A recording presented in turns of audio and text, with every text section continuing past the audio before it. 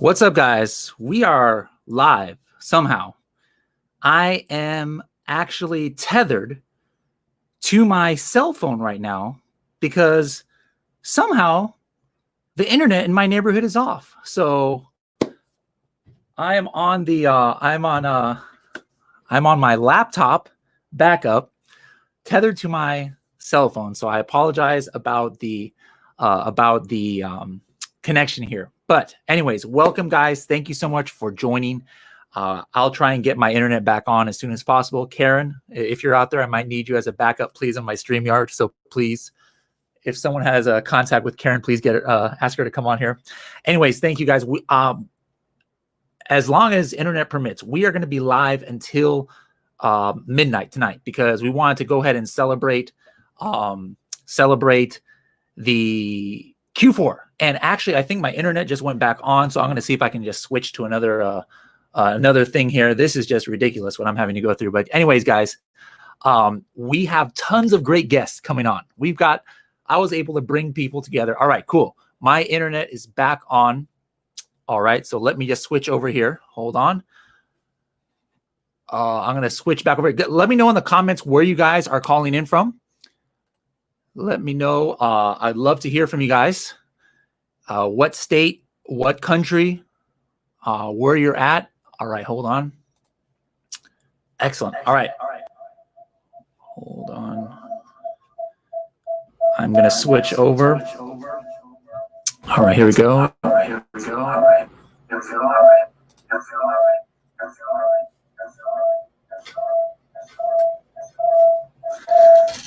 All right, can you guys hear me now? All right, let's see. How do I do this?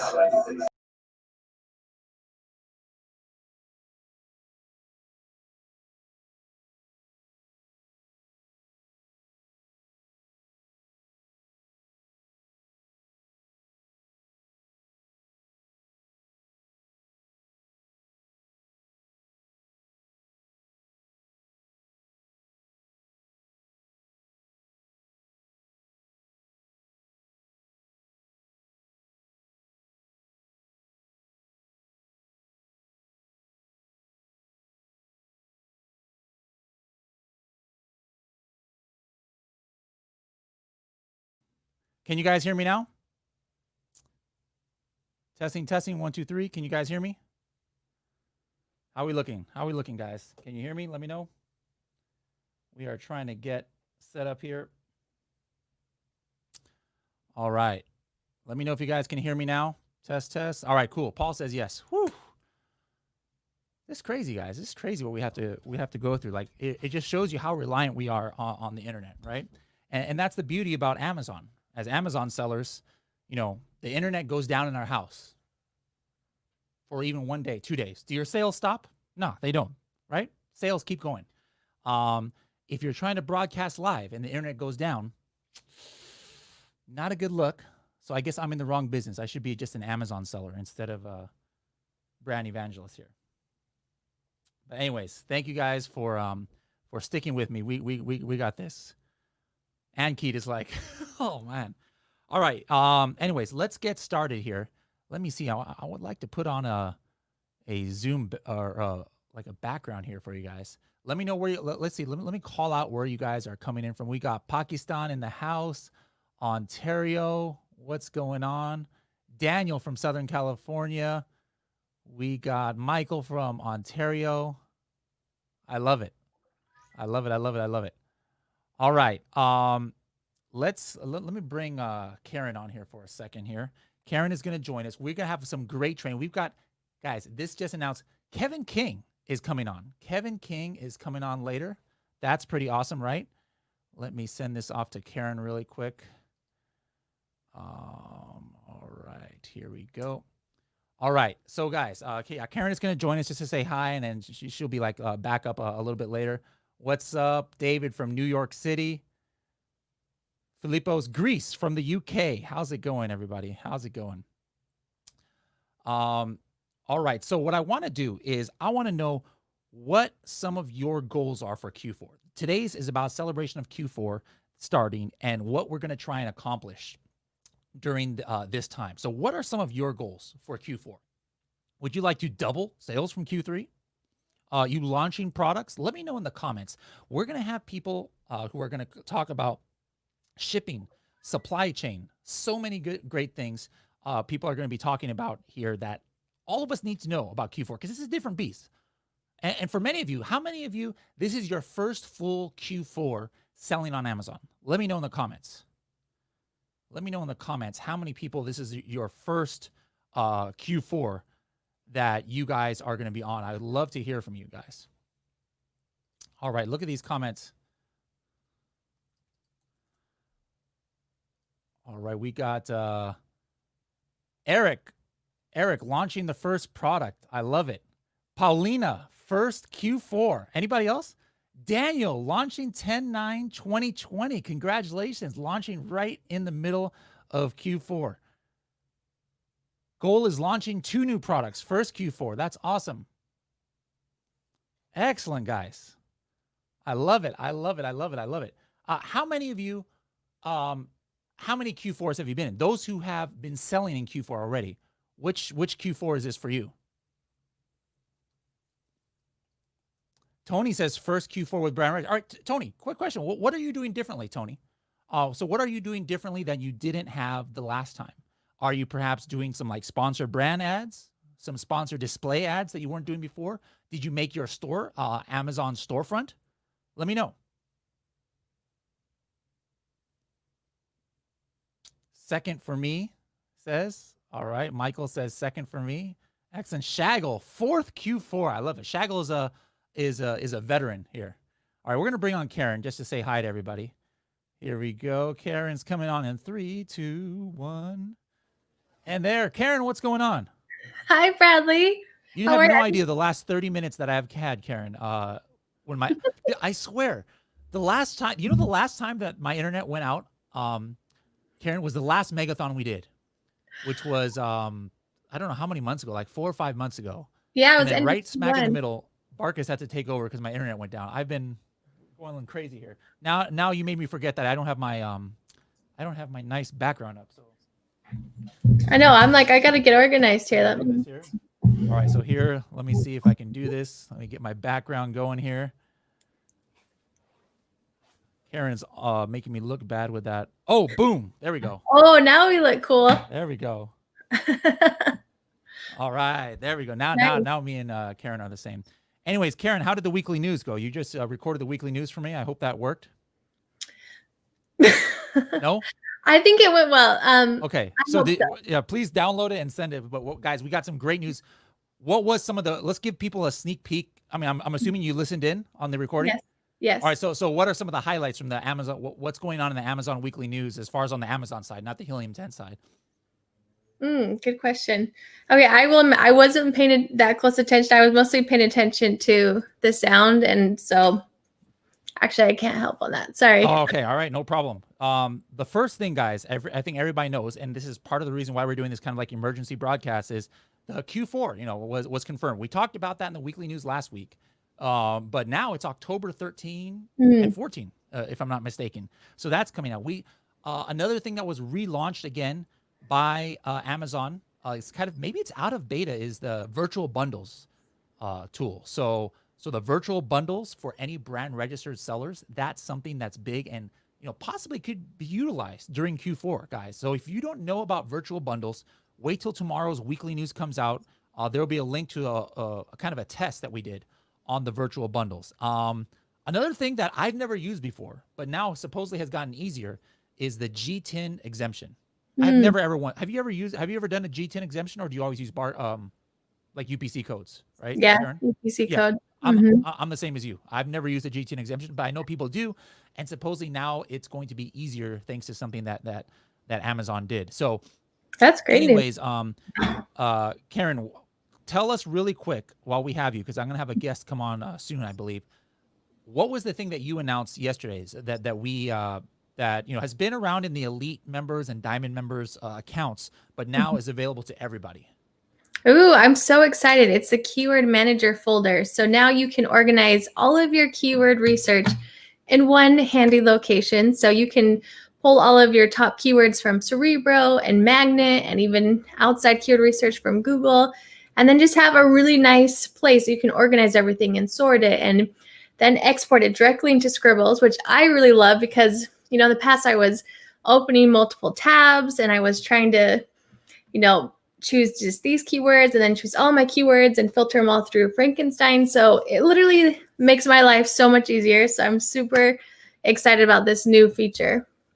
So where is that in people's dashboard? How can they see that feature? Yeah, so to access your keyword folders, you can just go down to the bottom of your dashboard on the bottom left, and there's like a little pin. And then you're just going to click on that pin. And that's where you usually had like your list of products when you're doing keyword research. And Black Box, you could organize all of your product ideas there. Now there's a tab that says keywords. And so you can go ahead and you can find all of your folders for your keywords. And then right inside like Cerebro and Magnet, there's a tab that says add to your keyword list, and you can create new folders. And so there's a lot of functionality between all of our tools, and it's amazing. I love it, Brad. I love it. I mean, that was pretty cool. I mean, we definitely had you present that because, you do a lot as far as listing optimization goes. And I'm sure you've had that issue before where, I mean, you still got the job done, but you had to like kind of, I don't know what you did. Maybe you put it on a Google Doc first or you just kept them all somehow in Frankenstein, but it was a little bit of added a few steps because we don't just pull our keywords from one location. Right. We do multiple Cerebro searches. We do multiple Magnet searches, but I'm sure this is going to save you a lot of time now as you optimize. Okay, cool. All right, Karen, thank you so much for joining us. You don't feel free to hop off, but if you've got plans tonight, absolutely don't stick around for me. I just want somebody to have my login.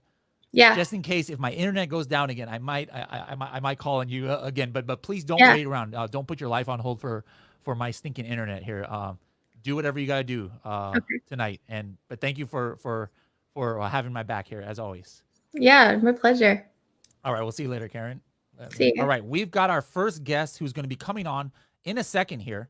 And he's coming to us it's probably like 1 a.m. or something, all the way from the UK. We just did a podcast with him, is Kian, and he's going to be talking about, how to deal, especially with suppliers during Q4. Like some people think, wait a minute, I'm just going to stop all ordering because there's no point to get anything. Now, that's a bit extreme. On the other side, other people say, you know what? Until the end of the year, ordering from suppliers in China and India is 100% the same as it is now. Well, that's the other extreme. That's not true either. So we're going to talk about it. But before I do that, again, the reason why we're doing this, big promotion for Q4. And guys, we have, yesterday, we did a new deal here. Let me see if this is the right one. Yes. All right. So down below, guys, this is, I was able to extend. I didn't extend it. I mean, it's still going to end at the end of tonight. But the one thing I was able to extend is who qualifies for the special drawing of who's going to get the free year of Diamond. All right. So for those who don't know, the free year of Diamond was offered yesterday, and that still is going to close tonight at 11:59 p.m. That's where we're going to go till.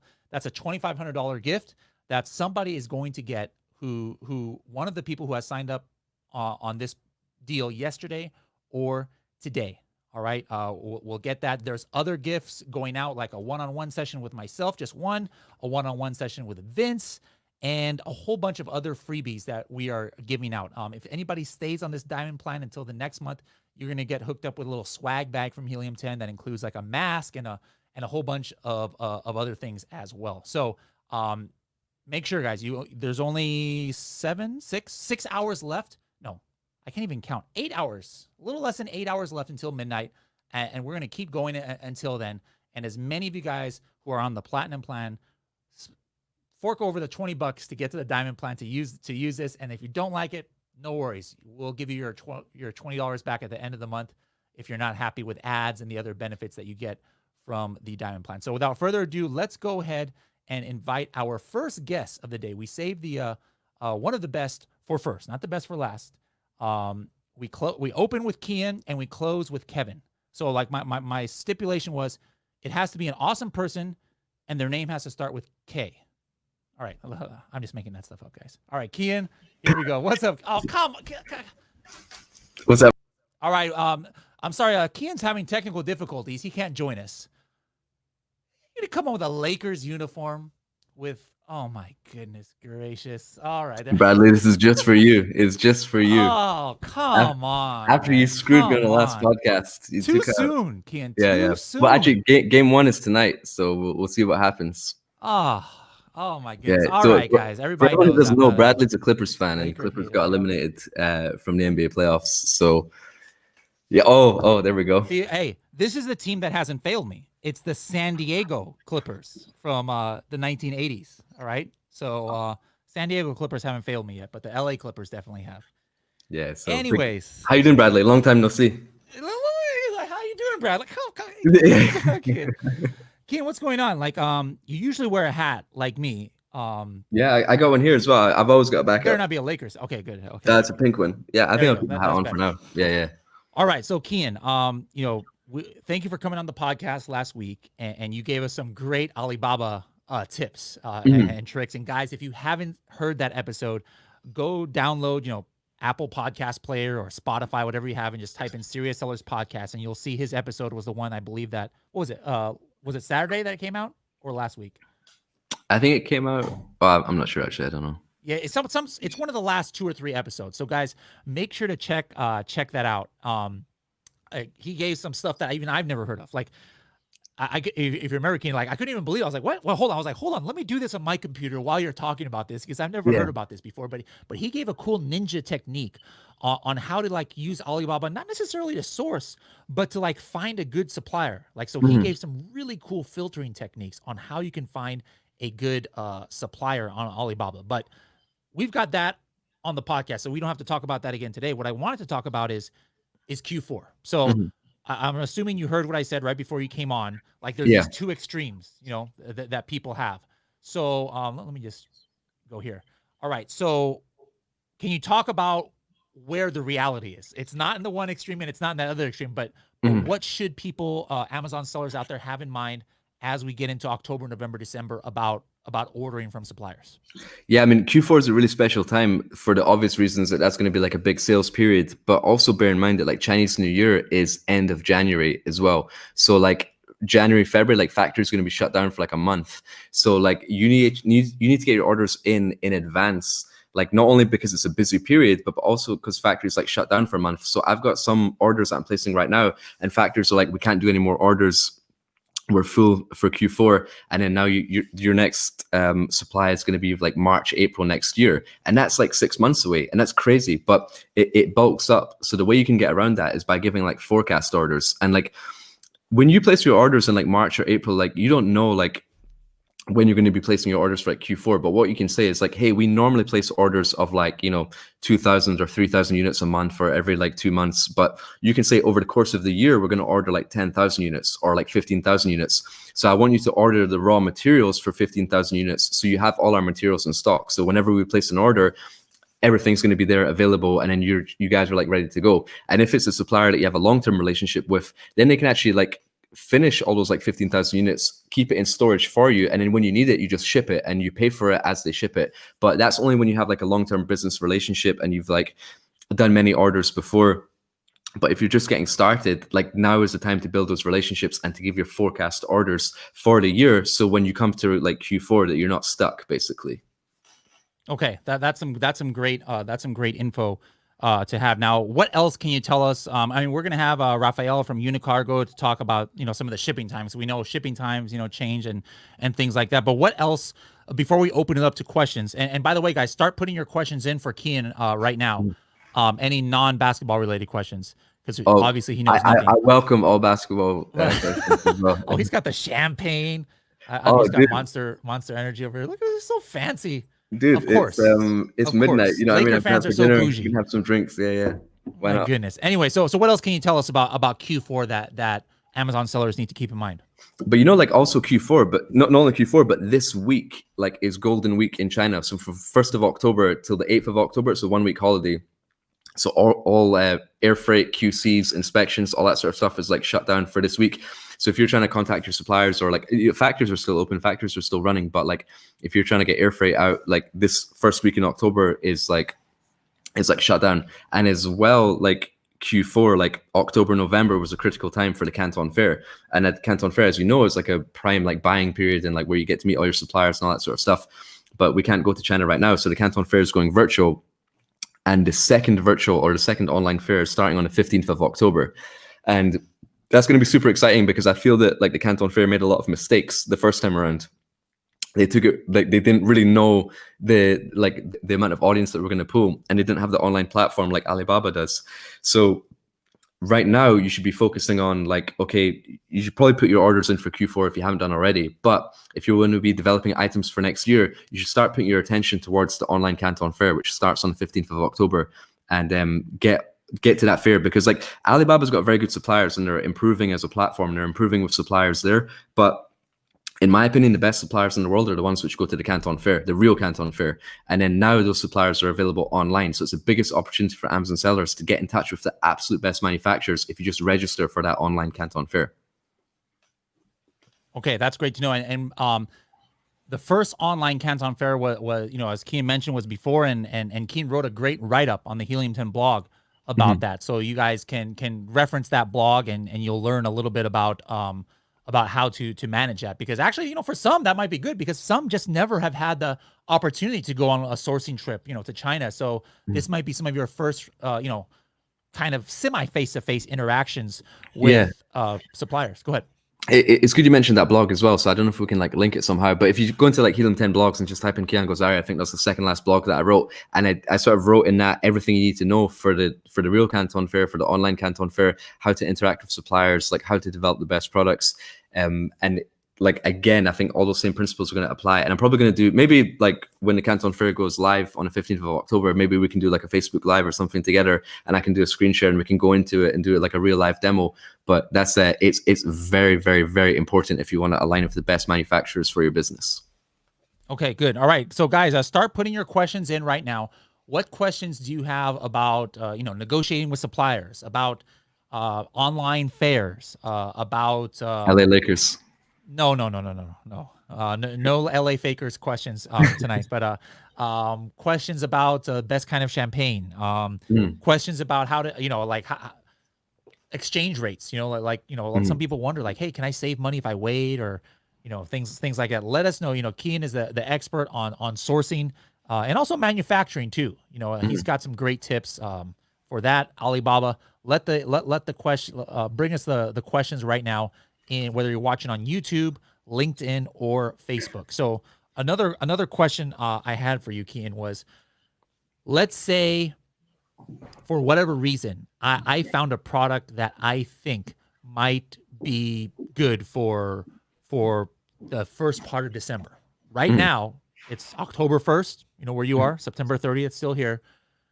Is there any possible way to have it manufactured and shipped where it can still make it by like the first week of December, do you think? Sure. And like some things I always ask my manufacturers is that like, okay, this is a product I want to do. And normally the lead time is like 60 days. So you're going to be out with that period. But I always ask the manufacturers, what materials are you holding in stock and what products are you holding in stock? Because right now, or when Corona first hit, suppliers got a lot of canceled orders because Corona first hit in China and a lot of people didn't think it hit the rest of the world. And then it hit the rest of the world, and all these big orders that people placed to China, they tried to cancel because retail stores were shut down, or their online stores were shut down, or their products weren't in demand. So there was a lot of canceled orders going to China, but they'd already manufactured the stuff. They'd already manufactured their forecast stuff, which people aren't taking stock anymore. So if you contact your manufacturers and say, what products are you holding in stock? There are products right now good to go where you just need to apply custom packaging and then it's good to ship. So if you have an idea for a product, it might already be sitting in a warehouse somewhere in China. So when you go on Alibaba and you're trying to develop a product, forget saying like, hey, I need this custom red Pantone color. Just say, this is a product that I'm interested in. Are you holding any stock? And they'll tell you, yep, we've got this in stock. Add your packaging and it's shipped. So that's something you can get in fast. All right, we got a couple questions here. Let me see. Paul says, do you find that fees for import go up when you don't ship directly to Amazon? We got a 3PL set up and the freight forwarding quotes skyrocket. That's interesting. Like, I mean, if it's going to America, unless like maybe your 3PL is in New York and when it was going to Amazon, it was in California. Like I don't does that make sense? Like would that happen? Yeah, I think that's probably a really good question for Raphael of Unicargo because like freight rates like vary month to month, and it depends like if you're in Q4 or you're closer to Chinese New Year, or if you're in a low season or if you're in a high season.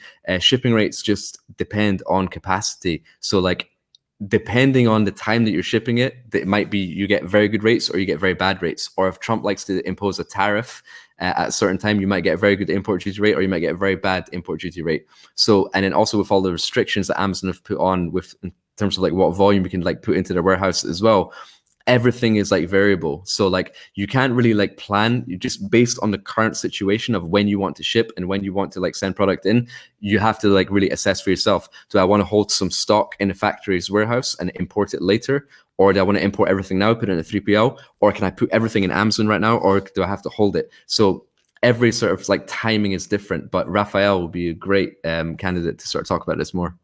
Okay. We will definitely ask him when he comes on. Great question.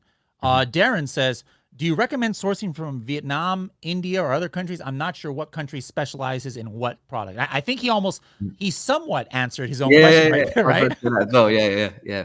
So exactly, like every country specializes in different products, and like China in general specializes in so many different products that like China is kind of like the go-to, but India is very strong for like cotton and canvas and like maybe wooden products and lower MOQs and things like that. So it depends on like the raw materials you're putting in your product, and it depends on the quantities that you're shipping as well.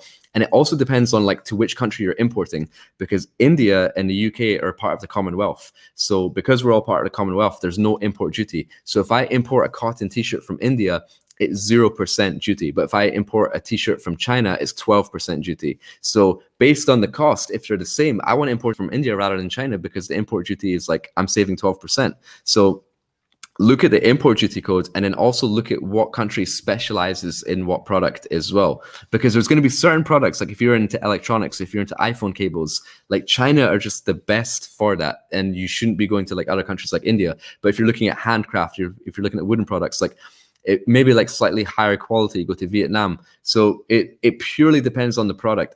I wouldn't choose the country. I would decide on the product and then see which country best aligns for that product. All right, great question. Justin says, I'm changing suppliers for my product, looking to change from China to US supplier. What is the best way to find a USA supplier when you don't live in the USA? I live in Australia. Australia, good day, mate.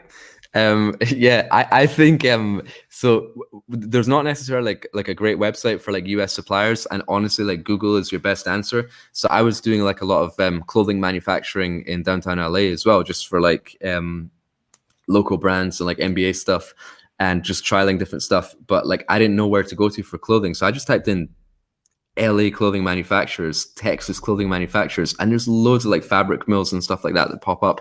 So like Google is your best bet for that. There's not like an Alibaba equivalent that I know of for USA manufacturing.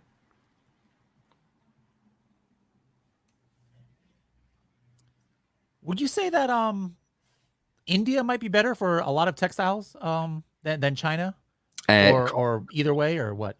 I think India is very strong for cotton material. So if it's cotton, definitely go to India. But if it's polyester or if it's nylon, you want to be going to China. So the raw material price is a lot better. So yeah, it purely depends on the material. Pakistan for sportswear. Faisal says, okay, so maybe that's a good place for. You know, like Pakistan's really good for leather as well. So if you're doing like leather gloves, or if you're doing like leather footballs, like soccer balls, NFL balls, even basketballs, like India and Pakistan are very, very strong for that. Sialkot especially.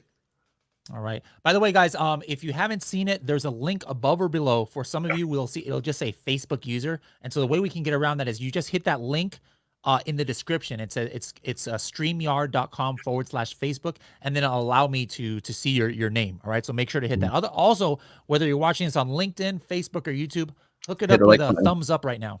Thumbs up. 2 thumbs up. Thumbs up for the Lakers game 1 tonight. No. Thumbs up for getting rid of Doc Rivers finally. Yeah. Anyways, nobody knows about that. Oh, really? I thought it was a bad decision, but yeah. Anyway, things can't be worse. I mean, I guess they could be, but you should get rid of Paul George. I'm open for any change. Yeah. All right. Oh, here's my buddy Oleg. Says, can you recommend an inspection company in Vietnam? So obviously you can recommend inspection companies for China, but do you know any that have offices maybe in Vietnam that people can look for? Yeah, so a lot of the like Chinese manufacturers, no, sorry, Chinese inspection companies also have offices like all over Asia. So they'll cover like Vietnam and other countries as well. I've used them all. Like I've used SGS, I've used Intertech, I've used HQTS. But right now, HQTS I like to use. There's also a new company called Movly, which they have like a body cam on the inspector, so you can do like a live like video of your inspection as well, which is good as well. So like yeah, SGS, Intertech, Movly, HQTS. So yeah, there's loads. But you should be looking to pay around like $200 per man day, or if you're going like really high level, like $300. But $200 to $300 is what you're expected to pay for an inspection. Don't go for the cheap Alibaba inspection for $70. Just go for the reputable companies with international offices. All right, let me see here. Speaking of Facebook users, we got Facebook user here, new seller here. I got 2 questions. Is it possible to request quotes and place a new first order in Q4? How do you protect yourself from suppliers stealing your idea when requesting samples? I'm sure you've heard that a lot.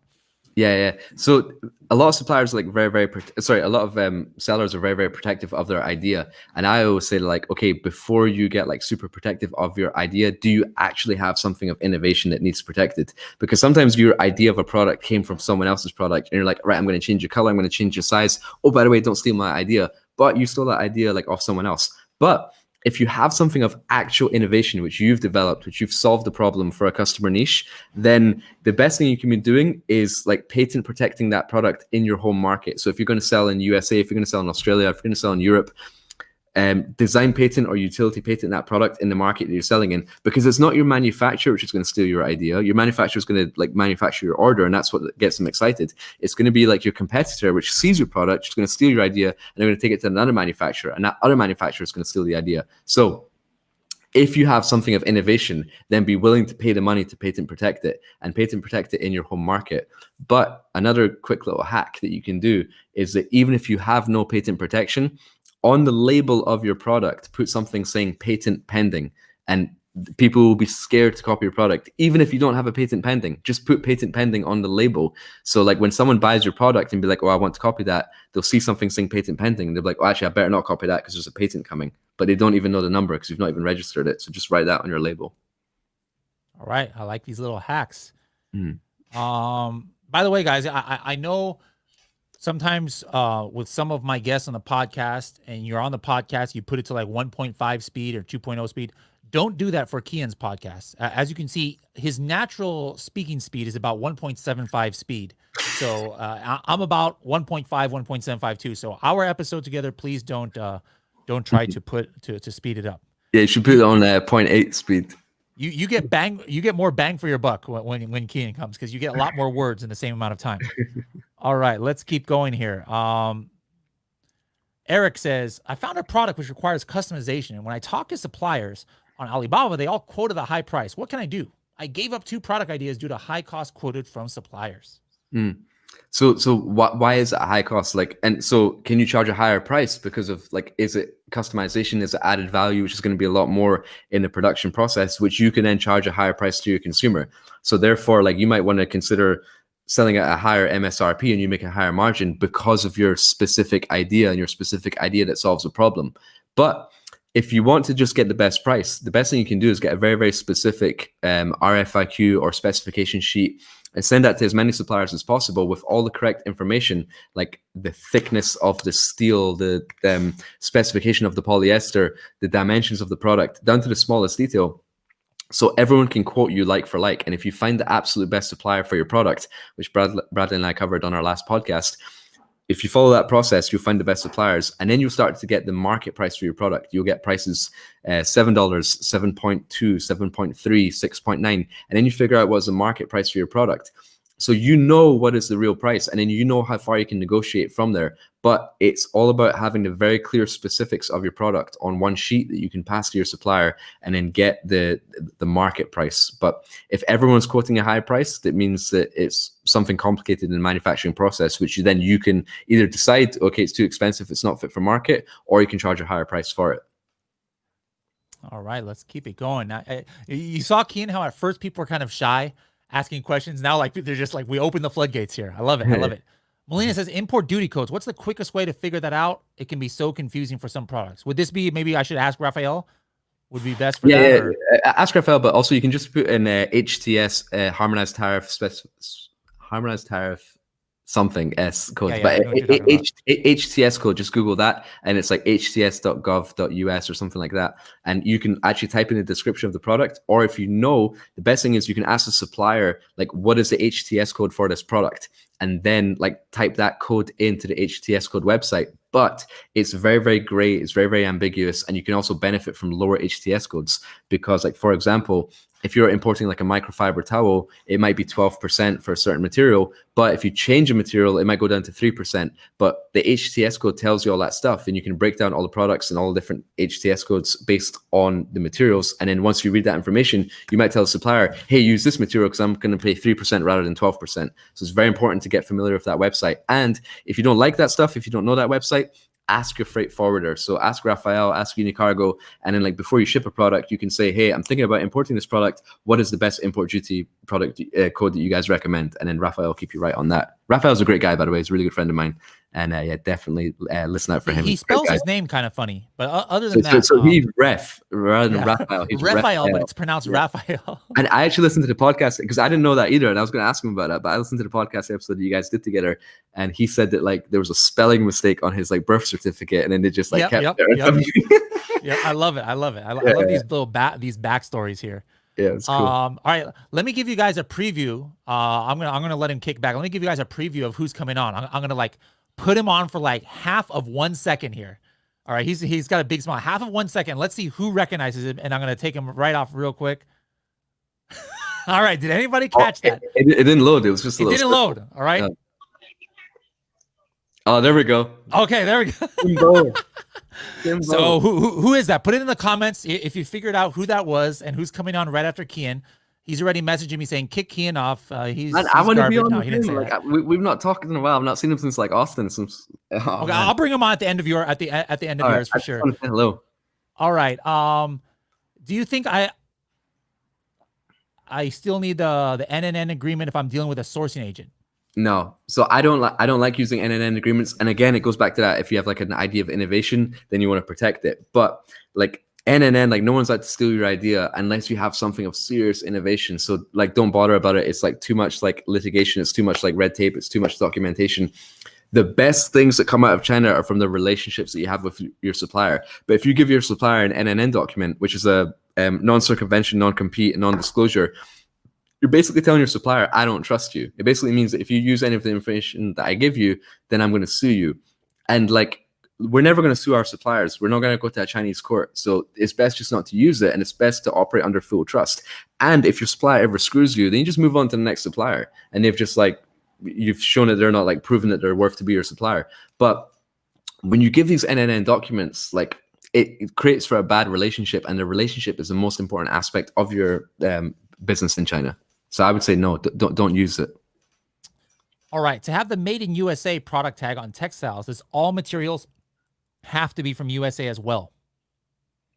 No, it can be like materials from Cambodia, Turkey, China, India, but made in USA. That's okay. So you can import the materials as long as you attach the final label in the USA. You can say made in USA. And that's the way I've got around import duty codes as well. So like a lot of products that we've done for like other countries, like Brazil has got a very high import duty code from China, but we were doing the products for like Neymar, the soccer player, and we want to sell in the Brazilian market, but to import from China to Brazil was very expensive. But we were like, hey, if we just add this label in Brazil, we can say made in Brazil. So you can apply the label and say made in that country, but then you have to ship the products like unfinished. Right after this, if you could hop on the Facebook video of this, the actual play, people are asking for you to type in those inspection company names you mentioned earlier.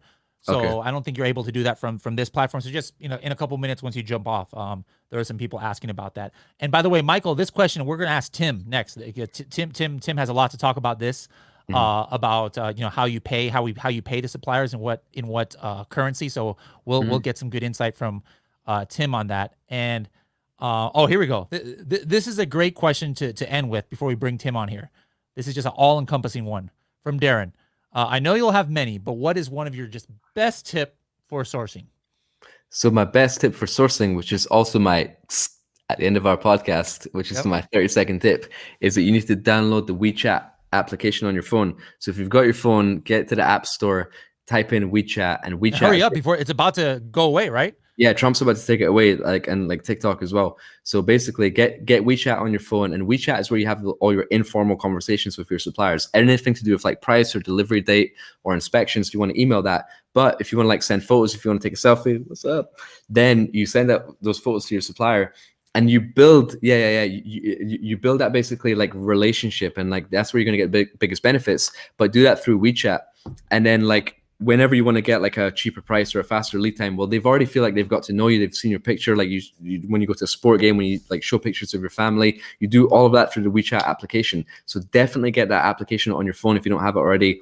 Add your suppliers, have your informal communication with your supplier on that app, and then you'll build that relationship and you start to get cheaper prices, better products, faster lead times, and it's magic. Honestly, just go for it. Awesome. All right. Well, let's bring on Mr. Jordan. What's going on here? What's up, Timbo?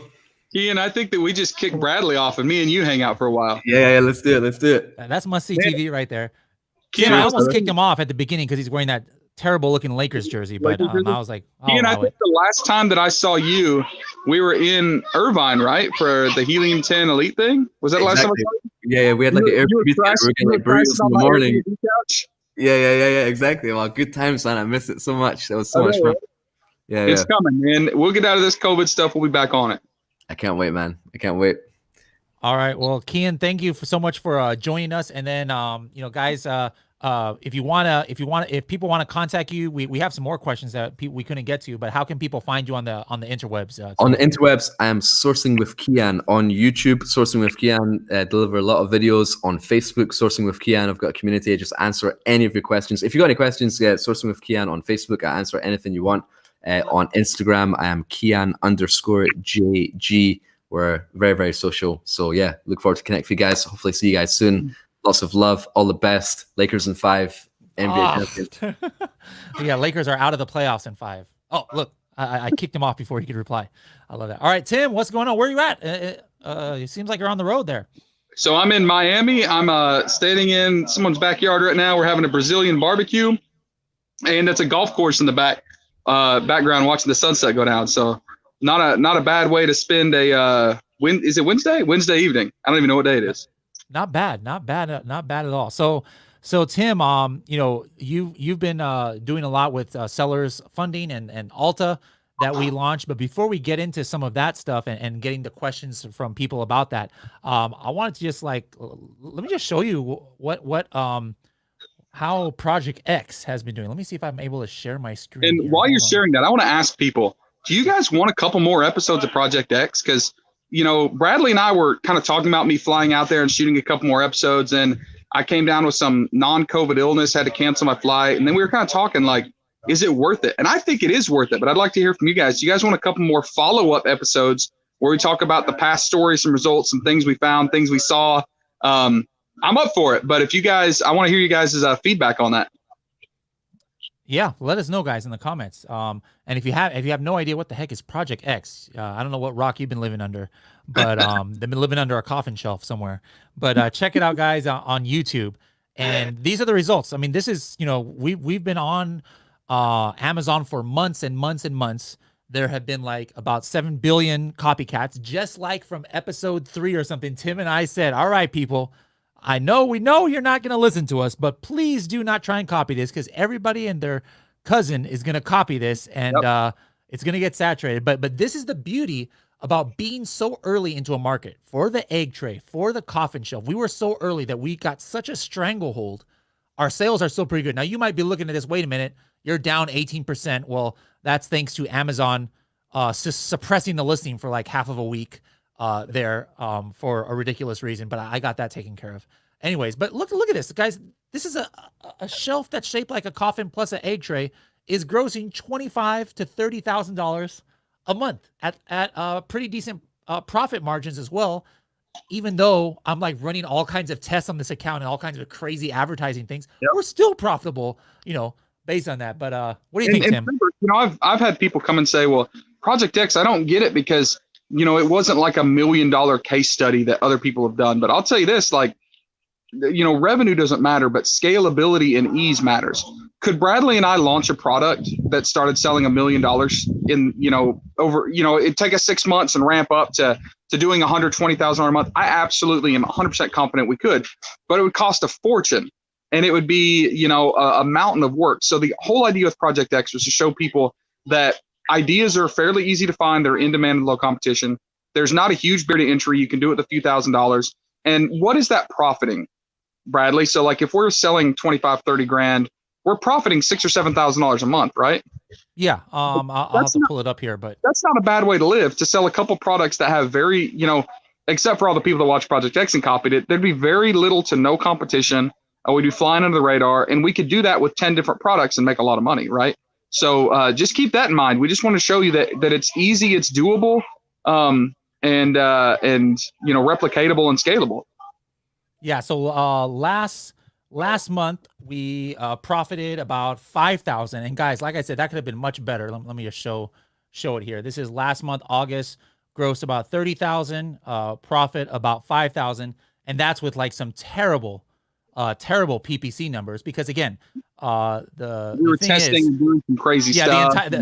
The Helium 10 office keeps using this account and this stuff to do tests, and like Vince, I'm running PP. Hey Bradley, can you just like put a sponsor display campaign with $100 a day just so I can test to make sure it's. I'm like, dang it, you're killing my ACOS, you're killing my profitability. But hey, I understand that this is a company account, but even with all that, and me putting in maybe like 1 hour a week, if that, like 30 minutes a week, we got a product here that's grossing 5,000 or two. Together grossing $5,000 a month. Netting $5,000 a month. Netting 5,000. Grossing $30K a month. All right, now Tim, there was one question that somebody had asked Kian that I was like, you know what? I know Tim has an opinion on this, but before I even get to that, take a look. I think the public has spoken. This is in reply. Here's your Team Timo says yes. Jasco says more X. Paulina says yes. Tim says it again. More Project X. Nunya says yes. I love it. Monica, more Project X. Pamela, Monica! Facebook user even says it. Oh my goodness. All right, where is that question? Let's see. Oh, by the way, it says this is not related to sourcing, but where can I find day 15 and 16 the countdown videos? This is day 15, 16, and 17 all together. All right. So Tim has no idea what this is about, but I've been going live every single day, and I skipped 2 days so I can do it big on the last day. All right. So Tim figured out that it was you. This is from like way back when I just flashed you on the screen. So yeah. So your namesake figured it out right here. All right. Where is that question about paying in RMB? Hold on. Here it is. Okay. So Michael says, I asked my manufacturer to pay in RMB so I can save on markup exchange rate, but they said they prefer USD. Why do you think they prefer USD? Probably because they're marking it up or something. I don't know, right? Yeah. So where this question is based off of is I figured out, I don't know, a year or two ago that most manufacturers are accepting payments in USD, right? But they're actually spending RMB locally. So what they're doing is they're having money sent to a USD account locally in China, and then they have to convert it to RMB. And those banks are expensive. They charge sometimes 4 or 5% conversion fee. So using a platform like Alta that, starts at like close to 1%, right? You can negotiate that contract down 3 or 4% and save 3 or 4%, right? So it's big savings. But a few people have said, hey, I've tried to do that and tried to negotiate, and they say they only accept USD. So here's a couple of the reasons why that might happen. And this isn't super common, but some of the reasons might happen is, one, there are some brand new startup companies in certain regions of China, like the region around Yiwu, right, that get certain tax benefits for only accepting USD. It saves them a couple percent because there's like these startup business initiatives going on in China. These are not your big manufacturers. These are not your big trading companies. These are usually your small sourcing agents that are pretending to be a manufacturer and wanting that money. And they can only take a certain amount, but it's like a great way to get started. Again, it's a tax benefit that the Chinese government's giving to some of these businesses to bring in external business, right? It's very few and it's far between. And if you're dealing with that, it's probably a small time sourcing agent, someone that that's getting that tax benefit as a startup. Another thing that we've seen lately is people that are trying to transfer money. And I'll say this about Alta. I'm looking, we're having a team dinner with just a couple of us, and I'm looking at our ops people, and I'm looking at like our COO, who used to be the head of PayPal China, right? Like, we understand Chinese finances exceptionally well. So one thing that we have built in Alta we haven't talked about is security. And I'll tell you the scenario. Someone came to us and said, hey, you know, we've been waiting on one of your competitors, another payment company out there. It's taken them 7 days to open up our digital wallet account to be able to transact. They still haven't done it. It's been 7 days. We onboarded them in 24 hours, had their account opened up. Maybe it was like 28 hours. I can't remember. It's basically the next day. So they load up their account with money, and they send us basically a payment transfer information to send RMB. Before that money is sent out of their account to the beneficiary in China, we do a physical audit through our ops team and compliance team to make sure everything looks legit. The contract details are in Chinese. We have people that read Mandarin and looked at this, did a check on the China side, and said, hold up, red flag. This is going to somebody's personal account. So on the invoice, it was listing a business name. The payment beneficiary, that the business account was a personal name. We said, whoa, let's flag this. We ended up finding out it was going to be a fraudulent purchase. This is like a $20,000 order. So sometimes, not only in the currency conversion, but you see some shady stuff going on with finances, right? So usually if someone comes to me and says, hey, I tried to pay in RMB, they're only accepting USD, I will look and I'll see that either they're a brand new startup company, which is fine, you know, usually it's just, you need to know that. Or we find out this isn't actually a Chinese company, this is a Hong Kong company. So what's going on here? They're claiming to be a Chinese factory, it's a Hong Kong company. It may be a trading company, it may be some Alibaba, you know, shadiness going on. It could be completely legit. It's just something you need to be aware of.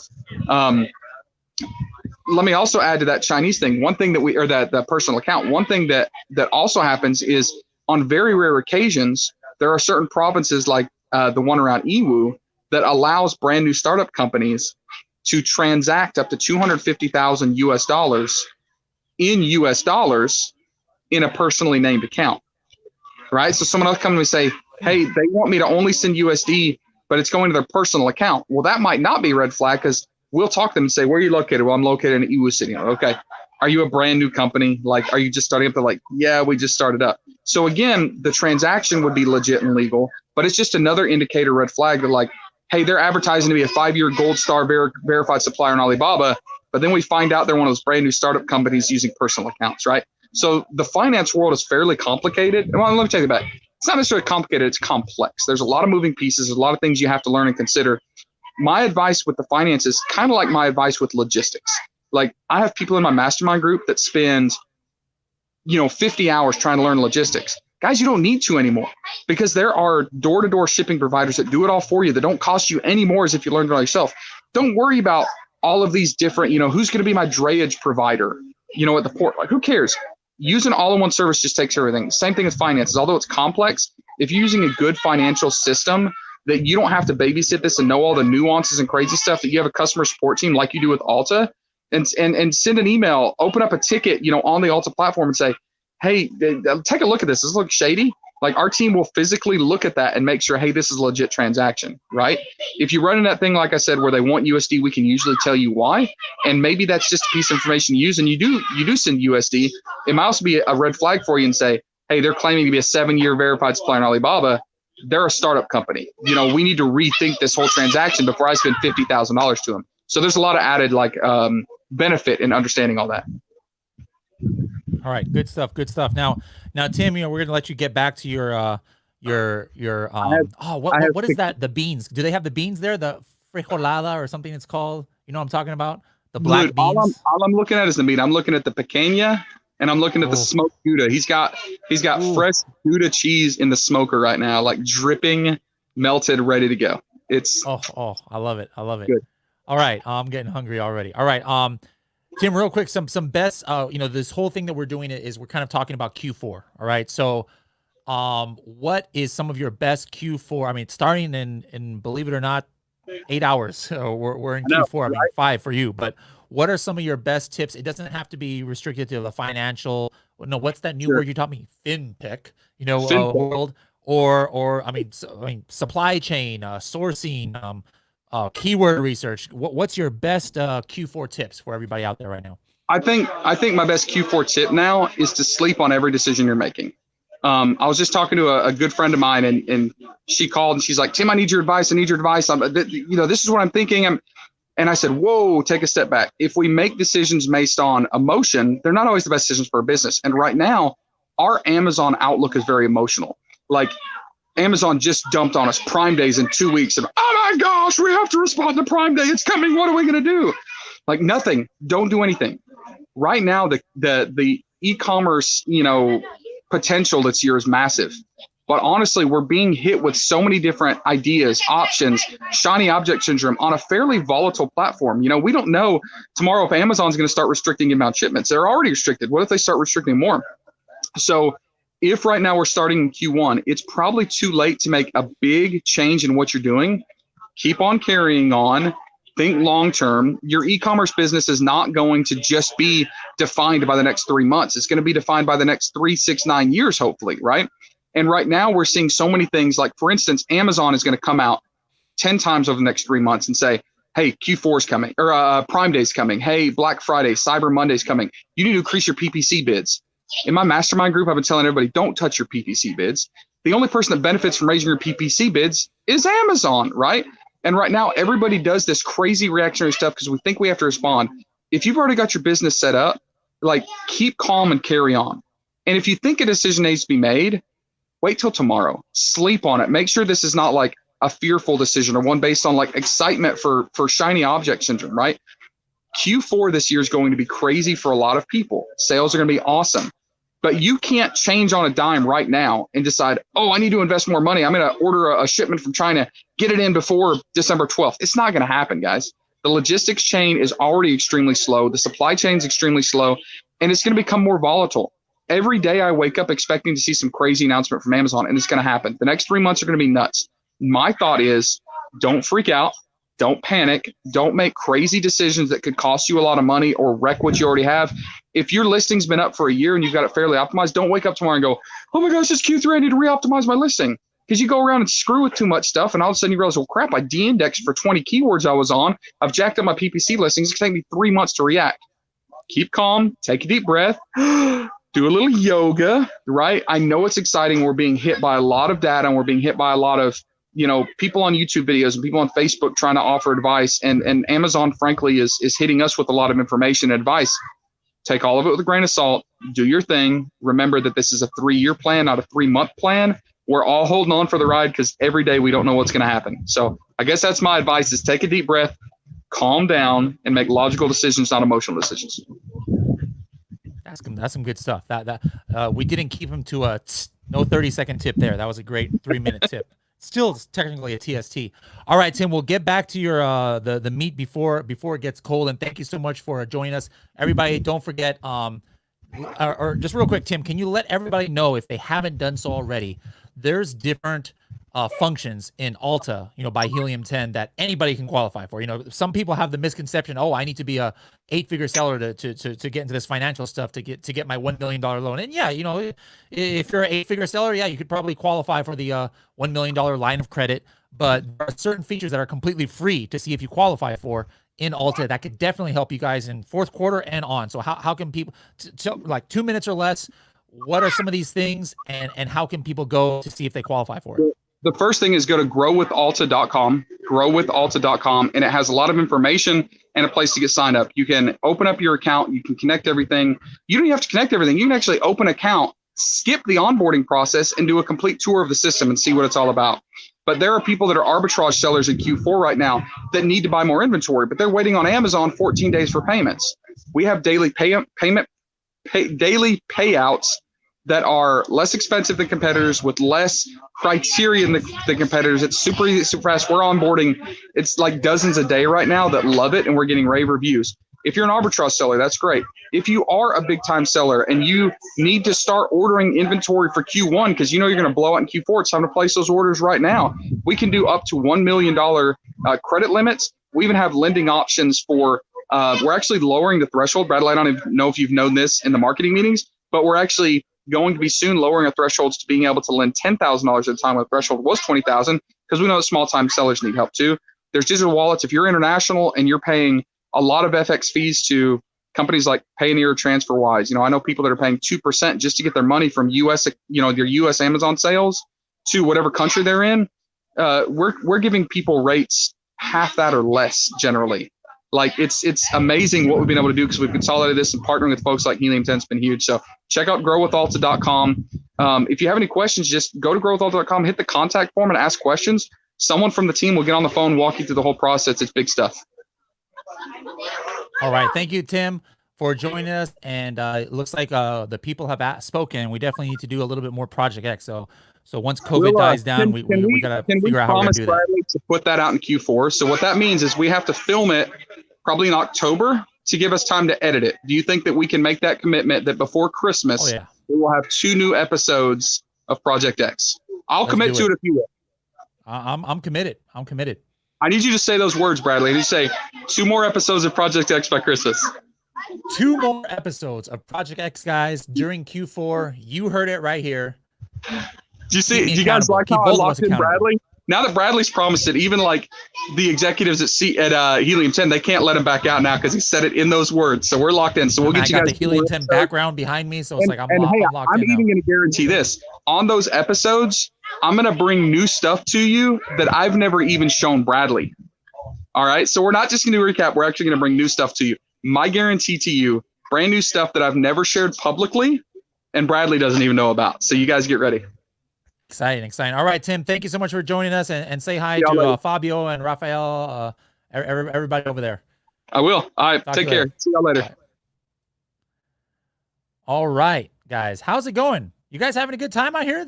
I love, it's a new segment, so I got to put on a new hat. I love going live, guys. We're going to have some prizes for you soon. We're going to have some contests and some trivia that you guys can do and win a prize. I don't even know what prize I'm going to give out, but we're going to work out. Hold on. I might have a last second speaker here. All right. I might bring on somebody last second here. Hold on. I'm talking to somebody right now. Mel, I am talking to Nick from Japan. Hold on. I might have somebody that we can bring on here. Mel, if you're listening, if you can hop in on the group chat with Nick Katz, and if you can give him that same link that I've been giving everybody. All right, so Mel, if you can give him the in the Facebook group chat. Anybody interested in selling Amazon Japan, what that opportunity is about, I'm going to bring one of the foremost experts in the world who just slid into my DMs and says, hey, I'm down. All right. All right, so there we go. All right, Mel is messaging him. Awesome. So guys, real quick, we're talking all about what to do for Q4 today because we are in the last hours of Q3. This is our Hunt for Red October series that we've been doing every day where we give you guys special trainings, and this one is all about Q4. Don't forget, guys, those of you who are Platinum members and sign up for Diamond using this below thing, it's only going to cost $20, all right? Only $20 more to try out Diamond for a month.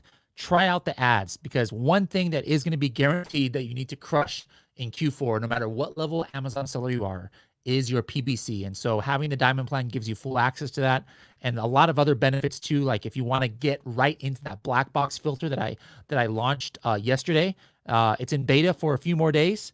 I think next week it's going to be the Platinum. If you don't want to wait, sign up for Diamond right now. Hop in before everybody else, before all of our hundreds of thousands of users have access to that black box filter. Beat them to the punch. Find your next product using that new filter that I talked about. It's only available to Diamond while it's being tested right now, so you can test it out. And if you don't find anything and you don't use ads, you guys know how we roll here. Next week, you're like, I changed my mind. I'm going to go back to Platinum. You get your whopping $19.33 or whatever it is that you're paying extra. So guys, every single person that's a Platinum member, sign up now. And then those who sign up before midnight, or that's the only way you can use this link is before midnight, you're going to be entered to win a full year of Diamond, which is worth $2,400 if you're month to month. A one-on-one call with me. There are other prizes as well. And if you stay Diamond for a month, you're going to get Helium 10 mask, vintage Helium 10 t-shirt, bunch of cool stuff.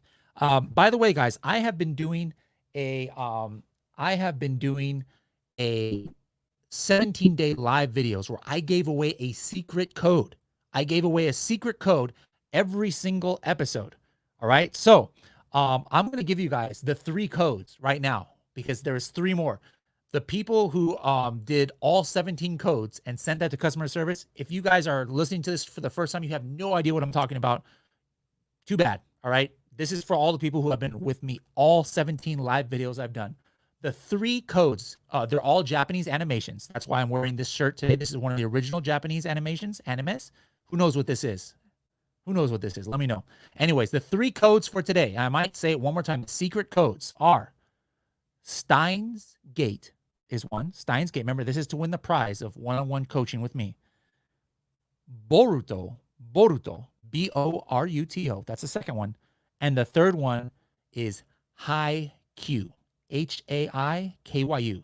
All right. So those of you who know what the heck I'm talking about with these secret codes, you guys know what to do right now. That is the entire secret codes. You guys should have the other 14 that I've been giving out. Anyways, that's it. All right. We're going to have another guest on soon. But before, let me see if he's going to come on. All right. Yeah. Nick might be coming on.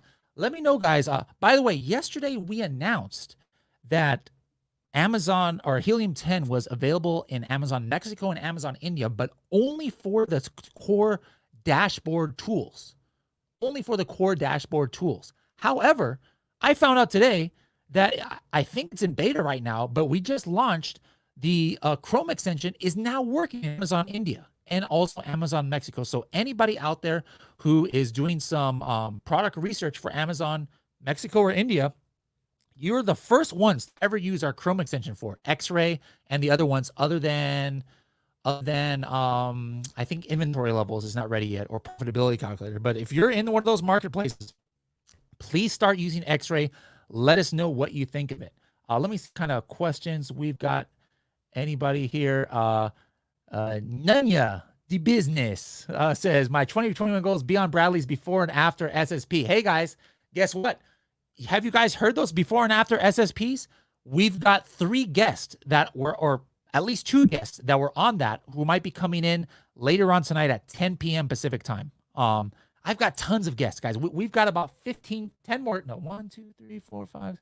We've got about 10 more guests coming on here, guys. And this is going to be great. We've got experts. We've got regular everyday people just like yourself, just like me, who are not like, gurus out there.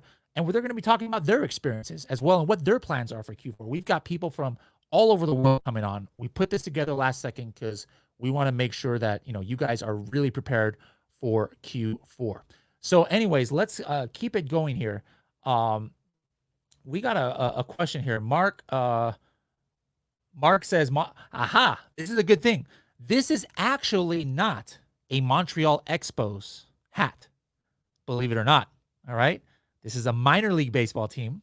All right. Let's see if you can figure out what team it is. All right. Gail says she wants to sell in Amazon Japan next year. All right. Well, you're going to love our next guest who is calling us all the way from Japan. So let's bring him on in just a couple seconds here. 3, 2, 1, and boom. All right. Let me go widescreen. There we go. Hello, Bradley. Nick, おはようございます。おはようございます。今何時ですか？日本で。今は、9時前ですね。9時ちょい前。8時58分です。朝の9時ですね。朝の9時ですよ。はい。All right. So it's 9 a.m. over in Japan right now. So Nick just woke up and he saw his messenger. I had sent him a message and he replied right away first thing. So thank you for coming on here, Nick.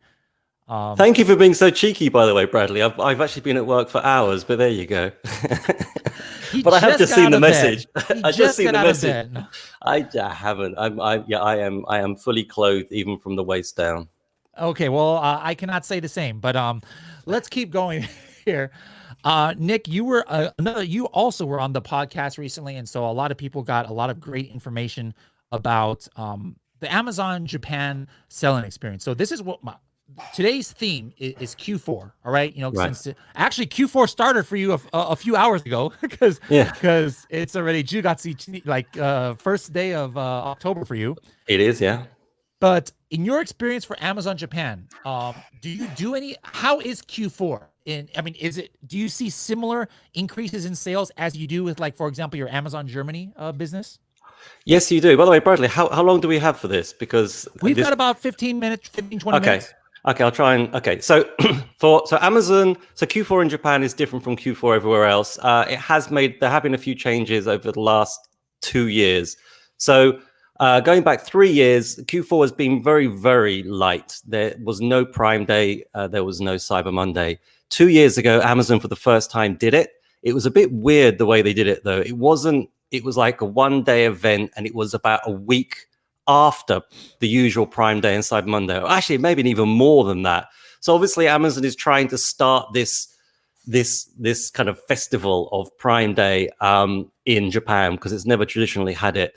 But coincidentally, that same year, other companies started picking up on this, and it started to become a thing. So last year, I think it was the first year, Amazon brought Prime Day, Cyber Monday to the traditional, the days they are worldwide. And also loads of other stores, online stores, regular retail, brick and mortar stores also started. So only in the last 2 years, it's officially become a thing in Japan. So this year, it will probably be bigger than usual for obvious reasons, especially online. So I'm expecting it to be good. It's nothing like you get, like I sell in Europe, and we do, considerably more sales over winter, over Q4. In Japan, the sales are up, but they aren't bananas. So don't expect it to go absolutely nuts unless you're doing toys and games. But the one thing I will add is that January, February, March is really good in Japan. So it tends to go up. Sales tend to go up in kind of November, especially December, and then they stay pretty even all the way through until early spring. So it may not go nuts Q4, but it doesn't drop off either. There's no straight up and straight down. It goes up and stays fairly high for a while. Obviously, that is category dependent. That is a very broad thing I've given you there. But I've been selling on Amazon Japan in winter. I've had about 5 winters in a row now, so across a number of categories. So that's kind of what I've seen. All right, we got a question here about Japan. This is similar to the one that I asked you when you were on the podcast. But Justin says, is it true that if I don't live in Japan, I need a local customer support contact in Japan to sell in Japan? Officially, you have to be able to provide Japanese support. I don't think you need to have a local phone number, though, if I remember rightly. I'm pretty sure you don't need to have one. Okay, let me put this down. But you are supposed to officially you are supposed to be providing Japanese language support. Yeah. How you do that, I don't know, but you obviously get somebody on board to do that. But I don't think you have to officially be able to field phone calls. So I don't think you have to have a Japanese phone. Yeah, I haven't heard about that myself either. So that would be news. But what is the one thing that you do? Well, I forgot already. I mean, my brain is old. What was the one thing you do have to kind of like? Is it an importer of record or something like that? Okay. Oh God, that's Bradley. I tell you what, that's going to be a huge. Since we had a talk 2 weeks ago, there's been a huge change about that. Oh, really? So I should, yeah.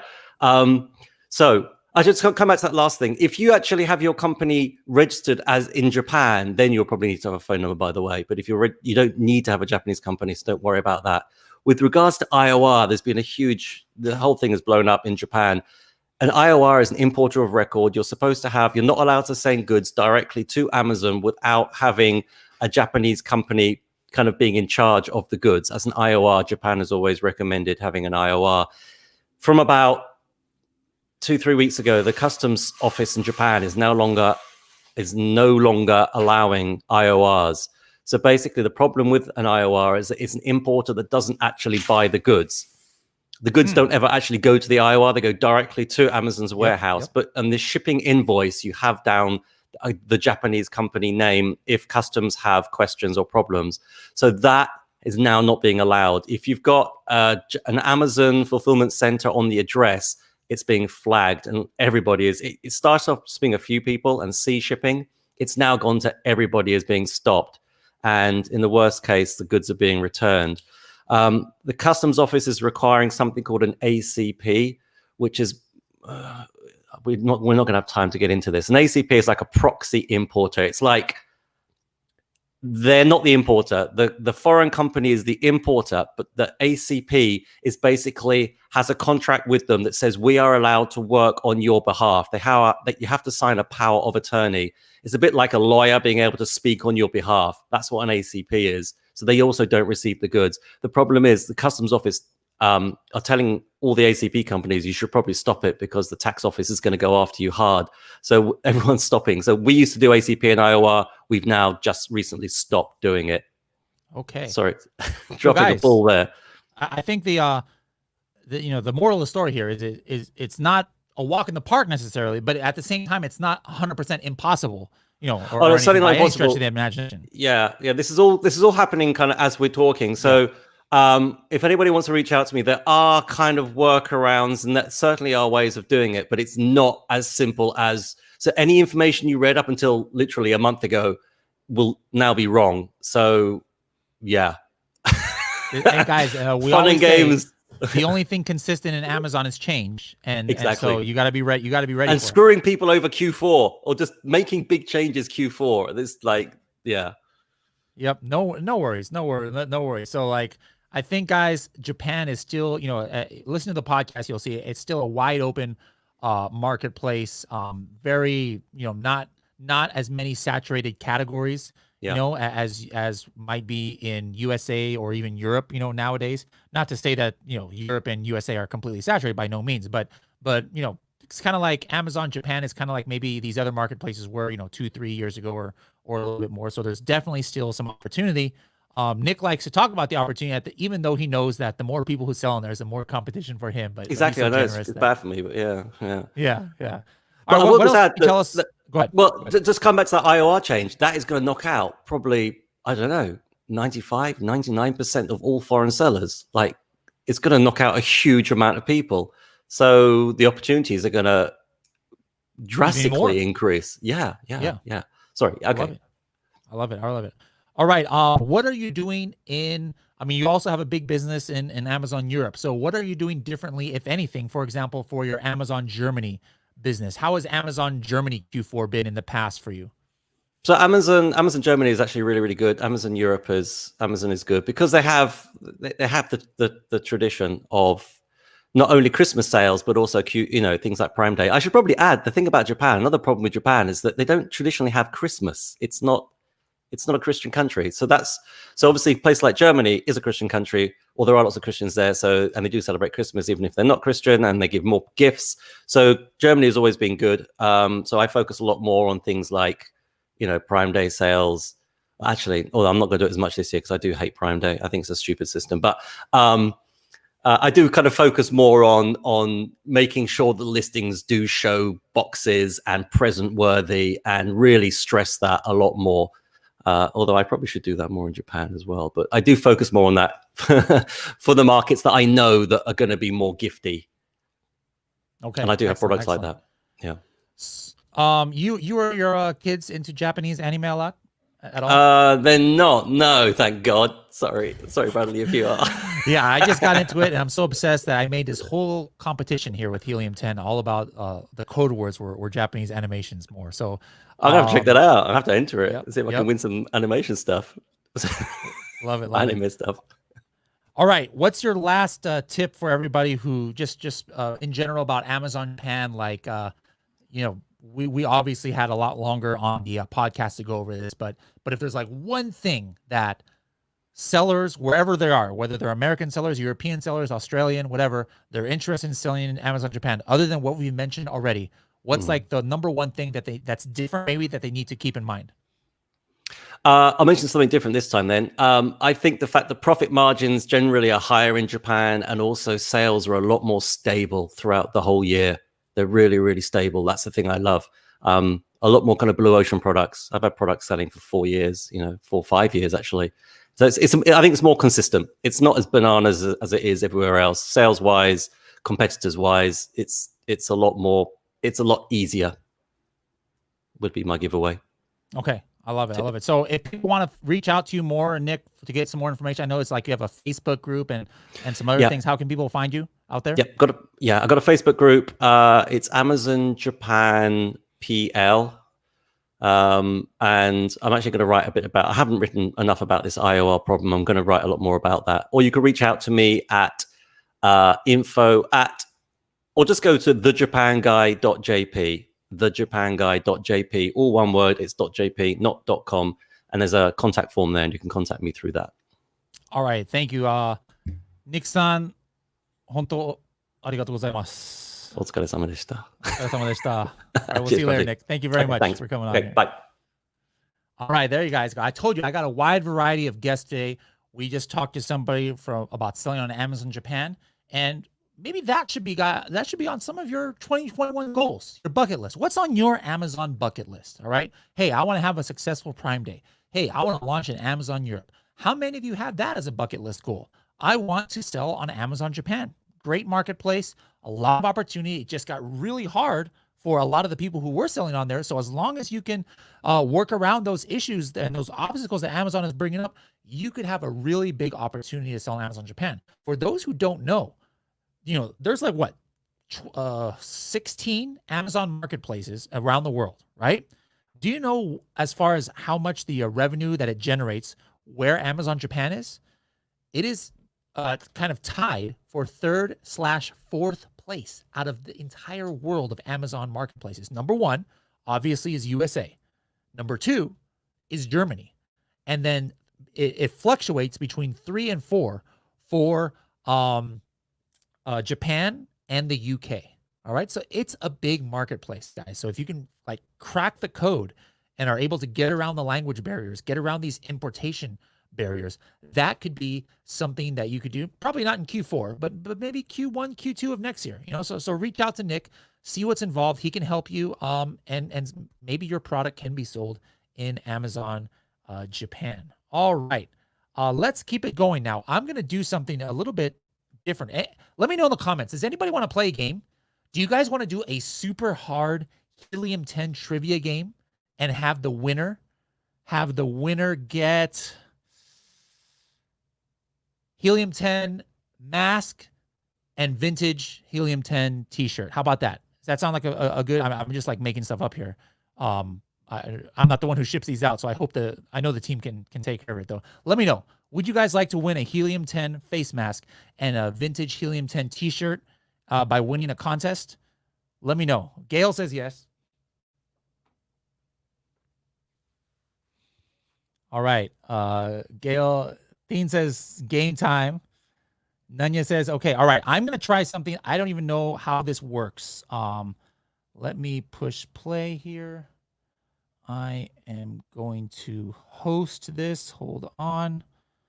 It's a website called Kahoot. All right. 1 versus 1 player, team versus team, shared device. All right. We're going to do classic here. Hold on. All right. Here we go. Here we go, guys. Let me add this to the stream. How do I make this full screen? All right, guys. So this is what you need to do. Do you guys hear the sound, by the way? Do you hear the sound that's coming right now? I'm not even sure if we can hear the sound on this thing here. Anyways, follow this instructions right here. All right. Kahoot.it, and then use this game pin. All right. Or download the Kahoot app. I'm going to give you guys just a couple minutes to do this. This sound is kind of annoying, so I'm going to turn it off real quick. All right, there we go. All right, let's see. Come on, players. Let's go. Kahoot.it. Hudson's in the house. All right, welcome. Or the Kahoot app. I'm going to give you guys a couple minutes. Mel.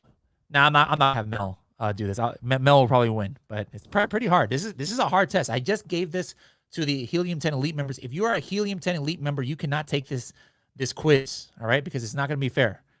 All right, so everybody watching right now, download this on your computer. I want at least 5-10 players before we get started. Come on, guys. Let's go.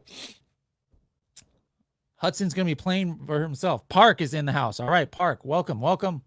Keep coming. Gail, come on, load it. Mark, Helium 10, like it. Mike B is in the house. Excellent.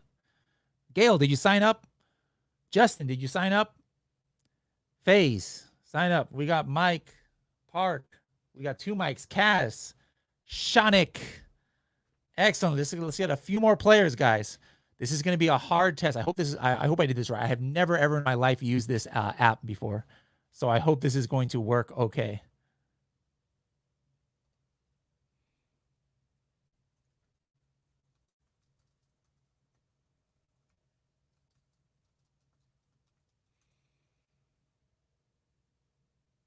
Let's see. I'll give you guys a couple. We got 10 players, so we can definitely get started. But just in case anybody else is coming along, if anybody has trouble signing up, let me know.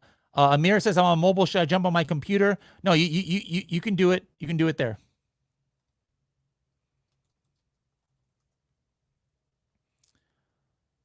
All right. Amir, you can do it. We got 11 players now. All right, guys. I'm going to close this down in about 30 seconds here. Wads is in the house. All right. And everybody else, even if you are not on the app, you can play along with us as well. This is going to be 11 questions. Somebody left. They're like, I'm too intimidated. All right. It's going to be like 11 questions, and the winner is going to get some Helium 10 swag. Amir says, I'm coming, so we got to wait for Amir. All right. Hurry up, Amir. Ron's in the house. Hudson is being very, kind of overestimates my generosity here. Come on, Hudson. Remember, the full year of Helium 10, you guys can sign up for the helium10.com/empower, and you'll qualify to be one of the ones that are drawn for that. All right. We're just waiting for Amir. Amir, are you in yet? Hurry up, Amir. We're just waiting for you. Liga's in the house. All right. We got 15 players. This is going to be good.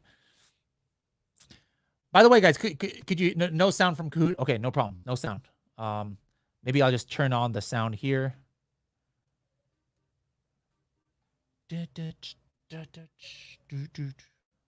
All right, let's go.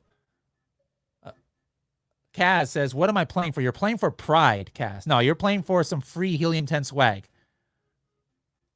All right, Amir says, where is the link? Amir, it's right there.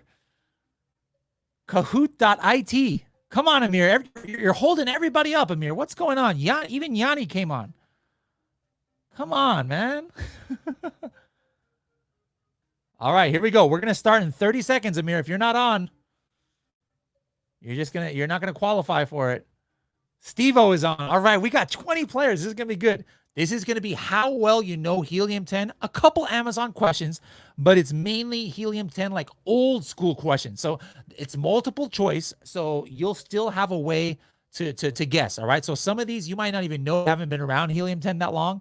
So if you've been around the Helium 10 family for a while, you're going to have a benefit. So this is a really difficult one, but I know I have faith in you guys, and you guys still have a 25% chance of getting it right.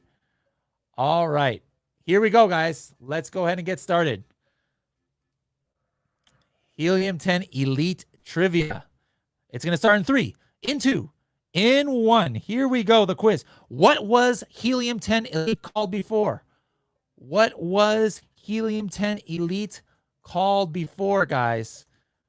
Remember, the faster you get your answer in, you'll also get more points.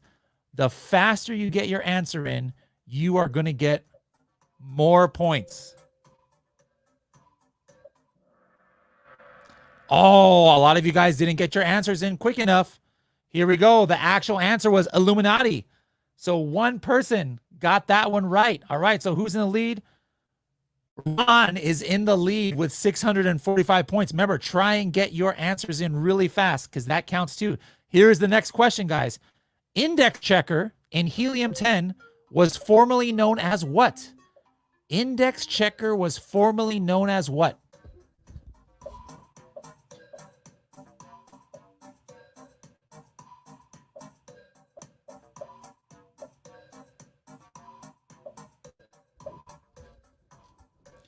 All right, remember, the faster the answer, the higher the score.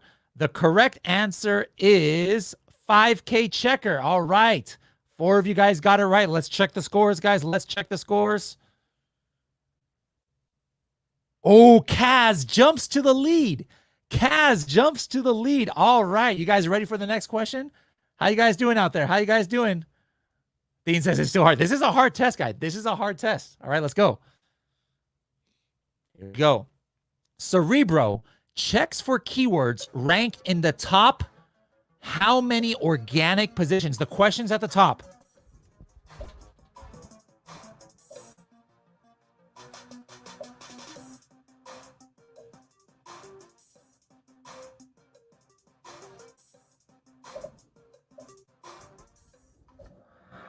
All right, the correct answer. Wow, 2 of you guys got it right. 306 positions. Jonathan, Shaggle, I didn't boot you out, but that's not fair for you to do this question, this test again. All right, let's see who's in the lead.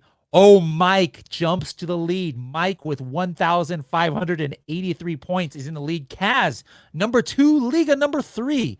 You guys ready for the next one? Let's keep it going. The same question almost. Cerebro checks for keywords rank in the top how many sponsored positions?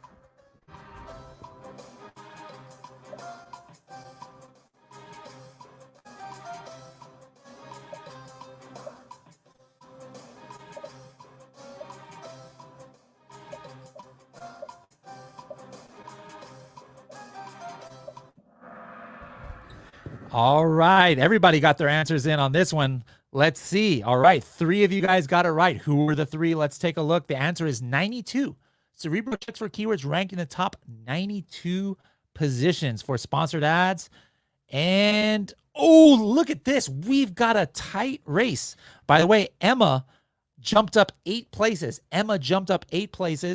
Mike is still number 1, and Liga is number 2, and Mike B is making a race for number 1. We're about halfway through, guys. We're almost there. Here we go. The next question is, who has not presented in an Elite quarterly workshop? You guys don't know this if you're not an Elite member. You guys don't know this. You guys got to guess.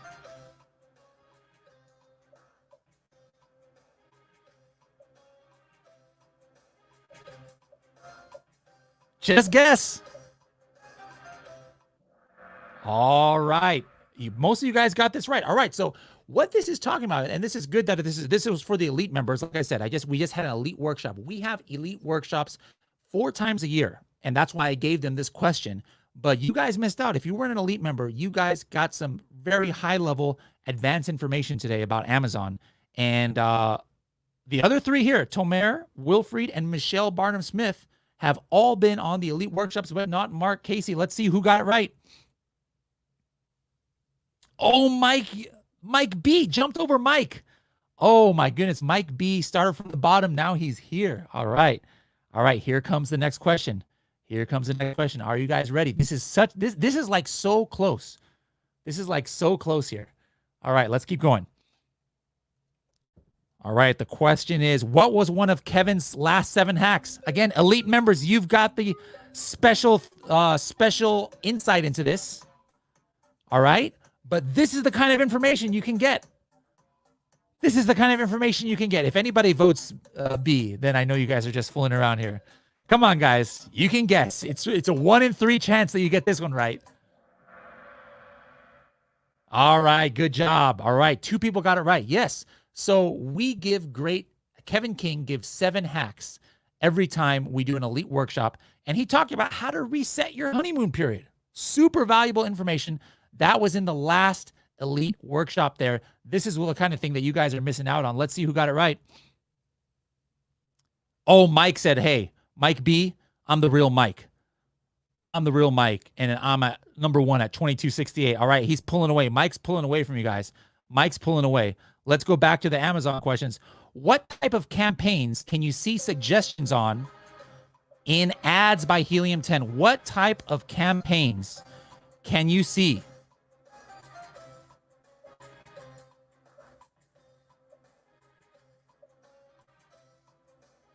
What type of campaign can you see, guys? Oh, you guys you don't have to be Elite members to get this one right, because again, the Diamond plan is what gives you guys access to ads. That's what we have on special today. And it's all of the above. In ads, you can see sponsored brand, you can see sponsored product, and sponsored display ad. Who got this one right? Let's see.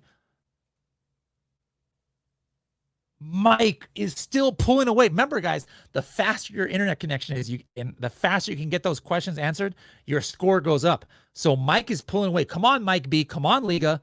Don't let Mike run away with this thing. All right? Don't let Mike run away with this. Let's keep it going. Here's the next question. Which metric is not available in Seller Central for PPC? Which metric is not available in Seller Central for PPC? Is it CTR, CPC, tacos, or ACOS? So if you're in your Seller Central, what don't you have access to?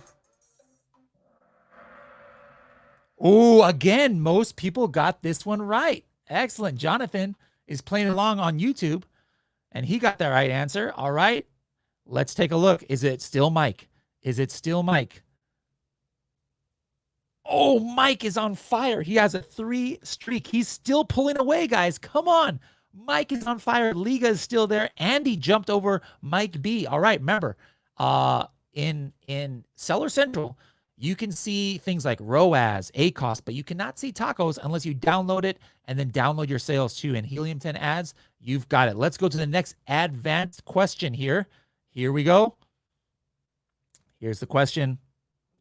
What is not available through Seller Central? What is not available through Seller Central? Is it a bundling tool, child level BSRs, A/B split testing, or customer demographics?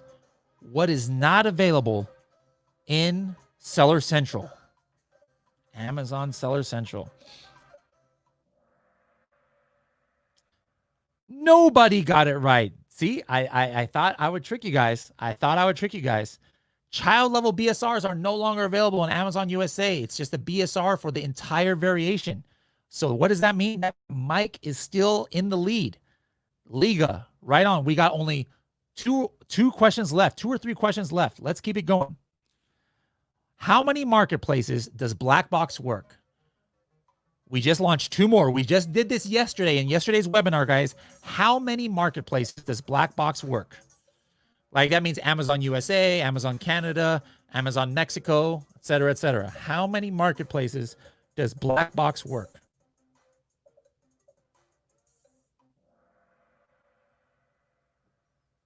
All right, the answer is 9. You guys want to know which 9 they are?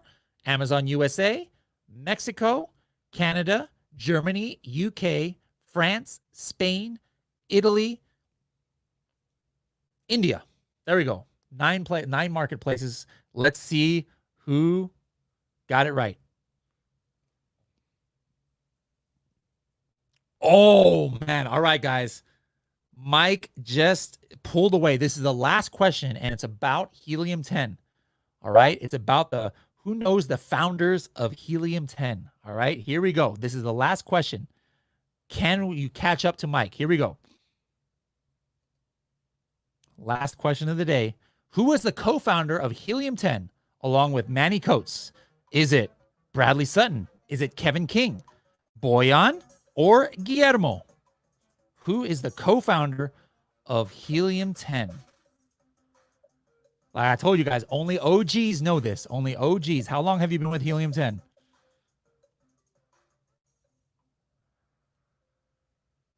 And the correct answer is Guillermo. Only 2 people got it right. All right, here we go. Was it Mike? Was it Mike?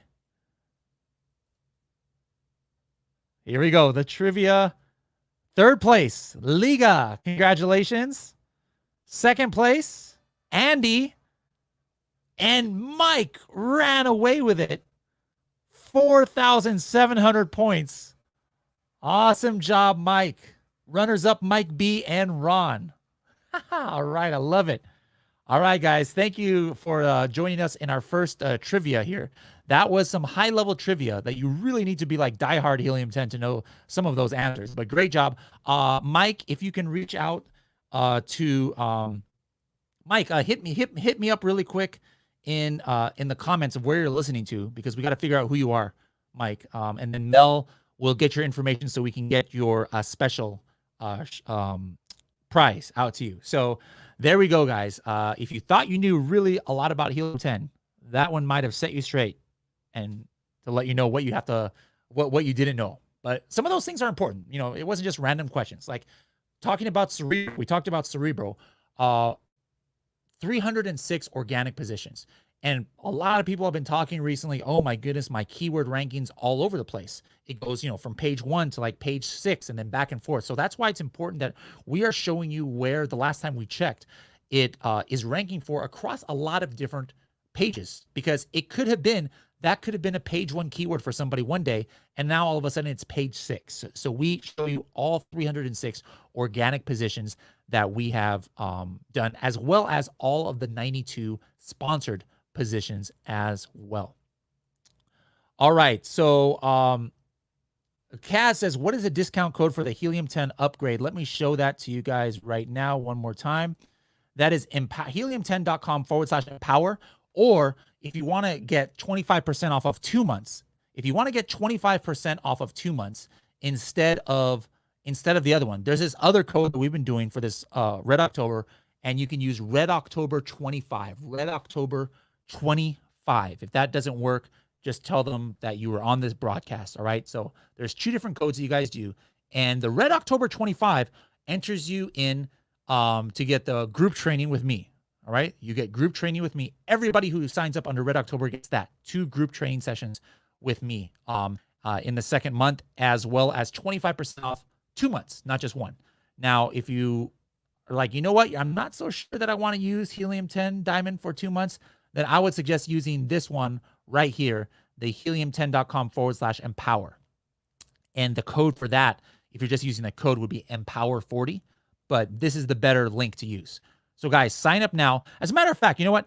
Anybody who signs up now, if you guys sign up now, between now and midnight with this code, instead of making you wait like a month to give you a little swag bag, every single person who signs up for this Empower and lets customer service know that you just signed up, they can verify. They'll know if you guys are lying or not. All right.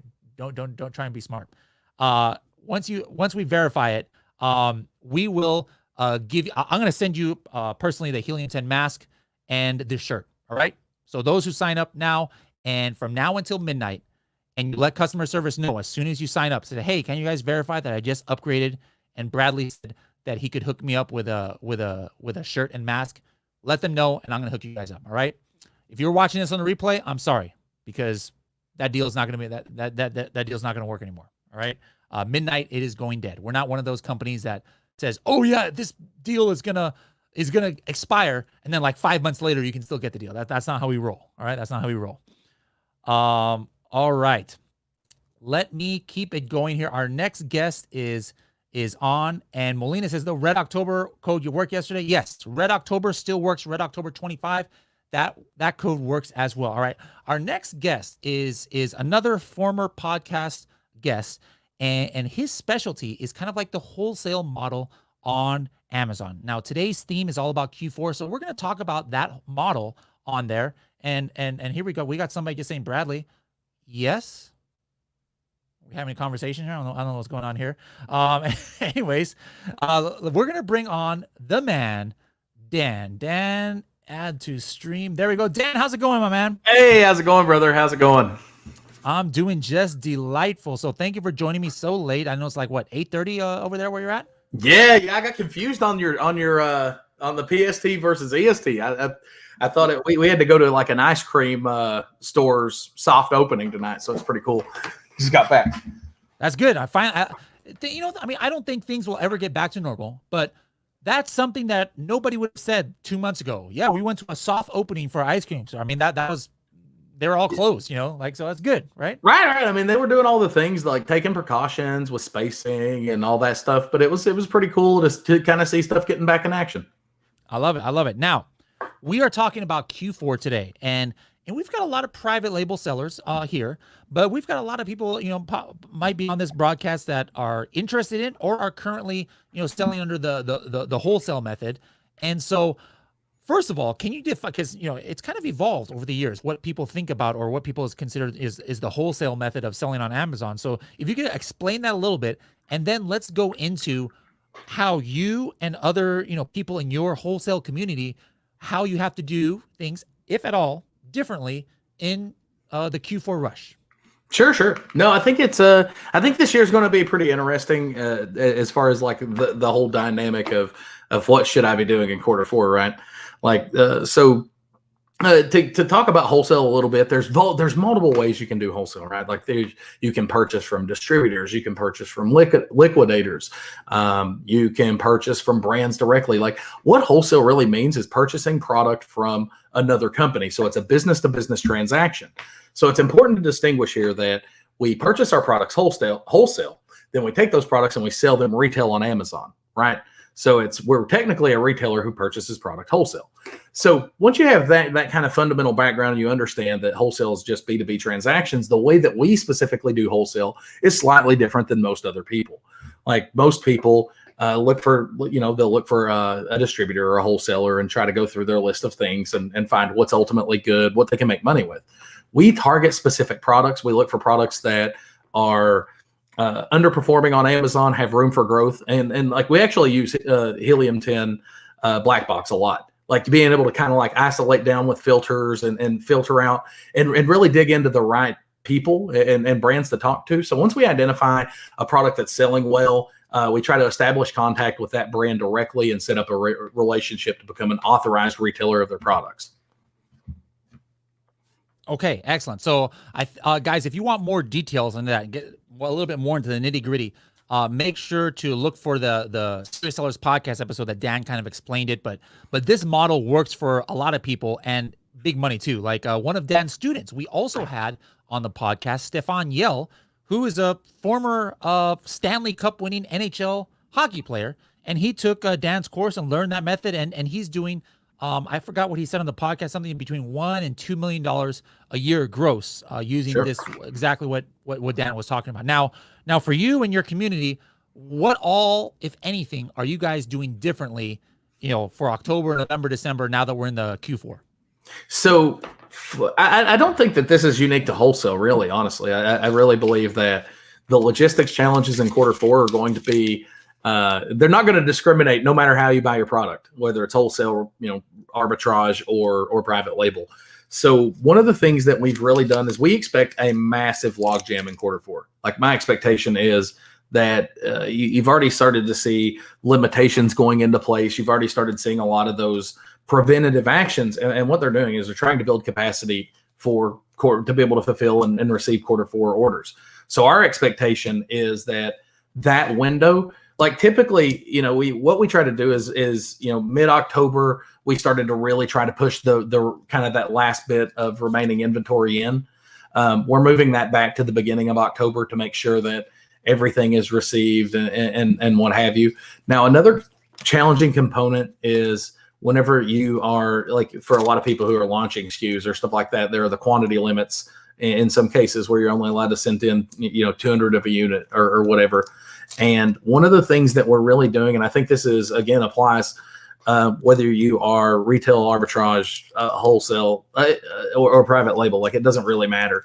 We are running a lot of concurrent offers with our with the products that we carry. And what I mean by that is we're selling FBA. We're also selling merchant fulfilled.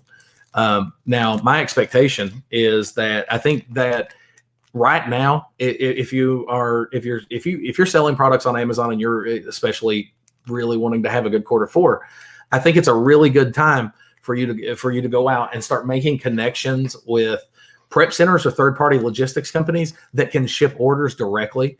Because if FBA does become a log jam, having the ability to kind of have that alternate channel to ship and fulfill is going to be huge. And we saw that early in COVID, like early on in that COVID crisis, where they kind of stopped receiving inventory and slowed it down drastically.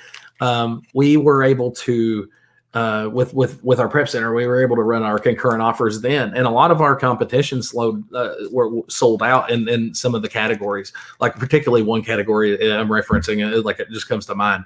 But whenever they sold out, we gained so much market share during that stretch they were gone that it was just important. And we were able to do that because we were fulfilling those orders merchant fulfilled. So it's like, it's not, the sexiest thing to have to do, but it is very, very effective. And I think it's going to be necessary in Q4 for pretty much anybody. Yeah. I mean, those in private label have definitely been affected by that due to the limitations on how much inventory, they can get in for a new ASIN for them, limited to 200 in some situations. So the use of third-party logistics warehouses, and we're going to have one, guys. I didn't plan. Dan had no idea. Dan didn't know this, but I've got somebody from a 3PL coming in that has also been on the podcast, and he's going to talk a little bit about that because it's something that's affecting sellers no matter what form of Amazon that you guys are selling on. Let's just take a step back a little bit and talk about why the wholesale opportunity is still something that can help that can help just somebody interested in getting in e-commerce. Why is it still a viable opportunity in 2021? Because some people are like, no, wholesale is dead, or people say arbitrage is dead, or this or that is dead. But a lot of times they're just believe in the hype. So I'm sure that you have full plan to go ahead with the wholesale model in 2021. So why should somebody listening to this broadcast right now consider, it's not to say it's for everybody, but why should somebody maybe at least consider this as a viable opportunity? For sure. No, I think there are a lot of advantages to every business model, right? Like, with retail arbitrage, the thing I love is you can get such a big ROI so fast. The weakness of the model is you have to go find that ROI item again, and really can't just replenish at will. And with private label, like, it's obviously amazing when you create an amazing, strong brand, but there's a lot of legwork getting there. Like, you have to be pretty proficient in advertising. You have to be pretty proficient at building listings. Like, there's a lot of components in sourcing products that just don't exist in other models. And with wholesale, the same thing is true. It's like, the way that we build our brand is through the contracts that we service. Like, I'm not building a brand of products that I'm going to sell, but I do build a brand with actual equity whenever I'm signing agreements to become authorized sellers and exclusive seller in a lot of instances. In that regard, like, you have to look at the landscape for what it is, right? Like, you have tons and tons of products that are just completely underserved that need somebody to focus on them and give them attention. And these products already have huge audiences. In some cases, they already have huge followings and demand for the products even built in. So whenever you're able to take those products and just optimize them, to that next level, it's like you start with a floor of sales and you get to expand that floor very quickly. And that's one of the things that I really love about the wholesale model. And I think it pretty much fits in it at least in some capacity in most people's portfolio. Like, we don't talk about this a lot. We actually do private label too. Like, we have several successful private label products and brands, but we still primarily do wholesale. And the reason is it's a very cash flow oriented business. Like, when I go to buy a private label product, like, I have to place my order. I have to pay my 50% shipping, manufacturing process. All of those things occur. And then eventually I get my product and I get to start recouping that money I'm spending money on ads. But, you land where you land, right? Now with wholesale, let's say I want to find a product that I want to sell in quarter four. Let's say I wanted today. I left this webinar and I was like, you know what, Bradley, I'm doing it. I'm starting today. With wholesale, I could get on there. I could find a product. We have 3 pretty simple rules that anybody could follow to find a product that might make sense for you. And it's Amazon doesn't carry it, has more than 3 sellers, and sells more than 30 times a month. If you can find a product with those baselines, that's a product that I love to look at when I'm starting. But whenever I look at that product, right, I decide that I want to carry it. I contact the brand, I become approved, and I can place an order that day and have that product live and on Amazon in 2 weeks without having, at that point, I'm not having to invest any PPC money. It is literally, if I bought it profitably, I'm going to make money and I can replenish it. So for us, I think that where it really has a good place in people's business is it's a great cash flow mechanism that allows you to increase the offerings. You can increase your offerings drastically. Like, if you're a private label person and you're in that period where you're waiting for your products to land and stuff like that, like, you could start wholesaling products and make money today.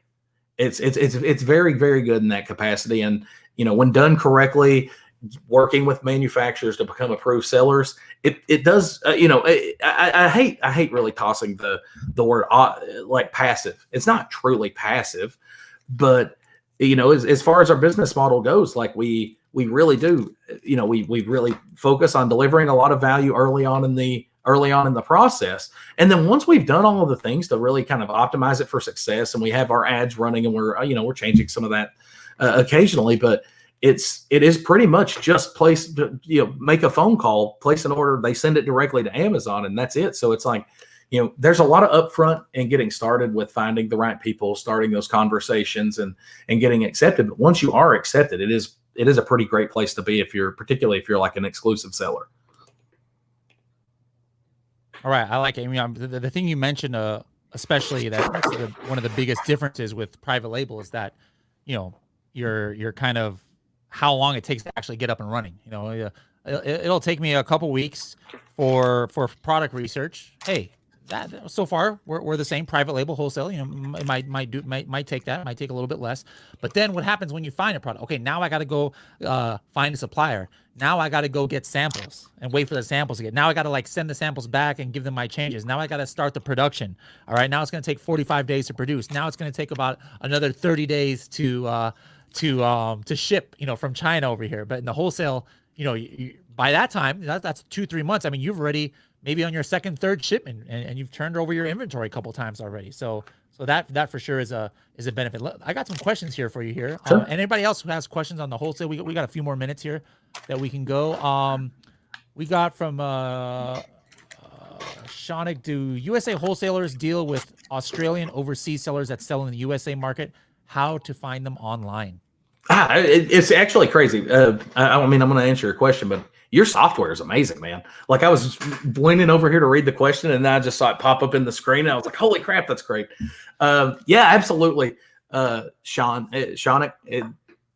We have tons and tons of students in our group, in our community who are international. We actually have quite a few from Australia who do have businesses based in the U.S. Realistically, what a wholesaler or a brand is looking for is they're looking to sell to a business. So long as you have your business credentials in Australia, you can become active in the U.S. market. And then if you wanted to set up a business in the U.S. market, it's really, really easy. So anybody from anywhere can do this model for sure.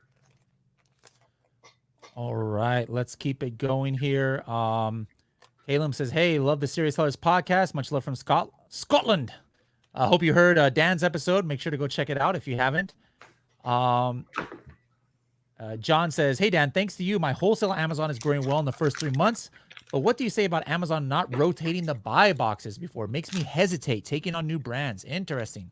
Yep. No, it's definitely, there's a lot of theory around this going on right now. Like there's been some awkwardness with the buy box and how it rotates here, particularly recently.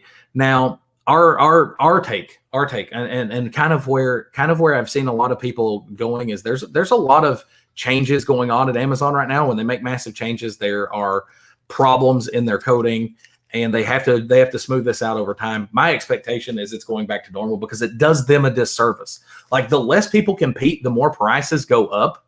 And when the buy box is not rotating, it's not competing. So I think that this was something they changed in their algorithm. My estimation is something they changed in their algorithm to make it more weighted towards non-FBA shipments or non-FBA sales. And then there's just some error in there at this point. So my expectation is that over time it's going to be perfectly fine. And in the interim, the way I would handle this, the exact thing is number one is spread your risk a little bit more, right? Like instead of going what we generally suggest is going 30 days deep onto a SKU. And that's not really a lot of, when you're coming from the private label world, that's not a lot of inventory is 30 days worth of inventory. So we're already running very, very thin in terms of what we order. Like our average turn rate is 43 days internally in our own company. And that's cycling through our full inventory. So, to combat this, what I would do is I would spread out over more SKUs.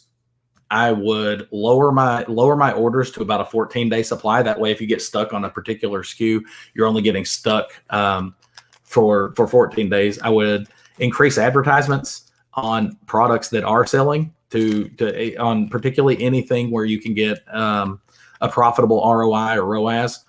That's to kind of supplement your existing your loss of revenue. And I would focus on doubling down, adding value, particularly to your brands, because what do people do? And you got to think about this from your perspective as well. whenever you start focusing on what's selling, right? So like if you're not getting buy box rotation on stuff, you're not focusing on it. So any attention that you're really giving will probably be a lot more than everybody else on the SKUs that you are rotating on or are stuck in there on. If you're one of the fortunate people to be kind of stuck in the buy box on a SKU, then that's a great time. I really feel like you can make a lot of headway in developing your relationship with the brand. But the main thing is realistically, like I think this is true across all different types of businesses. Like Amazon changes a lot all the time, like it does. And there are bumps in the road all the time. Like you got to think about every time Amazon has started rolling out changes. And I realized that a lot of the people that watch these kind of things haven't necessarily been on Amazon a long time. Like we've been selling. I sold my first product in Amazon in 2011. So, I mean, it's been a while. Like I've kind of seen a lot of these changes, but the real advice here is don't get afraid and stop doing stuff. Like really just, be cautious and careful, spread your risk across SKUs. Oh, and another thing that I almost slipped my mind, is just trying to come up with it off the top of my head, is I really feel like this is an opportunity to spread out your offer selection. An example is if you can run multiple offers legally into a buy box. An example is if I have a stickered product, a non-stickered product, those are two different offers on Amazon and they're both legal. If I have a SKU that is signed up for small and light as an example, that's another offer I can have. A merchant fulfilled is another offer. And that gives you more opportunities to snatch that buy box and take some of that equity. So I would increase the amount of offers on potentially on those other SKUs. All right, excellent. We got time for one more question here, and I'm actually going to throw this up, and I'm going to head to the bathroom because I'm about to be live for about 8 hours. So I'm going to let Dan take over here. But let me see. Here's a good question. This is from Tim, and he says, "What's your pitch when you approach a brand owner for a wholesale opportunity?" So take about 2 minutes, and I'll be right back. Go ahead. Gotcha, man. So Tim, it really does depend, right? Like there's what I like, what I really try to teach is the best value is something that somebody needs. And I know that's kind of like a generic answer, but I'll try to dive like deeper. So whenever we reach out to a company and try to start a conversation, I only know what I can see. So I can see if they don't have good pictures. I can see if they don't have, a good listing. I can see if they don't, if they have bad reviews, like all that. That's what I can see. But what I don't see is the things that actually bother them, right? Like in most instances, these brands don't give, they don't care about, they don't care about their Amazon listing. They don't know what having a good Amazon listing does. And it's one thing hearing it and another thing seeing it. So we try to start the conversation by adding value, and I try to add value with things I can see. So think of, an opening into it might be their pictures, and it's, hey, we were scanning Amazon items. I started paying attention to your brand and noticed your pictures, or blah blah blah. Like you can come up with a reason, and that's like that to me. That's just a conversation opener, right? And I'll say this, the more value that you can send on the front end. So like if that first solicitation, that first email that I'm sending, the more awesomeness I can send in there that actually helps them, something they can tangibly use, the more likely they are to start that conversation and work with me. Right. So whenever we start talking and, I've established that contact, like you have to realize that the vast majority of times what a vendor is going to say is, yeah, we're not interested. Like, no, thank you. And that's expected. And for me, that's what creates the whole opportunity. If they just said yes, there is no opportunity. It's just a race to see who can get to a product first, right? And sell it until it goes down. But the fact that they defend and guard their brand creates that opportunity. And that's what creates that floor for sales, right? That's what makes sure that if I get approved, I'm going to get some amount of those sales. And then regardless of what happens, regardless of whether I'm advertising or what have you, right? So, that's the benefit. Now, whenever they respond and they tell me no, or they're not interested, the most common, the best thing you can possibly do is ask why. Why? Why are you guys not interested in working with Amazon sellers? And oftentimes what'll happen is they'll talk to you about all the things that they actually hate. This is the part where they like reveal how you can get the account, right? And this is that like sub level. So whenever they start talking about we've dealt with so many Amazon sellers, it's hard to keep track of them. We've had a lot of pricing issues. That's where you can provide real value.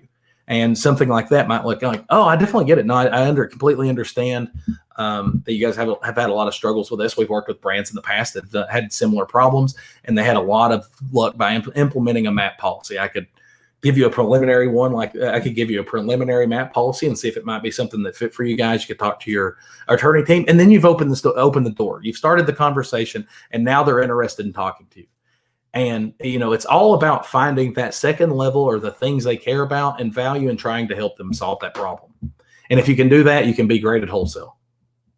I love it. All right. Thank you so much, Dan, for joining us. I'm sure people have some more questions. How can they find you out there to get some of their wholesale questions answered? Absolutely, man. Check out our website. We have some awesome blogs up, thewholesaleformula.com. And we have a public Facebook group, FBA Wholesale Community. Going to be doing a lot more interacting. We have a new awesome customer success manager, and he's really got some cool plans to roll out. So if you're not in that group, jump in. It'll be really cool here in a few weeks. Thank you so much again, Dan, for joining us, and we'll see you soon in a few months. We'll bring you back to the podcast for sure. Hey, brother, stay hydrated and keep that energy up for the marathon. I'm trying. All right. Take me to the ice cream store once I visit you over there. Absolutely, brother. All right. Have a good one.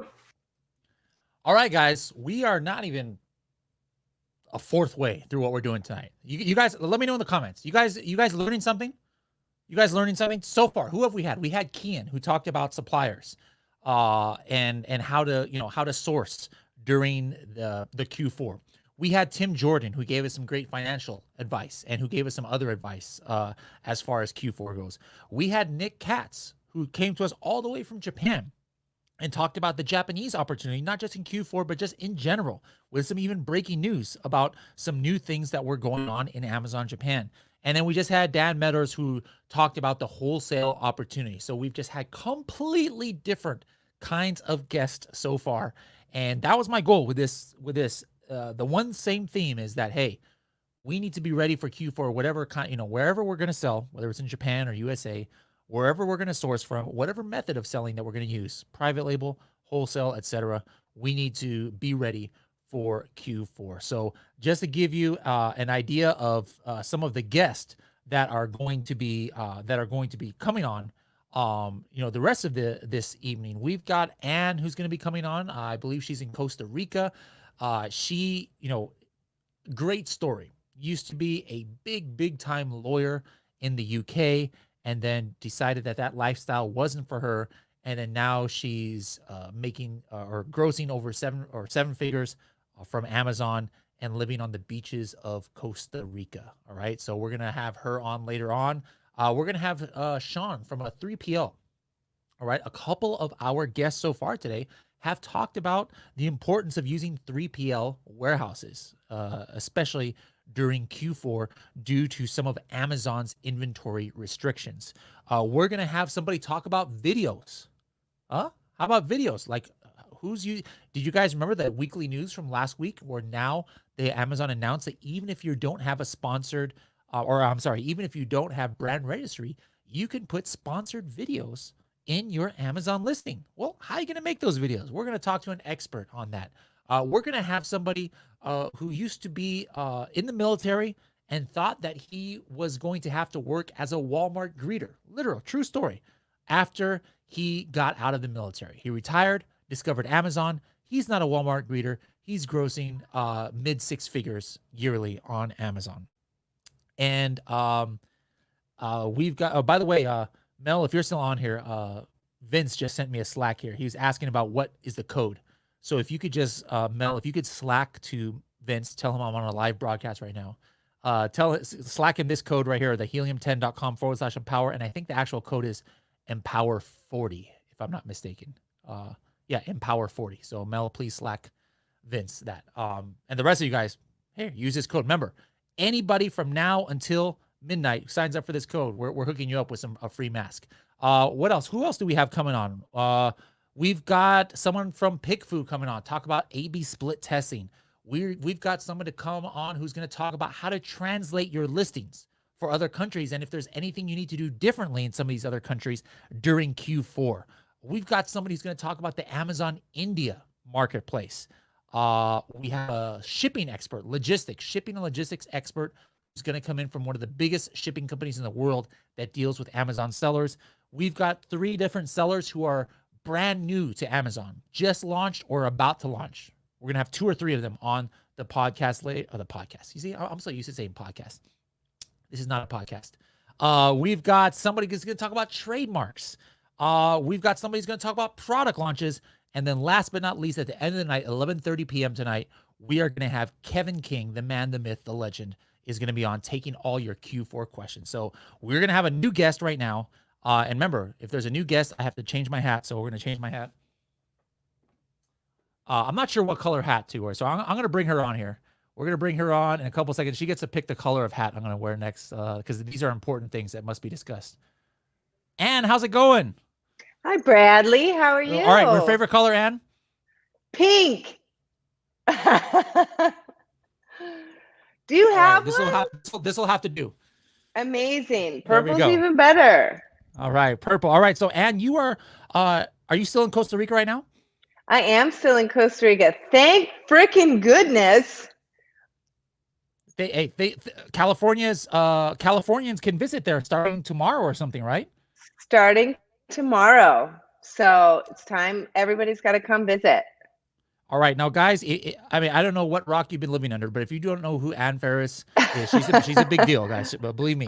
But she has, first of all, we did a great podcast. That was one of our most well-received podcasts we've ever done, and I have 200 episodes because of her story resonated with so many of you out there. I got so many messages. I'm sure you got messages too, Ann, you know, after you did that, but we got a lot of messages about her story.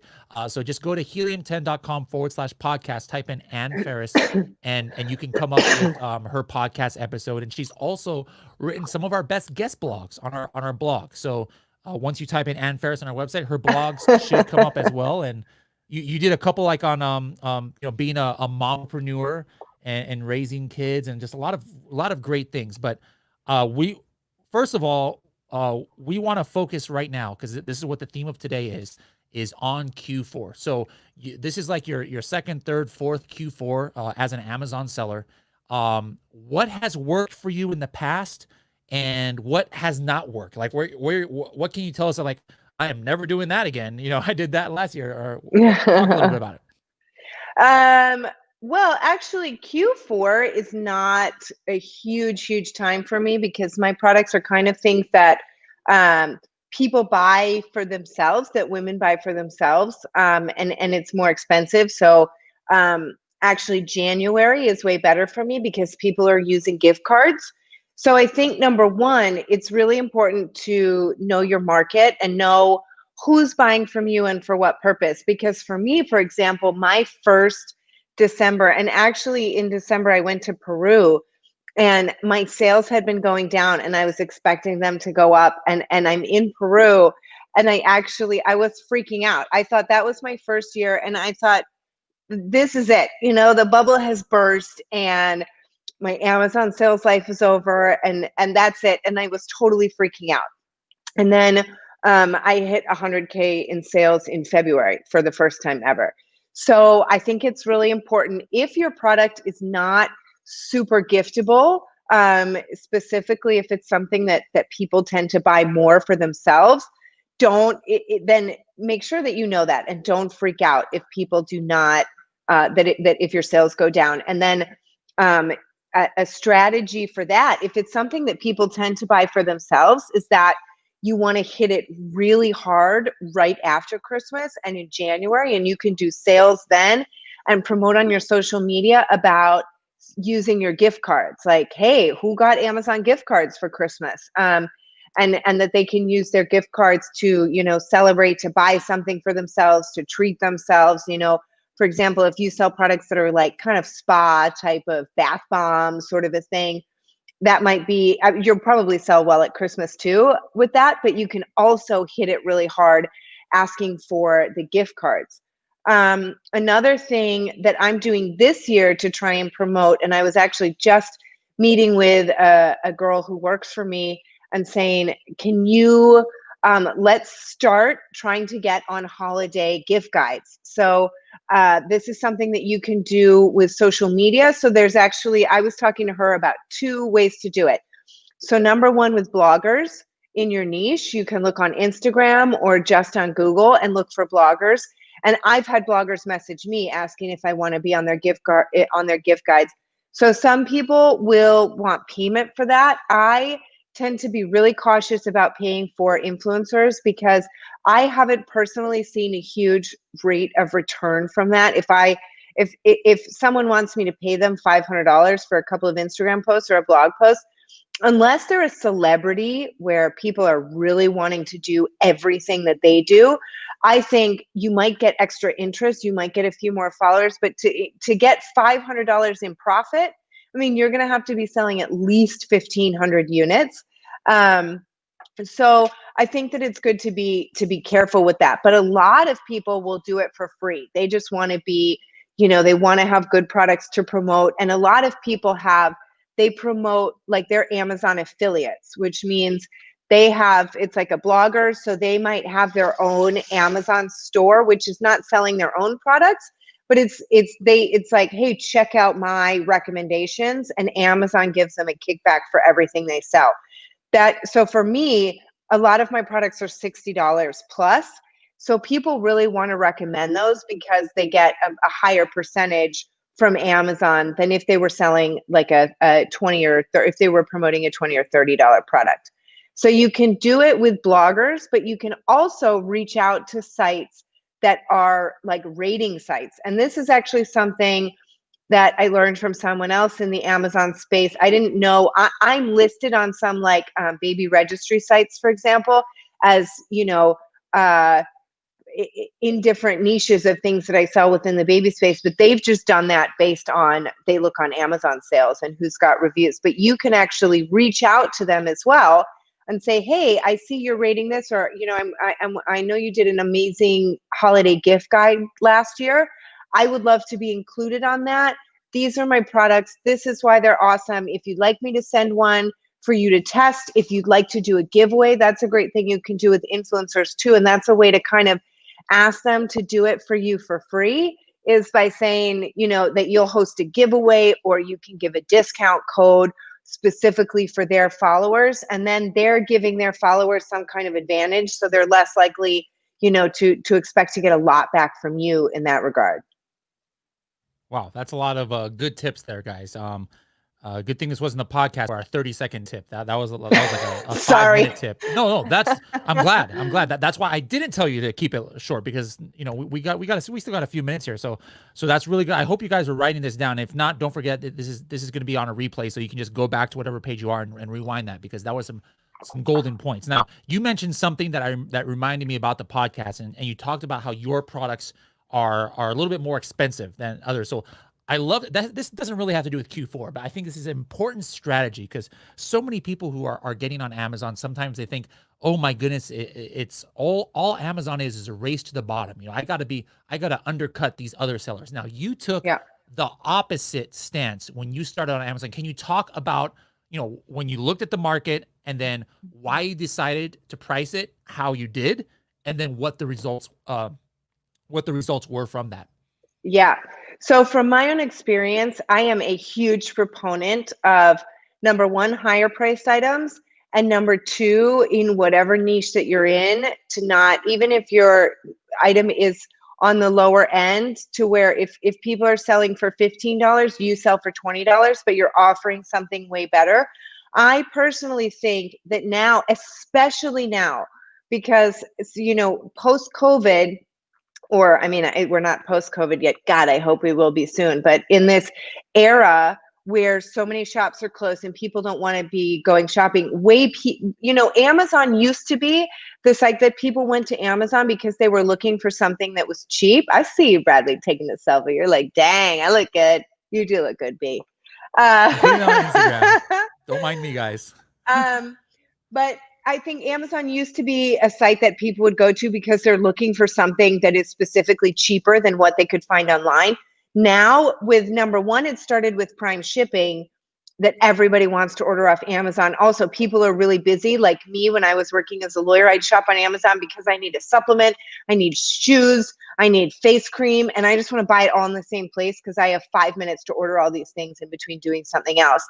And then also now, people just want to buy everything online. So I think that a really underutilized market on Amazon is like really high quality stuff. So I'm not saying just pick anything and make it more expensive. I'm saying that develop something that's better. So for me, most of the products that were similar to mine were selling between $20 and $40, and I sell at $60 and $65. And I started doing that. It's because the quality of my product is better. My imaging is better. I really branded myself as a luxury brand. And actually, one of the guest blogs I wrote for you was on lifestyle images, and having really good images is a way to, and lifestyle images, like that's a way to make yourself really look like a real brand that will justify you charging a higher price point. And I just started a new line of products that are like skincare products. And with those as well, even one of them that we started, I said, look, like this has really expensive ingredients. I don't even want to do a low launch price because this is a product, if people see a low price, they're going to think it's low quality. If they see a high price, they're just going to assume it's high quality. And you gotta, if you know who your customers are, if you know your customers are people that are looking for that kind of, you know, something that is either more stylish or has a better ingredients, is more natural, is more eco-friendly, charge a premium price, because also people are going to think, if they see a premium price, they're going to assume it's a premium product. But you better be delivering on the fact that it's a premium product, right? You also have to make it awesome and be able to back that up. But if you do make a premium product, charge a premium price and your margins will be way better. I love it, guys. I hope you guys were paying attention there, because that's a big mistake that so many Amazon sellers make when they're first getting in, is just like, oh my goodness, I've got to be the cheapest or else nobody's going to get my product. But that's new information to me, as far as the fact that you're launching a new brand. So yeah, I mean, I know it's been a while since we've talked now. Are you doing that under the same brand as your other products, or separate brands, separate Seller Central account, or what's your strategy there? I've been busy, B. I'm doing two things actually. So I launched a whole new line of products that are still under my same brand. It's just a kind of a different type of product, but they're aimed at my same customers. It's still aimed at mothers. But it's a line of skincare versus the other products that I'm doing. So I did that. We've launched 4 so far. There's one more about to be launched, and hopefully another one. I'm hoping to do 6 this year. And then I'm also doing another brand with a friend of mine that I met at a mastermind that is just kind of geared towards women and for empowering women. That's kind of, I really discovered was my jam. My passion is empowering women, empowering mothers. And I think when you put your mission into your brand as well, that's something that really helps to make it stand out. So the products I make just aren't for moms. It's not about just using them. The message behind my brand is that we want to empower you to feel better about yourself. We want to empower you to make the choices that you want to make, and we want you to know that you're awesome, and we want to support you in, you know, your entry into motherhood or your, you know, development as a woman. So having a mission behind your brand is always something that's going to make you stand out, and don't be afraid to let your voice stand out, because that's a race to the bottom. Pricing your prices low means you're competing with Chinese sellers, right? And that's the race to the bottom. Is they're always going to win that race. The race to the top, that's where you can beat Chinese sellers. They can't communicate really well. They can't brand really well. They don't have great like listing copy because English isn't their first language. So, you know, I think it's way easier to rise above. If you're trying to just beat them on price, you're never going to do that. Yeah, absolutely, guys. Stop the mentality that's just a complete race to the bottom. You know, in some markets, yes, it might be there might be some markets where it just doesn't make sense to try and go with that luxurious angle or higher quality angle. But part of the reason why it's worked for Anne too is that, you know, this is one of her passions, and she's actually feels very strongly, and she uses, you know, her own products. You know, I've said before that you can't always just say, hey, I am passionate about something, and so I'm going to have success. It doesn't always translate. You know, like if you were passionate about cell phone cases, I don't care. It doesn't matter. You're probably not going to be very successful selling cell phone cases, because 7 billion people probably make better cell phone cases than you, and they've been doing it for longer. You're not going to get traction. But if you can find that niche where there's not only opportunity, but you can put your passion into it and your expertise, that's just going to give you a leg up on your competition. Now, just one last question I had for you was, as you launch these other brands, did you leverage at all your existing community or any social media following at all, or did you just like start completely from scratch? So with the skincare line that's under my brand, no, I'm what I actually thought about was, who are the people that are buying my product? You know, who are the people that are buying my current product, and what are the other things they might need? And I just decided to do kind of a whole line of products under that. So that I do, it's all under, for example, the same Instagram account, the same everything, and the same brand name on Amazon. So that all sticks together. The other brand that I'm doing that's focused on women, that's a totally different brand. I'm doing that with a partner.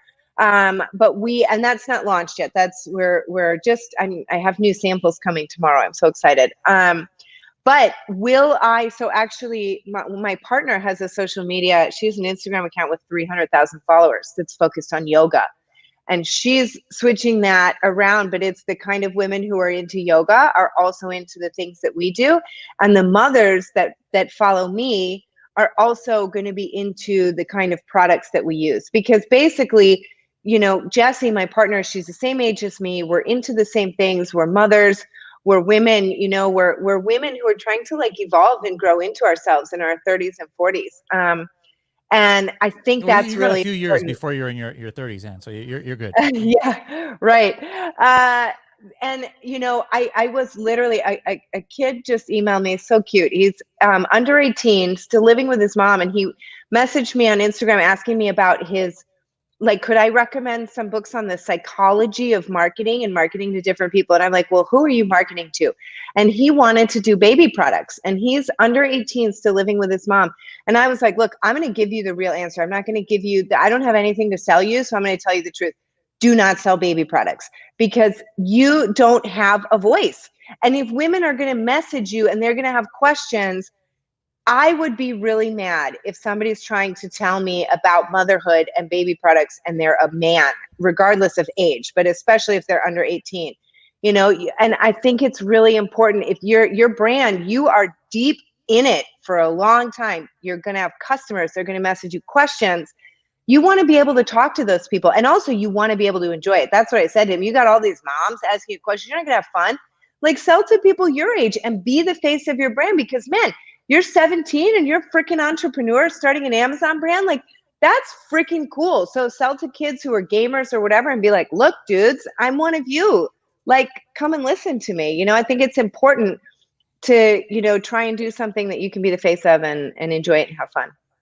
I like it. Now, last thing, we just got a couple minutes more, but I mean, this by itself could be a 20-minute conversation. But just talk about the other aspect of, you know, we've been talking about physical products and strategies and things, but the reason why you're inspiring to so many people is not just because of your success and your marketing prowess, which obviously is profound, but more of like your story about how you had a what some people would consider a successful job, you know, making some pretty good money at one of the top law firms, you know, in Europe. And what, for those who didn't hear the podcast, like, why did you decide you needed to stop that? Because you had something that for many people is kind of like not necessarily a dream job, but that's like what they achieve, and you achieved it. But what made you get out of that life and and why have you not looked back? Like what are some of the best benefits, like where you're like, thank goodness I made this move because this is amazing? You know, it's so funny, Bradley. I was just driving to a friend's house tonight. I'm actually doing this podcast interview, whatever, live, Zoom, who knows. I was driving from my house and I was just thinking, I was like, man, I had a crazy day. I've been running around doing a bunch of stuff, but I was like, this life is so freaking awesome, you know, that I can run around and do things and be wherever I want to be. And I just love what I'm doing because I'm the master of my own time. Everybody is different, right? I definitely grew up in a family that was a banker and a lawyer, and they were achievers.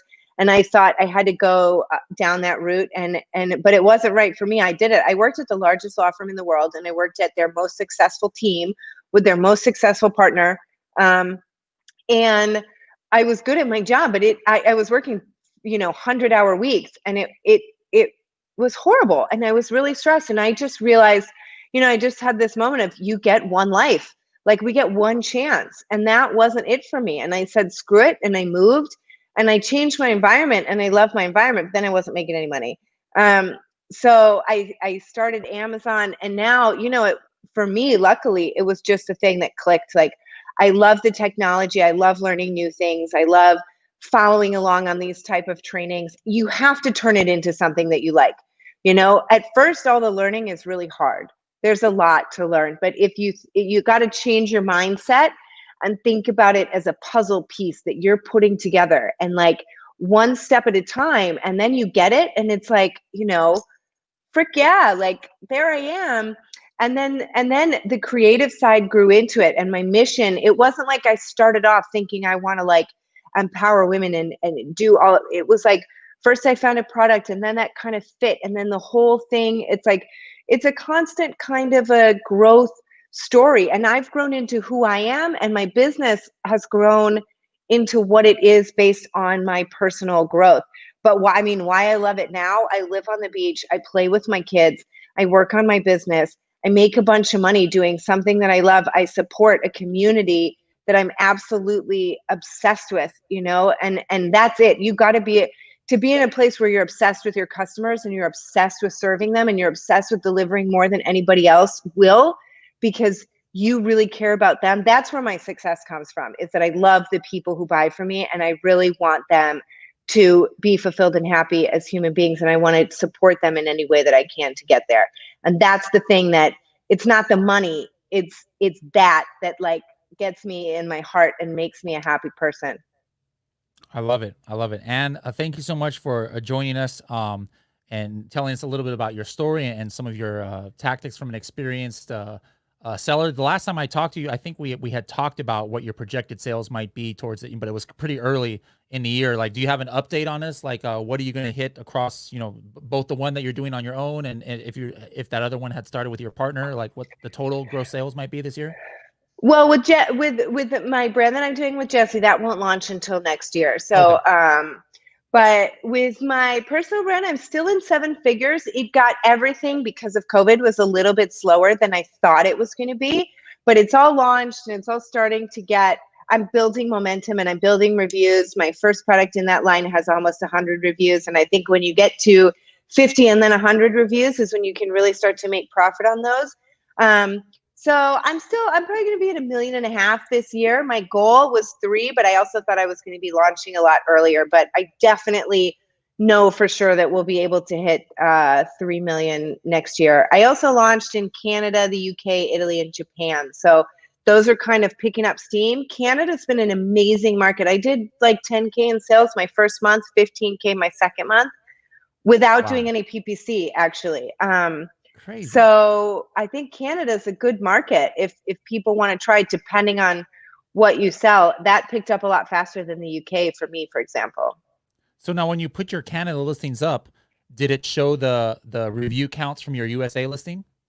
Yes. And that, I'm not the tech whiz, Bradley, but I don't know when it was that happened. But for all the marketplaces that I launched in, for Canada, UK, Italy, Japan, it is, all of those have my reviews, which is a huge advantage, because if you've got a lot of reviews in the US and you go to these marketplaces where there's not so many there's not so much competition. I mean, I have over 1,000 reviews on I have a parent with several variations, like color variations.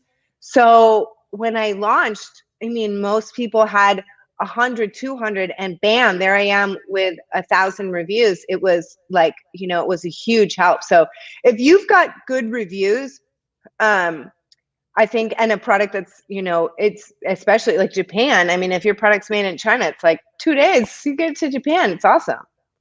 All right. Well, Anne, thank you again for joining us. It'd be great. It's going to be great to catch up with you next year once it's been a full year since you've been on the podcast to see where you're at in your journey. And hopefully we can time it right so that we can see how your new launch and new endeavors worked out. But enjoy the rest of your night and stay safe down there in Costa Rica. Thank you. Hope to see you soon stateside. Thanks, B. Good luck. Bye-bye. All right. So there we go, guys. I told you I'm having lots of different guests on here. That was some knowledge bombs there. She gave us some great tips on Q4 in her experience, but also some interesting things for those of you who are just starting. She gives like a different kind of viewpoint so that you can not just get caught up in the same things that other people get caught up in that, you don't really need to, like such as the thought that every single niche, you need to be the cheapest. Are there some niches where people value more the cheaper ones and a more expensive one is not going to work? I'm sure, of course, there's probably some, but it's not every niche. It's probably not even the majority. There's always opportunity for like higher price items, and that's one way. We talk about differentiation, right? That is one way you can differentiate yourself. Now, we're going to have our next guest in a few minutes, but again, guys, just as a preview of some upcoming guests in the next hour or so, we're going to have somebody talk about 3PL warehouses. We're going to have somebody talk about split testing even before you have a listing up. We're going to talk about translation. We've got a lot of great, guests coming up. So I hope you guys, let me know in the comments below. Let me know in the comments below right now. If right now, I'm like right now, kids. All right, right now. Let me know if you guys have learned something. All right. Those of you who have been on for the last couple of hours, what's the coolest thing that you've learned so far from one of our guests? It could have been one of their Q4 kind of tips, or it could have been something else. Let me know in the comments. While you're writing that, don't forget, guys, anybody who signs up from now until midnight to this, where can I point here? Helium10.com/empower. If you're already a platinum member, all right, you're already a platinum member, you just pay $20 more to get to Diamond. It's a special deal. Diamond is normally $197 a month, but we have a special where it's only $20 more because it's a 40% off discount code. All right, you're going to be able to have access to ads. Anybody who signs up tonight and tells customer service, hey, I signed up, Bradley says I get a special prize, they're going to get your address, and we're going to send you a Helium 10 mask, Helium 10 t-shirt as well. And of course, like I said, you are entered in for the grand prizes that we're going to be drawing, which is a full year of Helium 10 Diamond valued at $2,400 if you were to pay month by month. And we're going to have one-on-ones with Vince, our ads, our PPC product manager, one-on-ones with me, etc.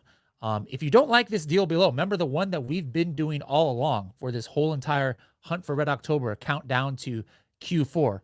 Don't forget that there's this different code where you can get 25% off the first 2 months of Diamond. All right. And that's Red October 25. And this one gets you into private group trainings with me, and then the chance to get a one-on-one as well, as long as you got all 17 codes. And believe it or not, guys, those of you, I doubted this.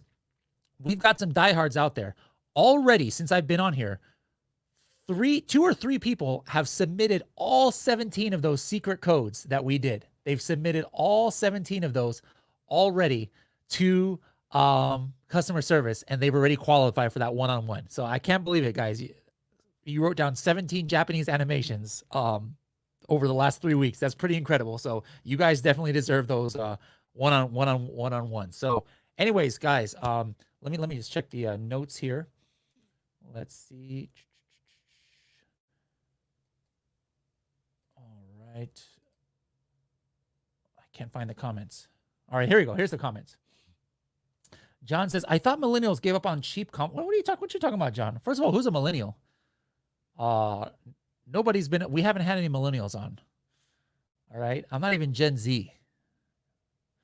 What else do we got here? We got BMW X6. What is the correct way to make an FBM listing from an existing FBA listing? Should I copy the FBA listing or I have to create a new listing with a different SKU? It's a different SKU. Do not, what I always tell everybody is do not do that. Convert. Keep your FBA listing separate than your FBM. And it's the same ASIN, just a different SKU. All right. So I detail this. Go to helium10.com/blog and then type in FBA space FBM how to or something like that. I wrote a full blog with pictures on how to do it, but basically you're going to take your ASIN and add it as a product. And then you're just changing the SKU. All right. And then just one is FBA, one is FBM.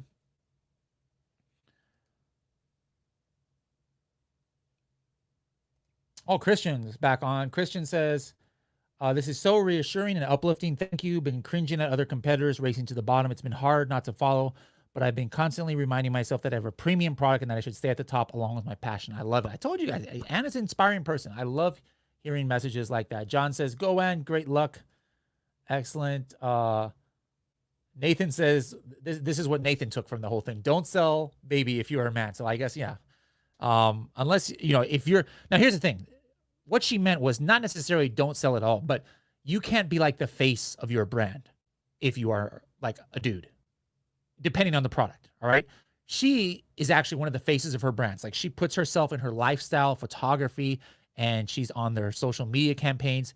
Like if you've got a woman's nursing bra, I'm just making stuff up here. I mean, you can't be I could not be the face of a woman's nursing bra, campaign. That's just not a good marketing campaign. That's kind of like the point. So in that case, that doesn't mean, hey, I'm not going to sell a nursing bra. What would I do?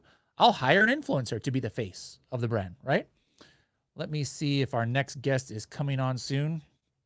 Hold on here. All right, let me go ahead and check these other questions here.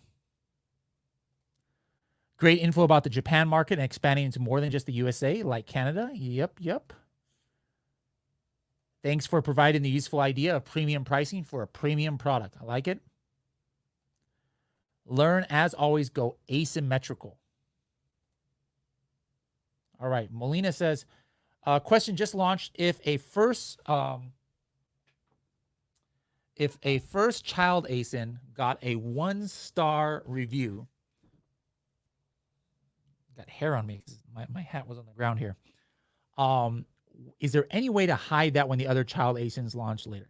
No, not really. However, there are some categories in some marketplaces in Amazon where the child sibling items do not share the review count. I don't know. I'm sorry. I don't know offhand which one those are, but I've seen that before. But if you're not in one of those categories, no, you can't just like purposely say, ooh, I don't want this 1-star review showing on the other one. Unless Amazon has done that for you, you can't do it on your own. That's a good question. All right, guys, we've got our next guest who's going to talk about, I don't even know what we're going to talk about. We're going to talk about different things, about 3PLs, about different marketplaces that maybe you guys haven't considered, especially if you haven't heard his podcast. And let's go ahead and bring him on. I think he's going to use, I'm the one who suggested to him to use a special microphone when he came on the podcast. I hope he's using it right now. Let's see. All right, here we go. Let's bring on Sean. Sean, how's it going? Hey, Bradley. All right, let me practice my Korean with you, Sean. So if I was just meeting you for the first time, I'd be like, 안녕하세요, 저는 Bradley입니다. That's good. That's good. Perfect. Yeah. For Sean knows this, but I have been hooked on like Korean dramas and Korean movies lately. So I'm just trying to practice my Korean. Sean, I already watched both seasons of Kingdom. That was so good. I watched Train to Busan that you guys suggested. And I even went to the movie theater to see Train to Busan #2, thanks to Molina's suggestion, called Peninsula. And now I'm watching, I forgot. I'm watching some other Korean show, but I love Korean stuff. But we're not here to talk about K-drama. We're here to talk about Q4. So Sean, you've been selling on Amazon, for a number of years now. Just in general, for the Q4 months, October, November, December, does your team do anything differently, like to really take advantage of the season? Like are a lot of your products giftable? Like, do you do any special PPC campaigns? Do you do lightning deals, or what do you guys do, if anything, differently? So, first of all, my mic is okay. I mean, the perfect. sound. You sound perfect. Okay. Yeah. So like this October we have Prime Day too, right? Amazon Prime Day. I don't know. It's the specific date is confirmed. It just got confirmed like a couple days ago. It's going to be. You're right. It's October. It's 13th and 14th. October 13th and 14th. Yeah. Right. So, and same time, because of this COVID, virus situation, Amazon is now selling a lot of essential goods and food. Yeah. So because of that, Amazon, it's good for Amazon that they took that category because of this COVID situation. But same time, for other category, Amazon is allocating less space comparing to last year. So the COVID situation, also the Amazon Prime Day, and these two new factors are making a lot of seller SCM issue, like inventory supply issue now. And before, a lot of overseas sellers, they can arrange air shipment and directly send to FBA, but now air freight charge is crazy. So all those things are mingled and making a lot of headaches, and also receiving time is taking longer. So what we've been focusing for now is SCM, inventory FBA plan. Now Amazon set up the inventory limit, and it's been taking slow.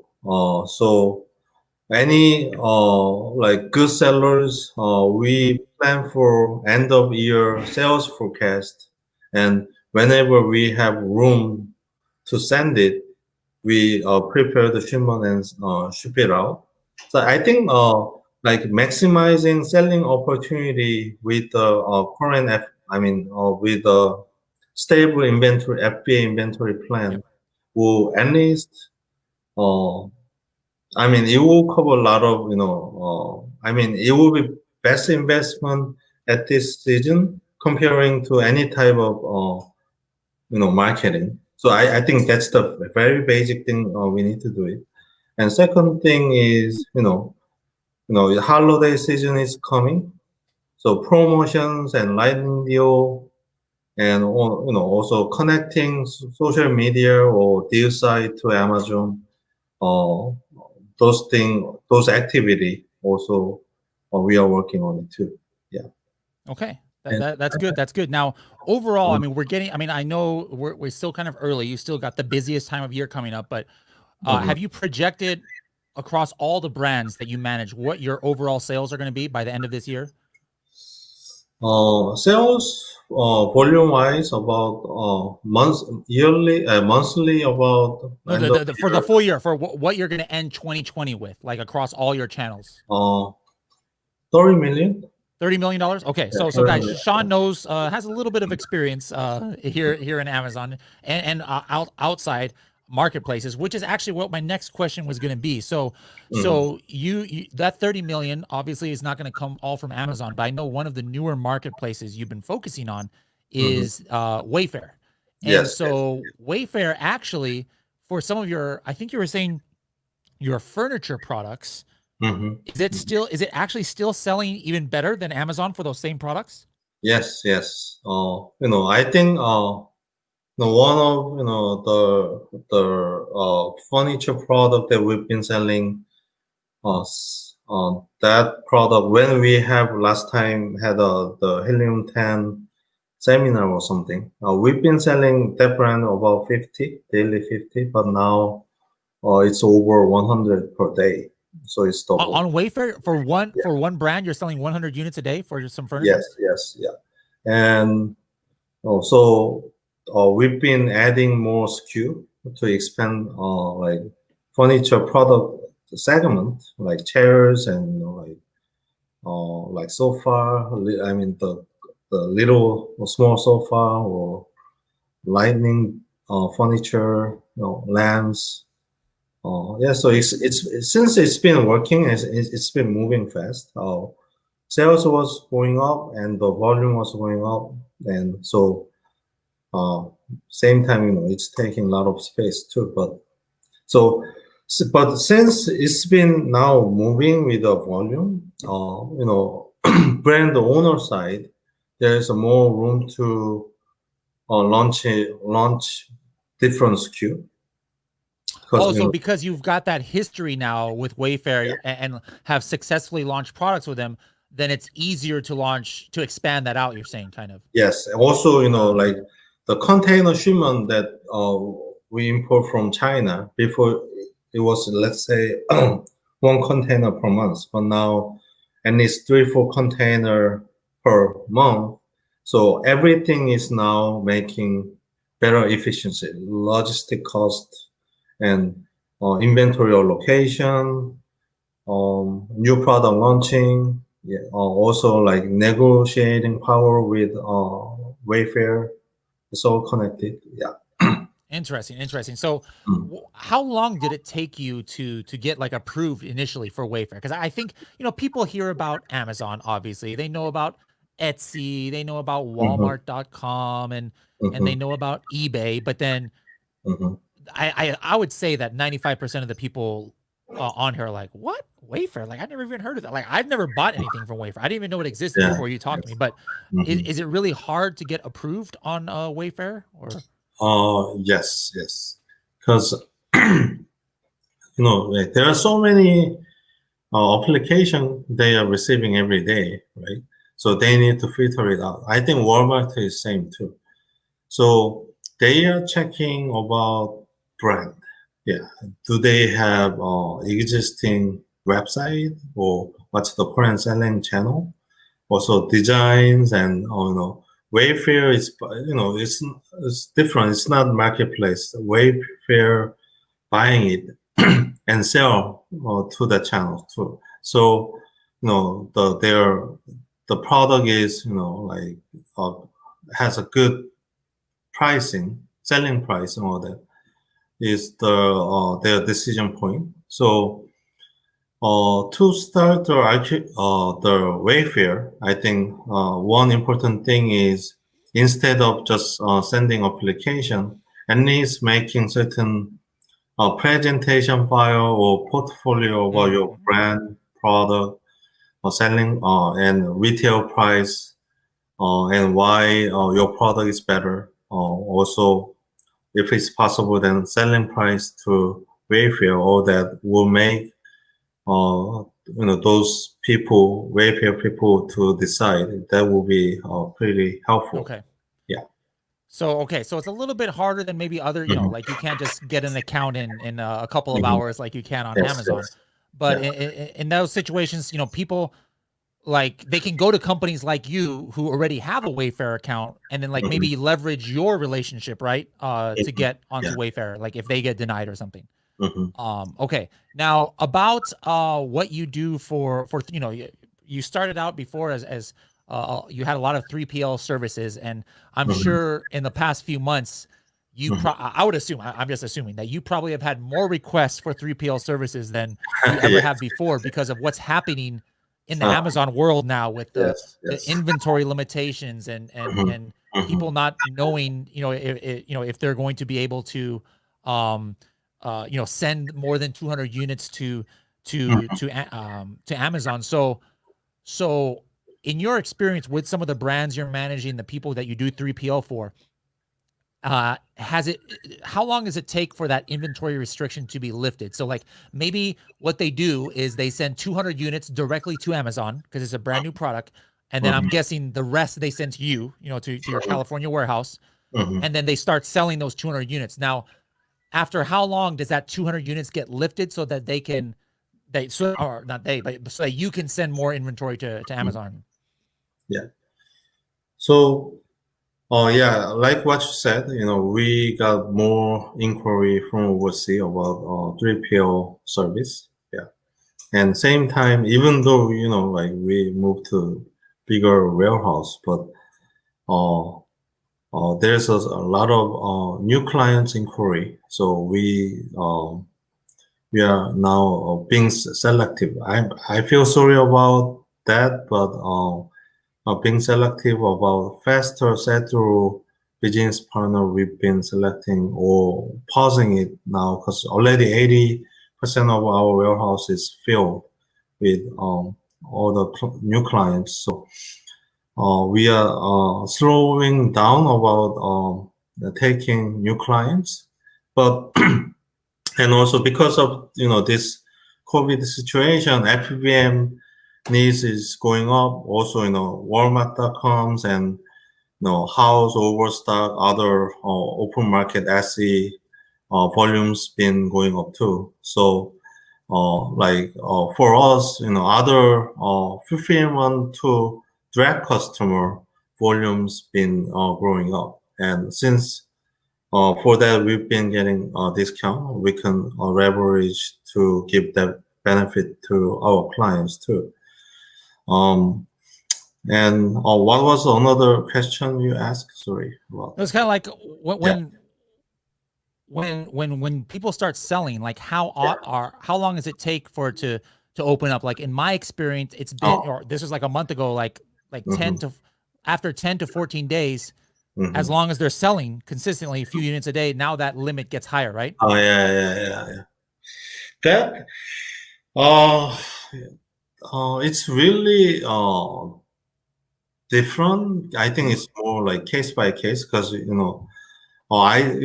are selling some food product too, and certain product, the new listing, they have like 50 unit limit maximum, not 200. So they are getting allowing us to receive send 90 days selling limit. I think that's just logic and Amazon display on the planner. But when they lift it, so far our team is keep checking and test. But I think it's between like 10 to 2 weeks or 3 weeks. Okay, so it's about the same as what I had then. Okay.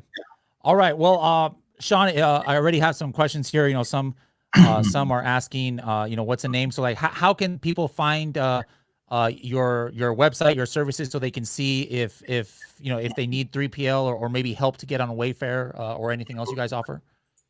Yeah, Creasive.com. Creasive.com. It's our website. Can you spell it out? Kreasiv as Victor, E as Edward. Yeah, Creasive.com. Yeah. All right, and there's contact information and email.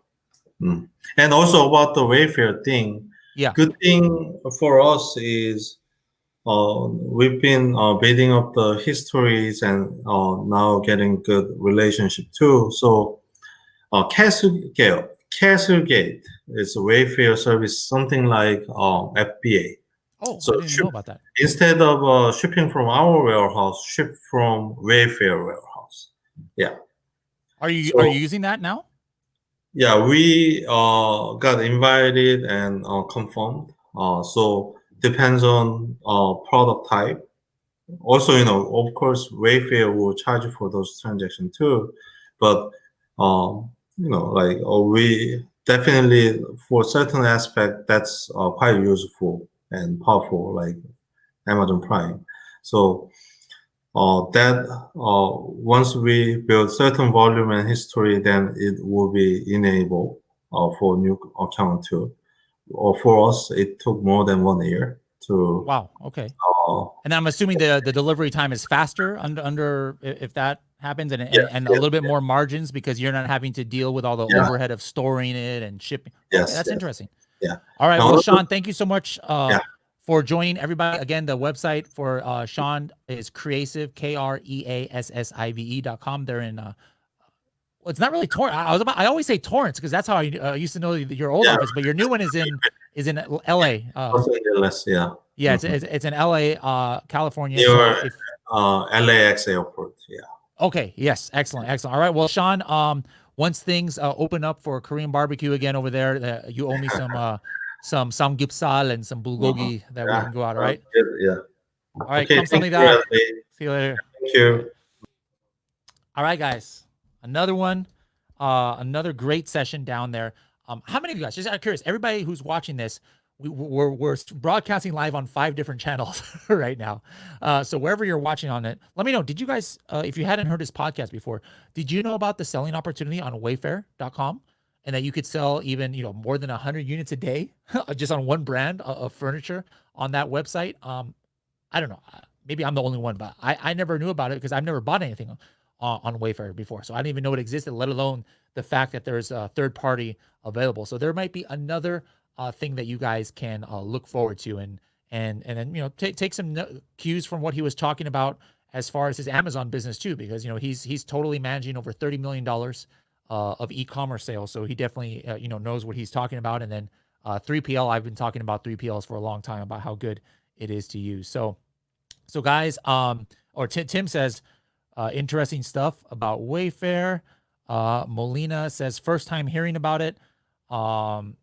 And Sean, if you're still listening, she's not just saying that just because she's married to a Korean, and Molina's one who told me about the Korean show. Do you speak Korean, Molina? That's really interesting. John says thanks, Sean. Good info. Oh look, Molina even wrote in Korean. Look at that. I love it. I'm assuming that says thanks. I don't know what that says, but I'm assuming that.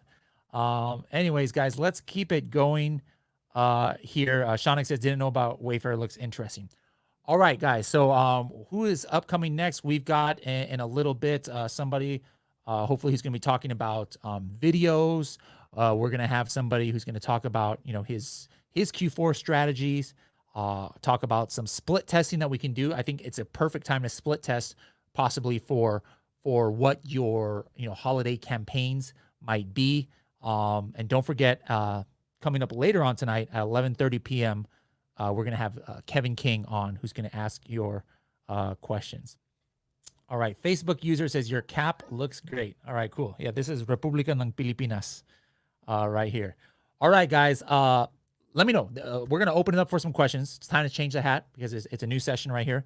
So give me some questions right now. I know there's a little bit delay when I say stuff like that, and then you guys have a chance to reply. So go ahead and leave me a message in the comments if you'd like to ask questions about what we've talked about so far or about anything else.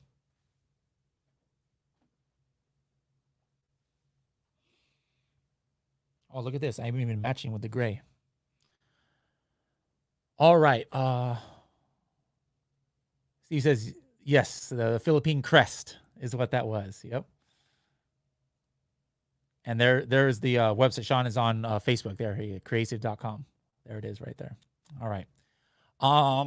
Okay, guys, I'm reiterating for those who are brand new, anybody who is signing up, we've only got now 5 hours left. 5 hours left.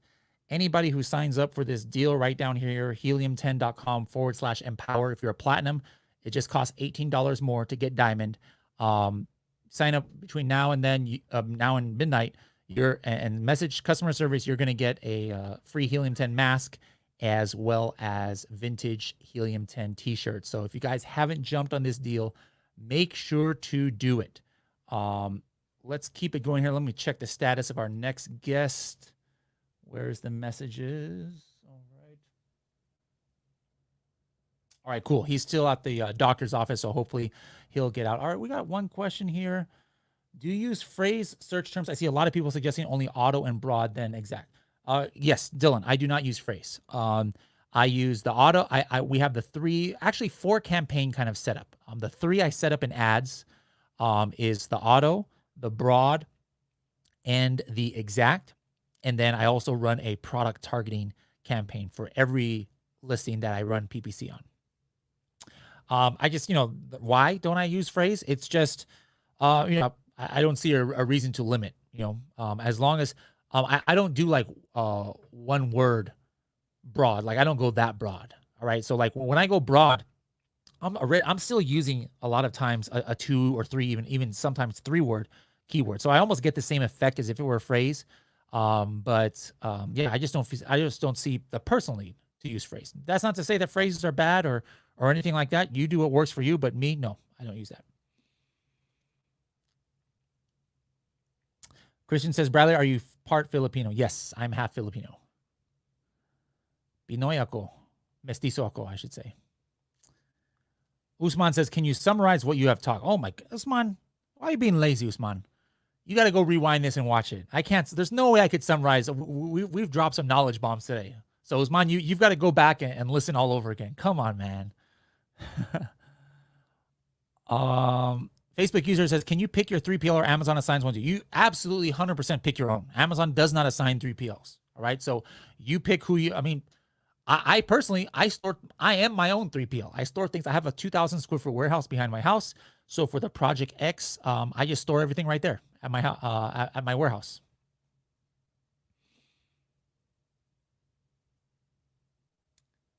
Dylan says, thanks, boss. You're welcome. I hope you're talking to me, or are you talking to Sean, or I don't know who's boss. How do we get the Diamond Plan promo? Right down here, Facebook user. How do I point? Right here. Just go, if you're already a Platinum member, be logged into your account, and then just go to helium10.com/empower. Now, there is a different code. Some people are confused. There's a different code you want to be on if you want to get the group trainings with me. All right. And it's very similar to this code. If you want to get the group trainings, and if you had written down all of those Anime secret codes I gave, which I already now all gave out, and already a few of you have put it in. They sent me messages already about that. And so that one, if you want to do that code, get 25% off month 1 and 25% off month 2. So it's a little bit more expensive, but after month 2, it's actually cheaper. So it's Red October 25. So that one you can, if you have trouble applying that code, just message customer support and they'll help you out with that Red October 25, 25% off month 1 and 2 of Diamond. You get the opportunity to get a one-on-one training with me, or at least a group training. So there's different benefits here, guys. You can't like try and get everything here. All right. Don't be greedy, but this code down here is different because it gives you 40% off just 1 month to upgrade. So it only makes it $20, and you get entered in for the chance to get a free year of Diamond, a free year. Somebody who had signed up since yesterday to midnight tonight will win a free year of Diamond, which is worth, if you're paying month to month, $2,400. All right. So that's a great grand prize. And there's other prizes too, such as the chance to get one-on-one training with PPC and with me. And, oh yeah, that's right. $500 of PPC spend. Like, we'll pay $500 of your PPC spend to Amazon. How cool is that? Right. So you'll have the chance of all those prizes if you do this code. So the Red October is something separate. We got different promotions on that. You guys pick which one works for you. Let me just see the coupons here. Tim says, can you look at my question above? I don't see another question from you, Tim. This is the only other message I see from you, Tim. Interesting stuff about Wayfair. So ask it again, Tim, because I don't see it. All right, let's keep going. Usman says acknowledge. All right, good job, Usman.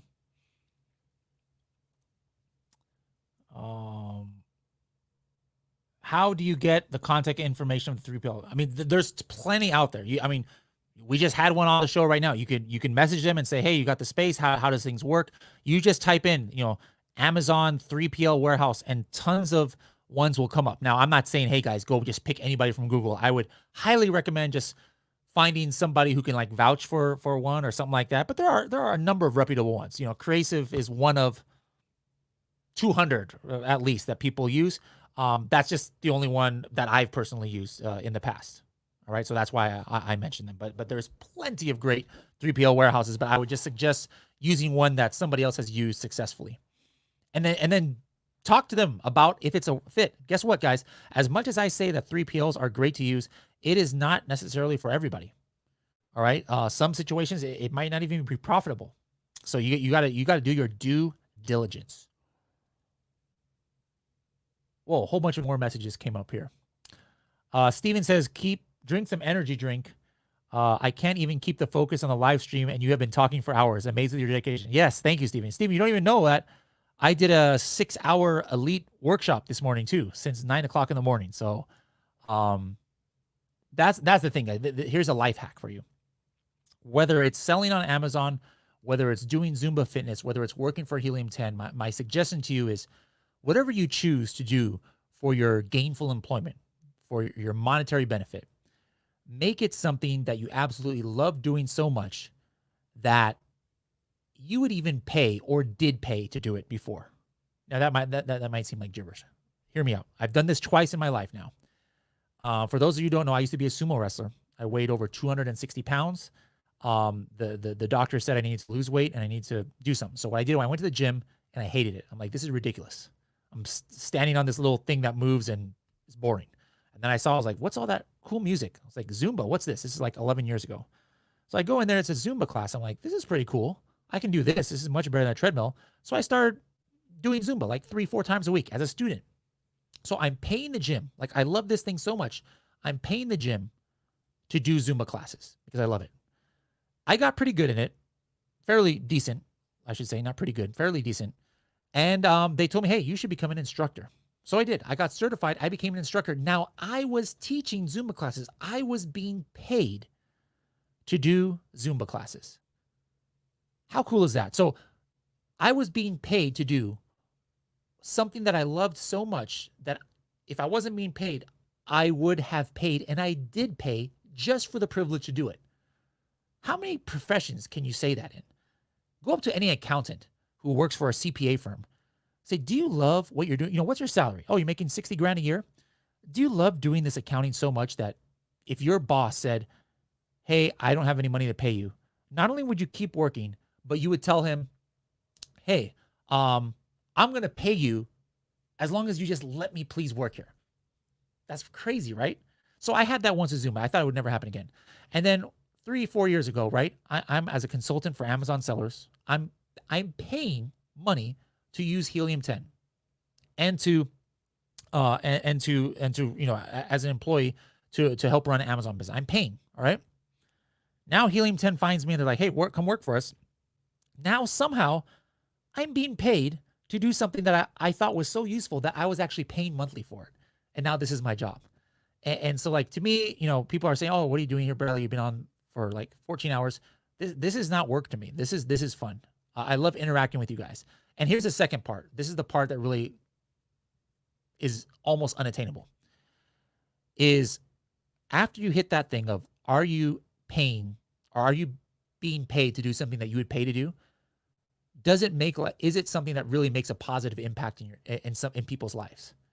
As a Zumba instructor, not only was I loved it so much, it wasn't work, but I had students who lost 20, 30, 50, 100 pounds. Like, I was making positive impact in their life just because they were taking my fitness classes. Do you understand how like amazing of a feeling it is? And here, as a Helium 10 educator, I just got an Instagram message the other day. This guy, or gal, I'm not sure, a guy or gal, Instagram showed me a screenshot of their Helium 10 sales, $1 million per month in Amazon Germany. And he says, Bradley, you know, I owe this to you. Like, that's a freaking amazing feeling that because of my job, I was able to make that kind of impact in somebody's life. So guys, that's my kind of like life hack of the day, because every single one of you has the opportunity to have that same experience. Why? Number one, I think you guys know that Amazon is fun, right? How many of you guys paid for a course just to learn the Amazon journey? You know, maybe you paid before like $1,000 for Freedom Ticket. Maybe you paid $5,000 for another course that you took to learn Amazon because it was so interesting to you. And now you're actually selling on Amazon and you're getting money for it. You're getting money for something that to you was so cool that you wanted to pay just to be able to do it. And now you're being paid to do that thing. So that you got step one. But guess what? Physical products, people are using this. All right. People are using the product. You're changing people's lives maybe. It doesn't have to be some diet supplement for you to change people's lives. Sometimes I just sit here and think, we are selling 30 to 40 coffin shelves a day.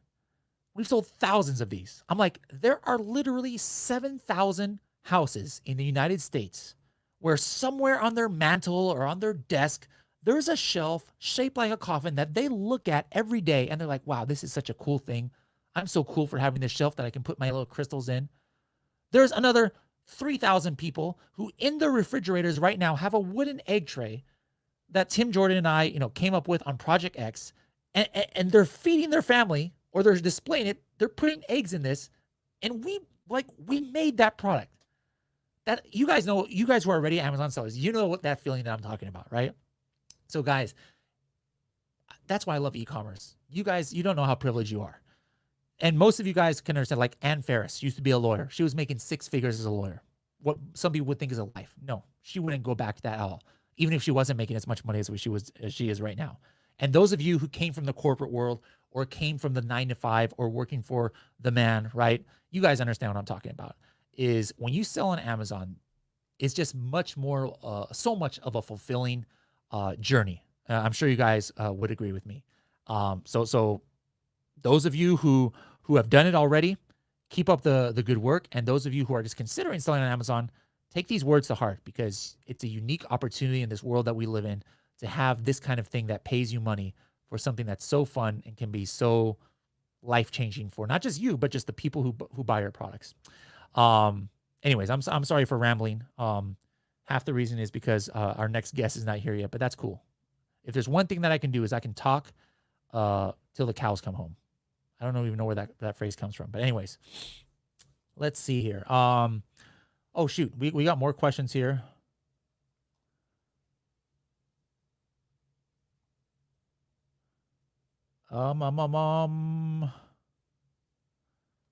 Christian says, sweet, daughter is half as well. Cool. Kaz says, missed all the 17 names. All right, well, you can watch the replay tonight, but that deal is going away tomorrow. So as long as you're, as long as you get all 17, I can't believe a few of you have already done it. That's pretty crazy. Tim says, now that the seller address, including the countries in all listings, will you be adding a feature on Blackbox that shows the number of sellers, country of origin that dominate the product? I don't think that that's available in the API, but go ahead, submit that as a feature request, and let's see what they say.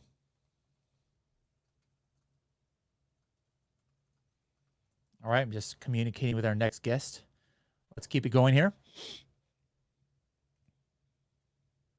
Should I lower product cost to increase sales velocity in order to increase my restock limit for Christmas, then raise the prices after stocking up?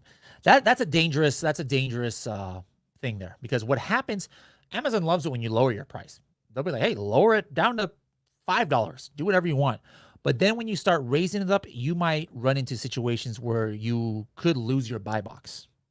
All right, you could lose your buy box. And so if that happens, obviously you're kind of screwed. So I wouldn't necessarily do that. It doesn't take that much sales to increase your velocity or to increase your limits. For example, the case study that I did a month and a half ago, sent in 100 units only. And for 2 weeks or 13 days, I was selling like 3, 4, 5 units a day. After 2 weeks, the limit was double. It was like 400 or 500. So it doesn't take too much. So like, no, I wouldn't necessarily lower costs or the price to increase sales velocity. And that's not even guaranteed to work anyways. Unless you're on page 1 for all your main keywords. I mean, nobody's even going to know that you lowered your price. So no, I wouldn't do that. Keep the questions coming, guys. Keep the questions coming. We don't need no guest. We can just handle this ourselves, right?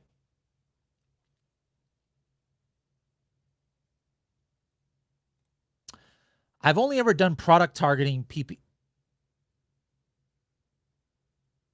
What in the world? You've only done product targeting PPC and not like auto campaigns or exact campaigns or manual campaigns? Come on, Shaunik. What are you doing, man? I'm just playing. But should I still do the other PPC campaigns? Absolutely. 1,000,000,000%. Especially with auto campaigns. Guys, we have been doing coffin shelf campaigns since day one, and it wasn't less than 20 other sellers. We were the only coffin shelf that was out there. The only one.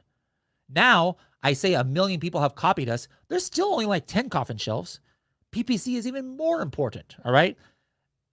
Don't limit yourself for PPC because you want to get shown for other keywords that you might not even realize are relevant to your product, and you don't even have them in your listing and you're not indexed for them, but Amazon can show you for anything.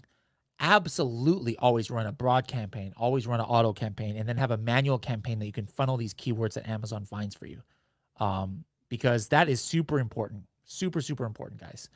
You know, I'm looking through my search term reports for the Project X, and I'm seeing keywords. I'm like, what? How in the world was I relevant for this one? Like, it doesn't make any sense. And I never would have targeted it. And there's that literally are sales that I never would have gotten if I didn't have PPC running. So absolutely, you've got to have your other PPC campaigns. And you know what you can use to do that? You can use Ads by Helium 10. Whoa, we've got a 40% off today. All right, Shauna, seriously though, go to helium10.com/empower. Give it 1 to 2 months on ads, starting your first ever auto. No, I'm serious right now. I'm going to keep this up until you answer me. Let me know if you've got the diamond plan. If not, I'm going to keep this up until you do this. Helium10.com/empower. Matter of fact, I'd be willing to give you $20. The $20 that you pay to add those accounts. Like if you don't make that back in sales, like within a few days, I'll PayPal you $20. I'll Venmo you $20, Shauna, because that's ridiculous. You've got to run those other campaigns. All right. Got to do it. Bradley. Yanni says, Bradley, with Grow 25 can be used for the secret codes. You just need to switch, Yanni, to the Red October 25. All right, just switch to the Red October 25. All right, or just tell them that, you know, yeah, so switch it, and then customer service, I'm sure will take care of you. And they're basically the same, Yanni. The one is you get 25% off the first and 25% off the second. The other one you get 40% off the first. So it almost works out to the same amount. All right. But like I said, there's just different promotions in each one. Jonathan's back. I didn't even know you were gone, Jonathan. I'm just playing. We missed you. All right. Rennie says, hey, Brad from Toronto. Are the live chats available to be viewed later on the Helium 10 YouTube channel? Yes. Just this one. This is the only one, and yesterday's. Everything else, the ones that we did for Red October, those are all only in Facebook. This is the only one that we're doing on YouTube.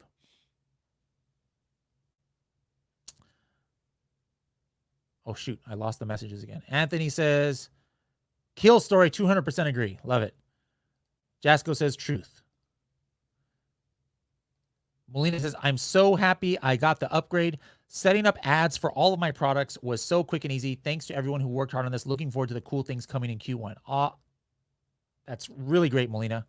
I'm assuming that you did one of these deals here or you're somehow on the diamond plan. So glad to hear it. Facebook user says, Bradley, you're an inspiring person. Thank you. Thank you so much. But if you think that's going to get you a free month of diamond, best I can do is 40% off, even if you brown nose me. All right. Shanik says, great story, Zumba. Yes. All right. Christian says, spiritual uplifting is just as important. I mean, I guess I'm taking this to my title, really seriously, since my title is brand evangelist, chief evangelist at Helium 10. All right. What are your favorite PPC automation use? Well, I don't automate everything. Now, I put my goals, Dylan, into the PPC ads tool, but although automation is possible, I don't choose that. I like having more control over it. Not that Helium 10 automation is bad. It's just, that's not how I roll. So what I put into Helium 10 is I put ACOS, my goal of 30%. I put after 20 clicks to suggest to me to pause, or I put like 3/4 of retail price spend. So in other words, if the product is $40 retail, then I say, hey, if I've spent $30, then I want to pause this keyword. Those are my main rules. But from campaign to campaign, I adjust those, which you can do now in Helium 10 ads.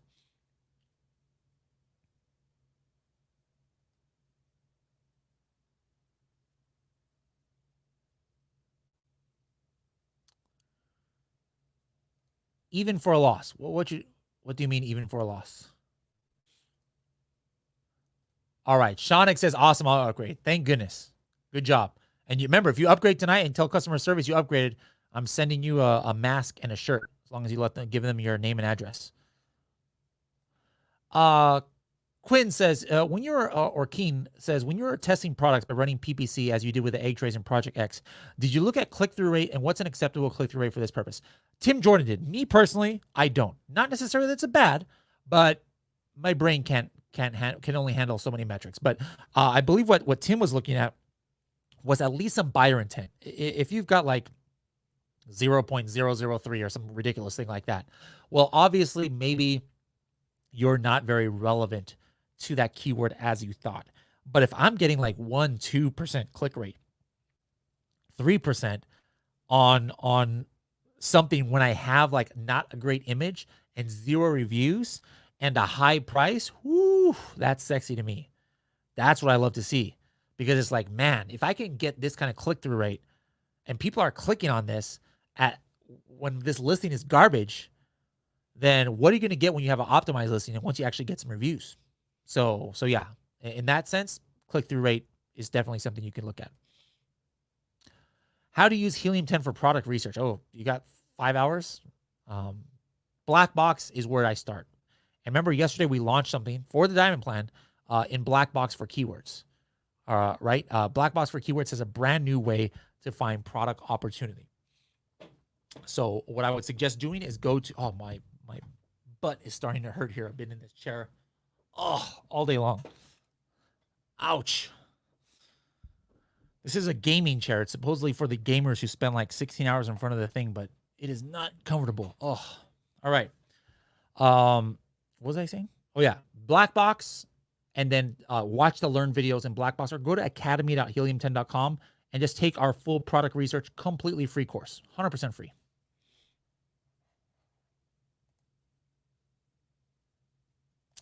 What's your go-to tactic for finding keywords to start PPC when first launching a new product?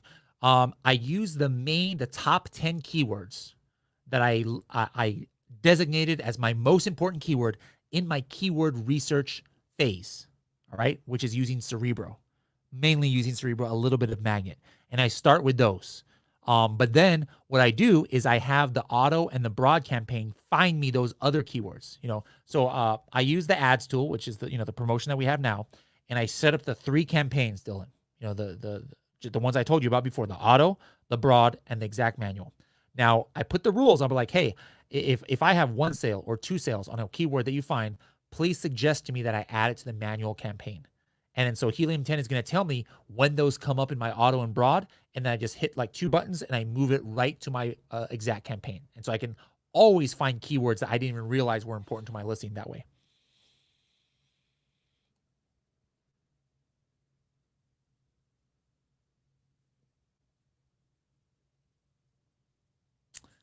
Kids Fun Time says, hey, Brad, can you let me know from which section I can start on Helium 10 as a beginner, as Helium 10 has tons of information? Oh, perfect.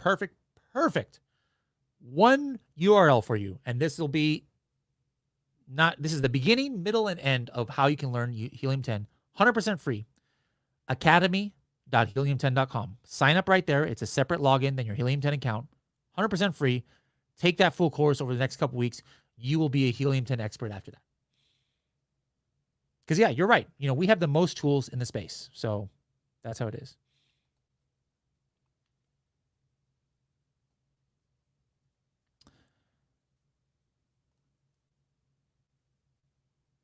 When you launch a new product and start your PPC campaign, how do you know which campaign to start with first and when to add the others? The more I get these questions, the more I think that people are not on the Diamond Plan, all right? Because we do this all for you in your ads account, all right? We handle all this, all the legwork. So again, it's the 3 campaigns plus the 1. You do the product targeting campaign and then the auto broad. And matter of fact, you know what? Everybody, right now in the comments, let me know. Put a 1 right in the comments, a 1 if you are not a Helium 10 member at all, right? Give me a 2 if you're a platinum member, and give me a 3 if you're a diamond or elite, right? I'm just curious here, because the more I hear this, I don't think you guys are utilizing the ads tool, because we handle all that for you. Could you quickly cover how to reset the honeymoon period? Nope. That was in the elite. That was one of the hacks that you probably saw that from the quiz I did earlier. That was one of the questions. Is like, what did Kevin King show on the last one? Can't tell you that because that's only for elite members. Nathan says, what? Chicken butt. Yanni says, I did the 17. Whoa, Yanni did the 17. That's impressive. That's like the fourth person, I think, who's done the 17 codes already. Congratulations. Good job.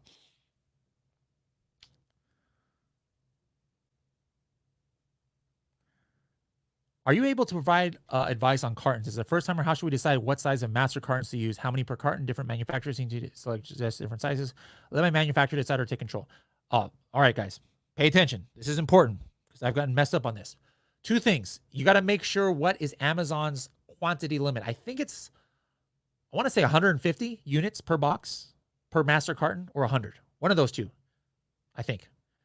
You cannot surpass that amount. That is the maximum amount. Like if you've just got these little pens that you can draw on the screen, then yeah, you're going to have a hard time. You know, you could probably fit like what, 500 of these in one case, but you can't make a master case to Amazon that has 500 units. All right. So make sure you know what the max is. The other important thing, regardless of the quantity, do not surpass 25 inches on the longest side of your master carton unless the longest side of your product is also 25 inches. Does that make sense? So in other words, here's my old microphone that I used to use. This is obviously not 25 inches long, right? I cannot put this in a box that is 25 inches long on the longest side because this is not 25 inches long. Does that make sense? So super important. The biggest size on a box for a product like this is 24 inches. So you got to, I mean, you'd be surprised.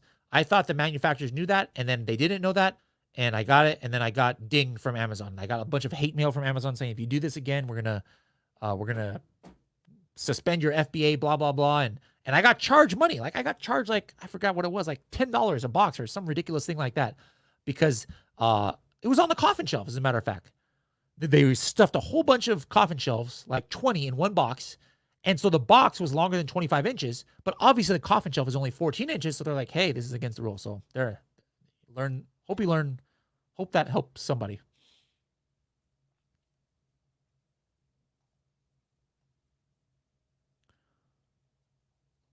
What happened to the rest of the questions? Oh, there we go. How does the Helium 10 PPC tool differ from another tool? I have no idea. I've never used another tool. This is the first ever PPC I'm doing. You know, I know people tell me that we have a little bit more functionality, and they tell me that, hey, you know, it's amazing that doesn't cost anything else as long as I have the diamond plan. So outside of that, I don't compare ourselves with anything else because I've never used one. Remember, I told you guys before on many broadcasts, before last December or November, I never did PPC at all because it was just too overwhelming for me. I was like, I know what I'm good at. I'm good at keyword research. I'm good at launches. I'm good at listing optimization. PPC, when I was a consultant, I just left that to other departments. All right. Until I learned ads and I learned everything. So I've used other keyword trackers before. I've used other kind of black box type tools. And a lot of them are very similar, you know, to what Helium 10 has, you know, but PPC, unfortunately, is something, or I don't know if that's unfortunate, but I've never done anything else with it. But I say you use both. If you're using another tool right now, hey, it's worth the $20 to just try the Helium 10 ads tool for a month and just see how it compares. You decide for you. Because I'm not going to sit here and tell you that, hey, Helium 10 is the #1 best option in every single use case possible. Like, I'm sure there's maybe like a Merch by Amazon special tool that, you know, might be better than Helium 10 at Merch by Amazon. I don't know, you know, so I'm not going to, you guys know I keep it real here. So the best thing I can say is use both and you decide what works best for you. What would be the attributes of a good product for selling at Amazon in terms of sales volume, BSR reviews, and revenue? I don't look at BSR at all. Meaningless to me, as long as I have the sales estimates. All right. I mean, because sales estimate is just a result of BSR and vice versa. All right. That BSR is based on the sales. Our sales estimates based on the BSR, vice versa. Right. So as long as I have the sales, That's what you got to decide. You decide what kind of, gross you want to make and what kind of margins, etc. And that's what works for you.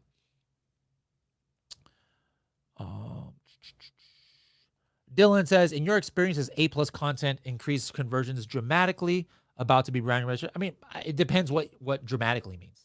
But think about it. If you go from 10% to 20% conversion. So in other words, you're only increasing your conversion rate by 10%.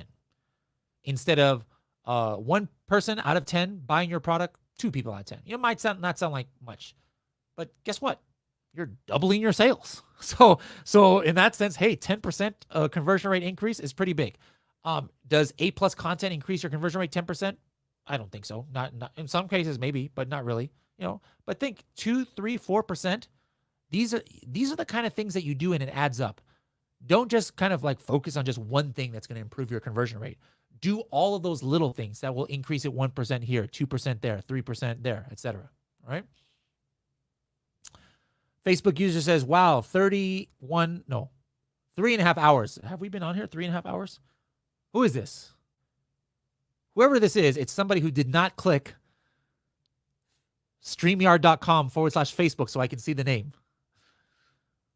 Dylan says, after changing backend keywords and the title, how quickly do you see the results?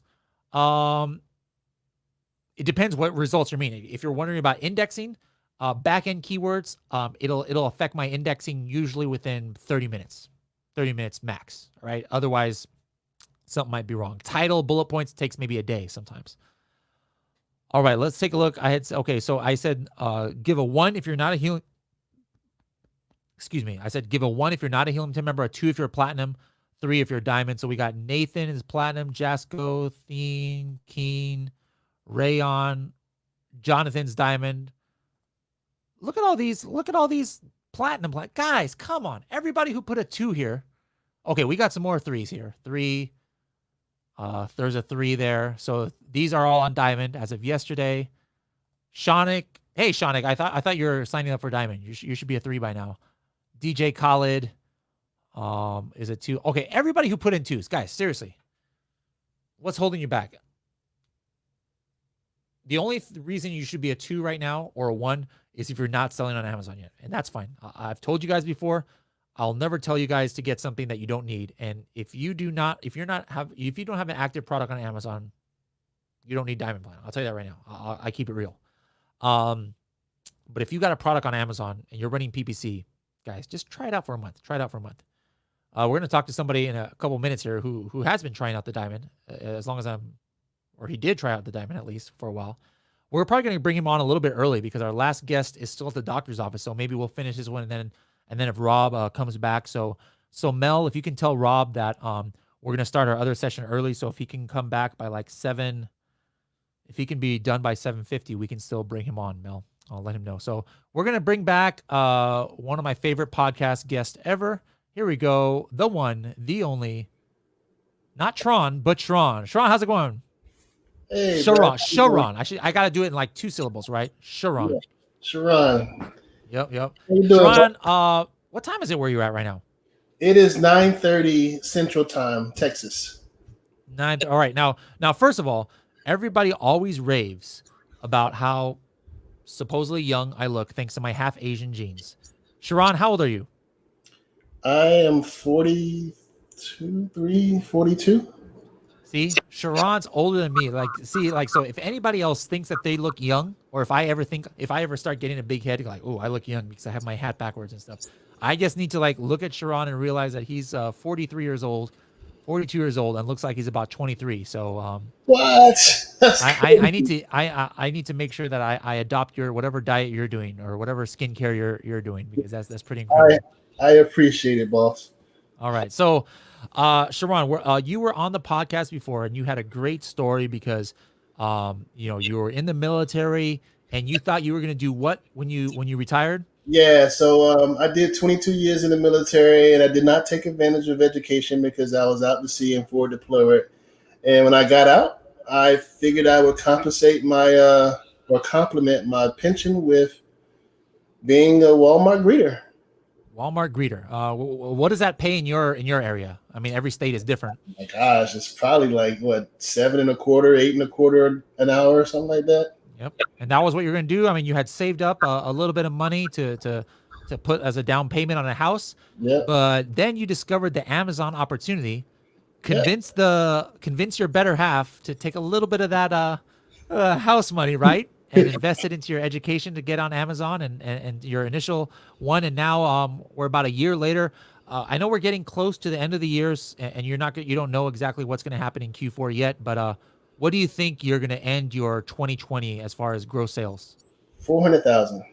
400,000. Just even after the profit, a little bit more than what you would have made as a Walmart greeter, I think. Just a smidget. Just a little bit. I love it. Now, you were in the military for 22 years. That is not exactly, there's pilots in the military who then become, airplane pilots or something. But I highly doubt your what is it called? What's your MO? Your rating MOS, yeah. Yeah, your MOS. I highly doubt your MOS was something that 100% prepared you for e-commerce.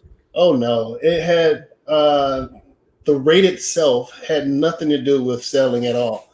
I was a cryptologist, and what that means is I would listen to enemy signal and decode it and prepare my ship for an attack. Or maybe that could help you with Amazon. You can maybe spy on the competition. No, but okay. So guys, I love talking to Sharon. And if you guys remember before we had Ann Ferris, these are people who don't run a software company. They don't run a consultancy service. They're just regular guys and gals like you and I who came from completely different backgrounds. So Ann Ferris was a 6-figure lawyer, and she gave that up because she's like, this is just too much for me. I'm going to get on Amazon. And here on a completely different, on the other side of the world and a completely different background, Sharon here has kind of ended up in the same place. Now, were your products live last year for Q4? Yes, they were. Okay. So how was your products the kind that, so not all products get increase in sales in Q4, right. Some go down, like diet supplements, they probably go down because everybody wants to just eat as much as they want. And then they go up in January. But I don't know what your niche is, but just in general, did you see a spike at all? My products are in the maternity category. And for those who are in the maternity, that September, you should know, I like the blue, by the way. You should know that September is one of the slowest months that you have because everybody creates babies in January, New Year's, February, Valentine's Day, and they have babies in September. So they're no longer in maternity, they're in motherhood. So I'm approaching my slowest quarter of the year historically. But last year, I was at 17, 18,000 a month. And now I'm averaging 30,000 a month. And that's just based on improved PPC content, improved sales strategies and things of that nature. Okay. All right. And it's the same like core listing, but then didn't you add some child variations too in the last year or something? Oh yeah. I've been selling for about 2 years now. And I started out with 8 variations on my first product. And in 2 years' time, I've grown that to 24 variations.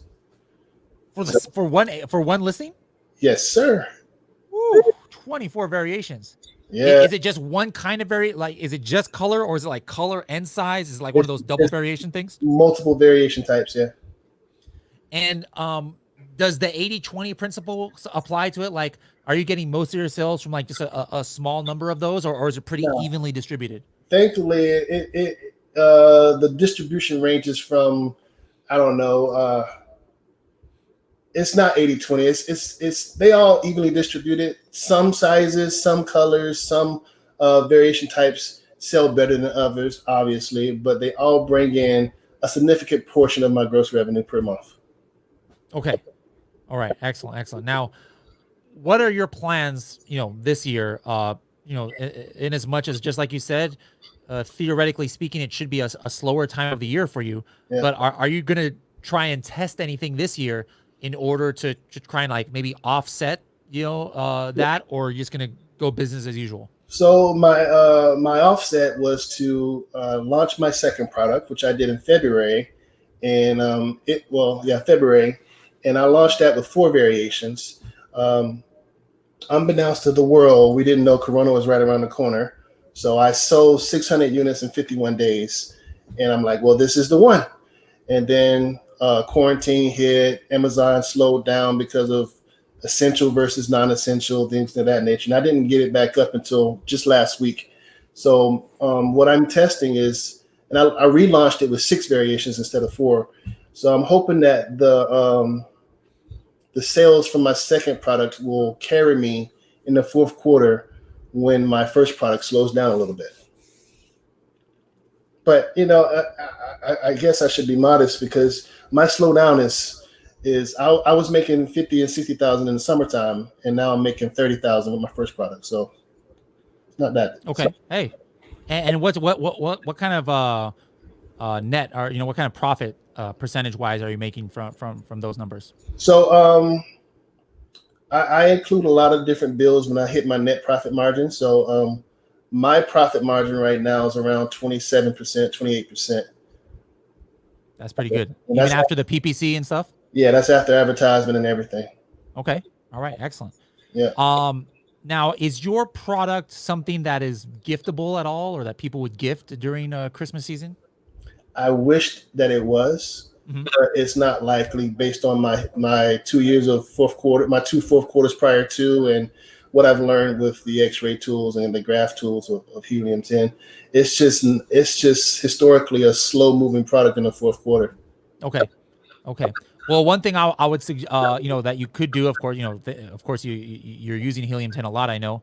I would run, I would run Cerebro on some of those keywords, or even Magnet. Like I would take some of those main keywords. Like I'm sure you probably have you and your competitors have like maybe 4 or 5 main keywords that they get sales from, and run Magnet, and then take a look at what comes out, even if it doesn't have much search volume now, about if there's anything like gift or Christmas or something that comes up in that, the Smart Complete, so it just shows you all the different variations. And then for those keywords that are kind of like Christmas variations of that, what I'm going to do is I'm going to hit those keyword search volume history of each of those, like Christmas, and like it might say 50 search volume now or 100 now, and then just see, are there any spikes at all, like during November and December, and then boom, if I would put those into my PPC campaign, or maybe optimize for those. So who knows, there's still hope that there might be something going on there that hopefully you can take advantage of. Yeah, well, and with everybody socially distancing right now, people are still making babies, and that's good for my business. Yes. Yeah. I'm curious at the end of the year, during the beginning of coronavirus, that people have babies named Corona and COVID. Corona. Yeah. COVID. Corona, I kind of get a Rona, but I don't know how many babies will be named COVID. Well, you never know. Kobe, like COVID for sure. Could be. Yeah. Could be. All right. What did you like plan to launch a new product, but then maybe get delayed because of coronavirus, or your 2020 plan was always just to stick with that one main one and just expand out the variations? No, man. A dear friend of mine by the name of Taylor, a mutual friend we got right now, he challenged me to make $100,000 by August.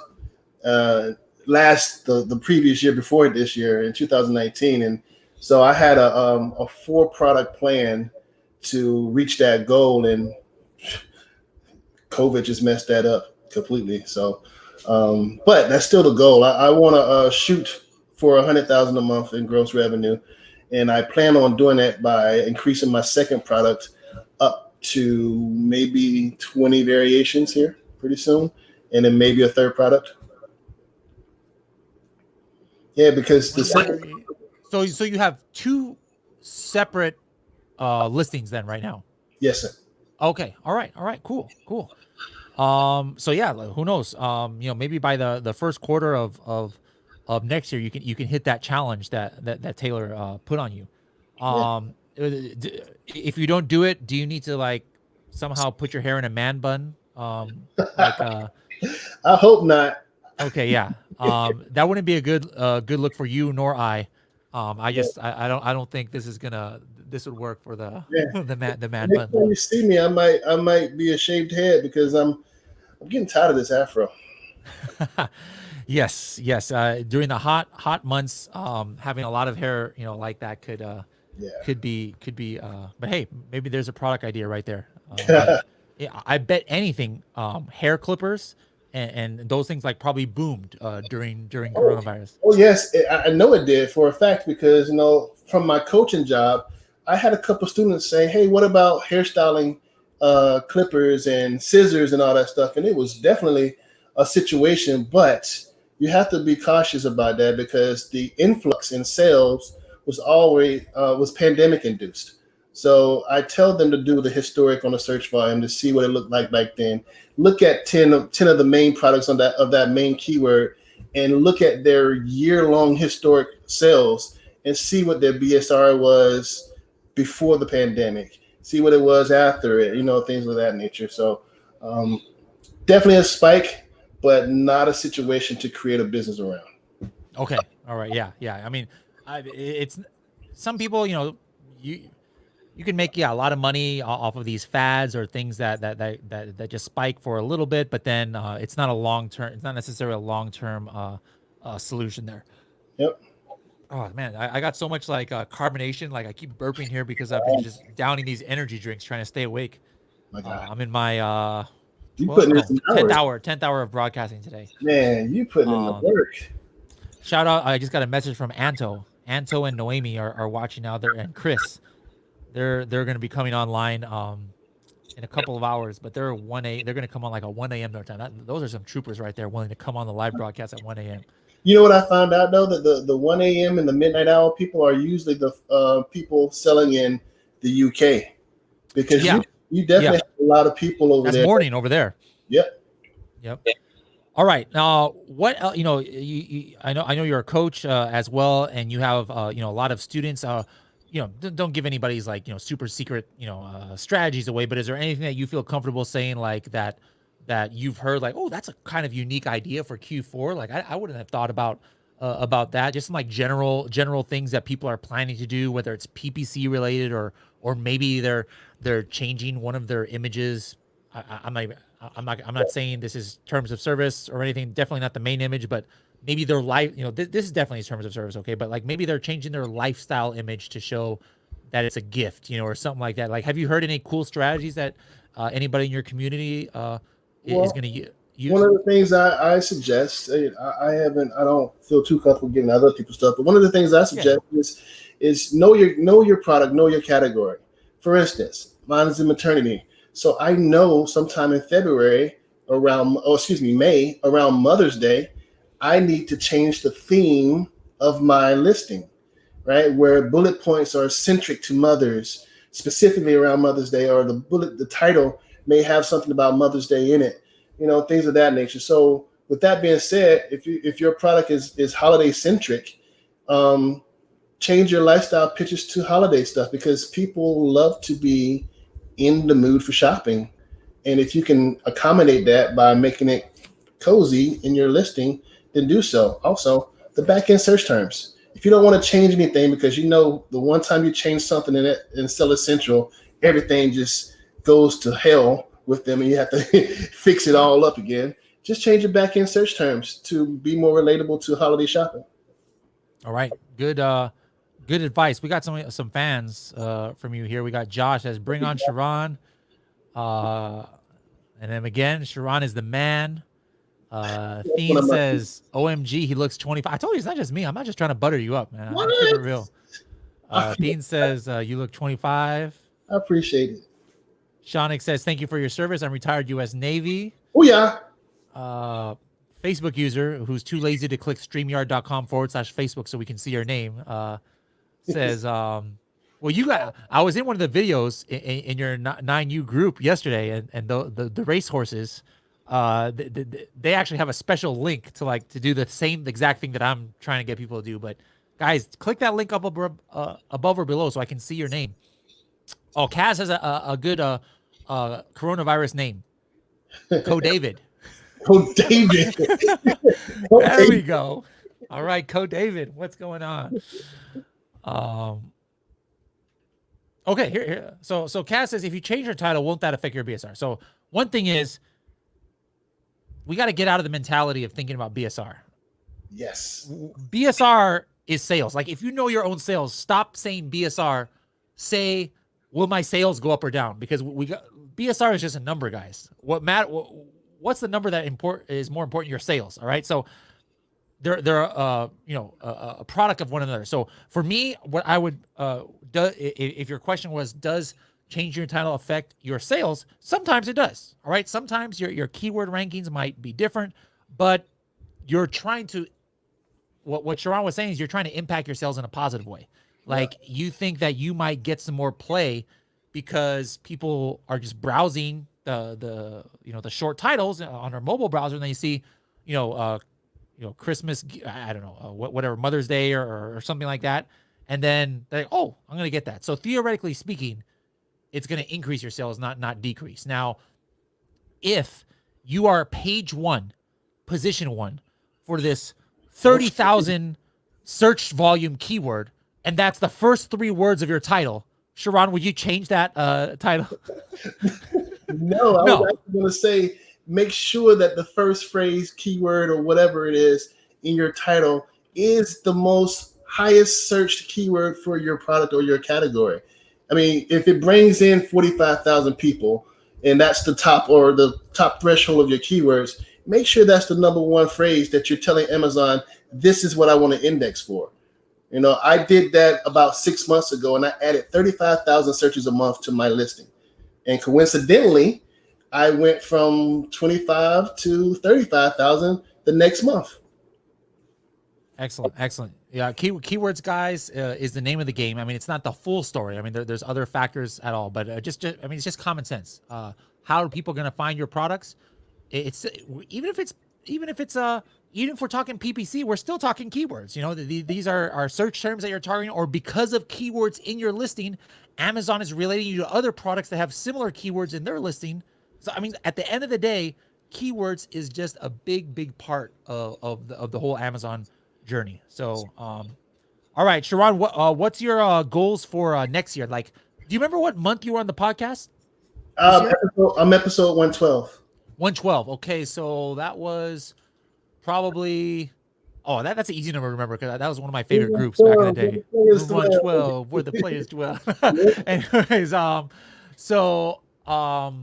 what was that? Was that like in April, maybe around there? Probably, yeah. Yeah, so like springtime. So that means it's gonna be time for you to come back next year. So I know your number 1 goal is to be able to have hit Taylor's Challenger of the 100K a month. Yeah. Any other goals? Yeah. So first 7 months of my selling was 54K. The first full year was 100K. The first calendar year was 226. The second calendar year was 400. Next year, I plan to hit 750. 750,000 for the year in gross. I want to. I love it. Definitely 75. You were in Air Force, were you? No, I'm Navy. Okay, yeah. So you can just take their aim high motto right there. There you go. Josh says Sharon is an awesome coach. All right, that's cool. Excellent. You said your product has to do with like babies and maternity. So like what? Yeah. What made you choose that? Somebody's asking. All right, so I follow the numbers. I got a strategy that where whatever product I research has to hit a certain threshold for me to consider it as a viable product for me to sell. So back then I was using another product to find keywords, and I would check those keywords and see if the numbers were met. And maternity, this particular product, it met the threshold, and why not? I think what really made the decision for me is once you find a category, my main goal after finding a category that I'm interested in is to research the audience, the target audience. And what I found is that in the United States, there's 6.5 million pregnant women a day, every day. That's a large target audience to advertise to. And I think that decided, like, oh, I guess I'm servicing 6.5 million women. Now, one interesting thing, we had somebody on earlier, Ann Ferris, who is in a similar category, and I would just assume that, Sharon, if you're doing like a lot of Facebook advertising or something, you're not making yourself the face of your brand. I know. Okay.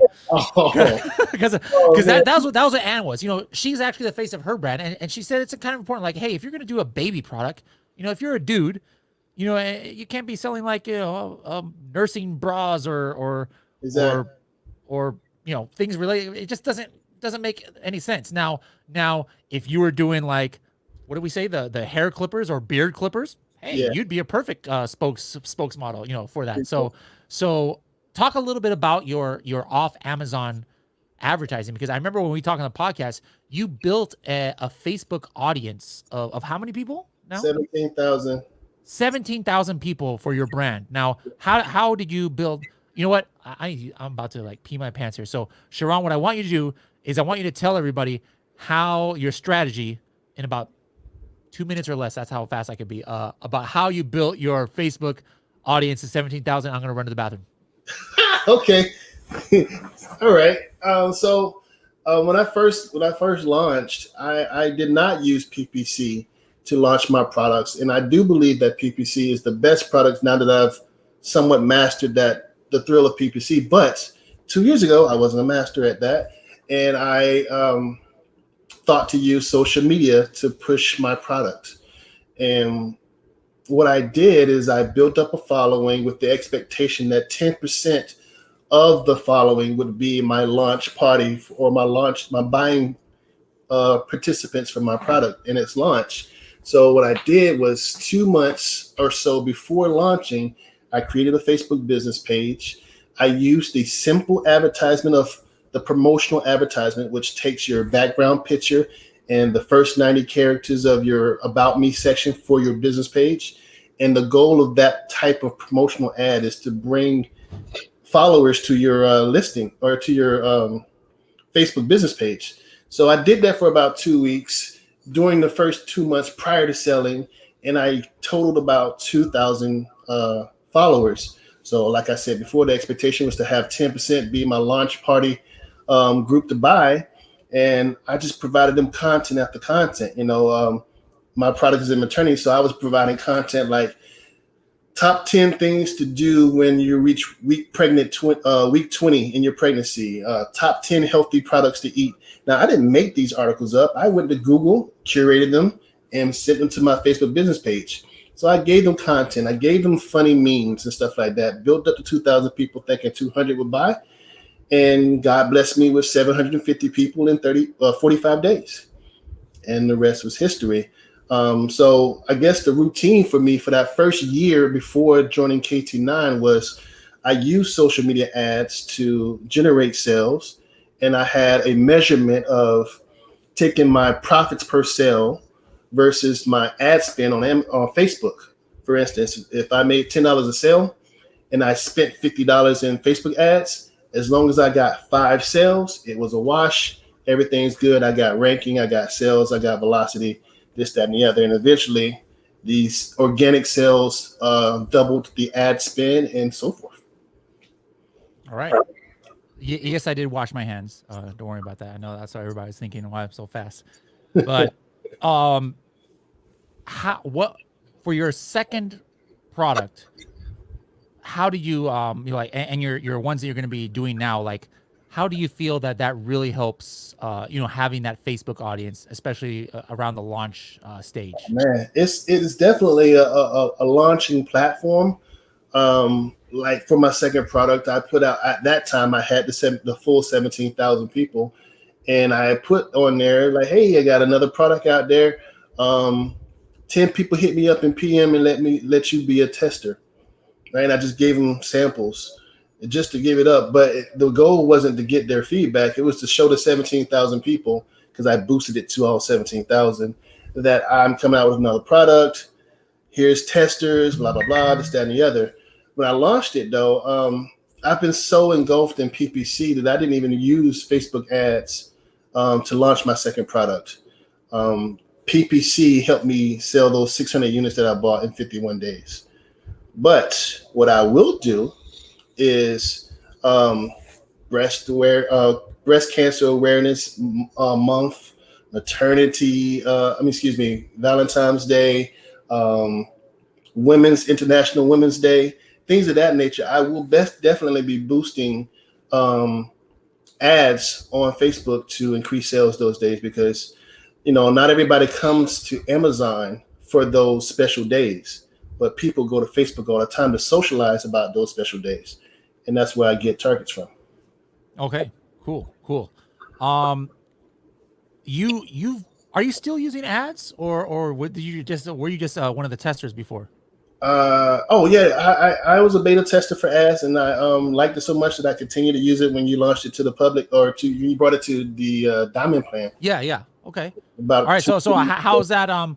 Like, what do you like about it? I've never talked to you about that, because I think the last time we talked, you weren't using it yet. But how has that helped you with your PPC strategy, would you say? So okay, me being as structured as I am, I love to have hands-on. And with so many PPC managers out there, they want you to have hands off because they want to earn a commission. And I personally don't like that. What I love about the ads from Helium 10 is that they have a I forgot the term that they call it, but a automatic manager. Oh, yeah. Right. Where I will allow all right. So what people don't like about PPC is you have to crunch the numbers to see what works and what doesn't work. You have to pull out reports, read line item by line item, compare last week to this week, all these numbers that can get jumbled up, create own Excel programs and stuff like that. I don't have the time to do that. So I pay Helium 10 ads to crunch those numbers for me, present an ACoS that I have set for each campaign, and they give me suggestions on whether or not I'm reaching that ACoS or not, and they give me suggestions, and I say yay or nay to them. Okay. I love that about ads. Awesome. Yeah, that's great. I think, you were doing PPC before me, because until like the end of last year, I really didn't do anything with PPC when any of the accounts I did in my case studies, but it was a game changer for me, because it basically taught me how to do PPC. I was just like, you know what?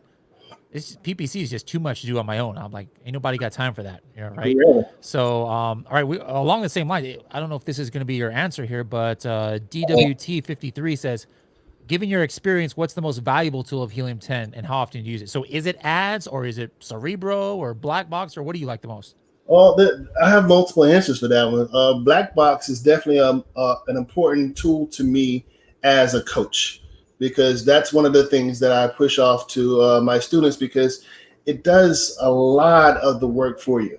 To me personally, and for my business, I love the standards of the profit tool, because it crunches numbers, and I honestly don't have a bookkeeper because of the profits tool. So you're able to run it all. I have all my bills lined up in there, and my usuals. You like did you see the new dashboard today? I did. Like, as soon as you log in, you can see some of those profits data right there now. I did, and that's very good for me as an individual seller. It's bad for me as a coach, because when I share my screen, bam, everything's right there. You need to get one of those dummy accounts. Then I'm sure the team could hook you up with that. Yes, I do, Bradley. Yep. We'll hook it up. But hey, you'd be proud of, like, look at my sales. This is why I'm a coach here. Anyways, Sharron, what is the one thing that you'd like to be? I mean, I know you're not going to come on until next year, but at the December 31st, what's like the best case scenario? Not money wise, but what would you like to be able to tell me, or to tell Taylor, like about how you crushed it in Q4? Because like you said, you've got kind of a unique situation where you've got one of the fewer products that actually might go down. So like what's the best case scenario for you for Q4? Oh man, you know what? I think to maintain a $30K a month revenue and reduce my ACoS, my standard ACoS of 30% down to 20%. Okay. That would that's be a realistic and a very noble. That's a good goal. Yeah, that would be a good Christmas present to myself, for me. There you go. Now, did you ever go ahead and put the down payment on that house that you took the money out to invest in? That's the house you're in right now. Okay, so you still, so the wife is happy. She was like, all right, things worked out. I bought it last year. We put $15K down, and I put the other $15K into the business, or 2 years ago, or whatever it was. Anyway, I bought the house. She's happy. It's a 4-3. I'm blessed for it to be a new construction home, and thank you, Jesus. Yep. Excellent. So, guys, like I said, we're gonna have people that came from completely different backgrounds. We had somebody who was a top lawyer in UK, and now she's selling Amazon. Sharon is in almost the exact same place now, even in the same niche. So I didn't even remember that. And so he's even in the same niche as her, making big time sales on Amazon now. And he came from a military background. So no matter what background we come from, as far as what we used to be in a previous life, as far as our work goes, we can all end up here in the same place of Amazon. So thank you so much, Sharon, for joining us today. And guys, if any part of that inspired you, make sure to look up his name at helium10.com / there you go, / podcast. Type in Sharon there, SCHRONE, and you'll find his episode 112. Have a great rest of your evening, Sharon, and we'll see you soon. Have a good one. Bye-bye. Bye-bye. All right, guys, we are in hour 4. All right, we're in hour 5. We've already done 4 hours. All right. We've got another guest coming on in about a minute here. DWT says, awesome. Kaz says, PPC plain, painful, classifieds. People love making different acronyms. Yesterday we had the thing where we were saying, make a different acronym for what tacos might mean instead of the total ACOS, you know. Maricela says, Sharon may be pleasantly surprised to get a bump in sales during the holidays resulting from COVID stay-at-home orders beginning in March, since he's in the maternity thing. Yep, you never know. That's a good one there. All right, guys, we still have some great guests coming up. Let me just give you guys a little preview here. We're going to talk about split testing and a little bit, especially right before Q4, and how that can help you, and not have to do it on a live listing, or not have to do it, for holiday related keywords yet, when it's not even the holiday yet. We're going to have somebody on here who's going to talk about translation in other marketplaces. More and more people are now expanding to the European or other marketplaces. We're going to talk to an expert on that. We're going to talk to somebody about Amazon India, which you don't need translation for, because guess what, guys? Amazon India is 100% English. We've got a shipping specialist from Unicargo coming on. We've got 3 brand new or semi-new sellers who are going to talk about their plans for Q4. We've got a trademark expert, somebody who helped me get a brand registry for one of my case studies in just 12 days. All right. How did we do that? Find out at 10:30 p.m. tonight. We've got a launch expert coming on, and then we've got the man, the myth, the legend, Kevin King coming on. Don't forget, guys, this is all part of our just celebration that Q4 is going to start in 4 hours. Traditionally, for most sellers on Amazon, the biggest quarter of the year, unless you're selling beach balls or something like that, or swimming pools, and you're in Australia, because Australia, winter is summer. I don't know. Anyways, guys, I need to get more energy drink. Oh, excuse me. Got to wake up here. Anyways, as I was saying, we're celebrating the start of Q4, and that's why we offer the special deal for all Platinum members. If you want 40% off the Diamond plan to try it out for 1 month, it's only going to be $20 more. Just use this special code EMPOWER40, or just go to this link right here, helium10.com /empower. Every single person who's a Platinum member absolutely needs to do this tonight. I'm going to send you Helium 10 mask and a shirt as well, as long as you do it. There's only 4 hours left of this deal, guys. Only 4 hours left, and it's not coming back. All right, 4 hours left from this. We got somebody desde República Dominicana.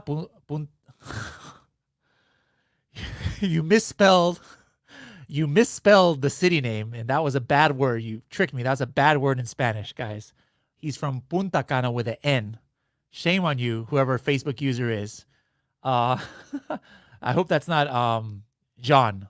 I see. I can't see your names when you guys don't click the StreamYard.com/Facebook. I can't see who you are. And we got somebody here who says, will these videos be available anywhere after tonight? I'm on the East Coast and can't stay up any longer. I'm loving the content. Yes, they'll be, whatever you're watching this on now, it'll be available on there tomorrow. Kids Fun Time says it's getting warm here in Australia. All right, yep, that's right. It's the opposite underneath the equator. Anyways, let's bring on our next guest is Justin, and let's bring him on right about now. Justin, what's going on? Hey, how's it going, Bradley? I'm doing just delightful. And yourself?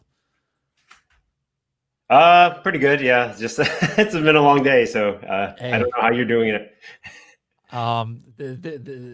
This is how I'm doing it. I'm the spokesperson for Zevia Energy, 0 calories and 120 grams of caffeine. Oh, I have not tried those. I have to give it a try. It's actually pretty good, yeah. But literally is 0 calories. That's something important Nice, for me. for sure. Yeah. I've got my San Pellegrino sparkling water. There we go. All right, there we go. No calories there. No calories. All right, let's talk about Q4. When I first was thinking about who would be an appropriate guest, I was like, all right, we're going to be talking about the different things that people are going to do for Q4, and just by definition, that means, hey, are people changing their images? Are people, adding different keywords? Are they doing different things for targeting and PPC campaigns? But it all comes down to the thesis or the theory that, hey, if I optimize for certain, like maybe holiday related keywords or imagery, that maybe it'll help me. So your company is PickFu, and Yep. we've always talked about PickFu on Helium 10 about how it's great to kind of like split test things, but you've been doing this for years already. So in your experience, what you've seen your customers do, what kind of things have Amazon sellers done, like around this time that we're in right now, getting ready for that big Q4 rush, maybe in November, December, utilizing PickFu? Yeah, I mean, I don't think they're looking to make drastic changes. I think they're just looking to optimize the listings that they already have. And so some of it just might be sanity checking. But even if you were to validate a large change on PickFu kind of off Amazon, I think it would still be kind of a risk to make that kind of drastic change on your listing. So I would say that most people are just optimizing things like their main images or their titles. Maybe they haven't gotten around to it, especially with things going on with COVID. They might have just gotten their inventory in recently and haven't had a chance to optimize their listings live. So I think a lot of people are taking the opportunity to kind of just do the things that they should have been doing and testing things like their titles, their main images, descriptions, bullet points, kind of all that stuff. Because, especially now, you don't want to be testing it live. It's a little dangerous, both from loss of sales, but also algorithmic impacts and all that kind of thing. Yeah, that's a good point. Now, talk a little bit about what you just said, like, why you don't want to test it live. So, I mean, obviously me, having been a promoter of PickFu for years, I obviously, and using PickFu for years, I Sure. know the value in that. But there might be some people who don't understand, like, wait a minute, like Amazon provides a little bit of like an A/B testing tool. Like, why can't I just do it on my listing, Yeah, definitely. And, a lot of times for websites, live testing is kind of the best way to do things, right? If you're using Optimizely and you're just testing blog titles or something like that. But when sales are kind of at stake with something like your product listing, it can be dangerous when you're testing these things live, especially if it's a drastic change, right? If you're just testing a minor tweak, then it may not have a big impact on sales, but it may not have a positive impact on sales very much either. So kind of what's the point?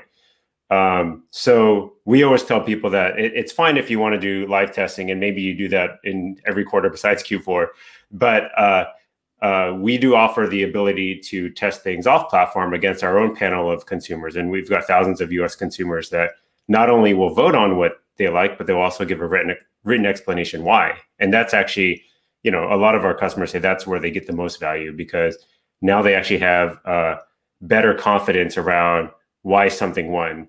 Even if something were to win on a live split test through Amazon or Splitly, you're not really going to know why that won. And so that's not really replicable for the next listing or the next product.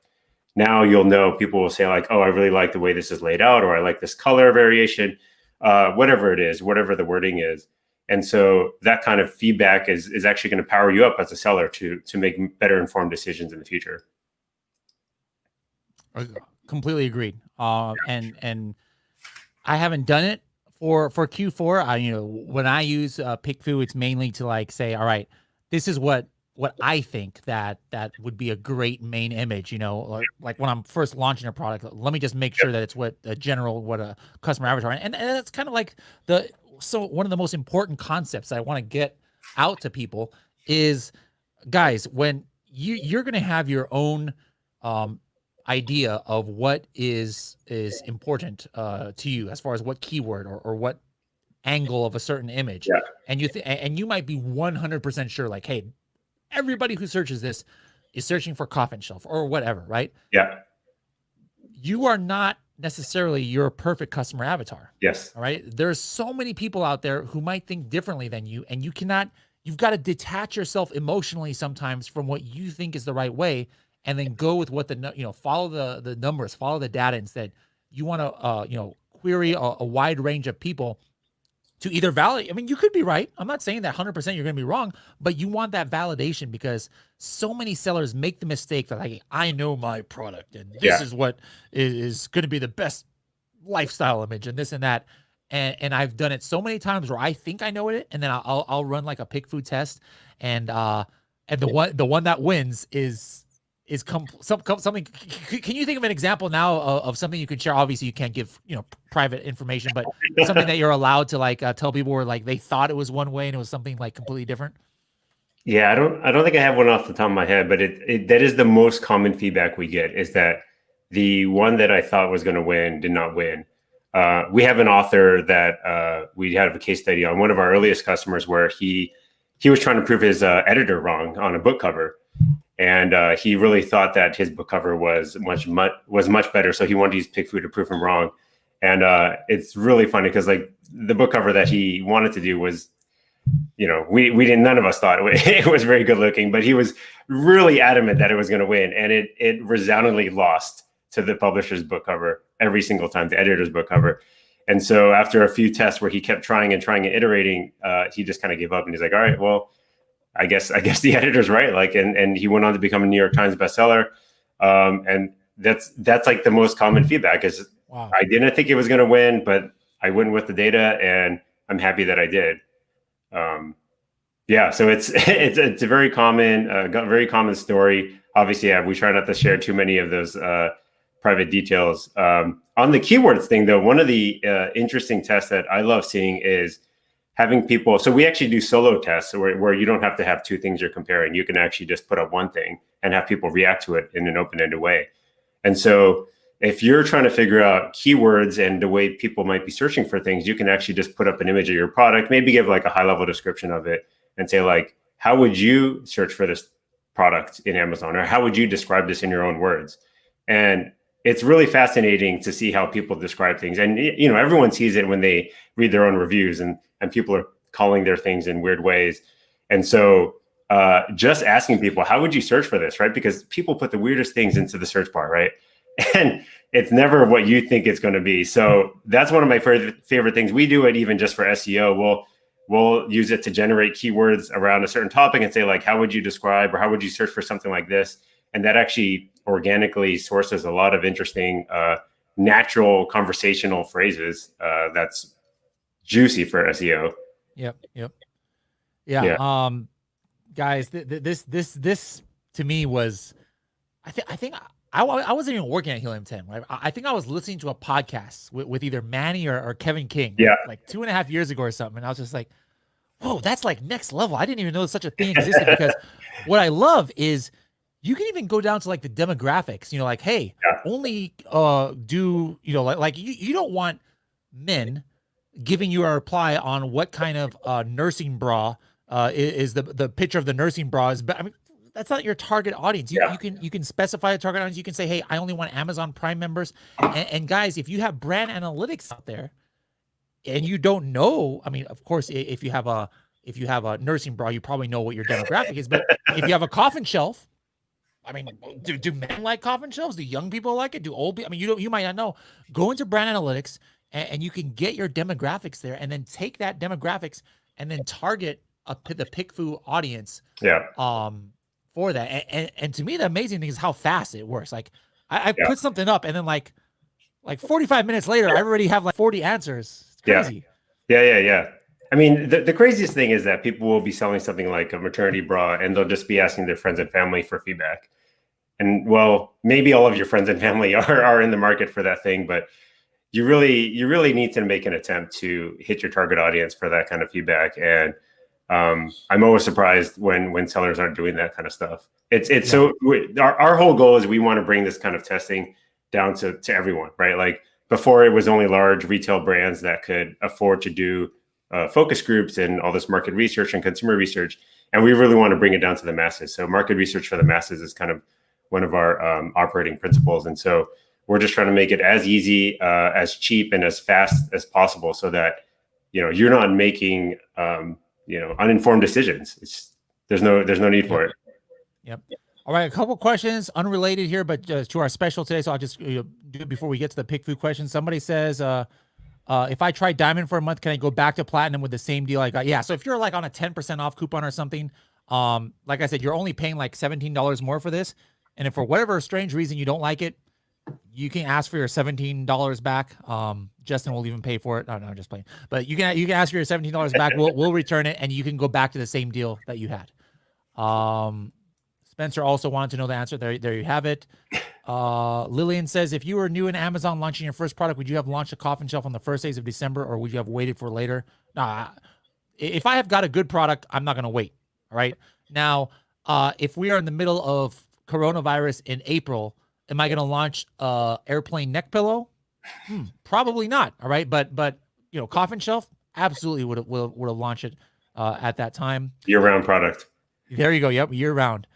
Can I actually test how people respond to the Amazon listing on PickFu? So like how would you tackle that, Justin? Yeah. So there's actually a couple ways that we've seen people do it. So you could just put the URL and say, and this is a popular way to get a kind of a crowdsourced listing audit.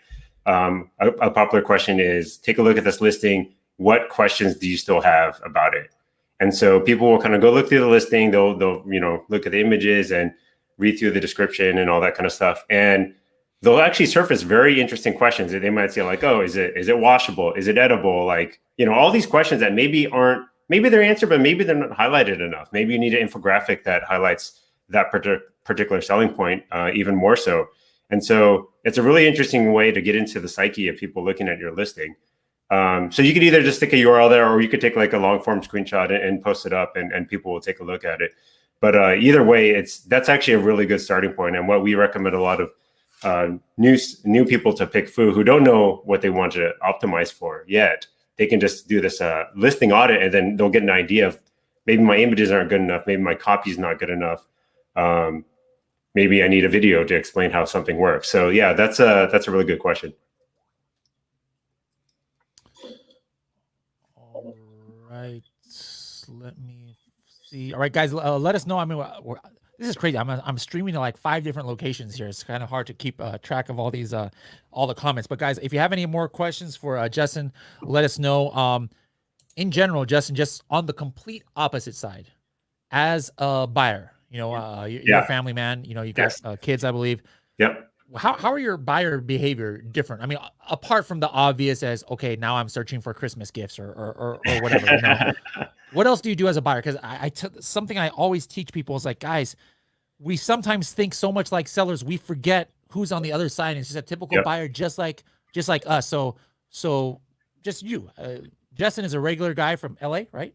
Yes, that's right. Yeah, I'm in LA. What do you and your family do differently on Amazon during Q4? I mean, I think there's more of a difference during the COVID era than Q4, I suppose. Just a lot more buying in general. We just had the fires here in LA, so purifiers were the thing that were being purchased. So my whole family was actually just buying kind of purifiers all over the place. And now that the fires are gone, like it's less of a concern. But air quality is never great in LA. So it's always better to have those. So those were flying off the shelf as I saw on Amazon, and I think I still have some that are on the way. They haven't even gotten here yet. They were so back ordered. So it's kind of a lot of like COVID related stuff. Yeah. A lot of masks still, like I've got kids that are trying to kind of get back to normal. So we're trying to get back into activities and all that kind of stuff. So, what are the right masks that they can wear? And, obviously the sanitizing solution and the wipes and all that kind of stuff that we're buying either online or at Costco. So, I think do you do most of your holiday shopping online? Outside of COVID, like another, or are you the people who camp out at Best Buy? No. I love buying everything on Amazon for sure. And especially nowadays, I think it's even more obvious. So I'm definitely not going to go to any stores to buy stuff. Especially this year. Like I heard that some retail outlets are not even doing like the traditional Black Friday because of COVID. You don't want people like all crammed in together and waiting in line next to each other and stuff like that. So, I just think that this Q4 is just going to be the most unprecedented online Q4 in history, potentially. Yeah. And then even when you're buying gifts for other people, right? Like you're thinking about things differently if you're not going to see them in person. I think in the past, people, when you buy gifts, you kind of think about like, all right, I'm going to go travel there. I'm going to probably carry the gift. I'm going to wrap it or whatever. Now you're just going to ship it straight there, right? From Amazon. Like you're probably not going to see family or friends in person, which actually kind of changes the calculus on the kinds of products you might buy, because now you don't have to worry about carrying that thing. Like you can go for something bigger. Like we shipped air purifiers to my mom, and like, I wouldn't have carried those around. Like those things are freaking huge. So it's definitely interesting when everything's just a click away. And luckily shipments have been coming in pretty good now. No delays or anything like that. All right, we got one last question here for you from Steven. What's the best thing you can do on PickFood that's most valuable for Amazon sellers? If you have to pick one thing. The easiest thing would be to optimize the main image, and there's a couple of different ways that you can do that. If you don't have variations yet, what we recommend doing is doing a competitive test. So that's like taking screenshots of how your image shows up in the Amazon search results against like your category leaders. And so this could be with the titles or maybe not, but you'll definitely want to normalize out the ratings and the price just so that those aren't factors. But when you test it like that, in that format, you can actually get feedback on what people like about your competitors' images. And then from that point, you'll have some ideas around what you could do for yours, right? Maybe theirs shows what's included a little bit better. Maybe they use white space a little bit better. And so once you get some of those ideas, you can then go iterate on your image. So then you would run another PickFood test after working with your designer to generate a few different options. Once you get that, I would retest it against the competitors, make sure that it's actually doing better than that first time around. And then you're going to be much more confident in your main image. We actually just published a case study where we were working with a brand called Yes Bar, which is a pretty popular like protein bar, kind of a paleo bar. And literally all they did was a single PickFood test where they tested a few variations of their main image, same packaging, like everything, but it was just a better use of white space, a better label for how many things there were. And it was an immediate 12% increase in clicks to their listing. And we did this as a controlled case study, as much as you can control anything on Amazon. And we didn't, they didn't change anything else. And we immediately saw that 12% across the board. So that was a really exciting case study to do. And that's on our blog if you want to check it out. Cool. Now, I forgot the link. I'm a terrible salesman here, but I know it's either like pickfood.com/helium10 or helium10.com/. I'm pretty sure that will work. Which one is it?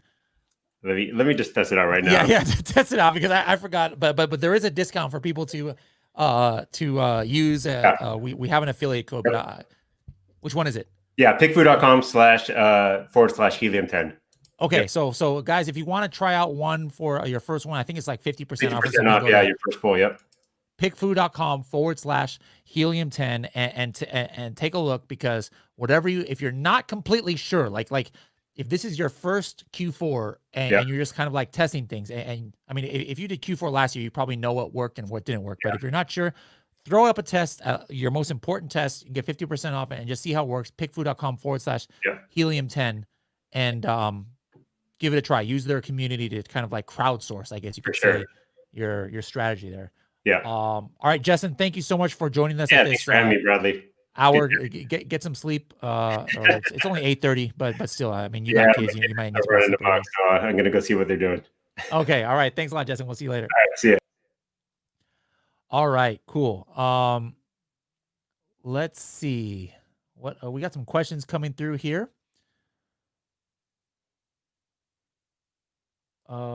Since I just launched 3 weeks ago and I'm not having the best PPC conversions, majority of sales are organic. Would it be best to just start fresh and launch a brand new PPC campaigns on ads? Yeah, if you don't have too much PPC history and you didn't start them with ads, I would go ahead and start fresh and use the little information that you do have to build the new campaigns. All right. So I'm sure you have some kind of information of what doesn't work right off the bat. Negative match those in your auto and your broad. But yeah, I would start over from scratch. If you don't have too much PPC history, you're not going to lose a lot. Absolutely. Start over from scratch so you can have that 3 campaign kind of infrastructure there in ads. And then you might be able to do a little bit better. But if you have like a year-long listing, I would take advantage of what Vince talked about yesterday, and that is the ability to kind of like make your existing campaigns talk to each other within ads. But since you don't have much history, like you said, I would go ahead and start over. And don't forget to do your product targeting campaigns as well. All right, let's keep it going here. He says, did you say to take out the price when doing listing image comparisons with competitors? No, not necessarily. Or are you talking to him? Like if you're talking about what I've taught about before about when you're looking for your top competitors, I like using the same similar price range, but sometimes you take out the price when if you're talking about using like PickFu. Sometimes I would take out the price of them, right? Because that might get somebody biased, a potential buyer. So I would just put the images and say, hey, what product here looks the best for you, regardless of the price. If price is not your issue, you're locked into your price. You can't do nothing about that. What are you really trying to what are you really trying to find out? And you're trying to find out what image is best. Take out the price because, like, let's say yours costs $22 and everybody else's costs $26. Your question to the PickFu audience is, hey, which one do you think is best, looks best? They might pick yours, but it might not even be because of the image. It's because the price is lower. You see what I'm saying? Or the opposite. If you're more expensive, maybe they pick the others. So you see that in that situation, yeah, I would not consider the price when I'm running PickFu. Nathan says, I hate my real job. However, my Amazon experiences made me appreciate them more. Hey, people need to get out of the idea that Amazon's just a walk in the park. We've had a lot of great success stories today, but there's just as many people who maybe have not had as great of experience. Amazon, just like a regular job, is a real business, and it takes hard work, and there's no guaranteed success. Even if you follow like a certain strategy, it's not like, oh, you are guaranteed to have success. All right. So absolutely, you got to like be realistic about your Amazon journey. Let's see here. Josh says, Bradley, is Blackbox an amazing tool to use to do product research for new people? Absolutely, Josh. Like, it's perfect for new people. That Blackbox is one of those tools where like it really doesn't matter at what stage you are, unless you never plan to launch another product in the rest of your life. You're going to use Blackbox, whether you're a brand new seller or you're somebody who's making 8 figures on Amazon. All right. Can I say the same thing about every single Helium 10 tool? No, because there are some tools that are only kind of applicable to a certain part of your Amazon journey. Blackbox is not one of them. As long as you want to add more products on Amazon, if you're a brand new seller or experienced seller, Blackbox is definitely the way to go. And then don't forget, guys, just to mention, if you're just joining us, we're doing a special right now, helium10.com/empower. It's a 40% off diamond plan if you upgrade from platinum to diamond. And anybody who does that between still now and we got 3 hours and 15 minutes. Yeah, 3 hours and 15 minutes left. We'll be on here. You'll get a free mask. You'll get a free t-shirt, and you'll be enrolled into the offer to potentially get a free year of Diamond. One lucky person is going to get a free year of Diamond. Another person is going to get a one-on-one consultation with me. Another person is going to get a one-on-one consultation with Vince. And another person is going to get $500 of PPC spin. We got tons and tons of prizes, guys. But the only way to qualify is by signing up for this deal, which only costs like a $20 to what you're already paying. Fully refundable if you're not happy with it. So it's a no-brainer. Nobody, by the end of this call, nobody should be on the platinum plan because you guys should be all on this. All right. Let's see. There's some more questions here before we get on to our next guest. Molina says, I restarted but added a couple negative keywords that ate away at my early campaign budget. Yep. Talking about PPC campaign. So I'm assuming, Molina, since you just got the Diamond plan yesterday, you restarted a couple of your campaigns using ads, and then you put some negative keywords. Absolutely. That's a great tactic to use. There's no sense to just, try and have Amazon go, target those keywords that don't work for you. So from day one, if you're restarting a campaign, put those negative words in there. Absolutely. Thing says, my job motivates me to do Amazon. Somebody who's on the Helium 10 account says, Bradley has so much energy. Zevia with 0 calories and 100. Okay. Yo, Zevia, reach out to me. This is just like not Bang Energy. I can be an influencer. I can be a spokesmodel for you guys. Please send me a free case. There we go. Tony says, whoa, didn't realize you were still on. Hey, can't stop, won't stop. Nathan says, how do you pull out of the death spiral? Advertising costs far outweigh revenue. All right. Hey, you got to be optimizing. All right. So if you're running ads, I'll tell you right now, you put in an ACoS target. And if you've got keywords that, after 1 or 2 weeks are not hitting that, we're going to start sending you those notifications. Hey, negative match this keyword. Stop the bleed. Stop the downward spiral. Don't keep throwing money at keywords that aren't performing for you. Keywords that you're way over your ACoS target, but you still want to keep them, lower that bid. Keywords that are under your ACoS target, increase your bid as long as you're still way under your ACoS target. Absolutely increase the bid.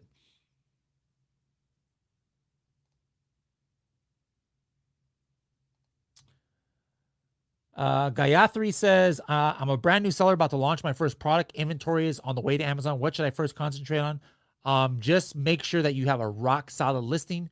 Make sure your images are great. All right. Make sure that you are indexed for all of your important keywords that you did in your keyword research.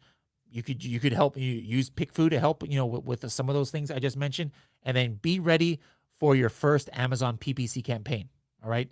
Check out the helium10.com/blog. Look up THAINA. Taina.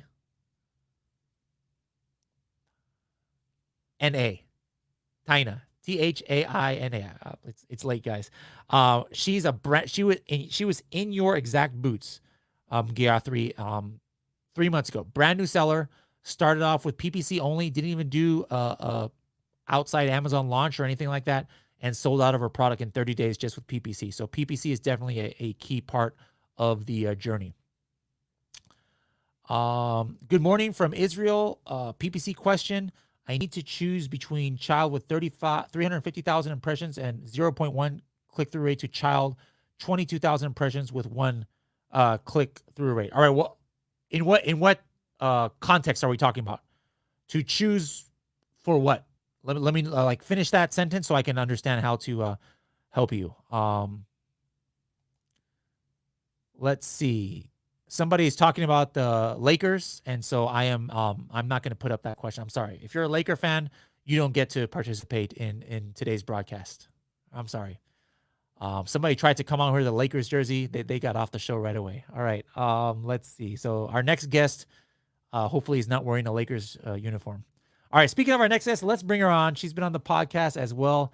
Yana, how's it going? Hello. All right. Good. No Lakers jersey there for you. No. Right. No Lakers. It's also not a fan, so all good here. So I mean, you're from I believe Serbia originally, so maybe you're a Denver Nugget fan because Denver Jokic, Nuggets, right? Exactly. Yes. Okay, there we go. go. I was hoping, but Jokic, Jokic fan right here. All right, cool. All right, Yana, you have come on the podcast before to talk about translation, because one of the biggest mistakes that Amazon sellers make is they're like, hey, I'm just crushing it in Amazon USA.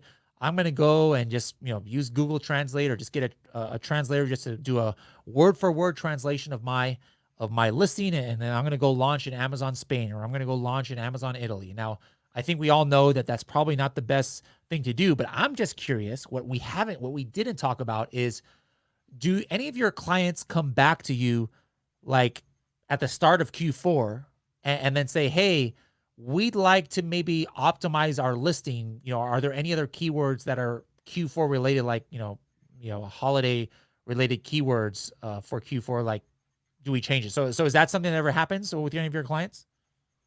Yeah, definitely. Like, all the clients that really take care of their listings, like, people should optimize in there, like, maybe 5 or 6 months, or because of the holiday season. And some of the products are very, Halloween friendly, or like Christmas friendly, or, like you can really, use more keywords than you're actually using. And a lot of seasonal keywords are actually, the right way to go. So a lot of them, like for Q4, we already have some clients that are getting ready for Christmas. They're getting ready for, Halloween, and they're just gonna, they want to optimize. They're not changing all of the keywords, of course, but I really think that, like the search volume keywords are definitely going to go higher before the holiday season. And then if you can maybe insert one main keyword in the title, for instance, that has the high search volume, it's definitely something that people are going to search for. Also, you can, if your product is something which is, I don't know, always popular for Christmas, maybe some presents for your mom or from your grandpa. You can also see if you did a keyword research from last year, what were people searching for? So that could be probably a good guideline of what sort of keywords you could put in your listings. But definitely it's very important to optimize them according to the season. So seasonality is very good for your product, is very good for your sales. Just make sure you have enough inventory, because that is, I think, going to be the biggest problem in Q4 right now, because there'll be a lot of crazy stuff going on, and I think that this is what the sellers fear the most. Yes, absolutely. I mean, we're just been talking about with different guests here about how this is going to be definitely a Q4 unlike any other for Amazon sellers, and we all don't know exactly what to expect. Out of curiosity, I remember before when I have a bad memory. I don't know how I remember this, but you had said, this was months and months ago, that you were getting tons of requests for translations for Amazon Netherlands, and now Amazon Netherlands is out there. But what are some of the top marketplaces that are either that you would say you're getting requests for these days for translation? Right. So I just want to add something about the Dutch marketplace. So honestly, I think it was a big flop for this year, for the Dutch marketplace. So people got some sales, but nothing too insane. And I think because Amazon hasn't still rolled out PPC for the Dutch marketplace, I think that affected a lot of different sales. We've had a lot of requests for Dutch marketplace. We still do, but honestly, nobody has seen any tremendous sales over there. And now Sweden is pretty active, and also Amazon has been pushing people into going international and selling over there. So Swedish marketplace is the newest one, has been really, really, really interesting for a lot of people. And I think that unlike the Dutch marketplace, I mean, it's a bigger country. The population in Sweden has this special e-commerce culture of its own. And a lot of people were super excited about Amazon. So I think it potentially could be a really, really good marketplace. And, to start off on the marketplace, you can also leave your listings in English, to begin with. Because I also lived in Scandinavia, and a lot of basically 95% of people speak English there, very, very good English. So I would just, I would say that Sweden could be very interesting. And people just kind of started going there. And also people were wondering about the Polish marketplace and Czech, and we've got some rumors going on that the Polish marketplace and Czech one was supposed to be rolled out this year, but it's probably going to be pushed to 2021. But this is something that we've heard, from random sources that we have, that definitely Poland should be the next marketplace out there. And that's really interesting, because Poland is, also a lot of people, and one of their websites also is listed in the top 10 marketplaces. So Poland is very interesting For e-commerce world, it has like over 3,000 e-commerce shops. It's it's really an interesting fact. And what I've noticed, because I think it's like due to COVID, the famous sentence, is that Italy and Spain have had a great increase in e-commerce. So they've grown 14%, which is insane because Germany has grown only 7%. And I've seen more and more people going to go out and sell in Spain and Italy, because what usually people would do is just like they would do like UK and Germany, and like that's it basically. If you don't want to do the whole pan-European thing. But now I see more and more people going and like pushing on Spanish and Italian marketplace. So that's kind of interesting, and I think the whole e-commerce culture in Europe has changed definitely because of everything which happened this year.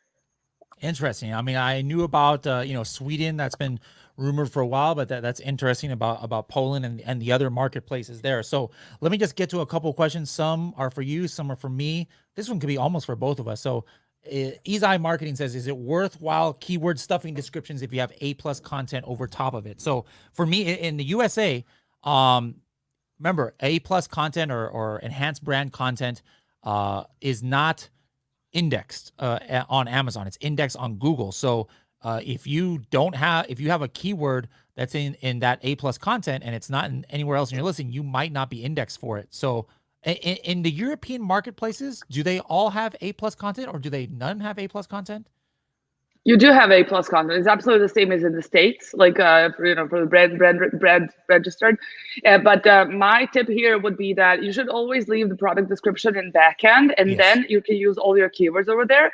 And this is what I've seen that works it works like a charm. And what I've also seen, and I've got like mixed results about this, but a lot of people have tested this option. That is that in A+ content, that if you name your picture, like your JPEG picture, for instance, by a keyword, that the keyword gets indexed when run through the Amazon algorithm.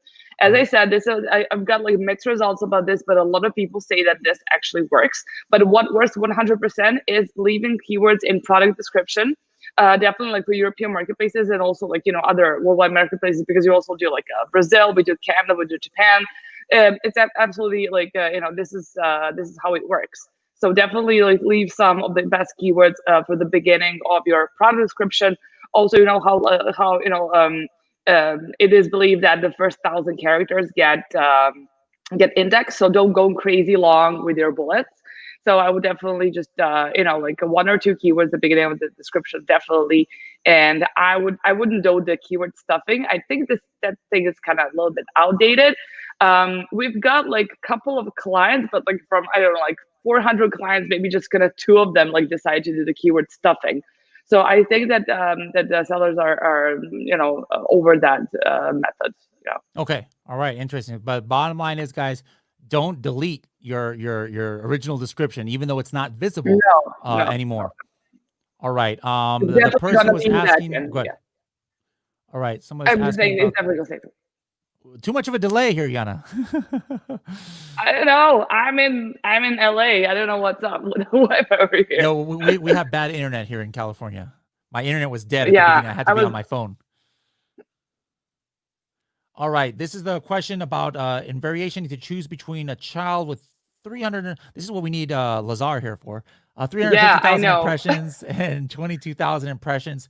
I'm still not sure exactly what you mean, because you had said, to clarify, it says to choose to make the PPC. There's two trains of thought as far as PPC. Like, do I put all of the child items in one campaign, or do I isolate each child? And what I would suggest doing is we asked that same question to a lot of our guests, including Lazar, in the recent PPC roundtable. So go into the Helium 10 members group, take a look at our previous PPC roundtable discussions that we had. We actually discussed that very topic, and you're going to hear two sides to the story. And the fact is, it's not just one answer is correct. You got to choose what works for you. Quick message from Steven says, I'm still on platinum. I'll sign up with Diamond once I start. Yes. You don't need the Diamond plan, guys, if you don't have PPC. I know that makes me a terrible salesman, but I'm not a salesman. But yeah, don't use this deal if you don't even have a product ready. What would you do, Yana, if you had an employee who was telling people, no, don't use this service. We don't want your money. I guess I'm a bad employee, but I'm sorry. I don't know. I just think like a lot of people would like that because you're kind of honest and sincere, and you'll be like, I'm gonna use these guys because Bradley knows what's best for me. Okay, So, make sure to tell I Boyan wouldn't that fire. if he gets mad. I wouldn't. At this. Boyan, don't fire Bradley. All right. We have another question about PPC. I guess people thought that you were Lazar somehow. That's her fiance is the PPC expert. Yana is the translation expert here. But is there a way to import PPC campaigns that already have an Amazon but want them to be managed through ads? Absolutely, guys. Check out the video yesterday that we had where Vince took about 10 minutes and he demonstrated exactly how to do that with ads. We just launched that capability yesterday. So check the video at the top of this page or bottom of this page for our webinar we did. And it's also in the tutorial buttons right now. So if you have the ads, you absolutely can do that now. Let's see. Oh, we got one of your fans here. Cassandra says, Yana. Cassandra. Yes. I love it. I'm also her biggest fan. I love you, There we Cassandra. Alexa just said thanks. Like I think Alexa, my Alexa device right here thought that Alexa, stop. Nobody's talking to you. All right, what else do we have here? Another person who's just launched, Zijan says, I'm launching my product, just updated to Diamond. Congratulations. I'll probably start by next week. I want to make sure the follow-up tool is updated to new rules. Don't want to be flagged by Amazon. I mean, the new rules are by November 3rd. Make sure to check the weekly news. 2 weeks ago, we kind of detailed what that is. But what I always tell you is anybody, when anything to do with like very sensitive topics with Amazon, and this is universal despite the marketplaces, like reviews and like messaging. Those are very sensitive topics for Amazon. So if you have any doubt in your mind that's something you're writing, because remember, it's not, I mean, follow-up gives you the service to do it, but you're actually writing the copy, right? But if you're like, oh, I wonder if this is okay to use or okay to do, open up a case with Seller Central. Say, hey, I'm planning to send this message out to my customers. Is there anything wrong with it? Just out of curiosity, Yana, I mean, obviously your main core is helping sellers translate their listings, but do you ever like do translation for like email templates to, hold on, I don't have your, Whoa. There you go. Now Sorry, I made it. Yeah, so we basically do everything. We're not like, we're an Amazon dedicated translation agency, and we basically do everything. So what you need to get started on the new marketplace. So anything from translations of the ads, like follow-up emails, we even do customer service for your clients. We do creation of flood files. A lot of people are, they kind of freak out because they don't speak any other language. And then if you want, we can make flood files for you guys. We do also copywriting for all European languages. Basically cover everything that anybody needs, which is not translated, which, if you don't want to leave it in English, like brand, store, basically absolutely everything, packaging as well. Yeah. Okay, cool. All right. So there you go. Zijana, I know you're just launching your product, so you're probably launching in the USA, I would assume, but once you're ready to go to Europe, then don't forget to keep Yana in mind. Oh boy, and here I go again. Irfan, no, don't I'm sorry, Boyan. Don't upgrade to Diamond yet, Irfan. You don't need it. You don't need it because you only need a Diamond if you're already selling on Amazon. But if you've got the Platinum plan and you're in Freedom Ticket, you're good to go. As a matter of fact, the Freedom Ticket, we have a I don't want to call it episode. I keep thinking always podcast, so I think of words that do module. There we go. We have a module coming up all about. I'm hitting my microphone. The translation, and that's yours, Yana. The one that you filmed. We just finally edited that. That's going to go live in Freedom Ticket probably next week. So we have that to look forward. Awesome. To. Cool. All right, let's keep looking here. Cassandra says due to COVID. I'm a little bit late, so I don't remember what she's referring to. You only like her because of COVID, maybe? Or? Due to COVID, no. It's an inside joke. Os Group says, do you have any recommendations for UAE and Saudi Arabian listings? Now, are these in English or are these in Arabic, or what language are those marketplaces in? Right. So this is really interesting because like UAE is a country full of expats, and there are a lot of people that just come and go, and then they come from all over the world. So it really depends who you want to target. Like, do you want to target like local people over there, in which case you use Arabic, or do you want to like target maybe both, so you can stick to English? And what's very interesting in UAE, that a very good category for selling right now is kind of home decor. Things are quite expensive in, let's say, Dubai, very expensive. And people just, as I said, like they rent their apartments, they travel, they come and go, they work for, different companies coming from like all over the world. And like the home decor might be a very interesting category just to sell on this marketplace, especially because like if you check, like the US marketplace has like 10,000 like different products in this category, and the UAE has maybe like 400. So I'd say they would definitely get a head start in this category. And especially because like people over there, they really love their brands, and but they also like a really good deal. So I think if you're just gonna offer something which is a little bit cheaper, you could definitely be super successful on that marketplace. And when it comes to Saudi Arabia, it's also the same situation like with English and Arabic, but Arabic in Saudi Arabia is different than one on UAE. So you really have to, pay attention to that. It's more of a like, it's not even a dialect. It's not like Spanish, European, and Spanish in Mexico. It's more different. So you really have to pay attention to that. And Saudi Arabia is like 3 times bigger than the UAE marketplace. And I haven't still met anyone who started selling over there, but people have like really great expectations from Saudi Arabia. A lot of people don't even realize that there's markets, and it's funny that I've actually seen, and sometimes more interest in those marketplaces than something that's been established for a while, like Amazon Australia. Like I actually have a lot of people asking about the UAE because, if I'm not mistaken, was it they took over the what was that other website called? Souk. Yeah, Souk. They took over Souk. Yeah. So it wasn't like they're starting from zero. No, like they did take over like the biggest marketplace. Unfortunately, like right now in UAE, there's this marketplace called Noon.com, and people kind of trust it a little bit more than kind of Amazon. But I think that if Amazon ups their game about the delivery and shipping, and something that they are really good at, for instance here in the States, I think that they would be able to win a lot of potential consumers by just doing that.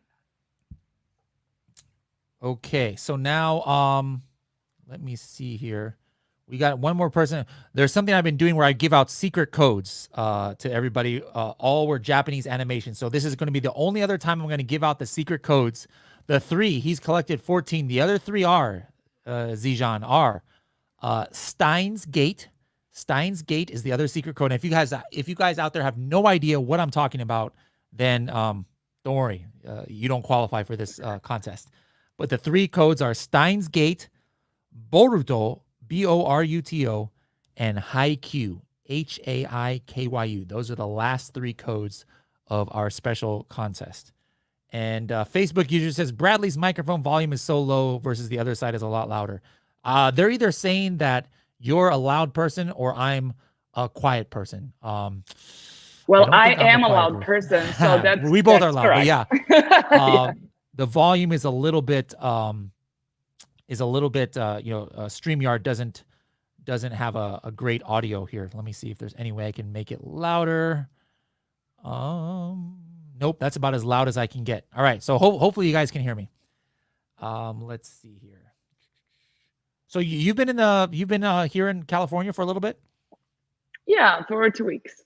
What's the difference right now, California going out and restaurants and things compared to Europe right now? Like, or is it pretty much the same situation? Well, in Europe, like we don't have to have our masks on the street, and like you can jog without your mask, but everything else is pretty much the same. I think it's a little bit I think it's, for instance, like I spent my birthday here, right? And so like I got like this little surprise birthday cake, and it just said like happy birthday without any candles. And I was like, where are my candles? It's just like, due to COVID, you're not supposed to blow your COVID air, blah, blah, So like in Europe, I would have definitely had like the birthday with my candles. But here is like, I think people are just kind of super precautious, but like, it's very contrary to what we've experienced at LAX. Like nobody even like told us to fill out the form. Nobody took our temperature. Nobody said anything. You're just like, welcome everyone. And when we got here, I was just like, why are people running with their masks on? Like, no. this is so wrong, so there are like so many contradictions, honestly, so many crazy stuff, and then other stuff too, loosen. Like if you go to Venice Beach, there's like I swear to God, there was like a 2,000 like bicycles gathering like over there like 2 days ago, and then it's a $500 fine if you don't wear a mask. So it's just crazy times. Welcome to America. Yeah, there you go. How long are you here until? We leave tomorrow. Oh man. All right. Yeah. All right. One last tip. I mean, you're not selling yourself on Amazon as far as I know, but you've been around the game for a while. So in your experience on what you have seen successful sellers do for Q4, whether Europe, USA, wherever, what is a common trait that you can maybe share with the rest of us on what sellers should be focusing on or something like that for Q4? Yeah, I definitely think that you have to optimize your listings on time, because if you're too late, it just, don't do anything last minute. I mean, I know this is like a no-brainer, right? But a lot of people still do it very, very often. And I know that we get the most like requests literally like, 3 days before like a Prime Day, or like, like 15 days before Christmas or something crazy like that. So don't be those sellers and just optimize your listings on time. Also, seasonal keywords are a very good idea. If you don't know if you maybe haven't sold anything for like last Christmas, just I don't know, like you can do like some keyword research. You can if you did something, just go to your old keyword research to get an idea what you might want to add to your title or to your bullet. Don't change your listings too much, so be very careful with that. I would never suggest like changing your bullets and the title. So just kind of like change one variable at a time, either the title or like one bullet. You still have time. Like if you're like doing this for Christmas, I mean, or like Halloween is like a month away and Christmas is like 3 months away, so there's still time to see what what works better. Of course, like use Helium 10 for that. There are a lot of really cool tips about like how to like use Excel formulas and see what's working, what's not. So definitely focus on the keywords and just get things done on time. That's definitely the best tip I could get for a Q4. All right. Well, Yana, thank you so much for joining us and giving your unique insights. And it's been cool. Unfortunately, I didn't get to see you while you were down here. There's another thank you. I know COVID, we missed you, right? But yeah, next time for sure. But anyways, maybe I'll go to Europe once travel. I don't think. Oh no, actually, I think to Serbia. So some countries you can go to in Europe right now as an American. You can go to Serbia via Istanbul. This is the only way how you can travel. Yeah, Turkey is like completely open. I was looking at that. Yeah. Yeah. All right, well, so, Yana, give my regards to Lazar, and I hope you guys have a safe flight back, and take some collagen peptides and use a neck pillow there on the. I bought the viral proteins, not to make a sale or anything, but so. I love it. All right, we'll see you later. Okay. Bye. All right, guys, we are coming up. We are in hour 6 now of we're coming to the end of it. Only a few hours left. Here, some guests that are still yet to come. First of all, I'd like to know, those of you watching us, what is your top 2 favorite things that you guys have learned today from one of our guests? And I see some more questions coming in. Don't worry, I'll get to those. But what are your top 2 things that you have learned today from one of our guests, or from me? I haven't talked much. It's mainly our guests who have the show here. Let me give you an update on who is left to come. We have got somebody's going to be coming on and talking about the opportunity on Amazon India is going to be coming up. And then we've got another speaker who's going to talk about what kinds of things we should do in Q4 as far as ordering from our suppliers. Not just the ordering part, but which we already talked about, but as far as once you order, how long is it going to take to ship during Q4? We're going to talk a little bit about that. What else do we have here? We got some newer sellers. You guys might be in the same boat as some of these newer sellers. And we've got somebody who's going to talk about trademarks, how I got brand registry in 12 days or 11 days. I forgot how much it was. We got somebody talking about launches who had asked to be. I love the response, guys. A lot of people ask or reply to me. This is crazy. Less than 24 hours ago, I didn't even know I was going to do this. And I just put something out on my Instagram, and I was able to fulfill it with all these amazing guests who got back to me and said that they wanted to come on and help out the audience. So I appreciate everybody who replied and was down to help out the audience get ready for Q4. And then we've got Kevin King also coming on a little bit later at 11:25 p.m. actually, or 11:20 p.m. All right, let me see what other questions we have here.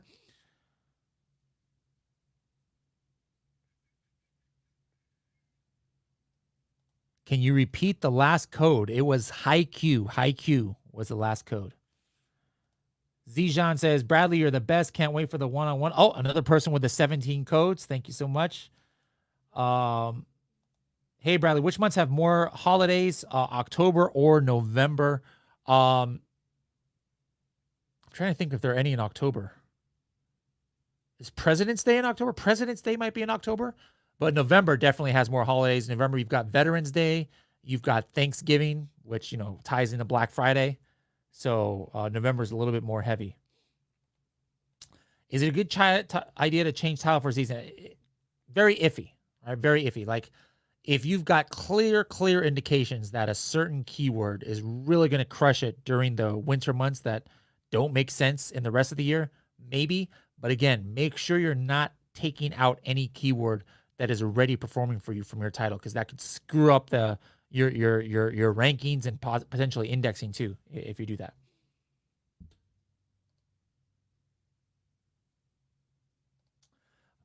Monica, like the wholesale is a quicker way to increase capital initially compared to, I think what Monica means is private label. And what Tim says, don't panic and sleep on decisions. I like it. Sleep. I don't know what sleep is, obviously. Thanks for the marathon content. You are quite welcome, Monica, and I appreciate you coming on all these lives. I definitely remember your name. You've supported a lot of these live broadcasts, so we appreciate it. I knew what you meant, Monica. I got you. All right. What else do we have here? Whoa, Shonik has been since the beginning. You've been a trooper. We are at 5 hours and 9 minutes right now. So great job. Hey, Shonik, did you already sign? You said you were going to sign up for the diamond. Customer service didn't send me a message saying that I needed to send you a t-shirt yet. Did you sign up? Checking up on you, Shonik. Gonna hit you with that paint gun you got there in your thumbnail. King Rihan says, my product is on the way and it's in Amazon's first week of, and it's an Amazon in first week of November. Should I get some sales days like Cyber Monday, Black Friday, and Halloween? Please reply. First week of November. Sure. I mean, you might be able to get some sales during Q4. Absolutely.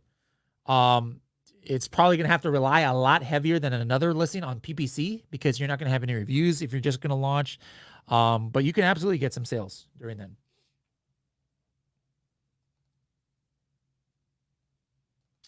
Seven Cairo says November.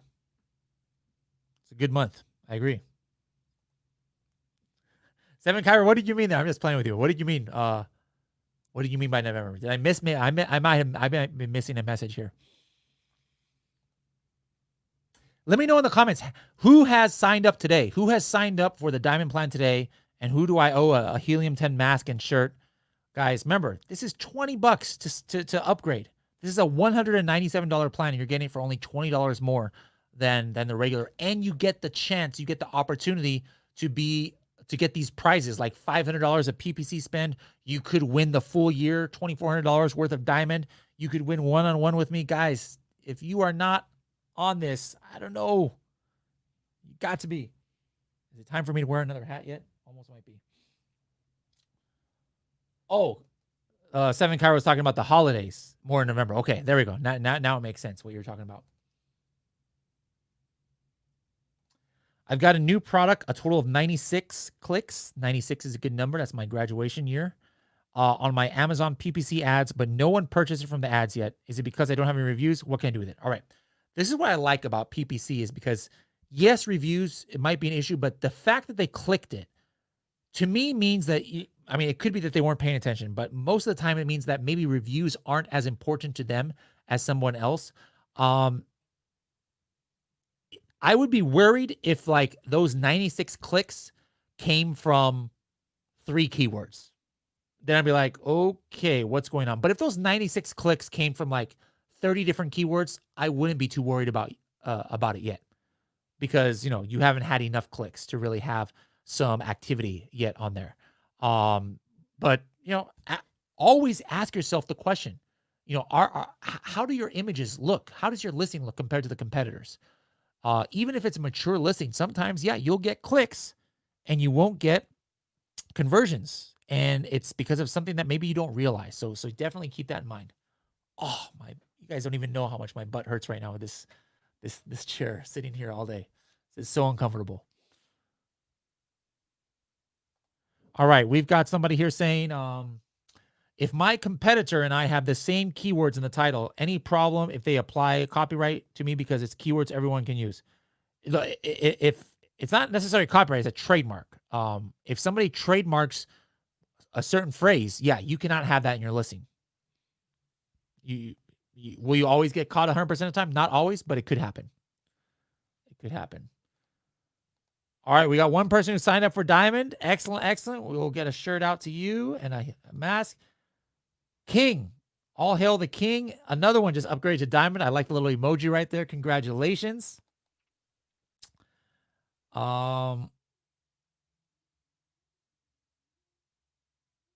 Let's see. Malo just signed up to Diamond as well. All right, congratulations. We'll hook you up. Who else? Anybody else? All right, we got our next guest is on. Hold on. It's time to change hats. Oh, look at this. Look.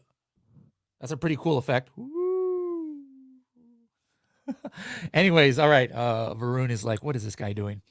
Our next guest is here to talk about one of the newer marketplaces that Amazon that Helium 10 has functionality in. And why does it look like my head is disappearing? This is crazy. And that is Amazon India. So Varun, let me welcome you to the show right about now. Varun, how's it going, my man? Hey, Bradley, how are you doing? I'm doing just great. What time is it over there? It's 9:30 in the morning. Well, good morning to you, and thank you for come straight from bed right here to the broadcast. Or I just had a quick shower, just to be here on time. All right, excellent. So, now, you must be tired like anything. I think you are here for last couple of hours now. Yeah, just a couple, just a few, yeah. So yeah, you have no excuse to be tired then, I guess, huh? Right. All right. Now, my first question to you is, first of all, how I know you're slated to make up to $3-4 million on Amazon India this year, but did you have a Q4 last year? Like were you selling on Amazon India last October, November, December? Yes, of course I was. Okay, so how in the Amazon India market, how is Q4 related to the rest of the year? Is there any increase? Does it stays the same? Does it go down? Okay, so there's a difference between India and the Western world. So rest of the world, mostly UK, US, Europe, those countries, for them Q4 is Christmas, but for us Q4 is Diwali. Diwali generally comes around September, October, November. So we treat this as a Q4 beginning. So this year Diwali is around mid of November. So by the mid of October to mid of November, we would be having crazy selling period. So it's just about to get started. Yeah. So Okay. here for Q4 we mean Diwali. And then so is December a little bit slower than November then because of that? December is slower, yes, but not slower than rest of the year, but still better than rest of the year, but slower than the October, November.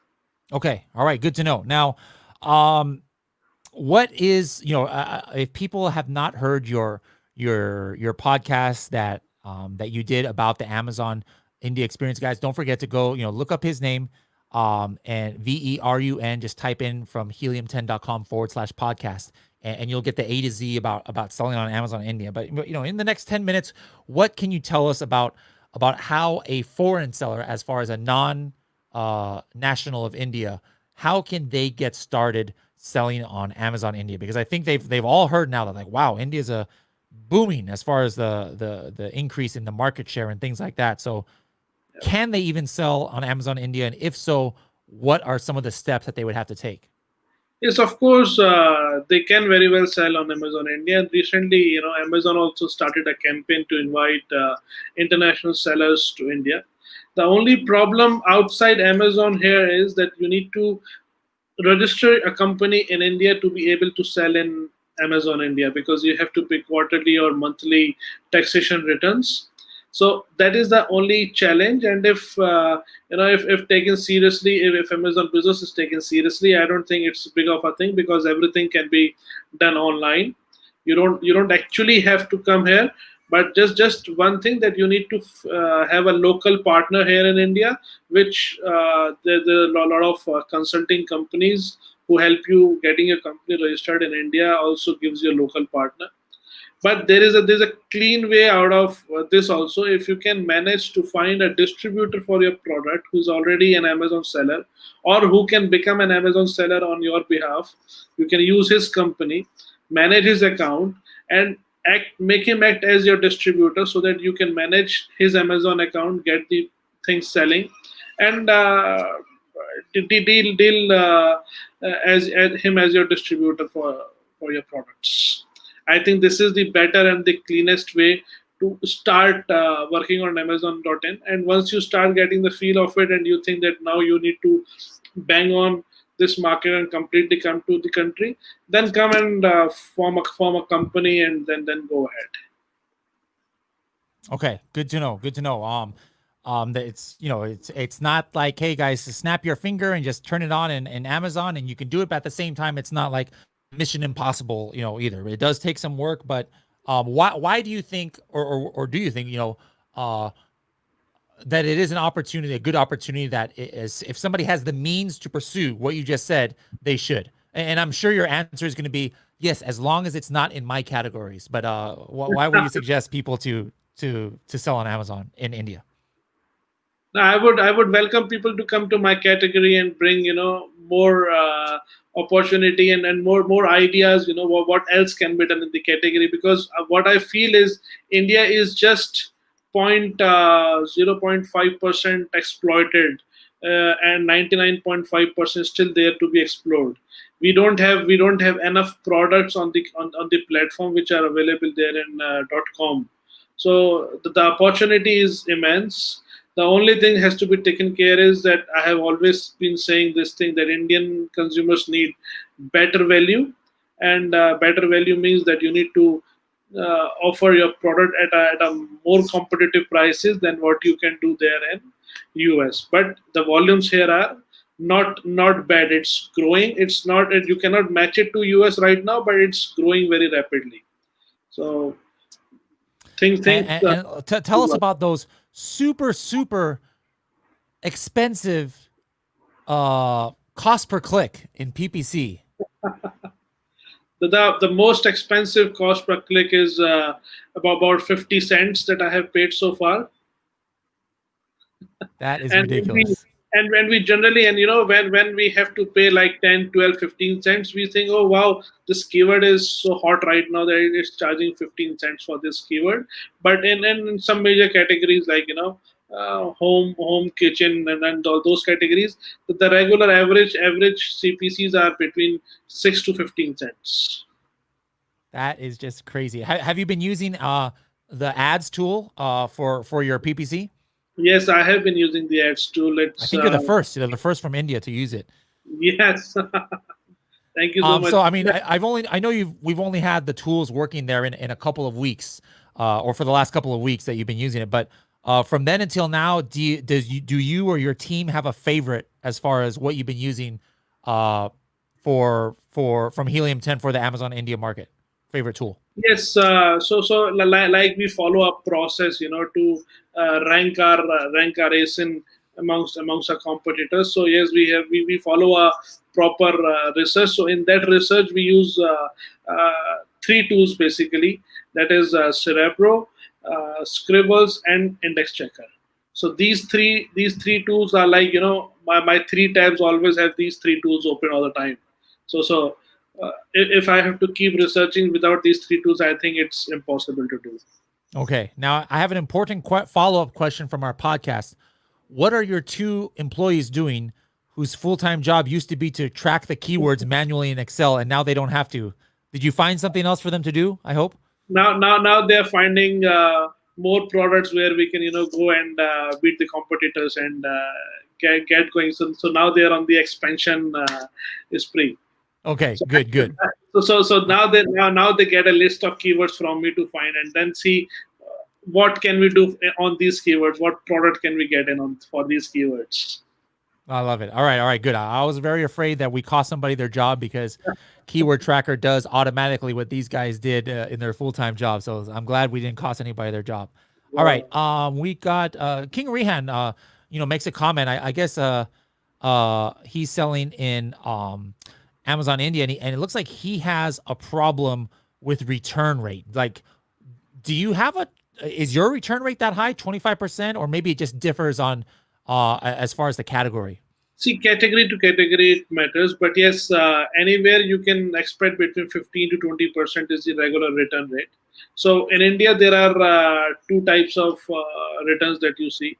The first type of return is the customer return. So the customer who has purchased it and then placing a return for that, that's called a customer return. And the second kind of return is called the courier return. So there are chances that 15% of your orders are not able to get delivered to the customer, so that they come back to you, because most of the payments are cash on delivery. So if, for example, you place an order on cash on delivery, and by the time the delivery comes to you, you're not available at your place, so the courier gets returned back, and so you don't have to pay anything because you chose cash on delivery. So the courier comes back. So that is 15%, and I think it's just 2 to 3% where it's customer returns. And yes, I understand that customers misuse this facility mostly in the fashion category, where they buy clothes and you try 2, 3, 4 out of them and keep 1 or 2. But I think this is not just in India; it is in other countries also. Okay, good to know. Kaz is pretty impressed with the 50 cents for PPC, like for the expensive PPC. Facebook user says, "Hey guys, thanks for sharing your knowledge." Are you selling in any other marketplaces other than Amazon India, or planning to? Yes, we are on in India. We are on Flipkart. We are on Myntra, and Flipkart is also equally good as Amazon, but they're different kind of games altogether. Flipkart, you cannot control your business yourself. You have to be dependent on the relationship managers that you have been assigned on the platform. Whereas on Amazon, we do have relationship managers, since we are a SAM account, strategic account manager, have been assigned to us.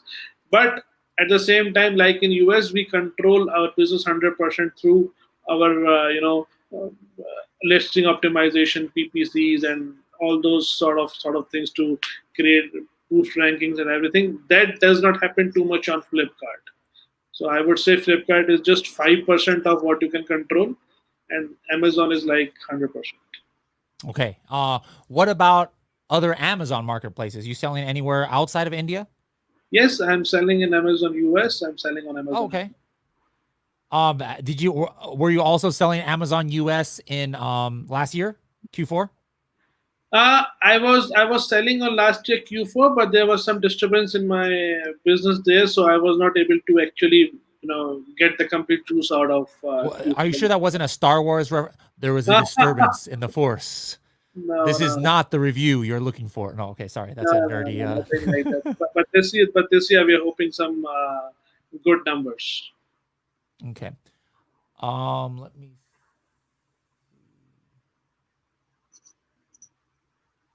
I'm not sure exactly what this question is. Is there any service for reimbursement who take from Amazon for us in India? Like, if you're talking about maybe like Refund Genie, like we have the Refund Genie, it definitely also works in Amazon India. But maybe specify your question, King, a little bit more. Shaunik says, is shipping and duty really expensive to USA from India clothing? So like if we're manufacturing in India and we export to the USA, how is shipping and duty? So the duty you have to pay is like duty normally that you are paying on that product from anywhere in the world. And I think it's the tariffs from India are better than China in US. And shipping is like nominal shipping. You ship by air or by sea. It's like regular freight that you pay. It's not as expensive as you think it is. Okay, cool. We got more questions here. By the way, some people were asking about, I forgot to ask, how they can reach Yana, our last guest. So that's the website right there, ylt-translations.com. Molina says, is there any tips on where to find a trusting distributor or consulting company in India?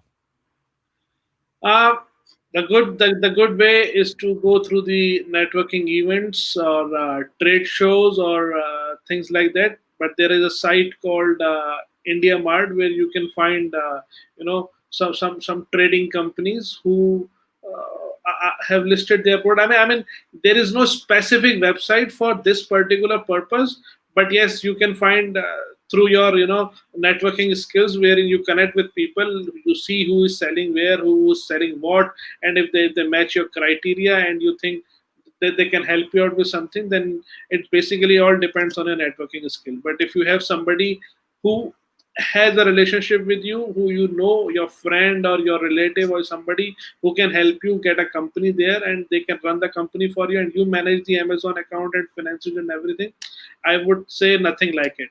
So they can sit like an idle partner, and they get some commission or something like that, and you run the show.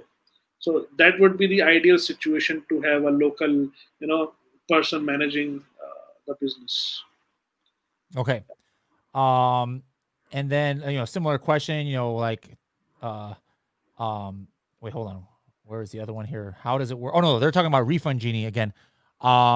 Yeah, we need to get, I need you, Varun. We got to talk about it, Varun, to test Refund Genie on your account, because there's a little bit different process for Amazon India than Amazon USA. So we'll test that out, and we'll make a video for you, Rehan. And as far as supply chain as well, a good resource, like people can contact Megla, right? Like she always brings on like different suppliers on live broadcasts, kind of like this. She's the only person who does live as much as me. I think both you and I have been guests on her live broadcast. Yes. Does she have a website though? Doesn't she have like something like Asian something?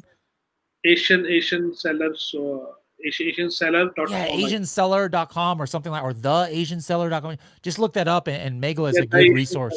I think yes. Okay. I don't know why you cannot see my name. I've already registered. I'm not. Maybe log out of Facebook and then log back in, or close all your Chrome browser, or try a different browser. Or until then, just put your name in there so I know who you are. Melina says thanks. All right, last tip for anybody. We have some viewers maybe who are already, sounds like, like King Rehan here is already selling in Amazon India. So not obviously not for Christmas, but for that holiday and festival you're talking about in November. What do you do anything differently with your strategy as far as PPC or your listing or promotions or anything at all for the November holidays? So India market is little different how it reacts, because I talk about if my seller account, if I talk to you like we are a SAM managed business. What is SAM managed business? So basically, strategic account managers have been assigned to our account, so they keep on coming back to us back and forth regarding our ASINs, and all the top performing ASINs, they try to give us some incentives so that we reduce our prices for the Diwali period that we call the Great India Sale. So Great India Sale comes for a month in 3 waves, like 5 days, and then 5 days gap in between. So let me come back to how we work on this. So we get some incentives from Amazon on a couple of our top performing ASINs, and then we have to reduce our prices and match the discount, the incentive that has been given by the Amazon. So that's the one way to do this. Then if we talk about rest of the ASINs, how we do it. So yes, we boost up our PPCs. We change our bids accordingly. So to keep up to because at that time there are a lot of people who are on the PPC at that time, and the bids become little expensive at that time. So we have to little boost up our bids as well. So keep our visibility higher. And yes, just try to be as competitive as we can, and keep our listings. We have to basically look at our conversion rate, because at that time the conversion rate really gets very well, because a lot of people have actually paused their buying for last 3-4 months because they are waiting for this period. So if you're visible at that point of time, your conversion rate will go really very good. So we try to make sure our listings are very very much self-explanatory, and all sort of infographics and different lifestyle pictures, and all the photos that we put on are completely 100% excellent in their things. So that's it. Then rest the business happens on its own. Okay, good, excellent information. I think more and more people are interested in selling to Amazon India, and we just made it a little bit easier, to find the opportunity and to examine the market, because now we've got the Helium 10 working there in Amazon India. So if anybody has, or hold on, one last question here. Same question, we get this a million times, right? Are there any Alibaba type service in India? Actually, there are some even Indian companies on Alibaba, right? Yes, there are a lot of Indian companies on Alibaba.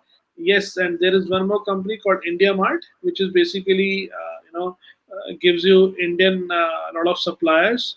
But on India Mart you have to be very careful, because though India Mart is mainly made for the business within India, the exposure to overseas market is just 5 to 7%. So if you are corresponding with any supplier, generally they don't respond on email.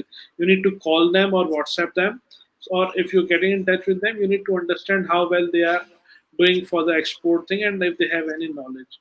And yes, one more thing I just strike my mind. So there's a website called getdistributors.com, and what's the website again? Getdistributors.com. So on that website, if you sign up, you can find some distributors for your business, or if you can also post an ad that you're looking for a distributor for your Amazon business, and you are from US, and I think you can get. And then if you want some paid service, there is a website called Franchise India. So Franchise India is a very big company, and they can help you find a distributor. That's a paid service. They can go and scout it's like a matching service, and they can find a distributor for you. All right, excellent. Well, thank you so much for giving us information. That's sometimes when you get that question so much, Varun, I bet you wonder, like, man, I could become the next Jack Ma. I'll make my own Alibaba here in India, like a big one, and become rich and famous, because everybody seems to want that. But anyways, thank you for bringing your knowledge. And if people want to reach out to you to ask some more questions about the Indian opportunity, how can they find you? Yeah, they can find me on LinkedIn. Yeah, can you spell your last name? VERUN. Oh, your last name. EOGII. Okay, perfect. All right, Varun, thank you so much for joining us, and go back to sleep if it's too early for you. And anyways, we'll be seeing you, and I wanna touch bases with you, since just today we launched the Chrome extension, including X-Ray, for Amazon India. So Varun, please start using it, and I'd love to get your feedback on it. True. All right, we'll see you later. So much.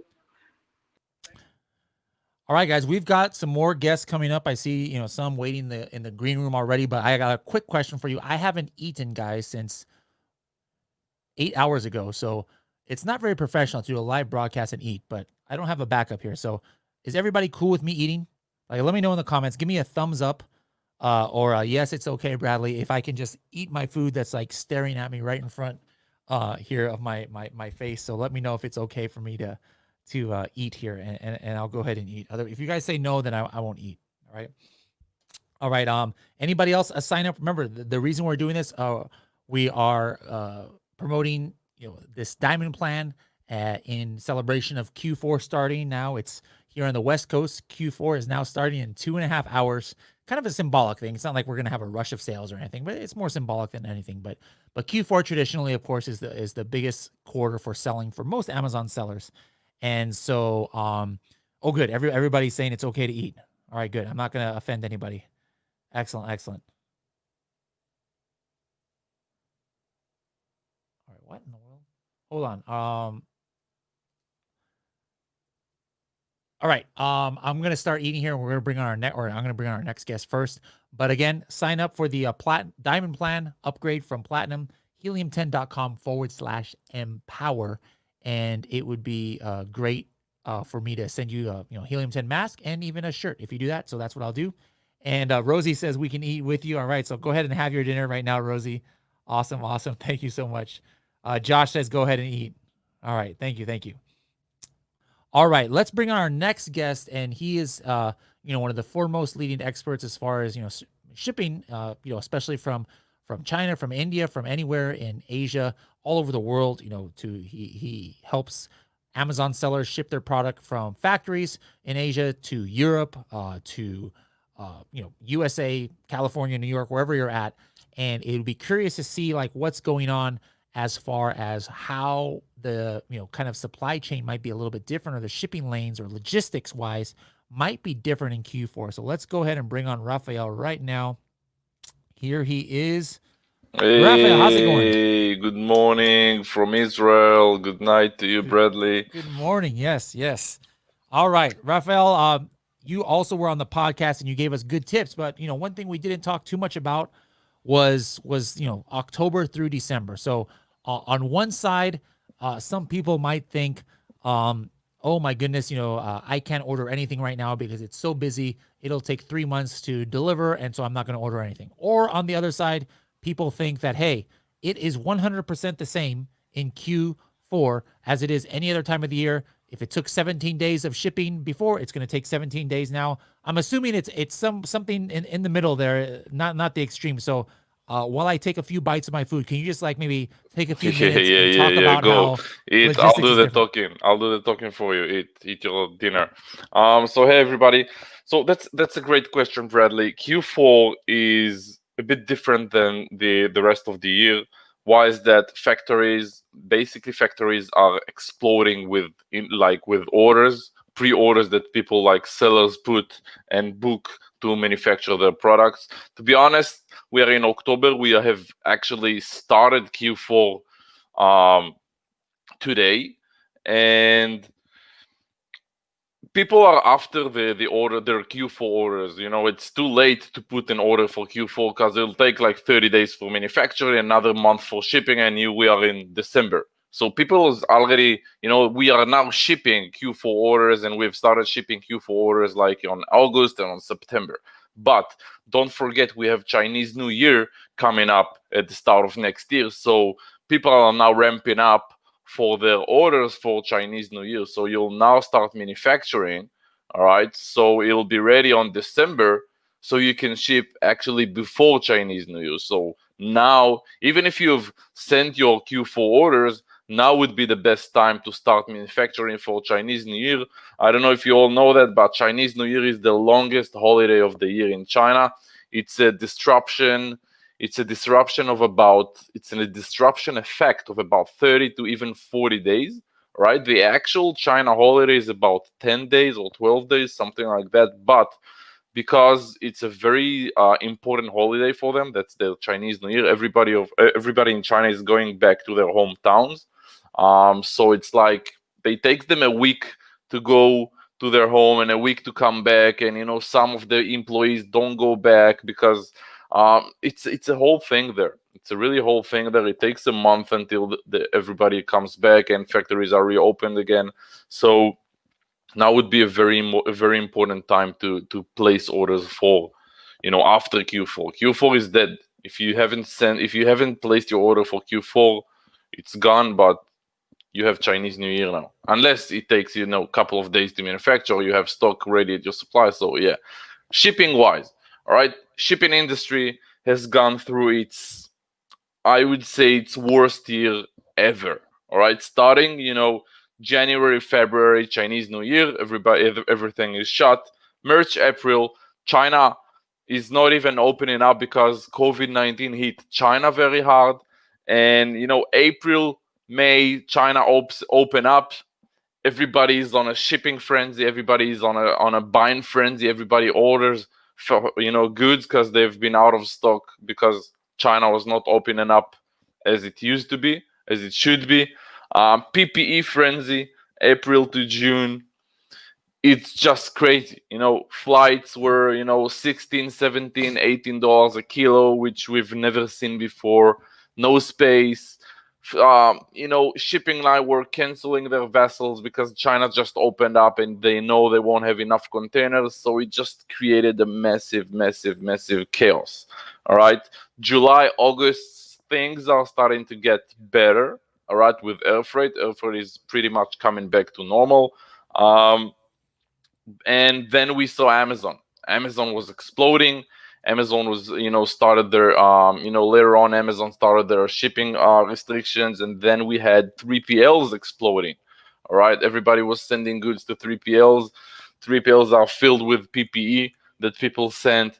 It's just crazy. We operate three 3PLs in the US, and we're just completely full. We are just referring people to other 3PLs, and I have clients with containers going to 3PLs and 3PLs just refusing to get them. I still have that. So we have like hundreds of containers that are, stranded. They are sitting at the port and the 3PLs refusing it. And now we have to work with the client to find a solution. Israel on a second lockdown. A lot of countries looks like they are going on a second lockdown. So, manpower capacity is going down again. Sounds like it's a very stressful time for you. It is a very stressful time, actually. I rolled up my sleeve and I worked day and night answering clients, working as I did like 5 years ago, not really being a CEO, but actually working with my team. Israel got into a second lockdown like 2 weeks ago, something like that. That's why I shaved my hair, because there's no barbers anymore. And I thought like you were just so stressed you just pull all your hair out there. So basically, a lot of our employees are working from home. A lot of our employees are, young moms with young kids running around because there's no school, there's no kindergarten. So actually you pay salaries, but production capacity of your employees are going down like crazy because they can't really work during the day with kids running around. So it's just crazy. It's been a very, very I would say an interesting year. That's the most interesting year I've had in that's my one career. Word that you could use. I think exactly. All right, so that was a great broad overview, and now let's get into the specific. By the way, guys, if anybody's watching right now, you have some questions you'd like to ask Raphael, such as why his name is spelled with an E. If you missed We've it on the talked about podcast, that, but ask about shipping. Put it in the chat whether you're watching. I know we're broadcasting 5-6 different places.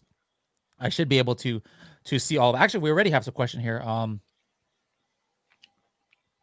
John from Italy. If I order my product in the next 2 weeks, is it going to be too late?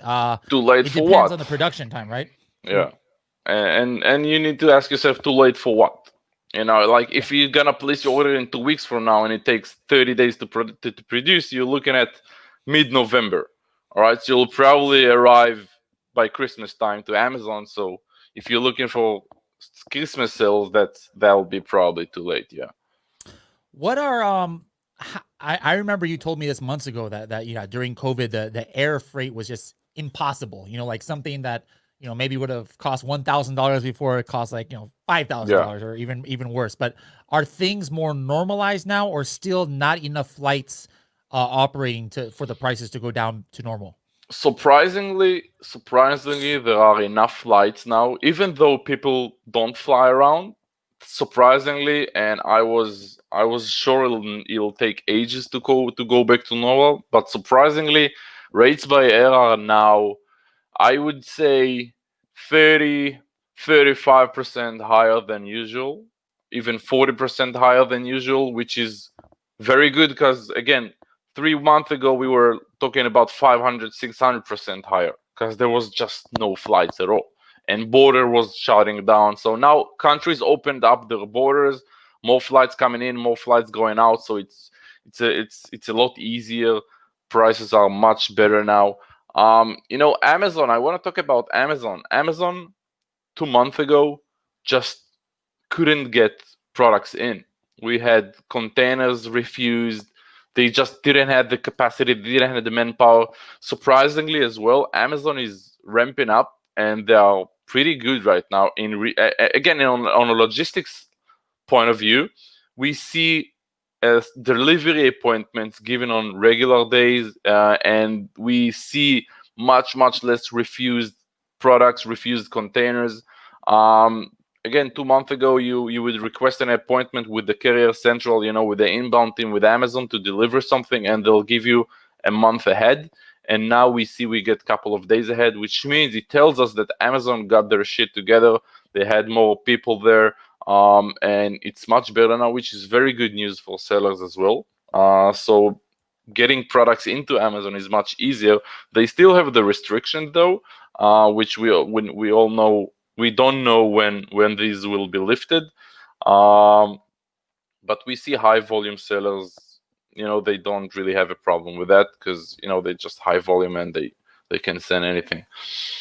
We got a couple questions here. I still have more questions. This is a very, very good topic here. That's very crucial here. We got one from Monica here. What types of quotes are most cost effective? I've heard EXE, DDP. She must have meant something else there for the last one. Are the best options? Yeah, all right. So basically, you're talking about Incoterms, EXW, not EXE. It's EXW, XWorks, DDP. Incoterms are basically, it's not a type of quote, all right? Incoterms, people really have a misconception about Incoterms. Incoterms is an agreement between the seller and the buyer. The seller is your factory, the buyer is you, the importer. Right? When you buy goods from your seller, from your factory under EXW terms, it means that your supplier is only liable for manufacturing the products, putting it in his yard, and that's it. He's finished. Now it's your role to tell your freight forwarder, hey, I bought goods under EXW, and the freight forwarder will know that he needs to quote you for a pickup, for custom clearance in China, and all the way up to your delivery address. All right? When you buy goods under DDP terms, DDP means delivery duty paid. When you buy goods, when you buy something in China or no matter where under DDP, it means that you have bought and you have paid for the goods and you have paid for the supplier to ship it out, including paying the duties on your behalf. All right. So DDP means that you paid for production and shipping to your supplier. Your supplier is liable to transport your products. All right. So when you go to a freight forwarder and you ask for a DDP, it's actually not true because DDP, any Incoterms, FOB, EXW, DDP is between seller and buyer. It never involves the freight forwarder. The freight forwarder, when you give him an Incoterm, he'll know what he needs to price you on. For example, FOB, free on board, means that the seller, the supplier, has manufactured your products and he's liable to bring the product from his warehouse to the port, including paying for the custom clearance and everything in China. And when you go to your freight forwarder and tell him, hey, I bought this and that under FOB, the freight forwarder knows that he only needs to quote you from the port in China up to delivery and not from picking up from supplier. All right. So, and a lot of people asking, what would be the best way to buy from supplier? And I would say get both prices. Get an XWorks price and get an FOB price and get a DDP price. If you work numbers, you can find the actual, all right, how much. If you get an XWorks price and FOB price, you can see the delta. You can see how much your supplier quoted for the local charges. If you get an XWorks price from supplier and a DDP price from supplier, you can see, all right, that's the product cost, that's the XWorks cost, and remove that from the other quoted you got from supplier, the DDP quote, and you'll see actually how much the supplier has quoted for the shipping. All right, I know it might be confusing. I hope you understood it. It's very interesting, and you can do a lot of reverse engineering by getting different quotes on different Incoterms from suppliers, and you can actually compare it with other service provider. I know it's a bit complicated. Hope you got the point. Okay, excellent. We got one question here. What's the typical per kilogram price for, I mean, I know this is varies obviously, but if you can just help them out a little bit here. All right, I'm gonna complex things again here. Also, ocean freight doesn't go by the kilo; it goes by the volume, by the CBM, by cubic meter. We see a lot of quotes out there that freight forwarders, mainly in China, quote for people by the kg for ocean freight. That's because they understood. A lot of freight forwarders understood that, Amazon sellers in particular, they don't really have an understanding of shipping, so they try to simplify things for them and price it by the kilo. When you pay by the kilo, you're actually paying a bit more, because one CBM could cost like $50, but if you pay by the kilo, they will translate it into a volumetric weight, like an air shipment. So you'll pay for one CBM, you'll pay for 170 kilo for one CBM, for 1 cubic meter. All right. The typical price, I'll still answer your question. The typical price with local freight forwarders, if you translate it to by the kilo, would be between $1 to $3. Again, it depends if you have 200 kilo, if you have 5,000 kilo. If you have 5,000 kilo, you'll probably pay 20 cents a kilo, or 30 cents a kilo, or 10 cents a kilo. Again, it depends what's the weight and what's the volume. If you're shipping metal spoons or if you're shipping feather pillows, if you're shipping dense products, or if you're shipping, bulky volumetric products that doesn't weigh a lot. All right, so it really depends on your product type. It really depends on how many units you've ordered. And the rule of thumb would be the bigger your order is, the lower the price per kilo should be. All right, the bigger it is, the lower the rate you should pay. All right, excellent. Let's keep it going here. We've got some more questions here. This is from Michael. How can I mean, you talk a little bit about this, but how can I determine duty paid in EU countries? Because when the freight forwarders quoted me in DDP, don't I need to know duty paid figure end of year tax? Why are most of the forwarders hiding the cost in DDP? All right, that's a very good question that is combined with different questions. All right, Europe has a VAT to pay. All right, you don't want to go DDP for Europe. All right, if you're European, if you're Europe-based, you probably have your EORI number and your VAT number, which means you have to go under DDU and not DDP. Again, DDP means that you have bought goods from supplier, and the supplier will hire some local freight forwarder, and he'll pay the duties on your behalf, and he'll do everything. What happens in China is that they don't pay the duty on your name. They don't pay the duty on your behalf. Sometimes they don't even pay the duty at all. There are a lot of gray areas and black hat tactics in freight forwarding industry as well. A lot of these guys will not pay duties at all, and it won't be under your name. It won't be nothing. You won't be able to claim it. So when you ship from China, when you ship to any European country, you should go for DDU. When the shipment arrives, the freight forwarder will contact you. He'll get your VAT. He'll get your EORI number. And he'll clear the goods under your name. You'll have an entry summary, and then you can get it back from the government. Right? You're paying VAT. You get it back from the government. When you pay DDP and you are not the importer, which means the shipping is not under your name, you are actually paying the VAT and the duty to the freight forwarder, but you are not able to claim it back. All right. So for Europe, don't buy DDP, just buy DDU. If you have to work with your freight forwarders, if you have to work with your suppliers' freight forwarders, go for DDU. It'll be much better for you to work independently with a freight forwarder.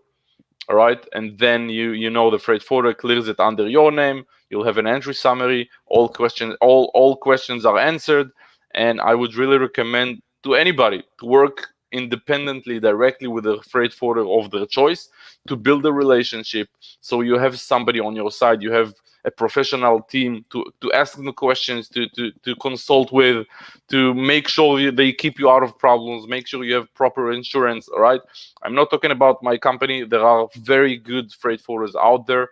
Just find one that you are comfortable with.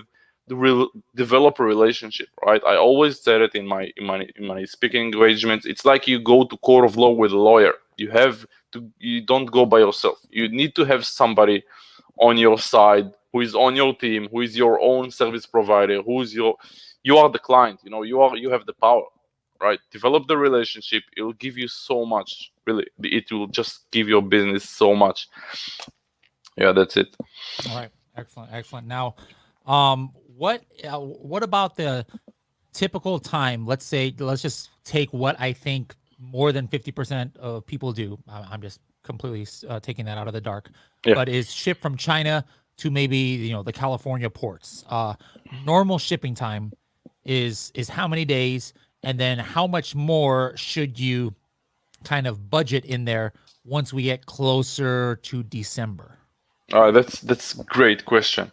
All right, so basically, shipping times are broken down into door-to-door shipping time and port-to-port shipping time. A lot of the times, when you get a quote on when you ask a freight forwarder what's the shipping time, a lot of time you'll get an answer of a port-to-port.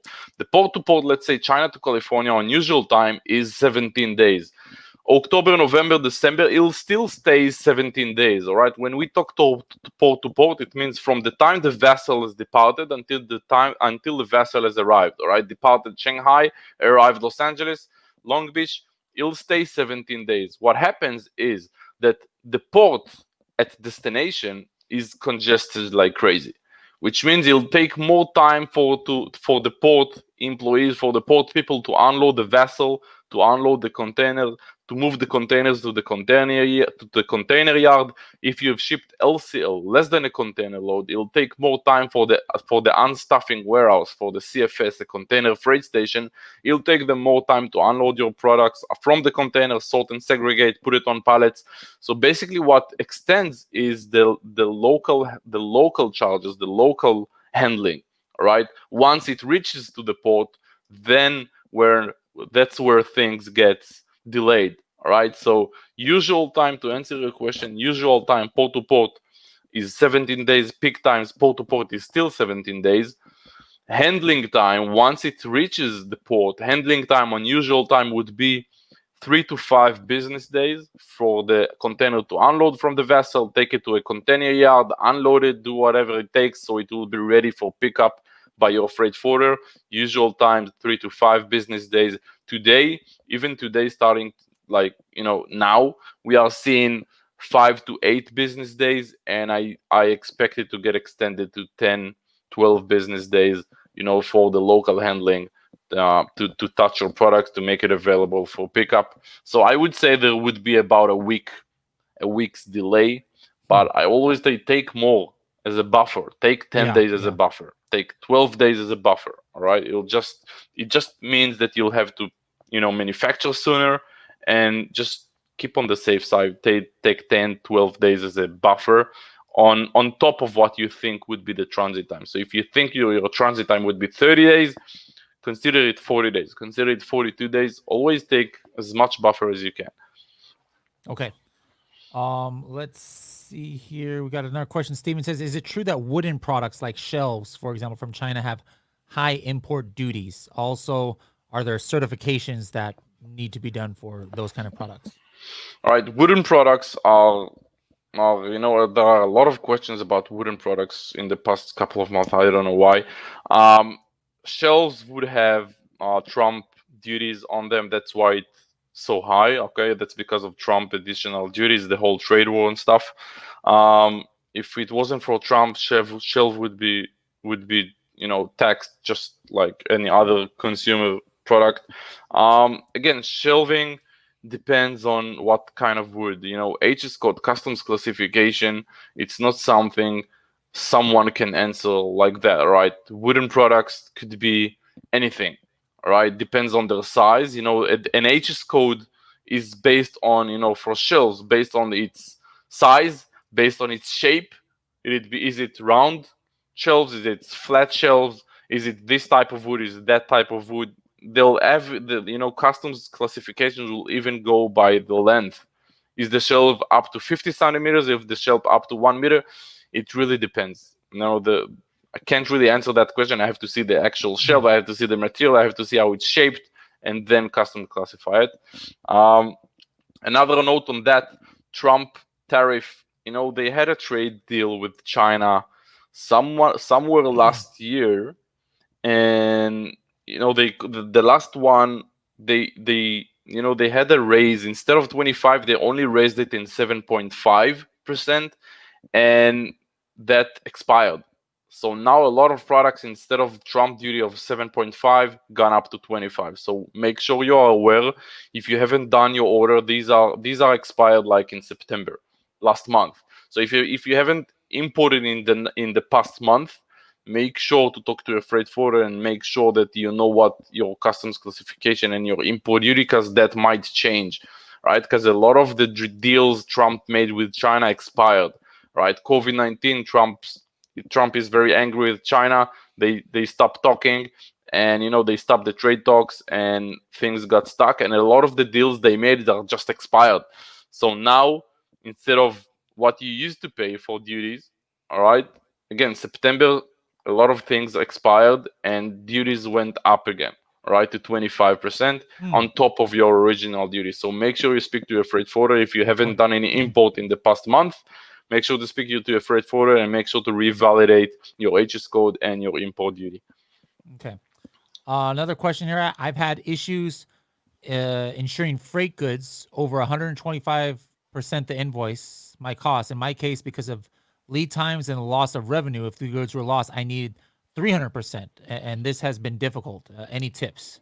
So insuring, That's a very good question. First of all, I want everybody to know I've seen freight forwarders quotes crazy amounts for insurance. Insurance shouldn't cost more than 0.3, 0.4%. Right? So it's less than 0.5%. Maximum 0.4% from the goods value. All right? On insurance, it's common and it's recommended that you insure the value of the goods and the value of shipping, what we call CIF. All right, CIF terms. So let's say you bought goods for $100,000 and shipping cost you $10,000, you would insure $110,000. All right, you would pay 0.3, even less on those sums from the insured sum.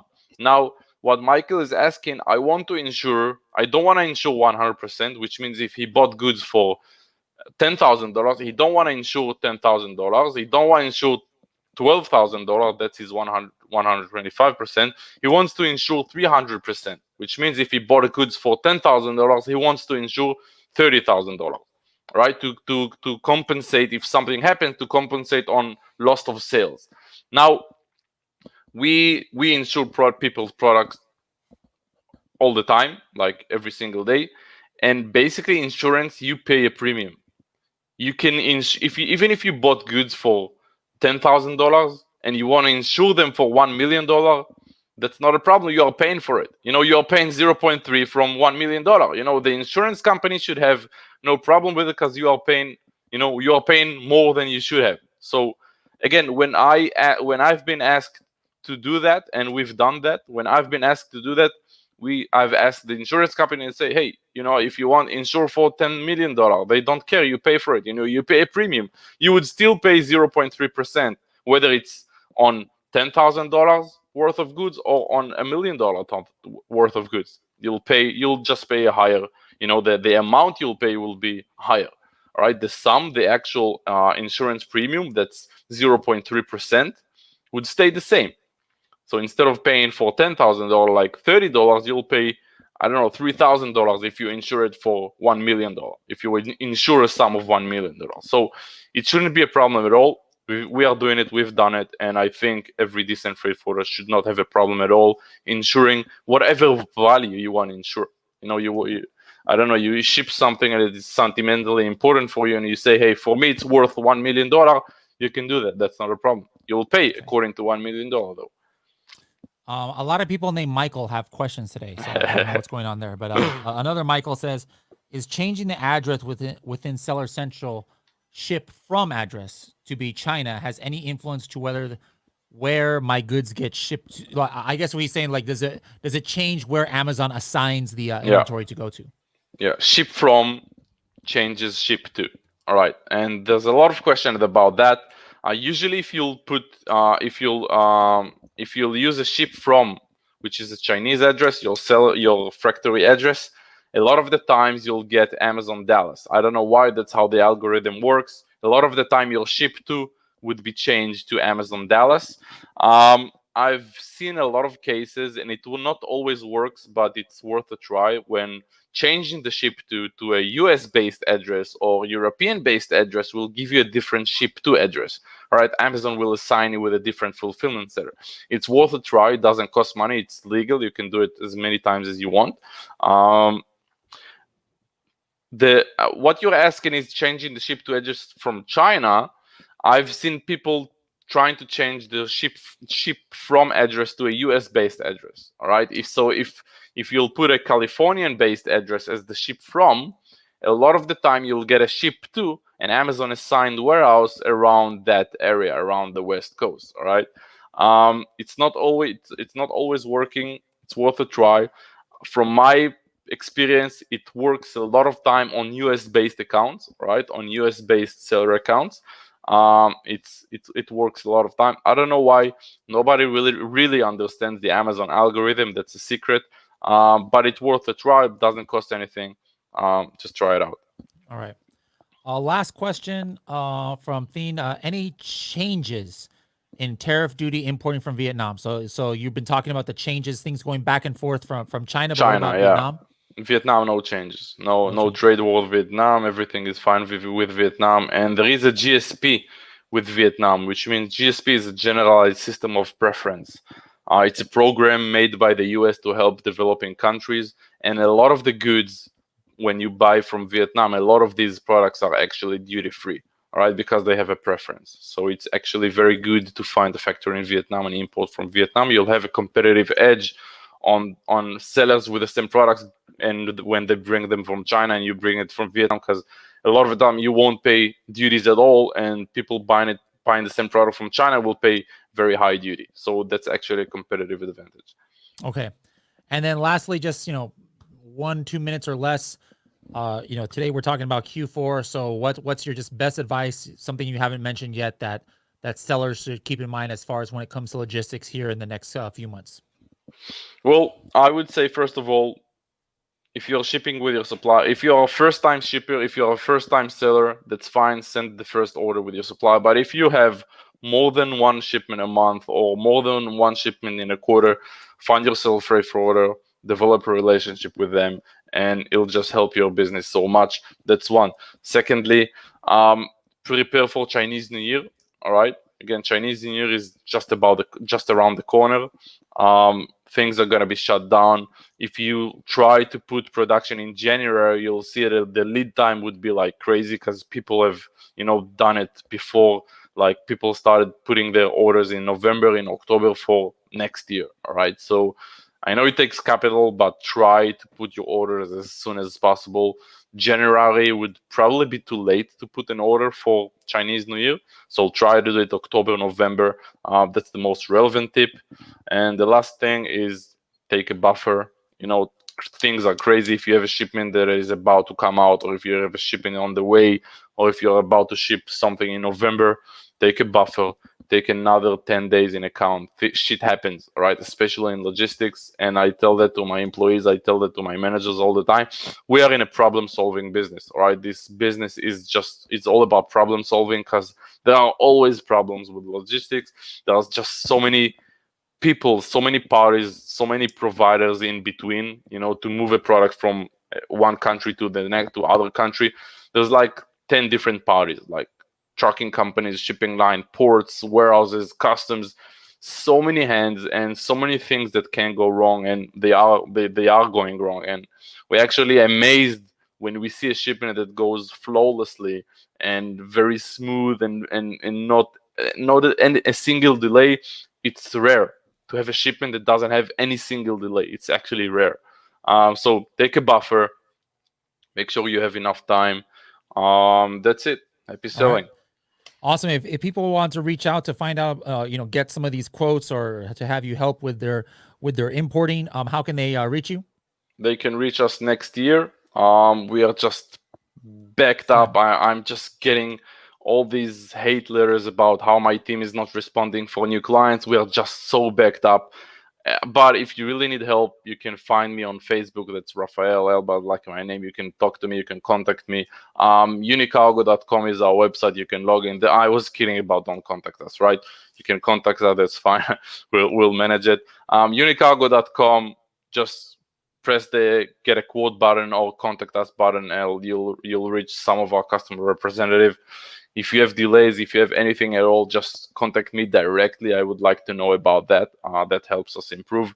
I'm currently, at least until next year, I rolled my sleeve up. I'm working as any employee in our company. Just I'm like talking like an Amazon seller who's exactly. Just like, hey, I'm going to do it myself. Yeah. All right. I love I'm it. All right, all well, in. Rafael, thank you so much for coming on here and giving us a lot of guidance on Q4 shipping.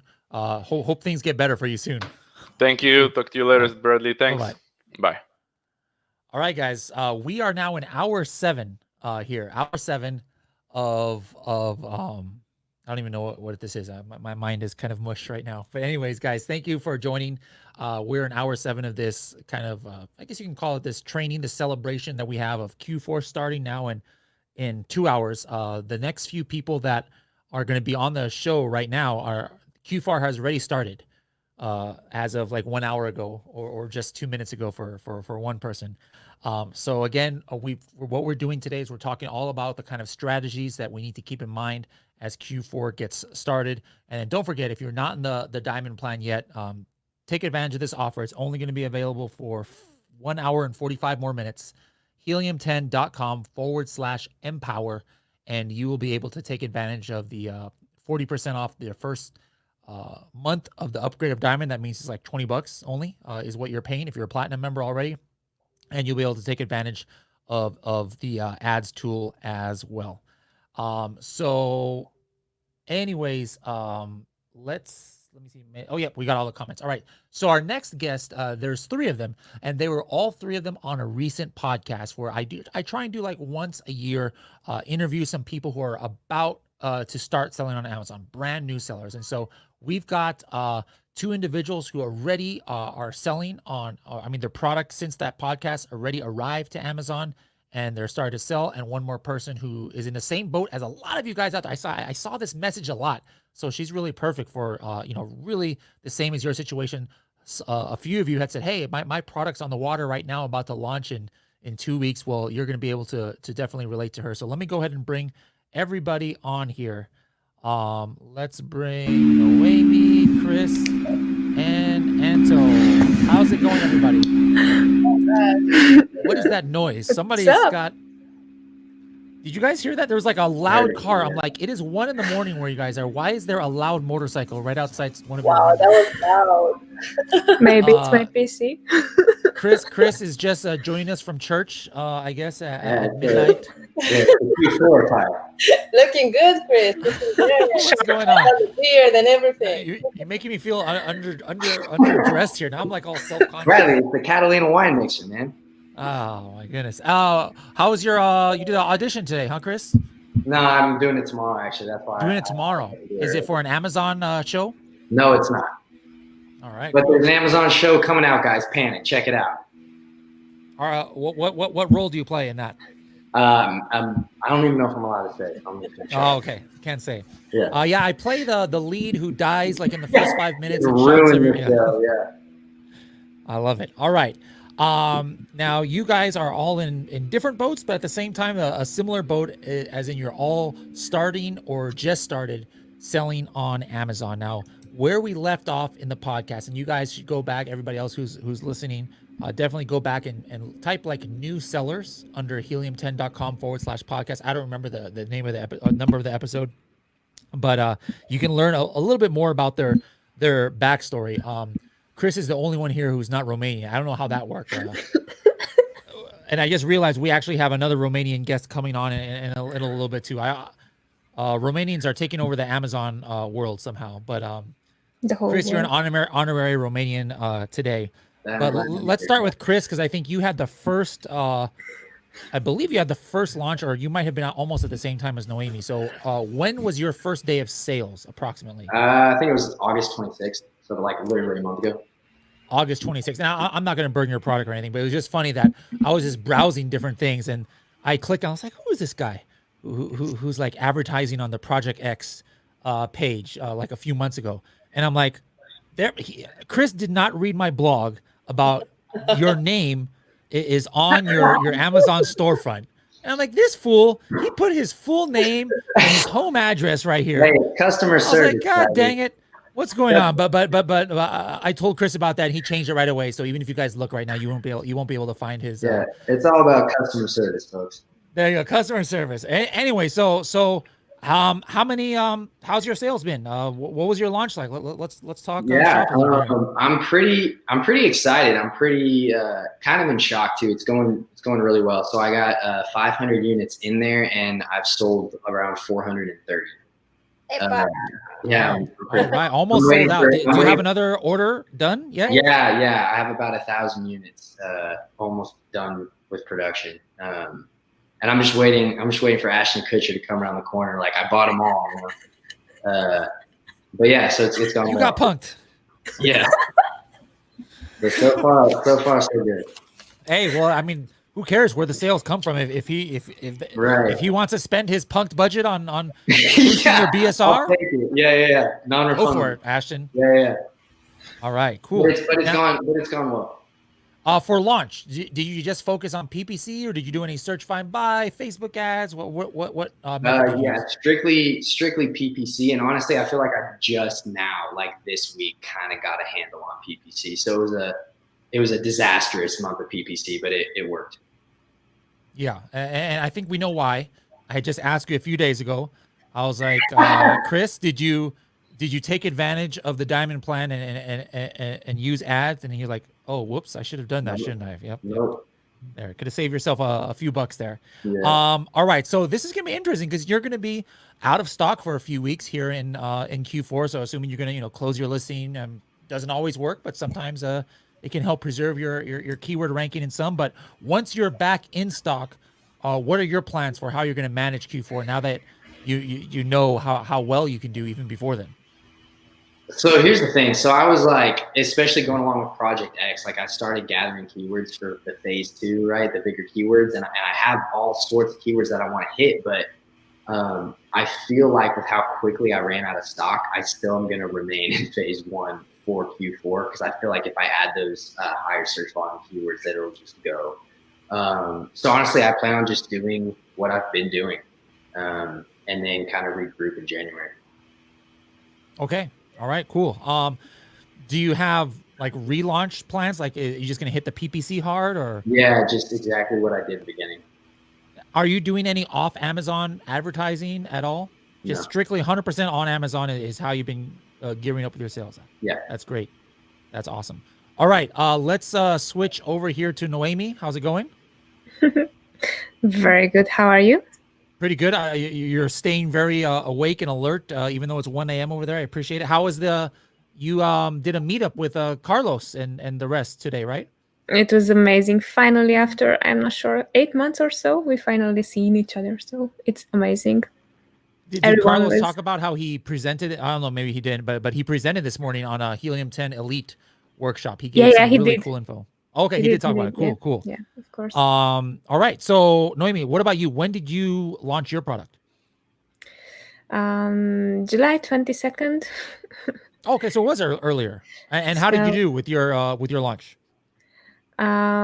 Pretty good. And at this point, it's like we did so good that now we are being bombarded by Chinese suppliers, I guess. So, and bots and all that stuff. So what do you mean by like competitors or? Yes.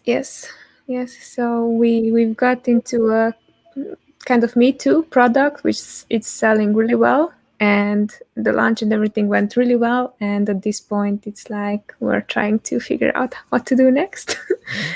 But so did you run out of stock, or were you able to order in time to get more? We were able to order in time, and still now there are coming units, and also we're preparing for Q4. So everything is prepared at this point. It's just like learning how to play the game better for us. Now your launch, unlike Chris, like you utilized social media because you had built up a social media audience. So did you use that audience with your launch, and is that why you were successful, or you also just used Amazon for launching? I have good connections. Let's put it that way. Check her out. It's very cryptic. It should be cryptic. Yeah. So Anto's doing like there's some Romanian connection here going on, Chris. I'm lost. I don't know what's going on. I had big connections. Nothing to do with Romanians. No, so Chris, you're welcome. Okay. What? Invite Chris in our group. Okay. Yeah. So no, we also use the influencers that I was mentioning.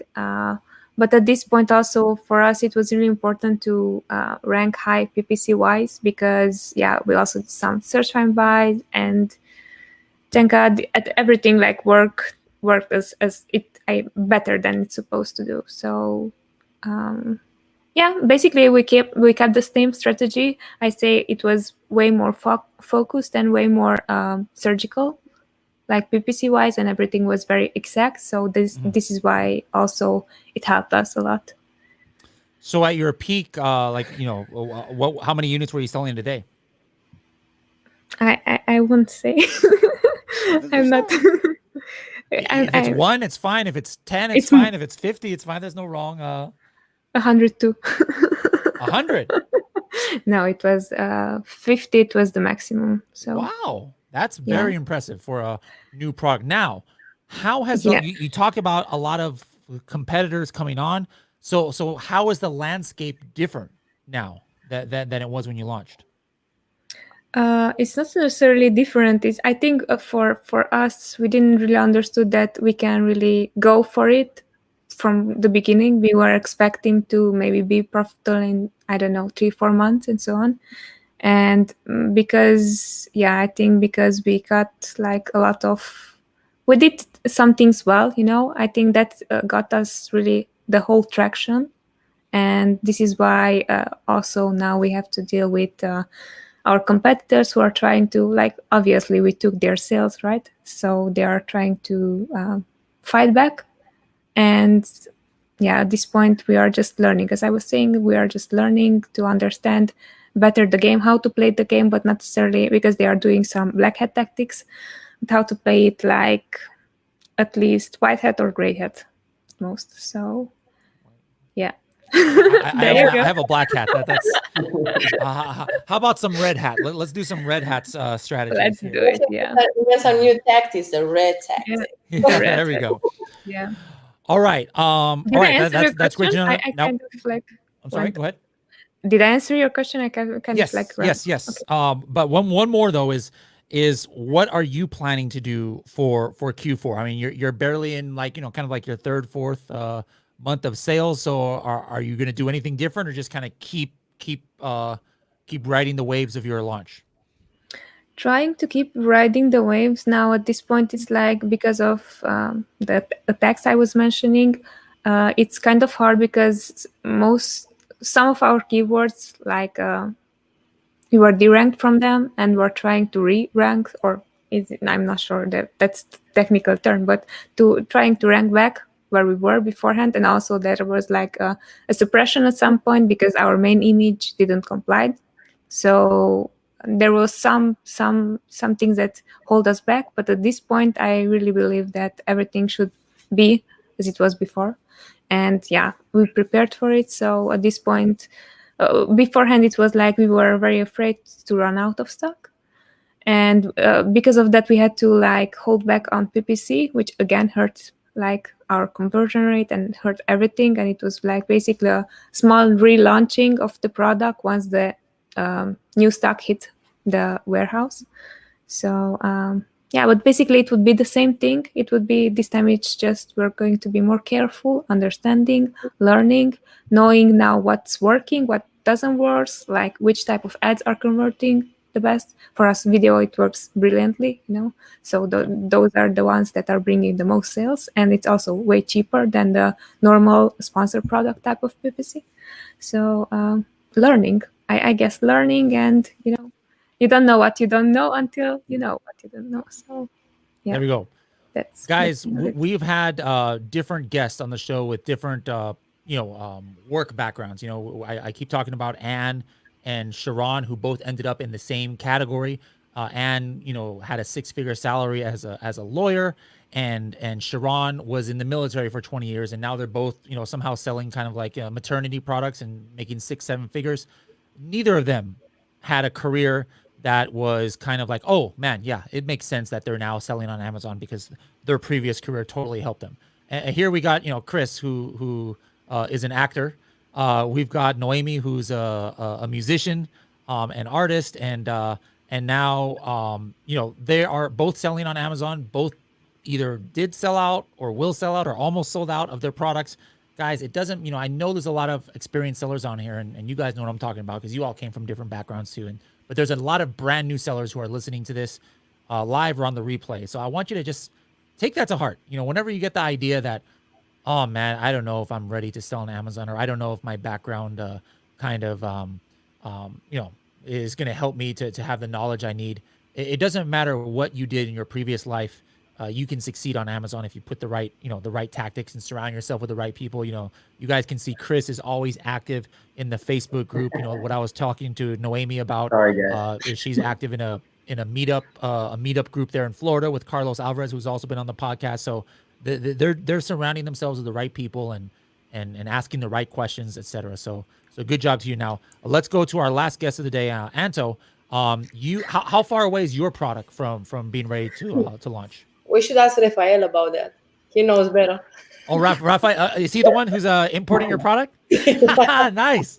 I'm like, hey, there he is. Yeah. You should have told me. I would have brought you on and say, hey, Rafael, where's my stinking product, where's man? my stuff? No, I'm joking. They are absolutely great. Like their work ethics, the way they talk to people, amazing. Very happy about their services. So how far, do you know how far away is your product?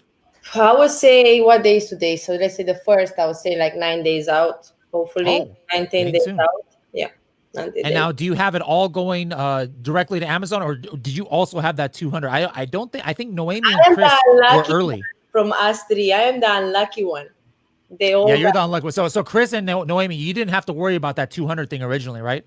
No, but we also had the limit first, so it's. Oh, you did have a little bit of it. Okay. Yeah. Okay. All right. So you got 200 coming directly to Amazon. So this is gonna be interesting. All right, we've got somebody who everybody's asking, like, oh man, maybe should I launch during, Q4? Absolutely. You're about to do that. You're about to do your launch right in the middle of, or not in the middle, at the beginning of Q4. How has, I know your timeline was delayed, and we'll talk a little bit about those delays because these are things that can happen to any Amazon seller. Yeah. It's reality. You can't just snap your fingers and woo, like Star Trek, my product appears right in front of me. So, but how has the landscape changed at all? For Noemi, now all of a sudden there's lots of suppliers. Have you seen like an influx of more people coming into your niche, or is it more or less the same total amount of competitors, or what have you seen in your niche, Anto? So I see a lot of new sellers, a lot of new people selling my product. But the problem is that I shut down a lot of my competition for a short while because I had to upload an SDS because my product is a dangerous good. And once I uploaded that SDS, that little bot went around to people and it shut it down. And boom, overnight I had like out of 10, 15, 20 people selling, I had only 3 or 4 left with those products. So it didn't affect just you, it affected the people also who were already selling. They were lying because nobody said that they are selling a dangerous good. So once I upload that SDS or MSDS, like that little bot went around, boom, this person, boom, they vanished. And then slowly they started. Can you do that sound effect again? Boom.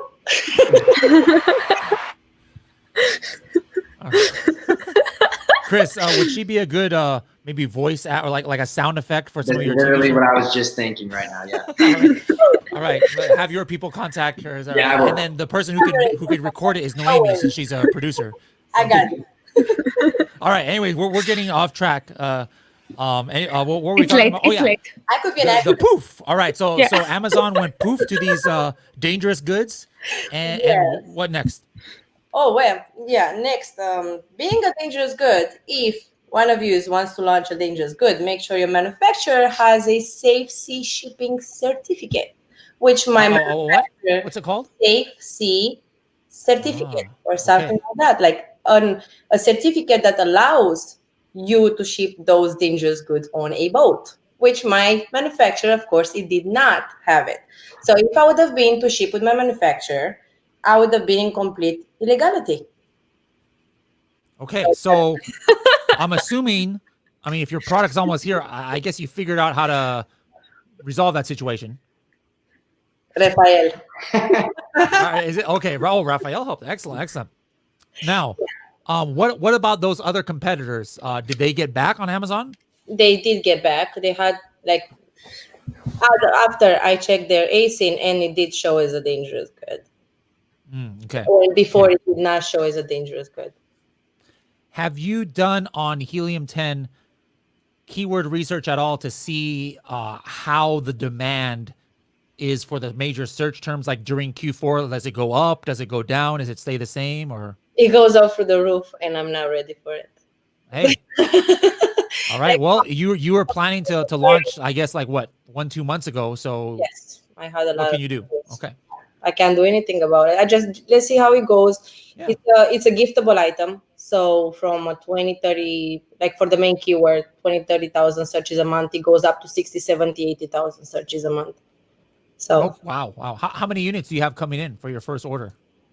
700. 700. All right. Well, hey, are you talking to your supplier already, like about reordering, or you want to wait to make sure that everything is good to go first? I had a debate. Noemi knows. I had a debate. Should I just order and just trust my supplier, or I should not order, run out of stock? And hold on, Chris. Could you stop doing the blue steel look right there? The Zoolander. You're either really tired or you're just really trying to like pad your resume. You've been doing blue steel for a while now, like giving Ben Stiller. It's just my face, Bradley. I'm sorry. I mean, you got the tie already, and then you got the messy hair. Come on. I'm here like with bags under my eyes. All right. Thanks a lot, Chris. That's what I get for having an American on here. I should have just gone all Romanian here. Anyways, Anto, so what won in the debate? You're gonna wait, or it was ordering more and trust my supplier, or wait to run out of stock and just revive whatever the keywords, re-ranking, pretty much relaunching without the honeymoon. So I'll let you know how that goes. Excellent. So it sounds like hopefully all three of you will be in stock at some point or another here in Q4, and I mean, I don't know, all of your products, but I'm assuming it's not in the same category, so nobody's going to be fighting each other here. But you'll be fighting other people as well, and that's the main thing about Q4 is that things get a little bit more competitive sometimes. But I like to hear that you guys all have a plan to attack it. Now, this is maybe more for Noemi and Chris, since Anto, you don't have a complete grasp of how you're going to perform yet. But now that you've seen what happened with your launch and you kind of know the market a little bit more, what are your goals for 2021? Like, are you already looking for your second product, or you're like, hey, I'm just going to double down on this one and just really get it to a certain place, or what's on your mind? Go on. Naomi. It's fun. Honestly, I'm on a tighter budget, so I'm more thinking about like my next variation, because I know if I start doing product research now and I find a good product and I can't really afford to do it, it's gonna annoy me so much. So I'm just kind of focused on my parent, and then maybe like one or two. Well, maybe if you wouldn't have spent so much on your attire, your fancy suits and stuff. Yeah, no, for sure. I'm regretting it now. And the haircut. The haircut, yes. Well, I'm saving on the haircut. But yeah, so I'm just focusing on the color variations right now, and then new products once I get all that handled. We have some fans of our show. Like, people are making fun of our silliness. Rosie says, love the party. Abigail says, you guys are making me laugh a lot. I just woke up. I mean, imagine Abigail. She's just like waking up and she turns on Facebook and there's like we got Blue Steel here, and Noemi and Anto are making like secret Romanian signals to each other with their inside jokes that we don't know nothing about. I will learn that. This is crazy. All right, cool. What's the until now? You know, you've only been in the game for a little bit. Chris, what's your biggest takeaway from your Amazon journey so far? I was kind of listening to who was on before, and I liked what he said about it's a problem-solving business.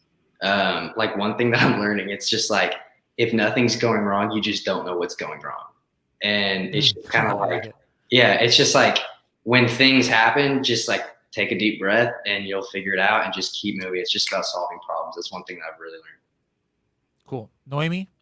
Yeah, same here. Like you think that you know something and you're so sure of it, and until it's proven that you know nothing or very little about it, you know.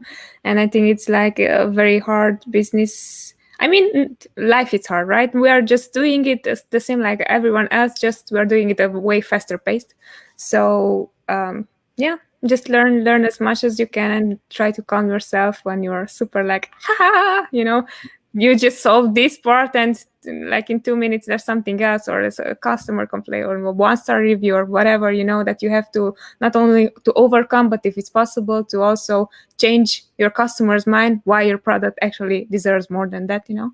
So and because you were also asking about units and variation and so on, what the plan is for now. For us it would be like first off, to manage to have everything settled, like units in inventory and everything, and to go through until January, you know, because afterwards it will be like that's actually when the product will show if it's really like worth it, and the Q4 it's working well, and that can also bring cash flow. So in case that we want to extend, that would be a great opportunity because you already have the money for it.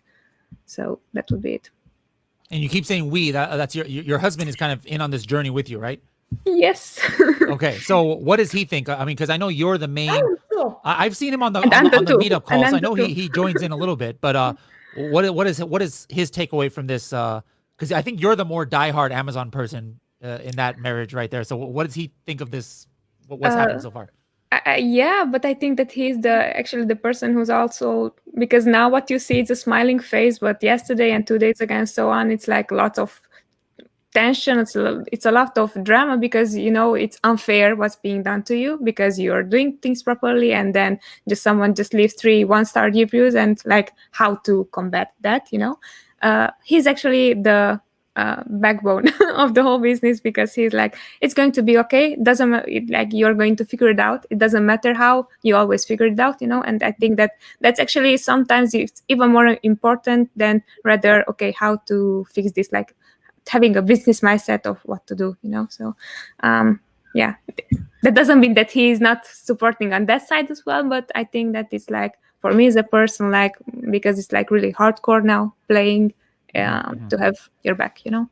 So I want to see all your guys Amazon photography. I think it's going to be off center because you guys do not know how to be center. Like I see one person over here, and then we got one like, can you please stay in the middle of the camera? I'm like, where are you guys at over here? So hopefully your Amazon photography is a little bit better than that. It's good. All right. No, I shouldn't be. Let me put Anto on the spotlight right here. There we go. Anto, if you had a time machine, could do something different. Oh God. Other than the fact, like, hey, you know, obviously, you know, I should have done the research on, you know, what you just mentioned on the. I needed to have the MSDS or whatever it's called. I knew about that. You knew about that. About that, yeah, I was ready for that. Okay, then, but your factory failed you on that one. Big All right. time. So other than that, what maybe would you have done differently, if anything, in your journey so far? Nothing. Absolutely. I wouldn't have done anything different because if I had done something different, I wouldn't have learned what I've learned. Most of people love to be comfortable. And I got advices from so many people. Don't go with this product. It's a hard product, blah, blah. I'm like, that's why I'm going to go with it. That's why I'm going to go, because at the end of the day, I'm learning what most of the people are learning and some. So that's why I'm a little bit of a kamikaze. I just go. I like it. All right, Chris, any last words of wisdom for us here? I've never been known for words of wisdom, Bradley. So keep at it, guys. Fashion advice. I mean, yeah. No, that's it. Yeah, no, I got nothing. Oh God. Cool. Hey guys, nobody's gonna give you a hard time. I mean, I do have most of something y'all to say. here. I do have something to say, actually. Okay, go ahead. I'm on the Facebook group quite a bit, and for all you that see my posts and roll your eyes because I post like 15 times a day, I'm sorry and thank you for putting up with me. Hey, and I wish if more of you out there had that kind of attitude and not be like embarrassed about what you don't know. That's what the Facebook group, guys. I know sometimes you get it's all these people who want to just like look what I did kind of thing and look at my numbers and this is my motivational post, but really I'm hoping that you slide into my DMs because I'm a guru and I want to coach. I mean, like we all can see through these things, but be like Chris, guys. If you don't know something, don't be embarrassed about it. Ask somebody. Ain't nobody gonna like give you a hard time because now if you go into the FBA High Rollers group and you say, what does FBA mean? Okay, well maybe you might not. You should probably take a few steps before you get into that Facebook group. But if you have a question to ask, I think one of your recent ones was, what do I do like when everybody has copied my picture on Alibaba? When every supplier steals my listing. Yeah. So it's, hey guys, things like that happen. Ask questions. So yeah, anyway, no, go ahead. No, I will say like, yeah, definitely ask questions. Like if the difference between you being successful and not successful is like annoying some uptight people, like just act like you're not. Let it rip.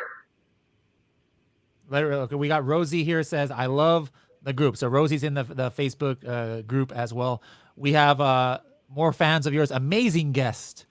Wishing you all the best in your journey. All right, Noemi, any last words of wisdom for us here? Yes, we do pay those two people. Facebook user one is Facebook. Yeah, Facebook user one and Facebook user two. It's actually Noemi's husband, Chris's girlfriend. No.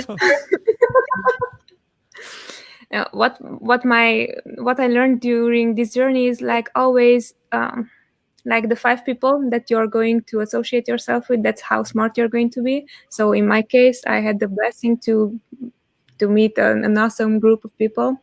And I believe that if you want to be successful or whatever that you're doing in your life, always be around the people that are way smarter than you are, because that way they were going to put you on the spot to be way smarter than you can be. So that would be my advice.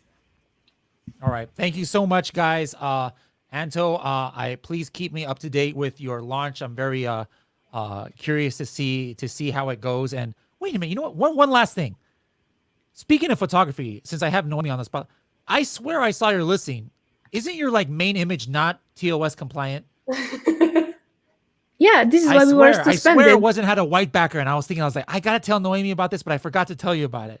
This is why we were suspended, but it's funny that also our competitors. I didn't realize you were suspended. Yeah. So 5 of our competitors, they have very similar to ours. They don't have like a main background, and they weren't suspended. So it's like something there. All right.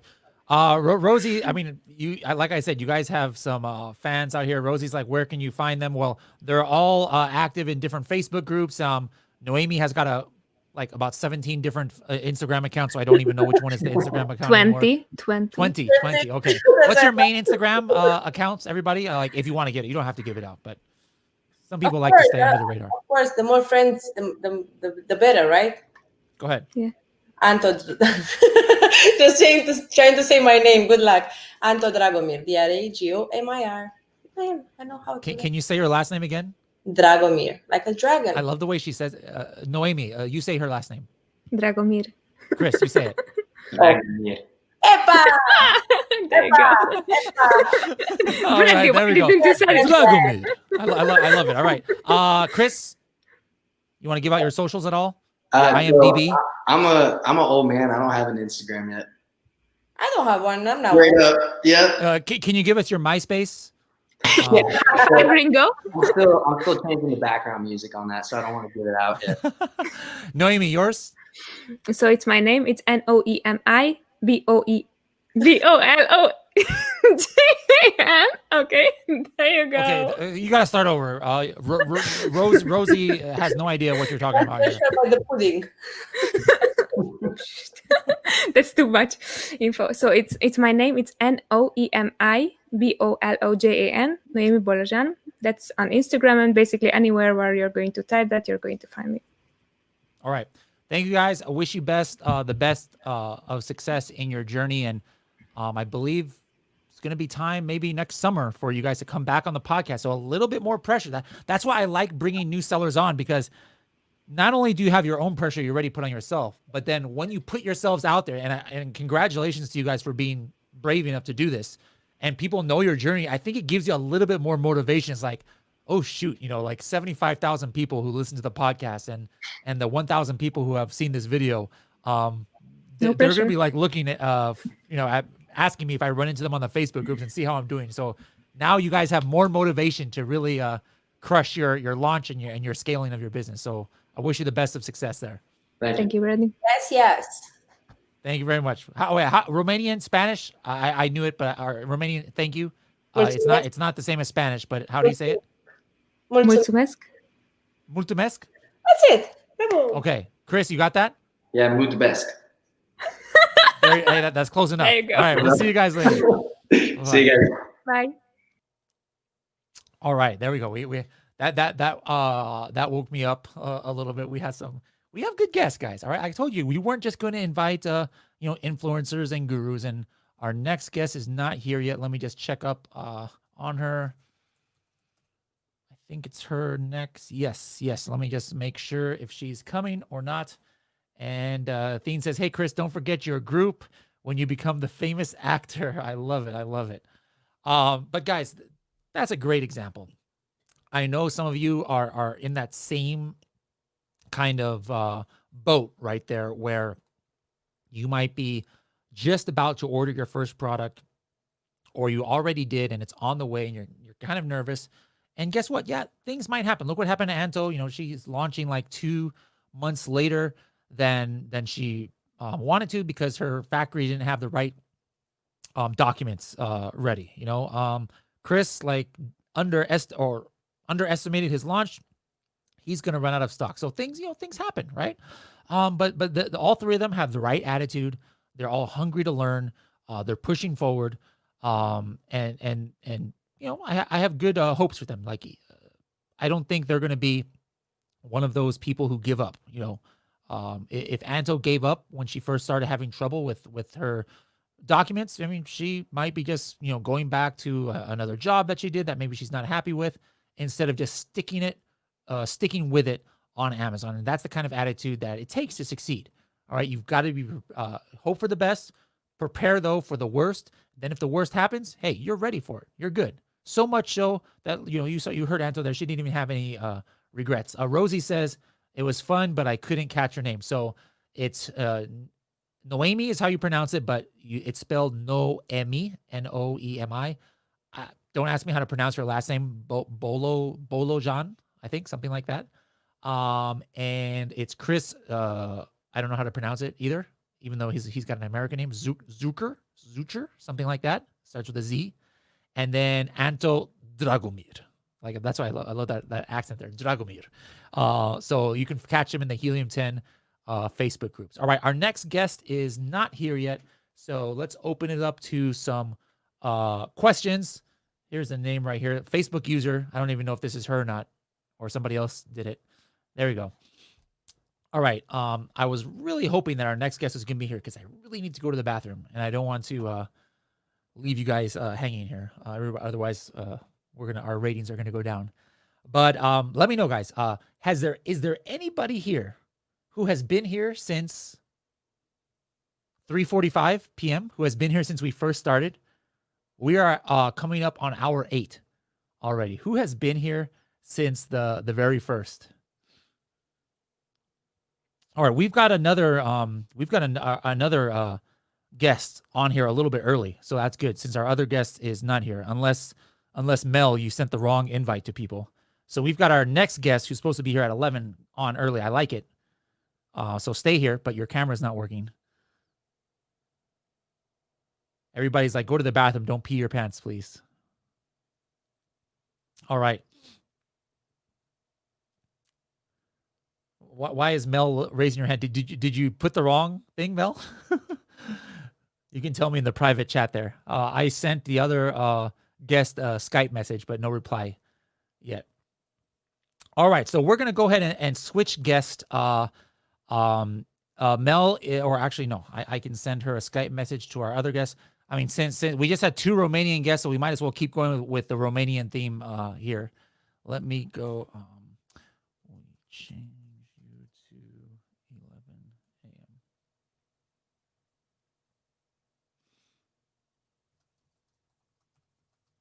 Okay. All right. So we are going to invite our other guest right now. Here we go. And we've got Alina in the house. How is it going? Good morning. Susan, good morning. Yeah, that's right. What time is it over there? It's 8:42 a.m. 8:42 a.m. All right. And we're already in Q4 because it's October 1st over here. It's Q4 over there. We've got an hour left before Q4 over here. So welcome to the show. Thank you. You have a company that helps with launches, AZ Rank, and you helped out with different projects that we've done, but you have a lot of experience with launches, and you had said you wanted to come on here to talk a little bit about Q4. So you sell on Amazon yourself. You help Amazon sellers, with search, find, buy campaigns, running those and things. What are some of what are our clients now, and maybe even a month ago, like have they started doing some campaigns to push some Christmas keywords, or do you find that they wait a little bit more before trying to push the ranking for keywords? It goes both ways. There are some that have already started preparing, but it's a little bit difficult, more difficult this year because of the restrictions with the inventory. So maybe we've had some situations where they wanted to start like in early September to have a longer campaign and start getting things ready for Prime Day and for Black Friday and everything, but not enough inventory. So they're sometimes switching to FBM listing and doing both ways. It's good. People are getting ready. Some of them are waiting, yes, because getting things in place and really prepare very well for this Q4, because like yourself, I think, and everyone is expecting a really good Q4 this year with all the online and the COVID and everything. But like an overall picture, people are getting ready and fighting with the Amazon restrictions right now. That's the main thing I'm seeing everywhere. Like the inventory restrictions you're talking about? Yes. Okay. Yes. Let's talk about you just for a second here. How's your own Amazon business going? Same way. I'm running out of stock from time to time because like Rafael said earlier, shipments are delayed, receiving goods in Amazon are delayed. So you just have to be a little ahead, more ahead than last year maybe. So I'm fighting with the out of stock from here from time to time. I'm just using 3PL for sending goods more than the 200 inventory, 200 units allowed for the rest of the stock, and then you just have to, swim between all the things. So you get your stuff in there and re-rank it, start your PPC again, just ongoing battle every day. I'm having some new products ready to launch in Q4. I'm gonna see how that goes. So you're doing a brand new launch for a new. Did you plan to do it during Q4, or is it delayed, or this was always your plan? No, it wasn't, because I didn't want to launch in Q4. I did it last year, and it wasn't such. It needed a lot of cash, to launch in Q4 more than the So then rest. why are you doing it again? Because it was delayed. Everything was delayed, the production, the shipment, and everything. So it's just what we have to do. I'm going to decide yet if do it or not. Maybe I will wait, but yeah, it's on the way. Okay, that's good. That's good. Now, what? I mean, obviously you'll use your own service to help you know with the launch, but what are you going to have to do differently? You know, you're kind of like, I don't know how much you were hearing. Did you hear the last four guests? Yes. Why are Romanian people so crazy? I don't know. I don't know. You seem to be the calm one of the Romanians. I didn't have enough coffee yet. So. Okay. Oh, it's because it's morning time over there. You're still sleepy. But what was I saying? I forgot what I was saying. Oh yeah, as you heard, you know, someone's about to launch. You know, Anto is about to launch her product. Yeah, I know. So you, what are you going to have to do differently now that you are launching in Q4, as opposed to if you had done it on your original plan to launch in August or July?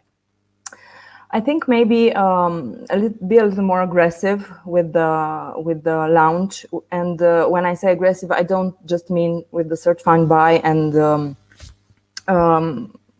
keyword targeting and everything. I also I'm talking about PPC, and PPC seems to be extremely important this year.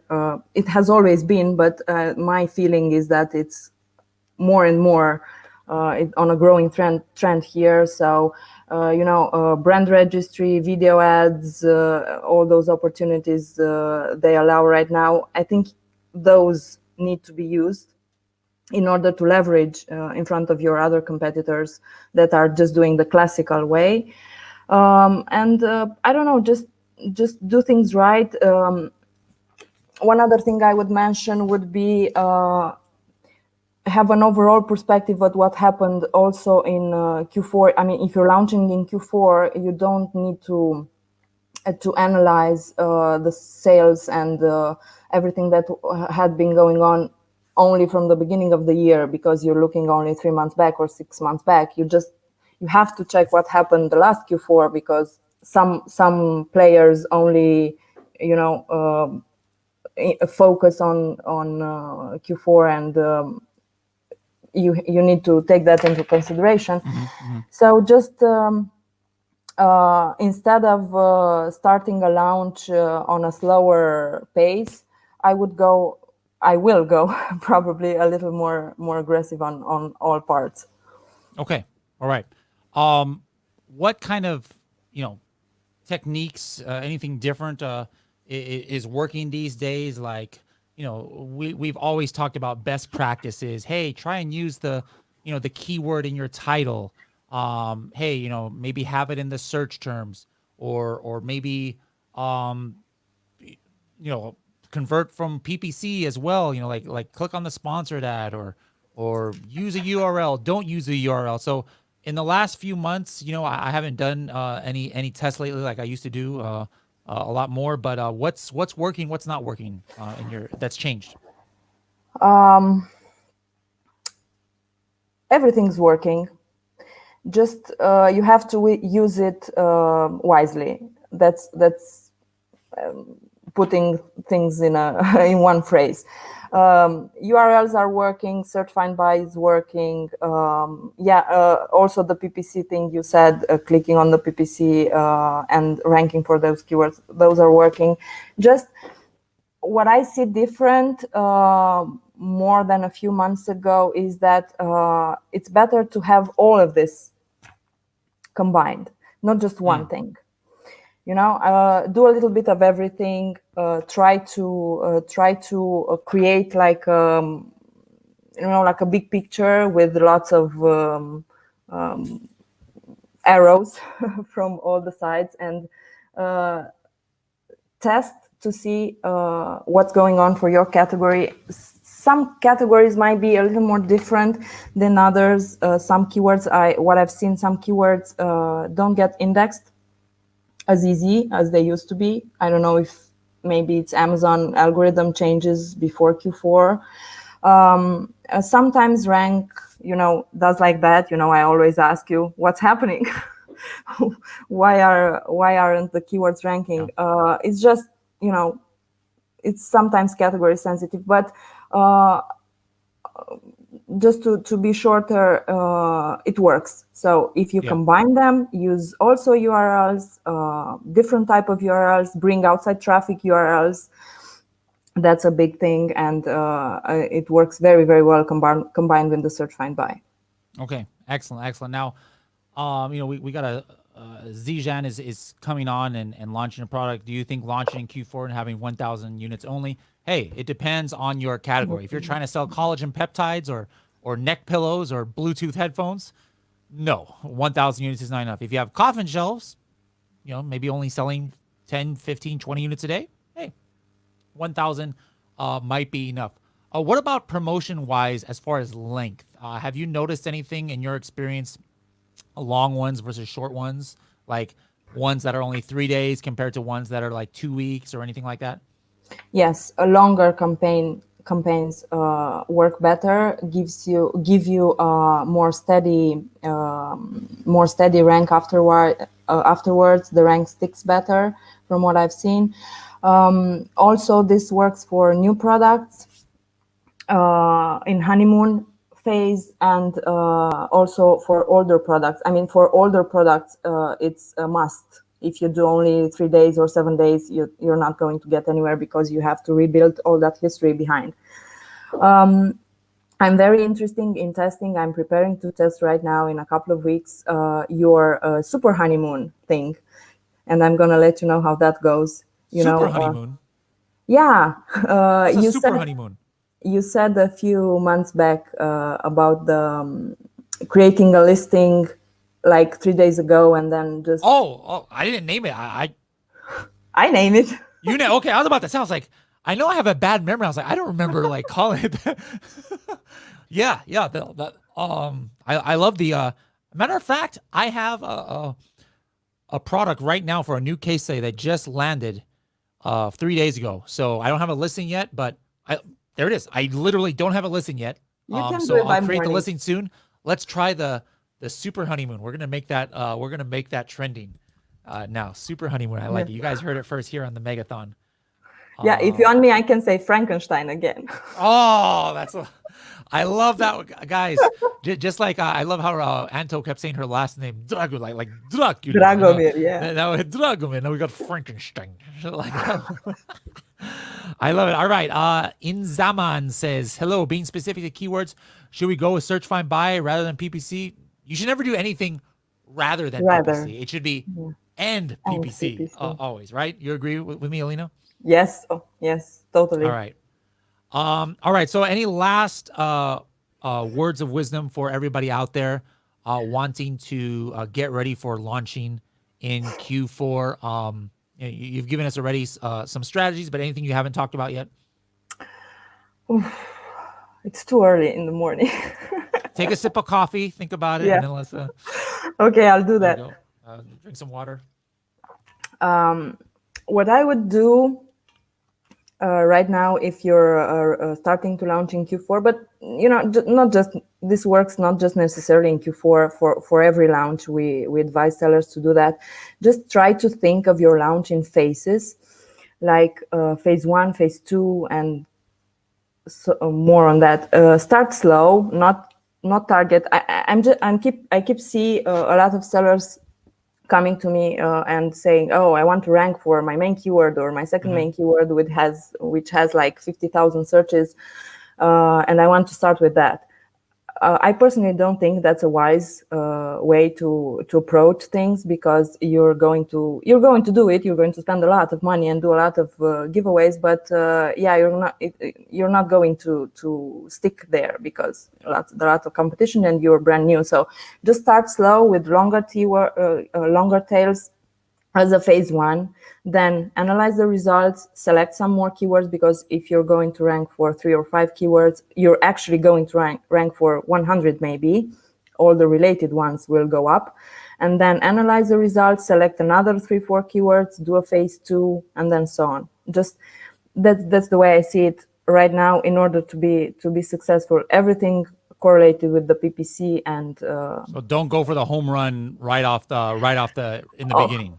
yeah, okay, if you're launching collagen peptides and yeah, you might need to do that because you already have to be very aggressive and spend a lot of budget. But normal, regular sellers who are starting now, even first product, or maybe if they had a product last year, but this year they're launching new ones, I should focus on this strategy, because this year is very different than what has been before from all points of view. Yeah. Ranking included. I mean, we're going into unprecedented times in this Q4. I mean, we've been talking all day about preparing, but I don't think any of us really know exactly what's going to be like. What's going to go down. All right. So if people would like to reach out for you to get help with launching, how can they find you out there? They can find us on the website azrank.com. You have our contact there, also on Instagram on the same thing. And if you want to message me directly, I'm on Facebook and Instagram with Alina Vlaic, Vlaic. Okay. All right, Alina, thank you so much. Hope to see you guys on the online seller cruise. I don't know if you ever got through to Carlos, but for those of you out there who want to forget about 2020 cruise, there's going to be an Amazon seller cruise that Carlos Alvarez from Florida is putting on next year. And I'll be speaking on that cruise. It's kind of like a mini conference / fun kind of cruise. So go to onlinesellercruise.com and get more information. I'm not like an affiliate. Like I don't get any money if you buy it or not, but I am speaking there. And I would love to meet you guys in person in the Bahamas instead of, we've all been locked in our houses for the last few months here. So hope to see you there too, Alina. Thank you. Hope to be there.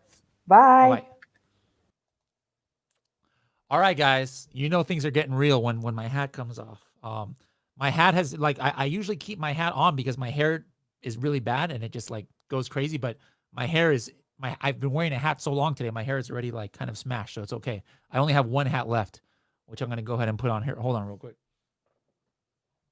All right, the last hat of the day, because we are in the last 30 minutes, guys, the last 40 minutes. So thank you guys who have been watching all along. We've got Kevin King coming up shortly. And we had one other guest who was going to come, but I don't think she's coming. So I might just have to talk about her subject without her. But let me see. I missed some questions here.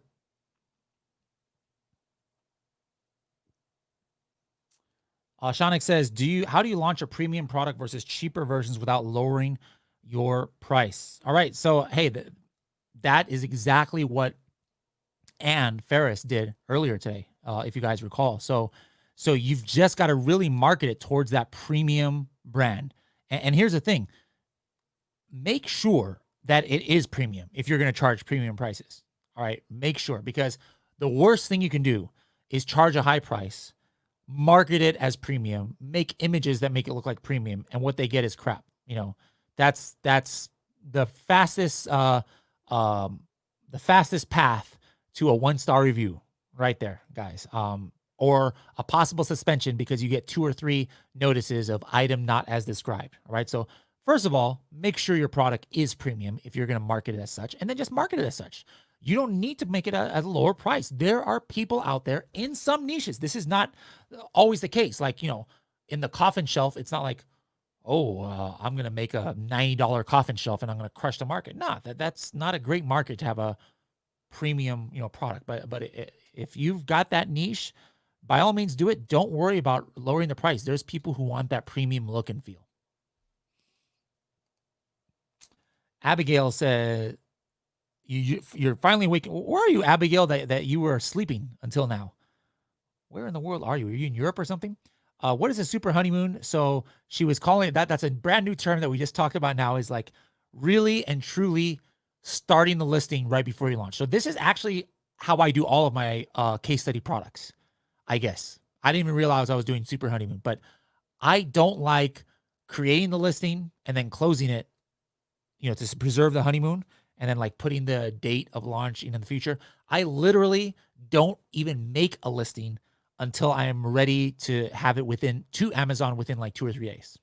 So I guess the super honeymoon, if there is a such thing, which I'm not sure, we're going to test it out, is just doing that, making the listing literally the same day that you ship it right into Amazon. And I'm not saying ship it from China. I'm saying ship it from like California in the US to US.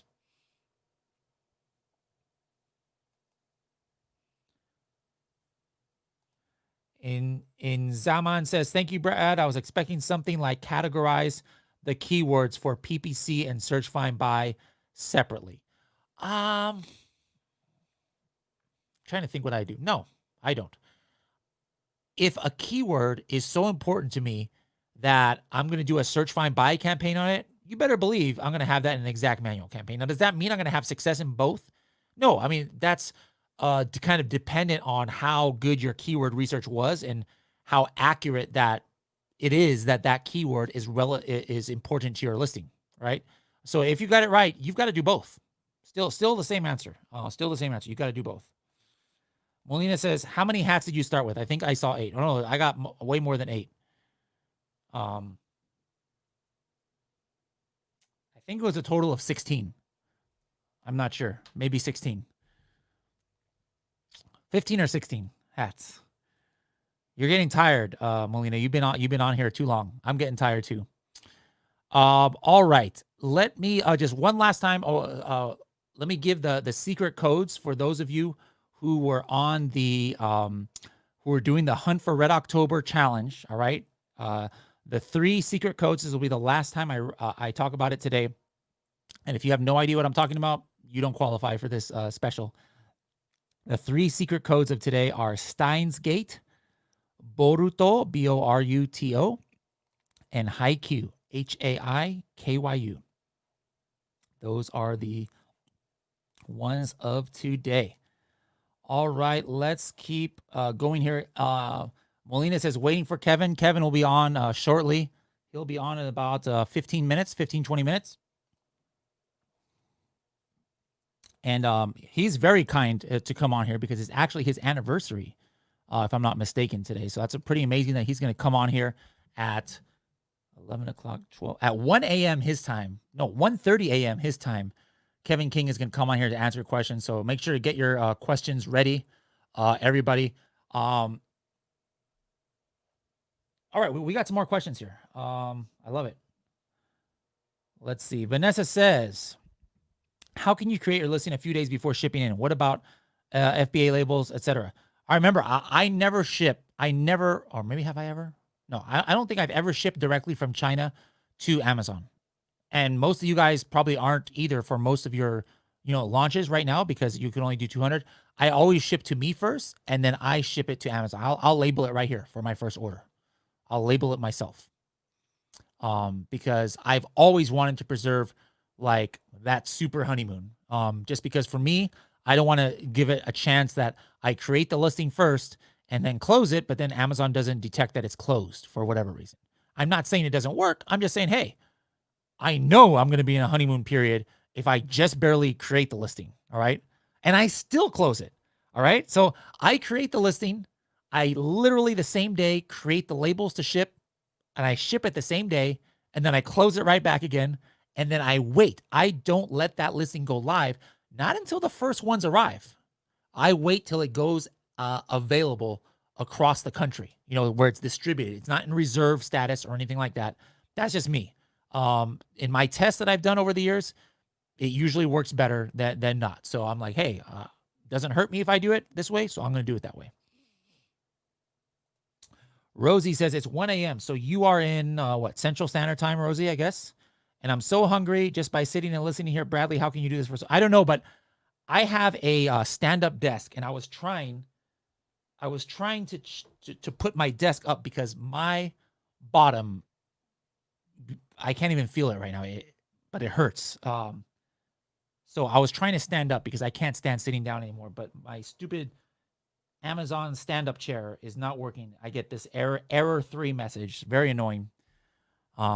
So I don't know what to say, Rosie. I'm hanging on by a thread here. How long are you going to keep going for? We've only got 30 minutes left, 30 to 40 minutes left, because that's all that I can go live. I can only go live for 8 hours at a time on Facebook. So we only have one guest left because our other guests couldn't make it.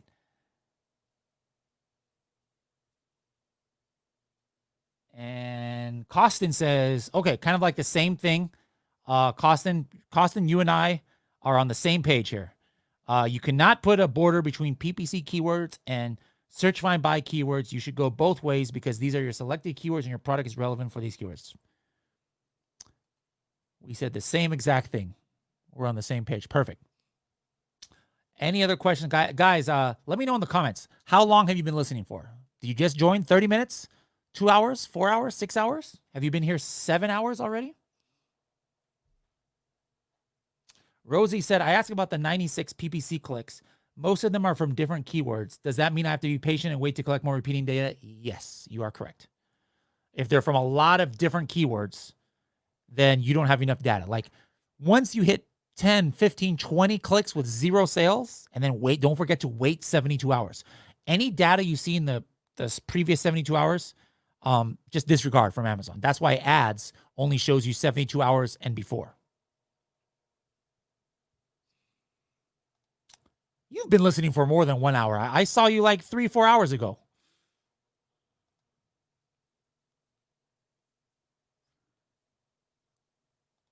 CNA says, you deserve a nice spa massage after this.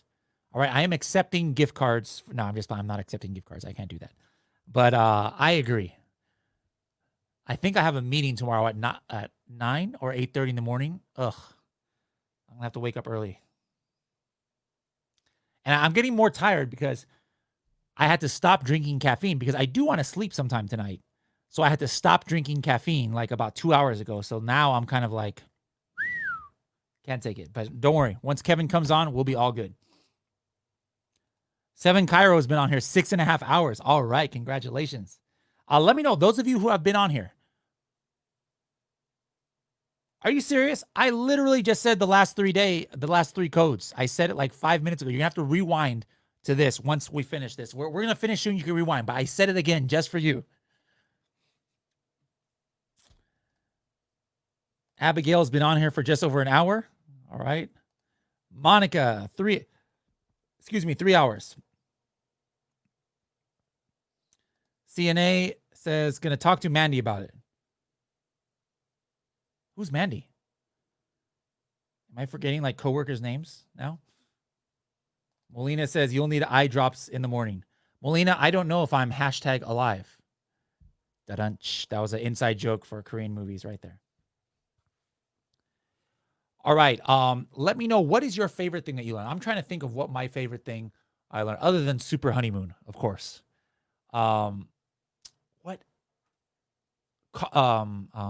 Raphael had some great detail today about the shipping. I love Kian's thing about suppliers. That was really good. I think that maybe the funnest guest I had that everybody would agree with would be the 3 brand new sellers who are kind of silly, and now you can see why I like them. Great group there. Anto, Noemi, and Chris. Chris with his blue steel Ben Stiller look the whole entire time. Zishan is Toronto, 2 a.m. Oh, yeah, that's right. You're on Eastern Standard Time. Let me see. I'm going to say.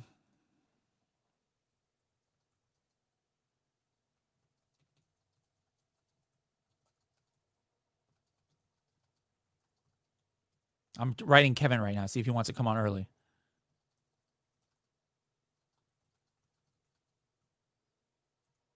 All right, let's see if he can see his message. Yeah, guys, if Kevin King is going to come on here on his, I was about to say honeymoon, on his super honeymoon, on his super anniversary, then you guys could definitely stay around too. Steven's been on here since the first 8 minutes. All right. Thank you, Steven. Molina says, almost tempted to message the 3 codes to them. I've said it so many times that even Molina knows it. Can I say when the stamp, what timestamp? Sure. I mean, this video is going to stay up, so they can definitely go there. Monica says, yes, Raphael was great. Zishan says, 5 hours. Awesome. My favorite would be the Unicargo, the ex-lawyer, and the 3 new sellers. Good choices. Facebook user says, can you check your DM? I actually don't, unless you're like friends with me on On Facebook, I don't get the DMs. They all go to the junk is where it automatically is. And there's like, that's the black hole. I have, I don't know, 50 people a day who message me. So it just all is in there. It would be impossible to find, especially when your name is Facebook user. I have notes all over my house and mother-in-law's house from the last 7 hours. I love it, guys. See, that's what I like to see. All right, guys. When you see educational things from Helium 10 or anywhere else that's good information, don't just be like, oh, isn't that interesting? Whoa, that's so cool. No, guys, get your pen out, write stuff down. All right, write stuff down. Mel says, don't forget to promote your company Instagram account. Oh, yes. So if you want to reach out to me on Instagram, you can do that at H10 Bradley. H10 Bradley. All right. Abigail says 713 is the timestamp for the codes. I don't know how you know that. Oh, we got our special guest here. Let's go. Kevin, put some clothes on. Come on. It's not that kind of rock. Here we go. All right. How's it going, Kevin? It's going, man. How are you doing? Pretty good. 1 a.m. over there? Yeah, 1:13 in the morning. I love it. He's just getting started, guys. That's right. It's the start of his day. It's lunchtime. I love it. We'll just hold you about 20 minutes here. We're going to end a little bit early. Facebook is going to cut me off. They cut you off after 8 hours anyway, so we can only go a little bit longer. So you've been going 8 hours. Yeah, and yeah. I you know what I did this morning since 9? You know what today was? Oh yeah, it's the Helium 10 Elite. The Elite workshop was that was from 8:30 until 2:30 p.m. and then I hopped over to here. So dang, it's like Megathon again, huh? Bring back memories. It's a mini Megathon. Yep. Yeah, exactly. Yep. We got a lot of your fans on here. Steven misses you. You're the king. Well, I like that. Kevin, you're the king. I appreciate that, Steven. All right. Rosie says, hey, Kevin. Rosie's been waiting here for a long time. She's Rosie's been on here for hours and hours. Freedom Ticket Extra. Ah, okay. All right. Yeah. That's right. I knew I recognized it. I was like, why do I know this name? Like, duh, I should have not put that together. All right. So, Kevin, this whole thing we've been talking about, we've had a lot of your friends on here. We've had really? Okay. Raphael. We've had Kian. We've had, who else was on here? Nick Katz. Oh yeah. We've had let's see, Justin from PickFu. We've had Yana, Varun from India, Raphael from Unicargo.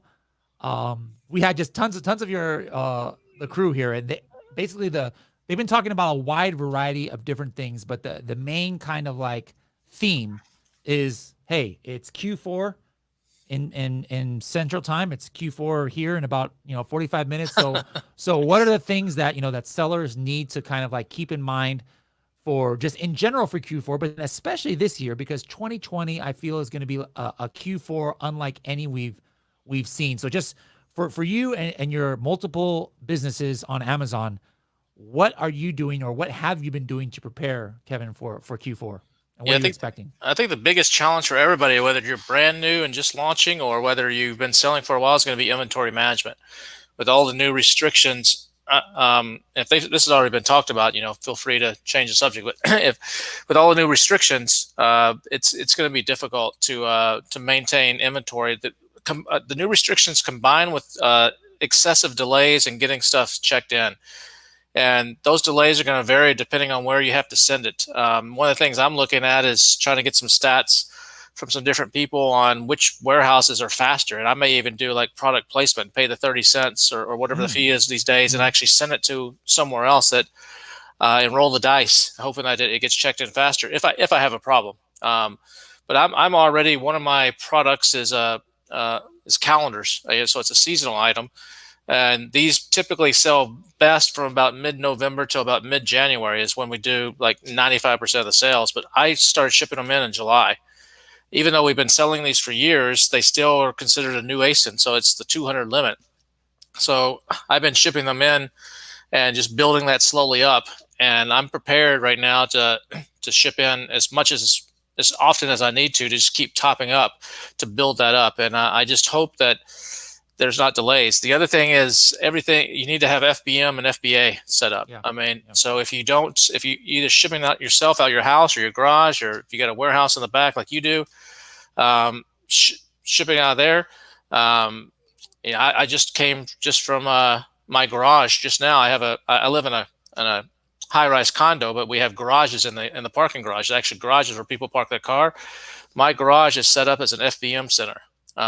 Basically, I have one of those big elephants that spits out the peanuts, and I got a scale. There's no Wi-Fi down there, so I have to use my cell phone and turn on the Wi-Fi on my cell phone, the hotspot, and I have a computer, a Mac computer, the screen and everything set up, and I have I use that for not so much for mostly Amazon businesses, but we're doing a lot of influencer stuff right now for one of my businesses, so we ship stuff out of there. I have someone that comes and packs it, but they go on the road for like a month at a time. They're kind of living that lifestyle and doing all of our social media. But as she gets in, she'll come in and she'll pack, 100 of these things, and then she'll message me, hey, these three need to get sent out. These two need to get sent out. I could have a fulfillment center do that, but we write a special note in each one and stuff, and we do some special stuff. So I just go down there and ship that stuff out. But anyway, if you don't have if you're doing serious volume like I am in one of my other companies, I have a fulfillment center that handles that. And that way you can cross back and forth if you do run out of inventory. So those are probably the two biggest challenges that most people are going to need to be aware of. And then fourth quarter, just naturally, the sales go up. Even if you have a seasonal or holiday type of item or giftable item, it can go crazy up, 10, 20 times up. If it's just a normal item, it can still, just because of the increase in traffic, the people on there, sales typically go up for most people. And with what's happening with the pandemic stuff and the rise in e-commerce, I don't know what's going to happen. I noticed like Prime Day this year, as far as I know, nobody was offered lightning deals or deals of the day around Prime Day. Normally they announce that in advance and get you extra time to ship it in. This year, there's none of that. And that may be the same thing for Cyber Monday and Black Friday too. They may be just, not Amazon may not want that extra traffic. Okay. Yeah. So, I mean, those are great tips, and I 100% agree on all cases. And I like your strategy of trying to get that sales velocity. So have you seen on some of those calendars, the limit go up since you're getting a little bit of activity on those? Yeah, we're already doing $1,000 a day on those right now. Oh, wow. Okay. And so that's with no advertising, we no PPC whatsoever, and no launch. We just literally just stuck them up, and they're already doing $1,000 a day, and the margins on them. It's a $20 calendar that landed cost is $1.52. So I always preach about ROI and having 3 to 5x markup over your landed cost. This is even better than that. So these are immensely profitable, and we'll sell quite a few of them this year. So yeah, I mean, if you're doing that kind of velocity, then you should have no trouble to get as much inventory as you need by the time November, December comes around. Then. Yeah, that's my goal. That's why I started in July. Yeah. I mean, I sent in, and it's it was 200, and now I think it's at about 700-800 on each one, maybe 1,000. But I need to get that higher because come November, these are going to be some of these are going to be selling 500 a day. So I'm just hoping that I can ramp that up to stay in stock. Yeah. If not, it'll switch to FBM. Okay. But that's a lot of extra work that I'd rather not, and cost that I'd rather not have. Right. Let's hear some messages here for you. We got Melina Melina from Korea says, hi, Kevin, welcome. She's been waiting. How you doing, Melina? Here for hours for you. I love it. Nathan says, Kevin King, greatest of all time. I don't know about Michael Jordan. I don't know about that. All right, here's a question. Like, they had made this before a little bit differently, so now it's getting a little bit clear, but it's still a little bit hard for me to kind of like visualize. But I think I know what they're talking about now. I have 2 child ASINs to choose to make one campaign. The first I researched on an auto campaign got 3.5 million. I thought the last time they had said 350,000. Maybe I'm mistaken. They had given this question before, and 0.1% click-through rate. The second child has 22,000 impressions and a 1% click-through rate. what's the better to make PPC campaign for the whole parent? So just in general, Kevin, I haven't asked you this before, but people who have the variation variation listings, do you make separate campaigns for each child item, or do you lump them all together? I separate them. That's I mean, everybody has their own way, but my preferred way is to separate them into their own, treat each one as a standalone. Now, the one time, if I'm going to go aggressive on something, if one of the variations is cheaper, like say in the past, one of my products was a makeup brush set. And this makeup, I don't sell this anymore, but this makeup brush set was 22 makeup brushes in a nice leather case. And that sold for like $39.95. Well, I could never get traction on that because on page one for the word makeup brushes, everything is $4, $5, $6, all these Chinese sellers. So I would get to page one and then just drop right back off organically. And so what I did is I created like a 2-brush set and like an introductory set. And that was like $6.99 for 2 of the more popular brushes and just polybagged. And that's what I would run all my PPC on. And so I would run all the PPC on that because I could compete price-wise. And then when people would come to the listing, they would see the variation, like, oh, there's a whole set here too. This looks pretty cool. And I would try to push them and upsell them to the set. Okay. And that worked fairly well. Okay, excellent. I like that strategy there. Remember, on the organic side, guys, if it's a variation listing, organically, you're only going to rank it for one of those child items, the one that Amazon picks, the one that, theoretically you're getting the best kind of traction on. So don't think that, hey, I'm going to run a bunch of campaigns and then eventually organically I'm going to have position 1, 2, 3, 4, 5, 6, 7, 8. That's not the way that organic ranks work. So if that's your goal, then definitely don't be trying to use that other method. Maricela Montes, great guest. My daughter is doing product research, wants to purchase Helium 10 Platinum package, so she asked me to do kids nowadays, Kevin. Kids are getting smarter. Here, all right. That was almost 5 hours ago. I loved it. I love it. Awesome. Melina says, Kevin, big fan. I have a big fan right here because it's pretty hot. Oh no, that's not what you're talking about. I watched and waited and the 7 hours for this question. Oh Seller no, Central put me on the spot here. PPC campaigns in error during my launch. How can I get a second honeymoon? Please share. Please. Bradley wouldn't share your secret. I tried about 4 hours ago. I only launched 4 products, not in the elite group yet. So I told her, I was like, I don't know if Kevin wants to give this up. This was what he gave up in the elite. He gives 7 hacks every time. And this is one of those 7 hacks in the last elite workshop. So I'm like, I don't know. It's going to be up to Kevin if he wants to talk about this. Yeah, if you're a Helium 10 Elite member, you would have got this step by step, very detailed just last week in the last Helium 10 Elite. There's like 3 different ways. I've shared a couple different ways, but I'll just give you a quick. Since you waited for 7 hours, Melina, from Korea, I'm not going to leave you hanging. But if you want the best way, you'll have to join Helium 10 Elite and watch this current month's training. It's in there. But basically, you're going to want to go in and delete, pretty much take your listing down to the bare bones. So basically go in, take your title and strip it down as far as it'll let you go. Strip down all your bullet points, take all your keywords out of the back, take everything out. There's like 4 or 5 things that Amazon says you has to be there. You get errors if they're not there, but just basically take it all out as far down as you can. Don't worry about if it's half words or doesn't even make sense. Just take it all out. But before you do that, make sure you back it up. So make sure you've used Scribbles or you've used, backed it up to a Word document or something like that, and back the whole thing up. And then what you're going to want to do is you want to go in and actually, once you've done all that, make sure that one of the things that you've copied is the SKU, and that's very, very important. And so once you've done all that, go ahead and delete the listing. Wait 24 hours. And then go and add it back. But when you add it back, you have to use the exact same SKU that you used before. So it has to be the exact same SKU that you used before. You don't have to take your inventory out. You don't have to do any of that. Use the exact same SKU. Put the listing back to its normal state, just like it has been, and then put the release date to 4 days out. So there's a release date there, like a product on sale date. I forget the exact terminology, but release date or for sale date. Put that to 4 days out.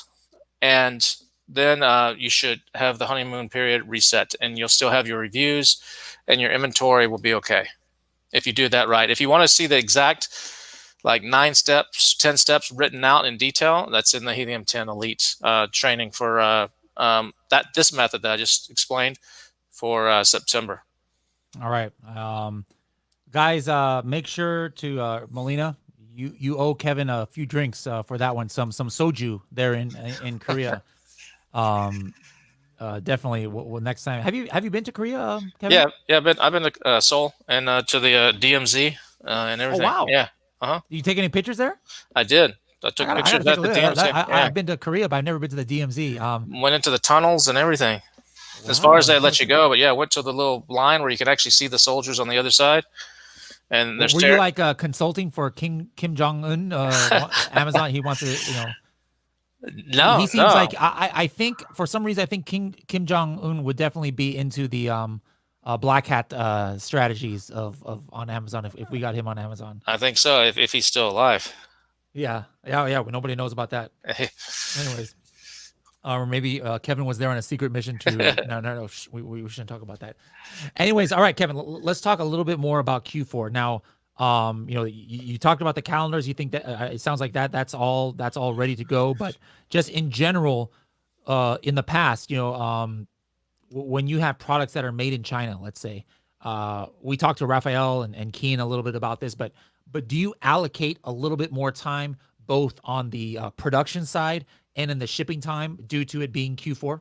Yeah, I do. I mean, you have issues, even if you're in the product sourcing stage right now, if you're like just starting and it's in Q4, you're going to get less response from a lot of factories. They're just busy, and so when you're trying to ping them just for pricing and stuff, you're going to have issues. So I usually I do add like an extra month. And so I try to have all my inventory in the United States by September.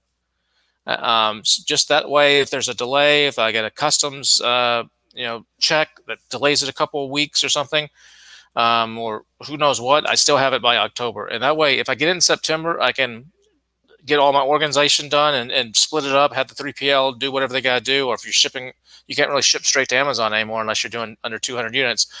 And then start sending it in October. Now, this year, like I said, I started in July.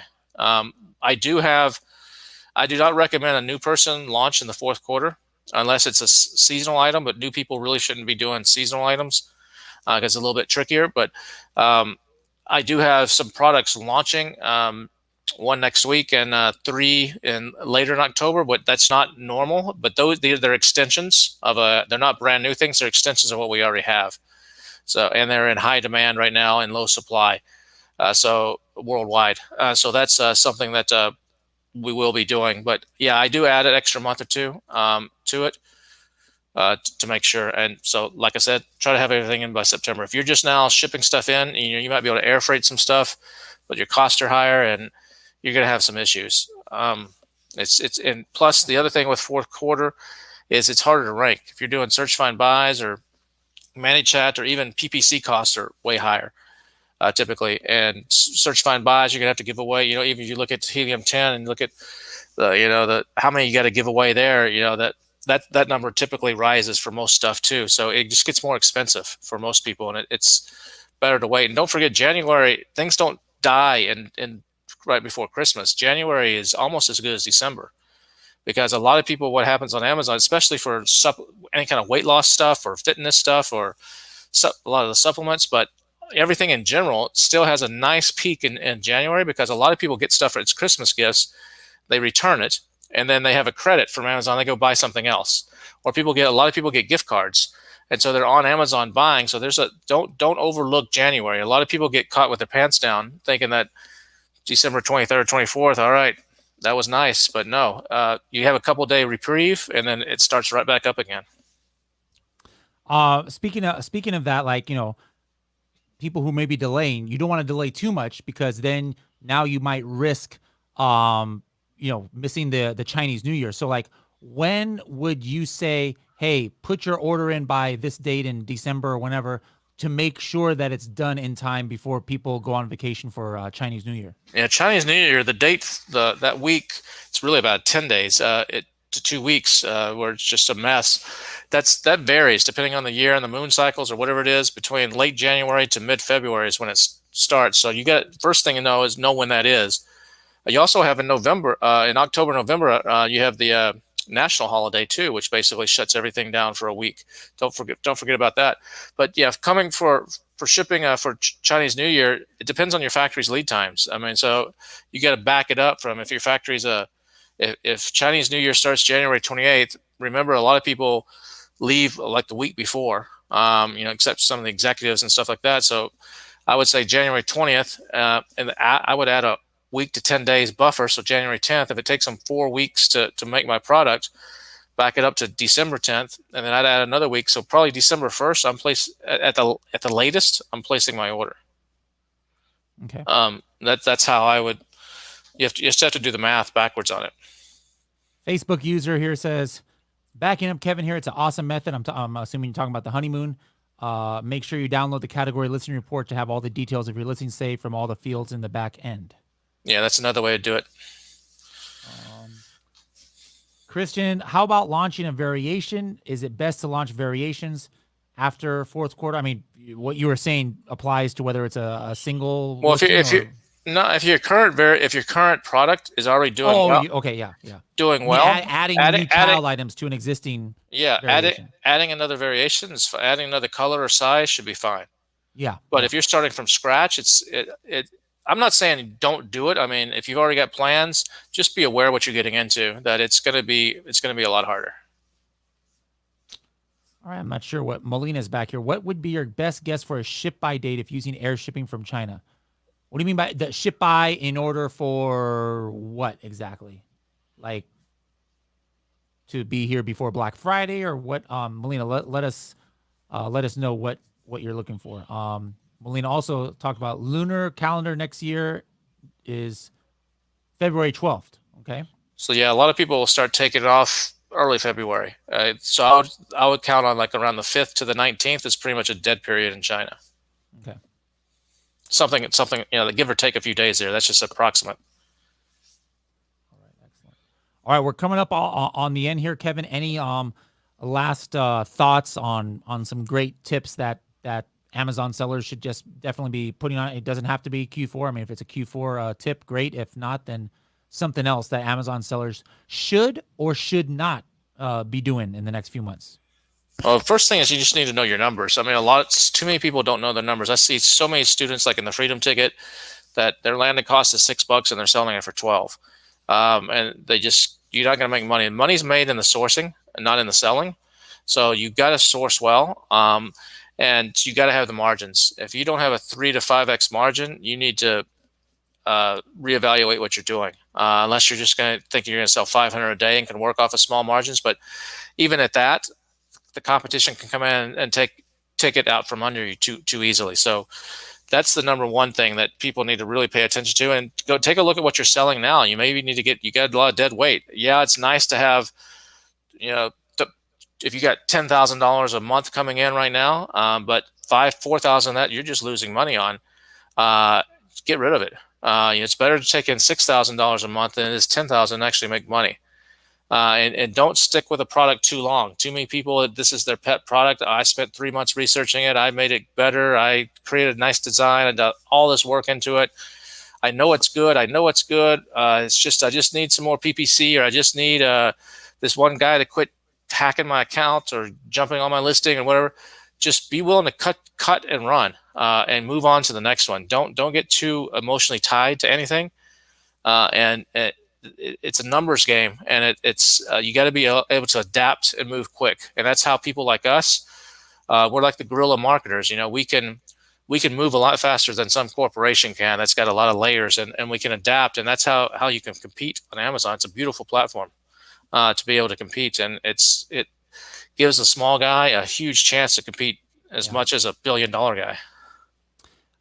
Any thoughts on like Black Friday weekend and Cyber Monday? Like, if I'm not mistaken, I've been talking about this a little bit earlier, that there's some retailers who said they're not doing like the traditional Black Friday thing, because of COVID, and don't want people all crammed in like sardines, camping out and stuff like that. But if that happens, I'm assuming, hey, all those people who used to camp out and try and get those doorbusters, that they'll be shopping online. So are you expecting like pretty much the craziest Q4 that has ever been for online. Yeah, I'm expecting it to go nuts, and I'm actually concerned that the infrastructure can handle it. Amazon is rapidly here, just in the Austin area.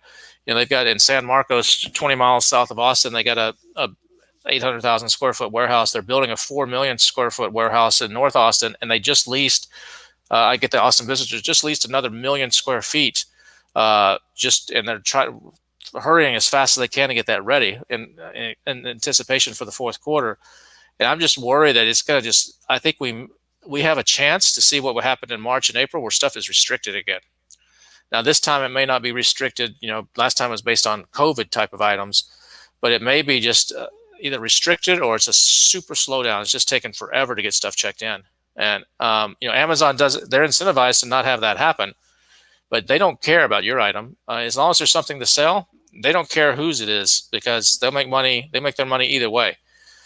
So we're more passionate about it and we want ours in there, but they don't care if it's your hammer or the next guy's hammer. It's a hammer.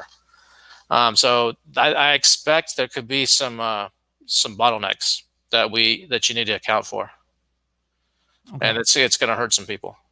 We got another question here, just real quick. I can take some of it. It says, I sell clothes variations. I can't reach the first page. I did campaigns alone, and now I started the diamond plan, and I just did new ads with it. So if you did what Kevin said, and do separate campaigns for your different variations, make sure that you're taking a look at those suggestions, after it's been running a couple weeks.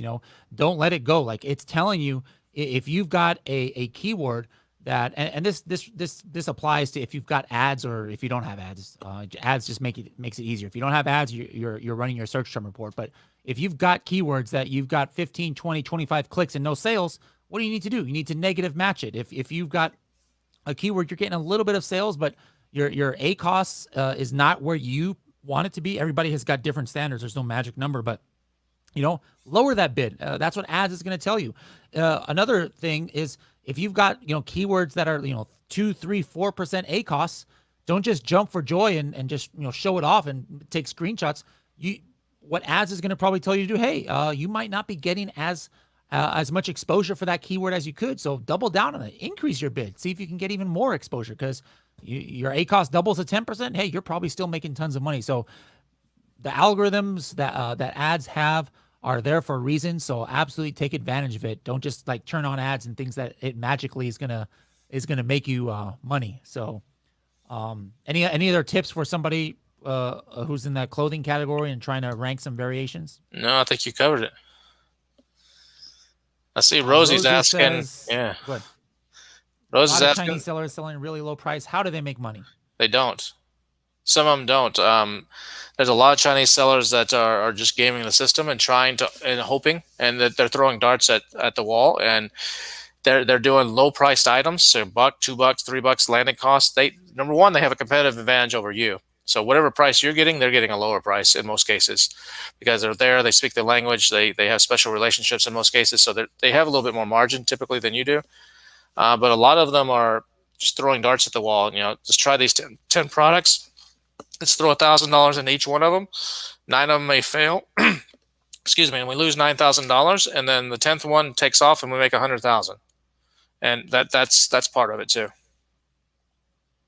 Shanik says, I've got a private label product made of the highest quality materials on Amazon. Competitors sell cheaper versions from China. $56,000 per month product. I'm assuming that's what that means. If my product was made in USA, would I have the advantage? Yeah, made in the USA does matter to some people. I have some products. I had some in the dog space. I have some right now in a different category that are made in the USA, and we do get reviews and customer service stuff where people said they bought it just because it was made in the USA.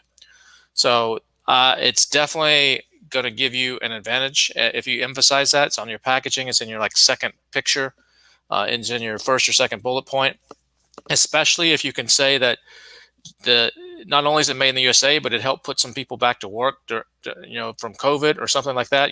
My product, saved 20 jobs or whatever the truth is. That will help you for sure. And that could be a differentiating. Is that going to make you crush the Chinese people? No, they're still going to sell a whole lot, but it will it will shift a few of the people over to you when they're comparing apples, comparing between two different things. Melina's back. The Q4 bottleneck with Amazon receiving. When do you think we should ship by for air? I mean, you've got bottlenecks that have been happening already, and yeah, I mean, there's no magic date, I don't think, right, Kevin? That it's too late now. Or what do you think? Well, for the bottleneck, I think you're talking about for Q4. So the latest I would ship, if you're not in stock, Amazon doesn't have you in stock fully by probably about November 10th, you're screwed. So if it takes them, depending on where you're shipping, it's a couple weeks. Some places take them a couple weeks to get it in. And you can remember, if you haven't sold this product, you can only ship 200 in. Anyway, so you're gonna have to ship to a 3PL. A lot of 3PLs are backed up now. I know a couple big ones are like, yeah, you can ship it to us, but it's going to take us 2 weeks just to open your boxes and put them on the shelf and figure out what you want to do from there.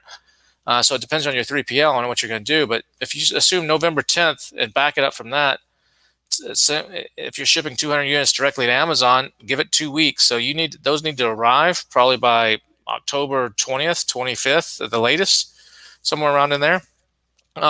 So air shipping back from that, about a week for air shipping in most cases, depending on what you're doing. So you need to ship in about 2 weeks. Alina just has a comment here. She was our last guest before. Words of wisdom, use Helium-10. Good, well said, Alina. And hi, Kevin. There you go. How you doing, Alina? Right. When I do keyword tracking, should I track the parent or the child I promote? In Keyword Tracker, you can do either. I personally have always liked tracking the individual just because I have more visibility. Now, if you track the parent, what's going to happen in Keyword Tracker is you'll see one graph, but then, if different child items have, are the one that's showing up, it'll show it there. I just me personally, visually, I like looking at it with separate line graphs. So it's just kind of a personal preference thing, but me personally, I add them all in the same listing. Like you can add up to 5 competitors. And so just so I can see which ones at different times have the rank for it. Shaunik says, you said you do calendars your own or Amazon merch. Merch does calendars? Merch doesn't do calendars, do they? I don't know if merch does. I don't do any merch. I dabbled in merch 5 years ago. I know you guys, Helium-10 just launched a thing about that. Yeah. But I dabbled in it. It wasn't worth my time. And I mean, it's great for some people, especially if you don't have a lot of money to start with. It's a good way to get in and do stuff. But the calendars we manufacture them actually in Korea, where Melina lives. There you go. Kamsahamnida. All right, Kevin, you got a $1 billion summit coming up at all this year or next year? Yeah, I'm doing a virtual one later this year. I haven't announced the date yet, but I'm doing a virtual one, and the next live one is scheduled for May 17th to 21st next year. Austin? In Austin, yeah, as long as COVID and travel permitting. So we'll see if that happens. If not, it'll get moved back to the fall. I have a feeling it's probably going to have to get moved back to the fall because I think a lot of travel is going to still be fairly restricted then, or just be mostly U.S. people. Okay.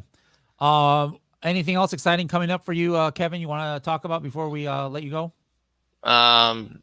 Just go into Helium-10 Freedom Ticket and check that out if you're a Helium-10 user. And once you start selling a little bit, we like to say $20,000 to $25,000 a month. It's not a requirement, but you're gonna get more from it if you're at that level. Consider Helium-10 Elite, not only to get advanced, like you would have gotten advanced access to the ads tool and some other stuff, special members only group, and you get a monthly training that's about 3 to 4 hours every month, where I bring on high-level guests that talk about all kinds of different things, from PPC to inventory management to ManyChat to you name it. And then I do something called 7 Hacks every month, where I show you some cool little quick and easy tricks. And then 4 times a year, Helium-10 throws when they can. It's a live event in person, but right now it's a virtual event, like an extra thing. So consider doing that as well. All right. And then, guys, too, if you want to join Rosie in the Freedom Ticket, actually go to Helium, get information on that so you can get a lot smaller group. We have about 10, 15, 20 people in these smaller groups where you can ask Kevin pretty much whatever, and he stays there until all questions are answered. Go to helium10.com/FTX to find about that training program. All right, Kevin, happy anniversary to you. Well, appreciate that. And say hello to the wife, and wish you the best of success with your Q4 and these launches you have coming up. Appreciate that, Bradley. All right, we'll see you later. All right, take it easy, man. All right, guys, believe it or not, we are at the end. All right, so guys, if you haven't jumped in on this deal, you've got 10 minutes and that's it. All right, so helium10.com/empower. Just do it, guys. If not, at least for the Helium 10 mask and shirt, it's just $20. You can ask for your money back later. Sign up. We talked a lot about ads today. All right, we talked a lot about ads and how it's helping different people with their PPC. So jump on it. After this evening, you won't be able to work that deal. A lot of you guys are watching this on the replay. I'm sorry. You know, I know you guys got a lot of great information, but we can't do that deal in October. So everybody, I really want to appreciate you coming on. We'll do one last question here. We'll do one last question. It says, as you know, we can't reach estimated sales numbers of variations separately, correct? Amazon gives us only one VSR for each variation. Yep. In this case, how can I learn which variation has more sales number in order to choose the best product size or color without using Review Insight? You can't unless you use Review Insights. And again, that's not an exact science too, because it doesn't take into consideration necessarily when the exact child item was created, but that's about as close of an estimation as you can get using Review Insights, because unless Amazon changes it back to giving estimations for the child item, there's not much that you can do to estimate which variation is selling the best. I mean, the other way is, you can kind of like use Cerebro and Keyword Tracker and using the exact ASIN filter in Cerebro. And then, all right, well, which item, or which child item was ranked for the most high search volume keywords on page 1. I mean, there's different things you can do, but honestly, the Review Insights is going to be the easiest and fastest way that you can get that. Thank you guys so much. I wouldn't have been able to do this without you. Some of y'all have been here since 8 hours ago. I really appreciate it. And hope you guys enjoy the last 17 days of live videos that we have done. One of our main purposes here at Helium 10 is to give you guys the best education possible, because we know that your success means our success as well. All right. If we're just here to get your money from a subscription, we're not going to be very successful because you guys are going to stop using Helium 10 if you're not successful on Amazon. So we're invested in your success as well, guys. We genuinely want you guys to do well on Amazon. And you guys heard from a lot of people who have done really well this year, and some brand new people who have had some hiccups, but they're well on the way to doing great as well. So thank you guys so much for joining us. I really appreciate it. We'll see you later on the next broadcast. Have a great evening, guys.